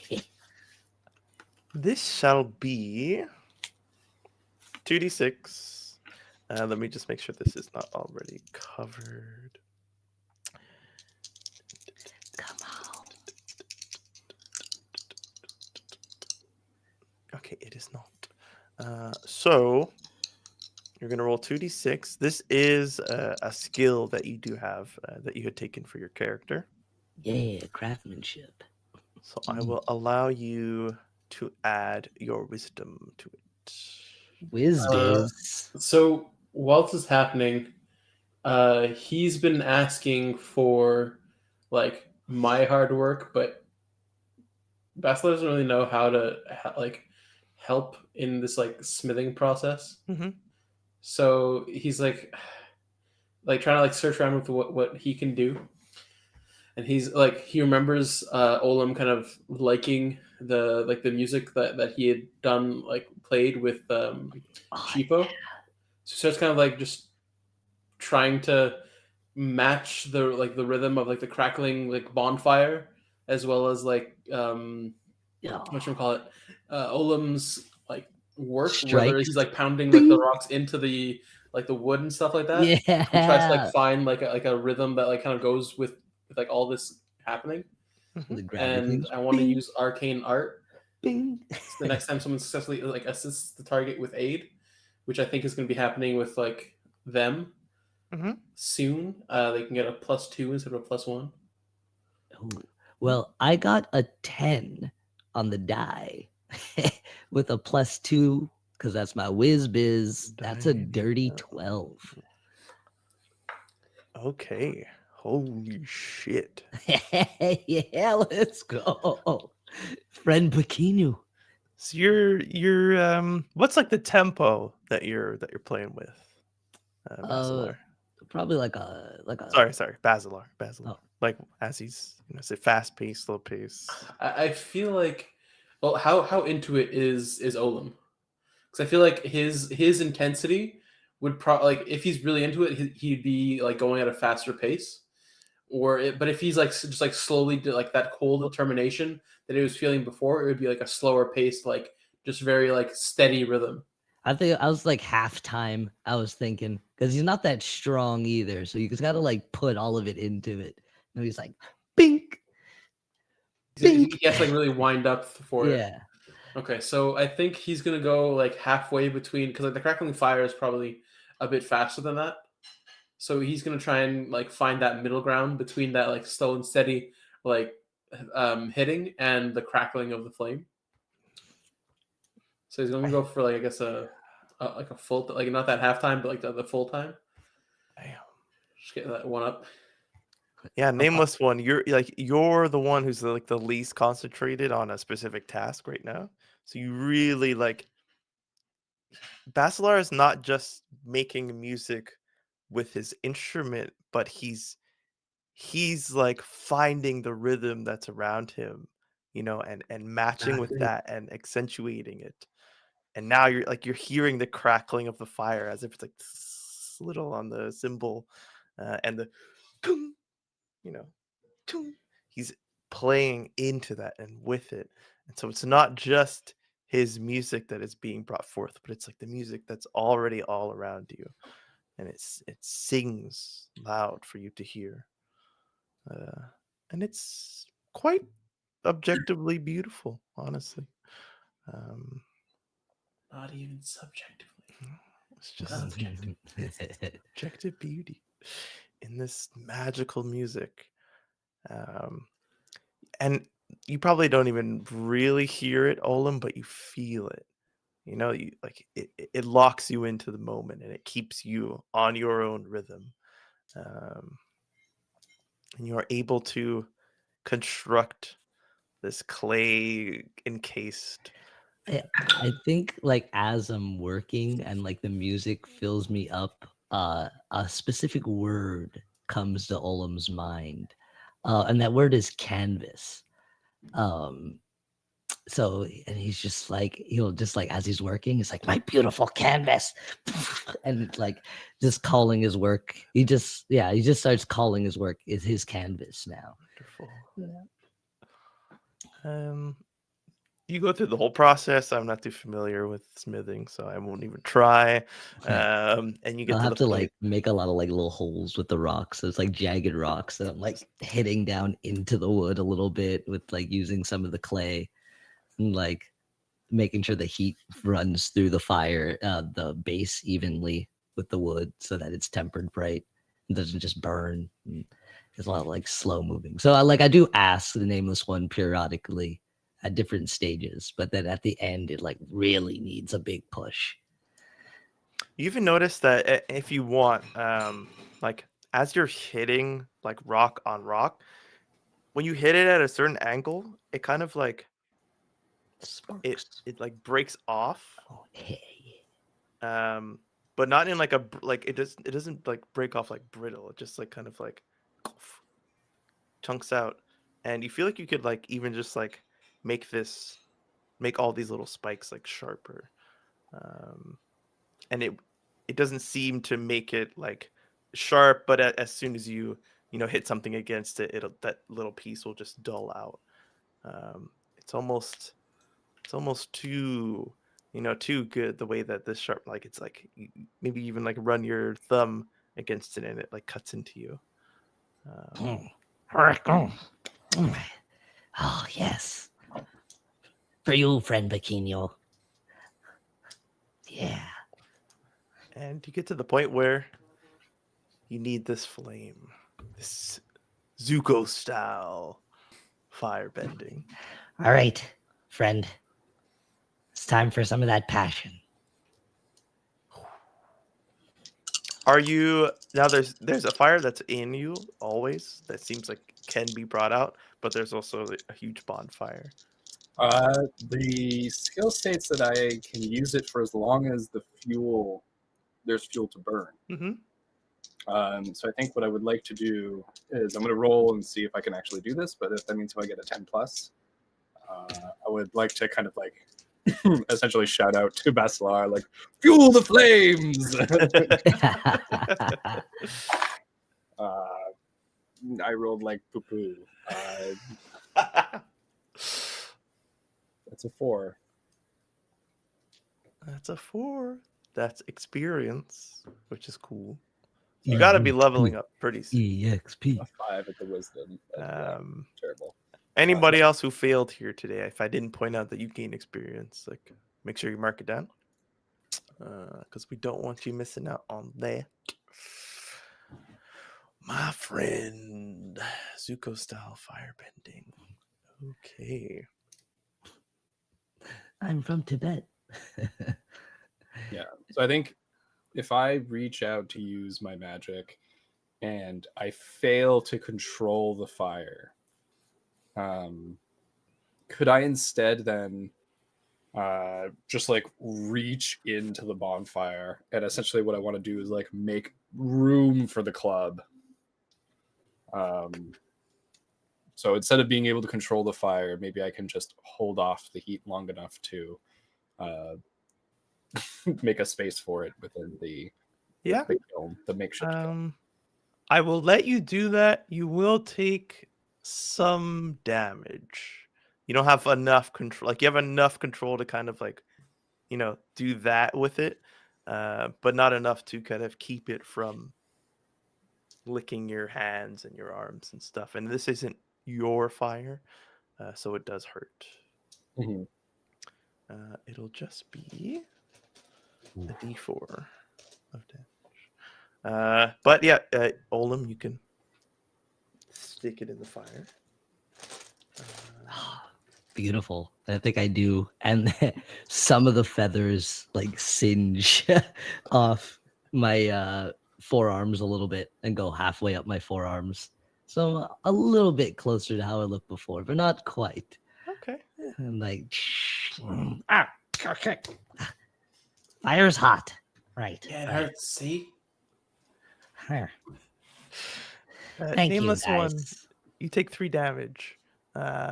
And that is enough of an indication to know what 3 damage means to you. Because up till now, you haven't really known what your HP max is. So your current HP is now 17. Oh. Damn. So plus the 3 that you just took would make it 20. Max HP. Okay.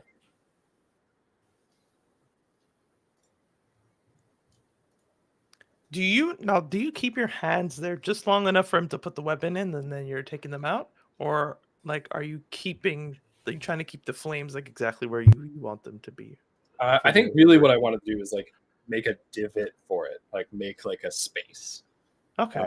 So it's fine. Like once I move the coals aside, and I make that space by digging through the embers, and I take my hands back, like smoking. I think the cloth like burned through in a bunch of places. It's fine for the fire to then go over the clay and like really bake it like in a kiln. Okay. Because the wood is covered with clay. So it's like, Now, how long would a process like this take, do you think, Shadim? Oh.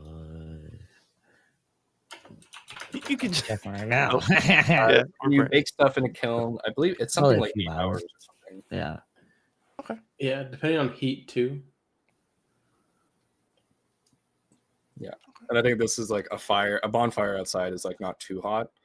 But I think like enhanced by Magic. nameless ones like magic, it might be like significantly hotter. maybe. I mean, my magic didn't work super well, but I think I'll like shake out my arms, and then go to grab fuel for the fire, and just look at you, Olin, and say, "Let us watch the fire together tonight." What's it? It's like a failure doesn't necessarily mean that it doesn't work. It just didn't work the way you intended it, Yeah. right? Well, So you don't have any control over. I think we were saying it allowed me to make room for Yeah. this club without literally burning my flesh off my bones. This is a bonfire, right? So it's like this is hot. Yeah. That's exactly what I'm thinking. So I mean, the rest of the night is yours, but you kind of, like you said, you have to kind of sit here and watch. Well, what I'd like to do is after we gather some fuel and like maybe like put a little bit more on the fire, make sure it's hot and burning. Gather kindling and stuff. Yeah. And I think as the 3 of us probably just stare into the fire in that moment, 3 shadowy figures, I'd like to say to Olin, Baslar and I will travel to Bothos and intend to get to the inner parts of this. Would you come with us? Would you seek better forges, better materials? Is that what you desire? Friend Pequeno and I have made a burden on these people. Great burden. As long as we're not a burden on the next people, Kirk, I think we're good. Wait, why? What's this about a burden? Yeah, look over to you. Well, the Black Locust laid claim to us. Why just to you? We all came out. Like, why? Why would there be a claim? Friend Pequeno and us are different.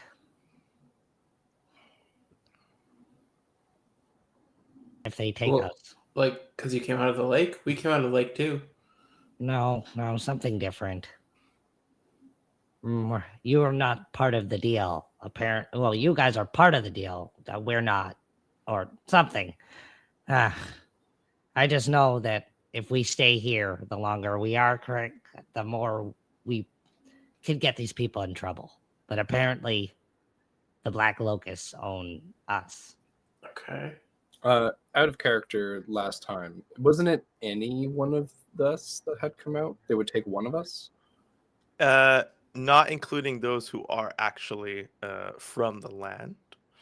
Like they fall under the protection of all like the rest of the citizens. But ones who come from elsewhere, they're free to grab, but they only get claim on one if there's multiple. Okay. And right now there seems to be 2 in your party. Right.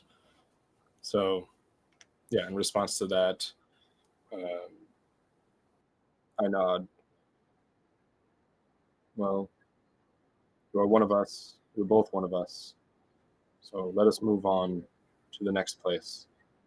Yeah, if they don't know about it, then there'll be no harm done. They said if we move fast enough. Well, we were told they know we left. So they know of us, just not where we are. That's it. So you don't necessarily become a burden on them if they don't know that you're here.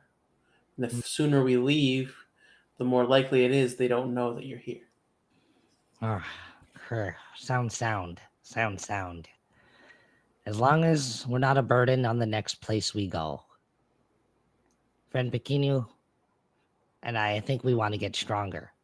I think you guys want to get stronger too. Just want to find more about like everything. Like why is this happening? Who we are and everything like that. Like that matters a bit more to me. Knowledge is power, yes. And I think believe we will find it I'm a further. little scared of who I was. Well, But as long as we're strong enough, something in Olam says that we should travel forth and move further. Either that or talk to the Black Locusts. But we could do that too. I don't know, like they were said to use like blood magics and stuff, but I don't know if that's necessarily a bad thing. and now Unless they like sacrifice others and use their blood, because of that's probably a bad thing. I have a feeling that they would are be the only different different ones. Huh. You know? Well, as far as people who look like like like us. Maybe they're more like us. But then why would they want to kill you? Oh, these people have a feud with them. Maybe they're talking from hate. It's not to kill you, right? They wish to steal you away, to make you one of them, to convert you. I think, like, you see me, like, getting a little bit angry at this. They just wish to impose their will on you. Similar to the people we're with now. What I if don't like that. Black Locusts know something different? Know what different? We don't know. We don't know anything. No, but maybe we should cautiously find out. Like, don't just walk into the middle of everything and find out that way, but kind of search for it a bit more sneakily. Sneakily. I agree. Then let us go to Bothos, learn about ourselves, and then once we have enough knowledge and power, we can confront the Black Locusts if we wish, or we can go further into the Ashlands. But my suspicion is that further in is where the things we desire are, rather than further out. We were brought here. Yeah, and the Brand, the druid, he's from more like central the central region, and he seems to know an awful lot. So I don't know if it's related or not, but if we can find him again, I think that might be helpful too. Smart companions. Yes, we'll do this. Finish up weapon for friend Pequeno, and if friends need stuff, all them will make. Okay. And then we shall journey. Maybe make on the journey, because I don't know like how long that might take to make it all before we leave. Are we leaving tonight? Or Well, Pequeno's asleep right now, so maybe tomorrow morning. This body must heal from the rigors of the mind. But tomorrow, I think that we need to leave quickly. That sounds good to me. Hmm. So we'll wait for the weapon to be done, and then head back. Yes. Kurt, head back. Kurt. Mm-hmm. Right. Question. When you repeat things, do you do it like intentionally, or is it like a reflex? Reflex. Sounds right. Because like just so you know, there were some people in the encampment that didn't like it. Oh. I'm making people uncomfortable? I think it's something about they don't like hearing their voices outside of their own mind, or like seeing their voice being used by someone else. That's weird. Everyone's voice is beautiful. I don't know. I think there's a certain power to words here, and so hearing your own voice use words that aren't that are your own but aren't kind of said by yourself might be weird for them. You think I could do things with people's voices? Maybe. Like what? I don't know. We got to figure out how exactly the power comes from these words. Okay. I'll try and do better. Yeah, I'll try and do better. I don't think it's doing better. It's just understanding the perspective from their side Mm. and taking it into consideration.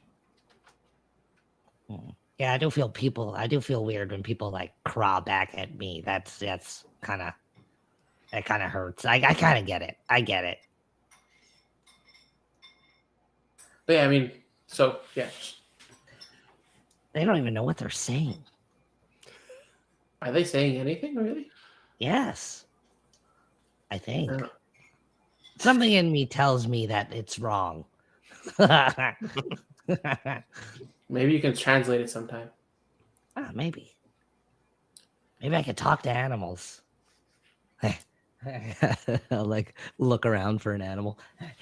Yeah, I like crouching by the fire, and I'm like, we can all talk to animals. You can? What? Of course. Hey, you dumb animals! Hey, you dumb animals! Is there anyone around? Like look around, scan the night, I guess, at this point. Yeah, this bright ass fire on the beach. Basically seeing nothing around because the light is behind me. Mm-hmm. There's something. I mean, you try and see. You don't see anybody, but you, Basilar, you're tuned into the music of the world, and you hear a rattling off in the distance. But it doesn't sound like your instrument. It's something different, and it doesn't move to the beat of everything else around you. Something sounds off. Kurt, what? I don't know. but it's not that it's not natural, but it's not of nature. Got spires trying to steal my weapon. Like turn around, No, unscan. I think it just that there might be potential for danger, seeing as how we don't know what it is. We might have called it stupid, also. Maybe it is stupid. Well, yeah, but yeah, no, you're right there. Just keep an eye out. There might be something. Oh yeah, definitely gonna scan. Use my peepers Your to peeper peep. peepers to peep. what to is peep to be this peeped. peeping Tom.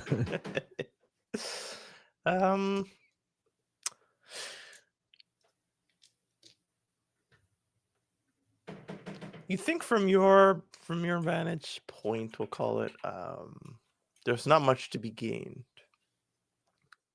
If there is something out there, you would have to go out there to gain its scent or track it or see if there is even anything to track.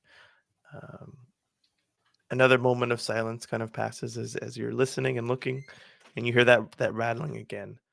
It definitely sounds far, but it also sounds like it's from the direction of the forest that you had been advised is where danger lies. Okay, but like far enough that like it doesn't. So like the second time we've heard it, does it seem further, the same, or like closer? Around the As it same. moved. Okay, Around the same. I'm gonna pick up a Asta rock. kind of calms down at that.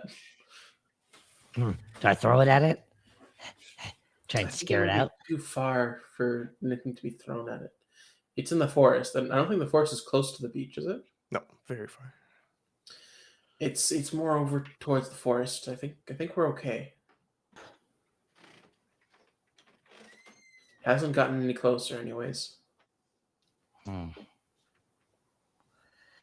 I fully just like lie down on the ground. And I think near the flyer, kind of like put my arms back and go, well, we'll be here for a while.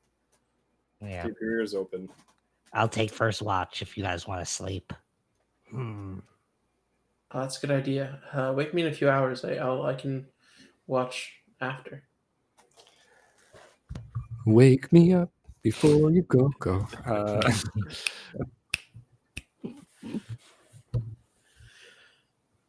Yeah. Bathilhar, do you continue your any sort of music, like while you're While I'm lulling off to sleeping? sleep, or while you're just sitting there, getting ready to fall asleep?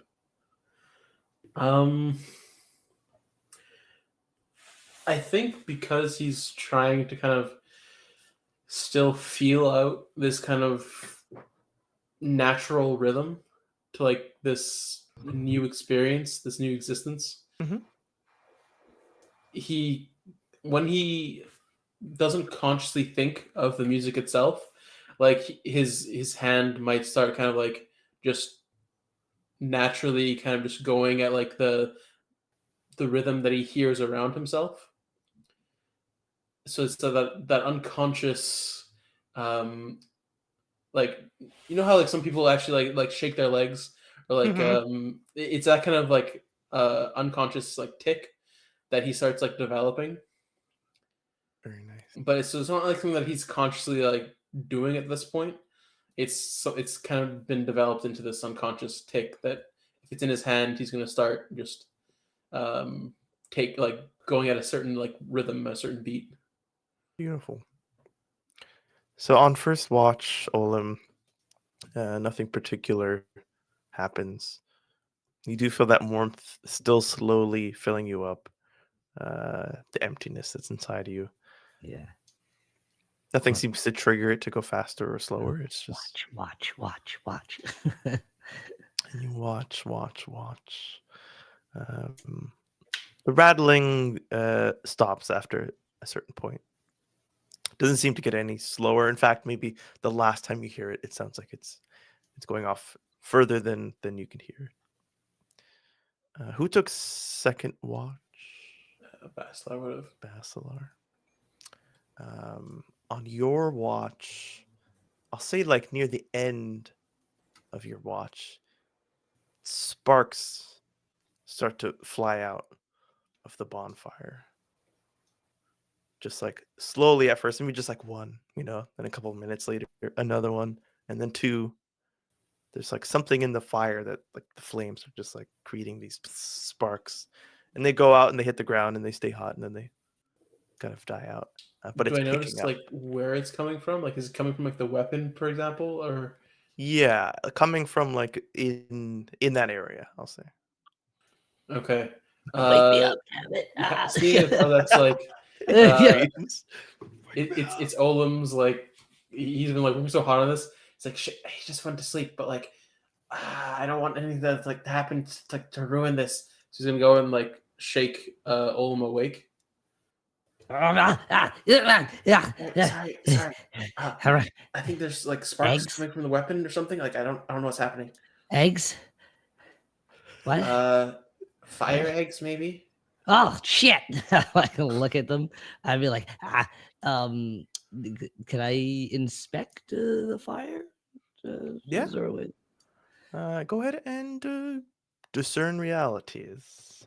Discern realities. Yes. It's my whiz biz. Yeah, whiz beach. Oh, I should have that's kept a him asleep and 9 rolled plus it myself. 2. That's 11.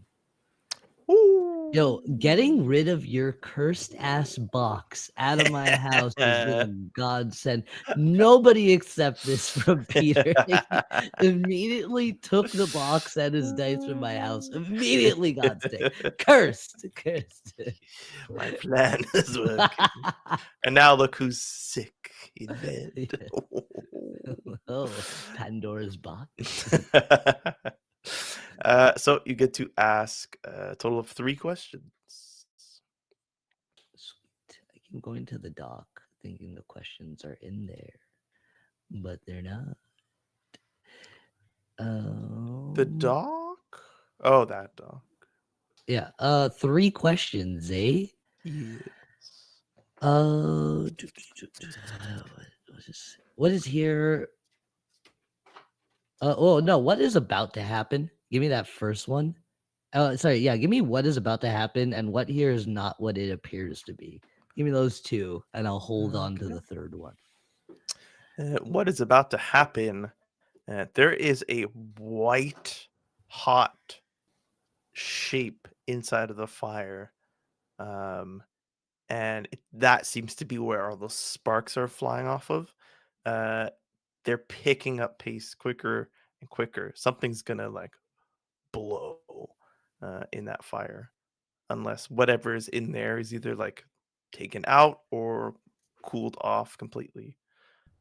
And what is here that it is not what it not appears what to it be. appears to be. These sparks, although random in like direction, they all seem to like fall and drift ever so slightly towards the nameless one on their path. Like even if they're going the opposite way of him, they'll kind of slow down and arc back, but just fall. And the ones that go near him, they all kind of like land on him. I think I'll be like, Basilar, wake up, friend nameless. And then I'll Okay. quick. Go and And then I'll shake the get nameless like one the awake. makeshift hammer, I think, and try and drag the weapon and the white hot glowing thing out of the fire. You're going to?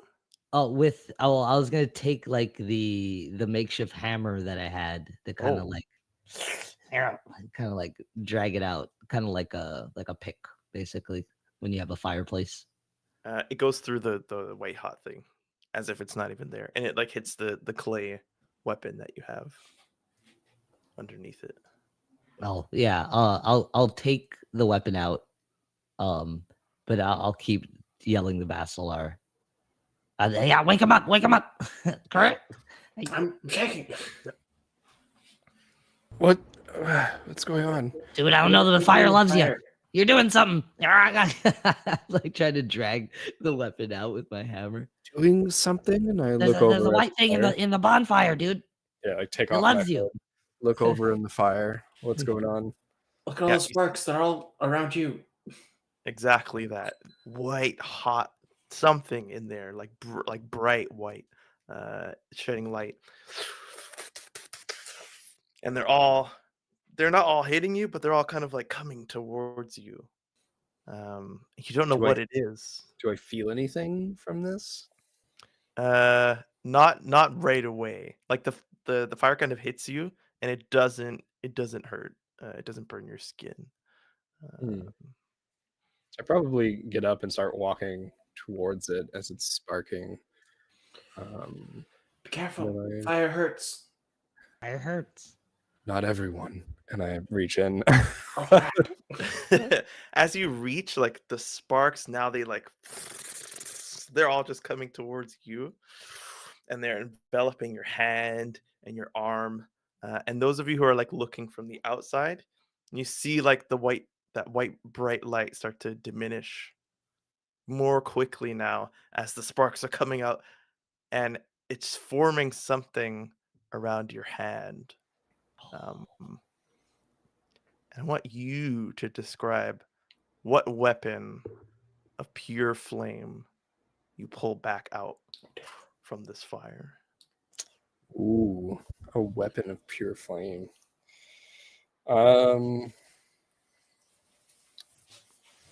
This is a melee weapon? I believe it could be anything you want. It just has 2 tags.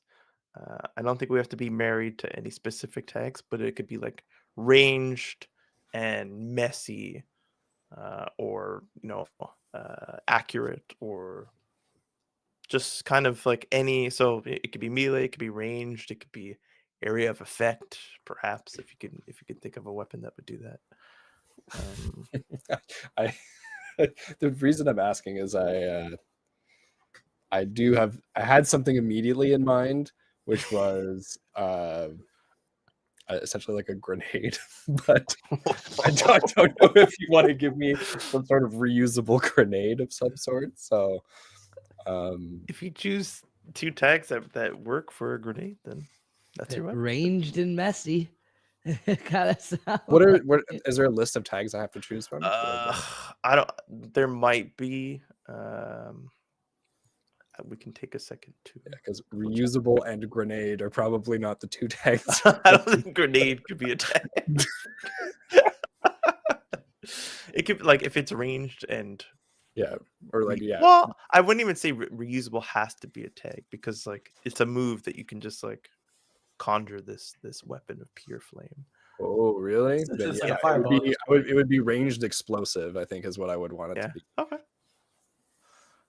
So describe the grenade that you. You're essentially giving yourself fireball. Yeah. And so yeah, I like reach in, but it's not like a D&D fireball where it's like, oh, and then when it like, it's more of like a lob. Like this is like a molten white element, and so as I reach in and pull it out, it's almost like dripping like liquid flame on my hand, and I think instinctively I just furrow my brow, and I cast it back into the fire, and just and it just explodes like crazy flames, but only probably for like a few seconds before it consumes a lot of the fuel that's there, and then the whole fire like dies down kind of dim. Beautiful. I will say Basilar and Olam take 3 damage each from this. Fire! You could not have like backed up that much. No, we weren't expecting this. Like, Yeah, I think the both of you are behind me, so maybe you don't see my face like snarling like yes. But the only thing I say as the fire dims down is, you fight fire with fire. yeah. Oh, that hurts so much. 3 damage for Olim. Does the same thing as it did for the nameless one. 17 current, 20 max Oh, for HP. I thought it was and 8 plus our constitution. 6 plus con. I have 8. Oh yeah. Huh. Yeah. On the sheet it says 6 plus con. Yeah, I think we all have different ones. So it's your base Dice. con, not the mod. So your Olim, yours is 8 and your con is 12, so 8 plus 12. Oh, the actual con. Yeah, Not, okay, yeah, okay, yeah, okay, okay, okay. Now I get you. Yeah, I thought it Now- was that too, but I'm like, oh, everyone's gonna have like 6 HP, but these like things do way more damage than that. But then I looked at something else, and it was the actual number of your Constitution stat. Oh, so then my constitution is 20. So yeah, HP max 20, HP current 17. So for you, it should be 12 plus 6 for Basil. Okay. 18. So 18. I have 12 con. Okay. So I have 14 then. Your con is. Oh, I might have miscalculated that. You have 16 con. I will just give you that because you took damage. Okay. Basilar's is 12. So maybe yours is a +4 for the immolator. I wrote in 16 and it says 2. Yeah, 16 is plus 2. No. We're not worried about the pluses here. Oh, it's a different. Yeah. Okay. So your Constitution itself is 16, and that gives you a +2. And yeah, the immolator gets 4 plus their Constitution. So yours is 16 plus 4. I see. A hot 20. Hot. Yeah, because your damage dice are like D8s, D10, D6s. So if all you're getting is 5 HP, then you're all like 1 hit pretty much all the time. So this makes more sense. So the flames burst out, and then, like you said, this thing eats everything up, and then there's just nothing, but wood. And Olim, you pulled out your weapon, luckily. Yeah. Close to the water, by the way. You said it was near the beach. I don't know how close you would have made this bonfire, Olim. Not close enough where the waves would touch it, but it was on the sand.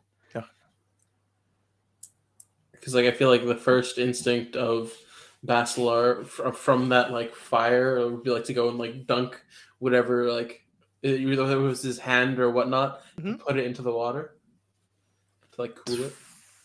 You dunk your hands in the water. You're not that far in, and so your hands kind of like touch the earth underneath. And you pull your hands out, and you're at full HP. Oh shit! Shit. Good to know. Yeah, you see like the clumps of earth kind of like cling to the spots that were burned, and then you shake them off, and the skin underneath looks new, pink. You know. Oh, that's the stuff. Oh, this really helps. Just like covered in sand. Like go and like dunk my whole body in the water. All your fur is wet, your feathers. You come out. You're not healed. I feel in pain and now wet. What? I don't understand. It feels good. The fire is out. You know, any heat on you is out. I had sand. That was pretty good being sandy. Now I'm wet. I mean, sand will attract more. Like you'll get more sand when you're wet if you roll around in it now. Oh man, what the hell is that, dude? I'm busy like rebuilding the fire, just like putting more fuel. Oh, why am Didn't I notice blowing? this screw and just run to the screw like ah. What was that? What was that burning white mass in the I heard- fire? Yeah. That was a piece, I think, of my power calling out to be wielded. Can you warn us next time, please? Yeah, I almost singed my do. Many pardons. That was most likely just a reflex.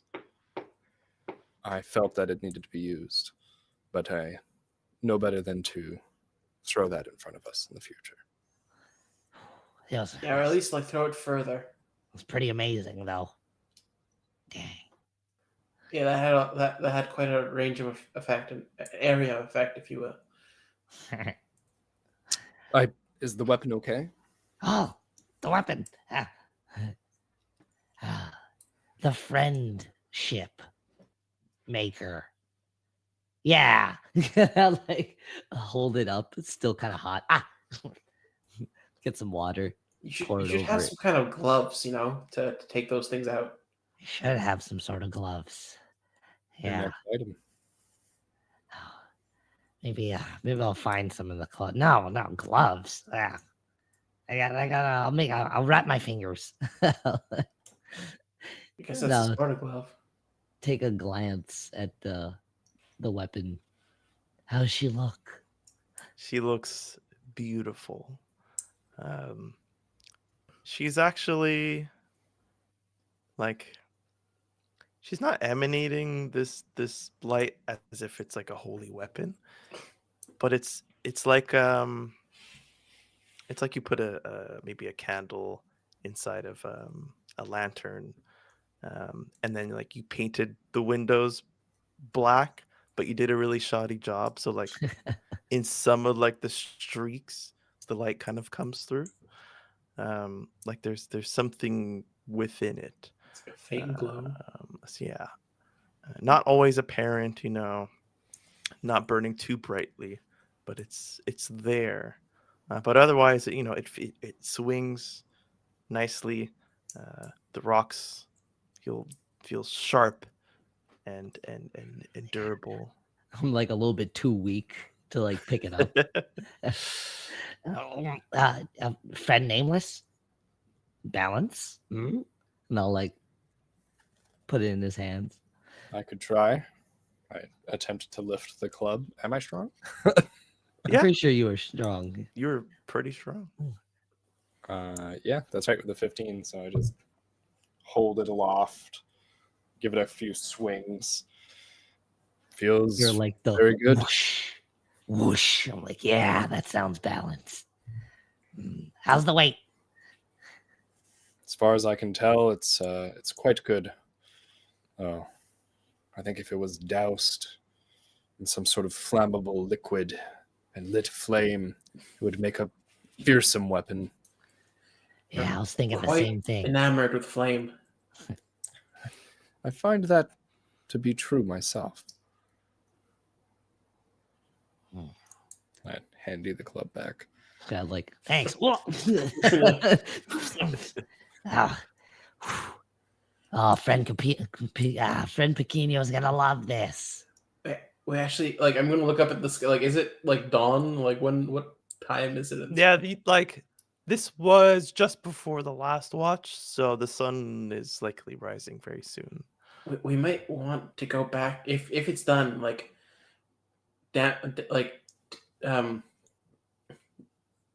what's how do you quiet the fire? Like, unlight it, Put it out. put it out. That's it.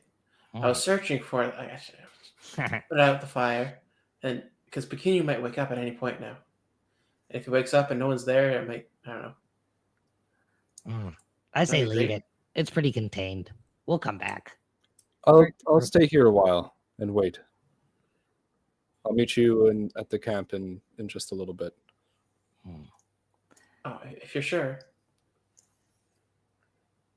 Yeah, he wants to throw some more of those fires. Like Yeah, okay. Pequeño. Do you need any help Dragging this weapon. carrying that, Olem? Please. Trying to like carry one end of it as he has the other. Like two-handed. Pequeño.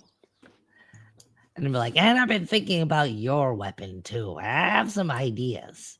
What if we like put a blade at the end of the maraca and a rope, and you could like swing it around?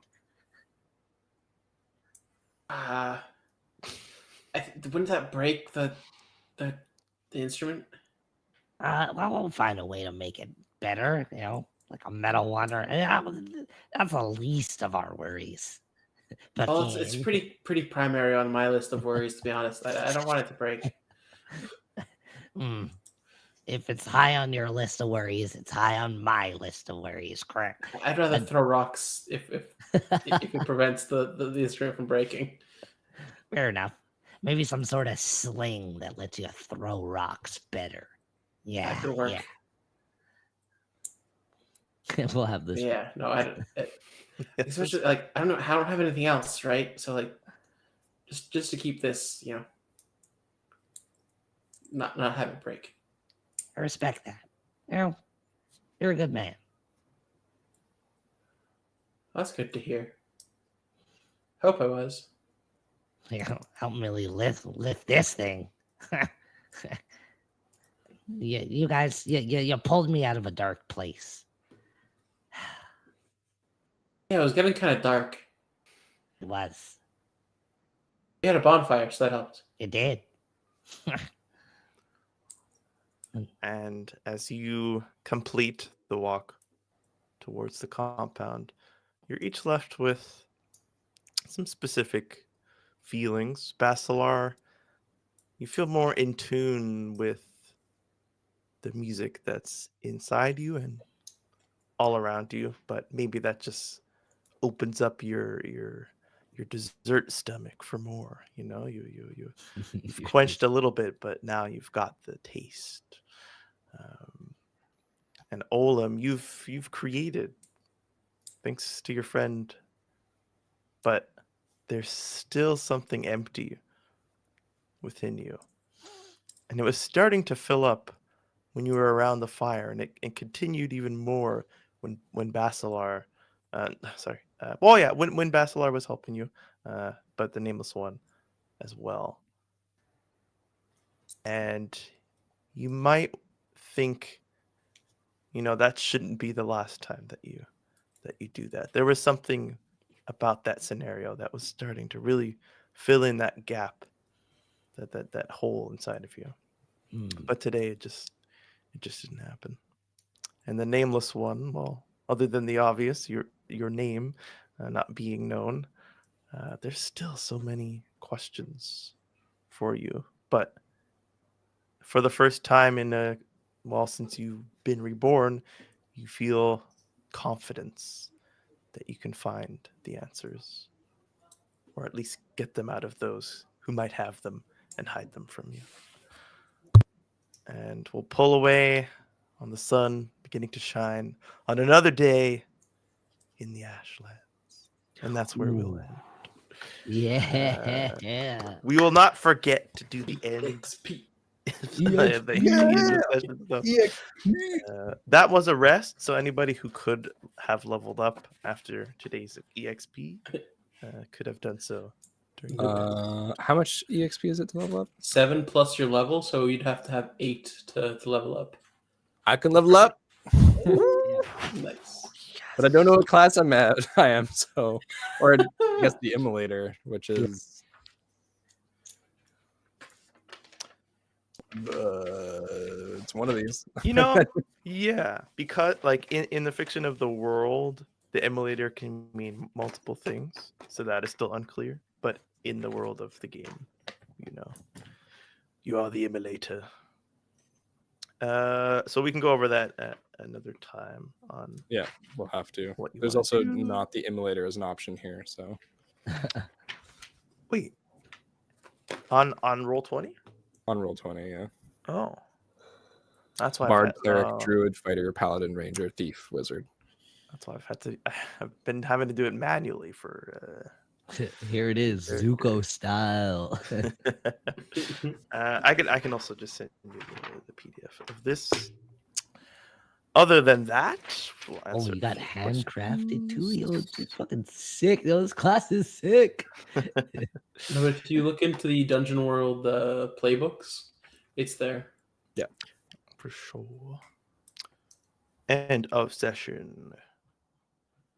Did we learn something new and important about the world? Yeah. The nameless one can use grenades. Ranged explosives we prefer. Did we I mean- overcome a notable monster or enemy? Do ourselves count? Does Does depression prejudice count? Did you overcome prejudice? I got Pack to the it up, ritual tent baby. anyway. Prejudice gone. And did we loot any memorable treasure? No. Just reaching into Do our bottom, hearts Unless getting the it. waters of the lake count because I used it to heal. That's something we learned about the world. That is something that I learned about the world. That's what I'm going to Yes. use anyways. Um, I already used it once, so it shouldn't work. yeah, that's an ability that you have unlocked as well. Oh. It's a racial trait called Ashen Oh. Healing.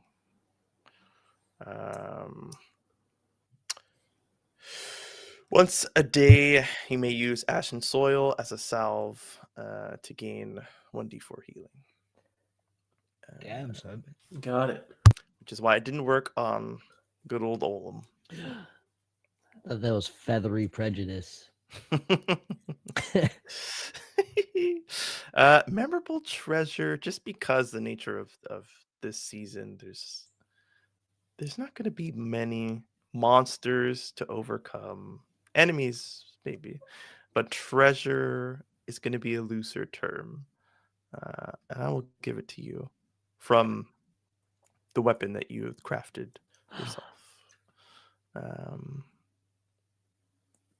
So you That's can beautiful. you all take EXP when you can answer the question. Yes, I believe.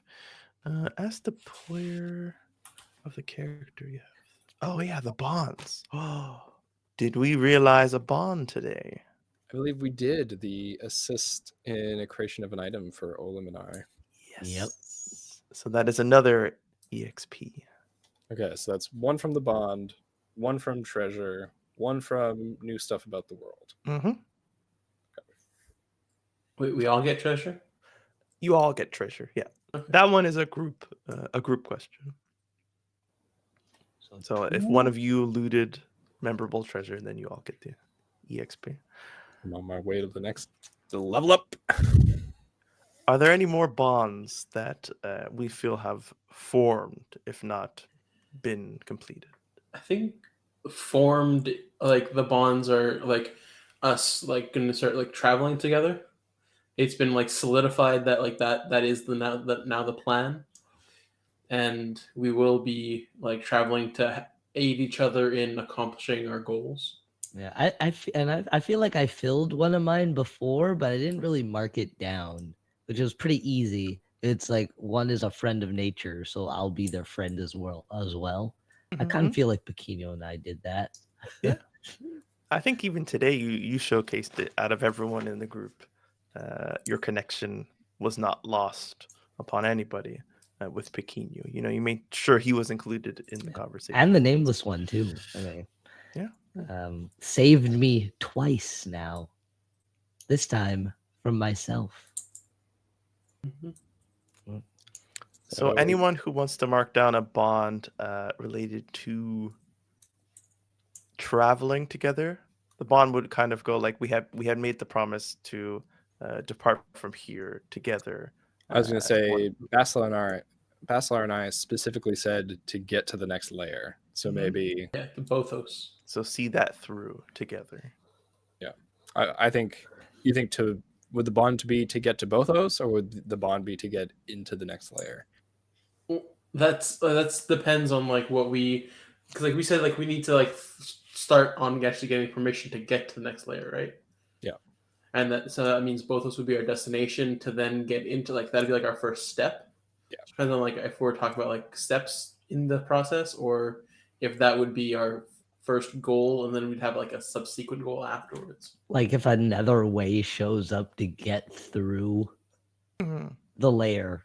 I'm thinking because it could be like become travel companions by reaching our first destination. Yeah, I like Yeah, that. whichever that happens to be in a sense. Because, like, realistically, nothing is keeping you together. The nameless one could be like, I'm fucking strong. I can go about this on my own and leave. So, it's the bonds that you form that are keeping That's you it. together. Yeah. So, It's like The we'd friends like we made along the way. talked of traveling together, so that's what like we're doing. hell yeah. Right, to both those.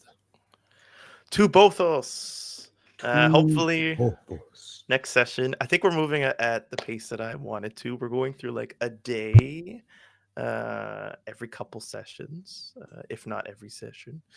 I think last time we might have gotten a little further, but we've caught up now. You guys are ready to leave this place and explore. And so I can't wait to get back here next week. But before then, Thursday we are doing, I don't think it's Chittering 100% Woods. confirmed, because Well, I will not be there on Thursday. So depending on if Shadim wants to continue without me, maybe world building, maybe it a one might shot. be a world building little maybe- sesh. Yeah. Might end up being a world building sesh this or a little one shot if anybody wants to take over. Mhm. But Whatever it is, it will be fun, and you should definitely all more towards a world building sesh. Come hang out, exactly. shoot the shit. We'll talk about D&D, how we started, how to help y'all start a little bit, and talk about our world. It's always fun. It's always a nice little time. So make sure you're hitting that follow button so you don't miss a single notification. If you've got Prime or if you've got a couple dollars lying around, feel free to subscribe to unlock some cool emotes. You can join our Discord where we post gifts before every session, Twitter where we post updates, Instagram where we post videos and memes, TikTok before it goes away in the States. Those of you who are there, get your last views in on those TikToks. Facebook. Why are you on Facebook? And other than that, YouTube for our VODs. YouTube for our VODs. YouTube's our big place. You go over there, watch it a few hours times, of content. comment, give it a fucking like. You know you feeling it. The CEO of YouTube is livid with how much content we're providing. Their servers just can't keep They up with can't it. keep up with it. So make sure you're tuned in. And until Thursday, we are the Hexagon and we are Hexagon. I don't know if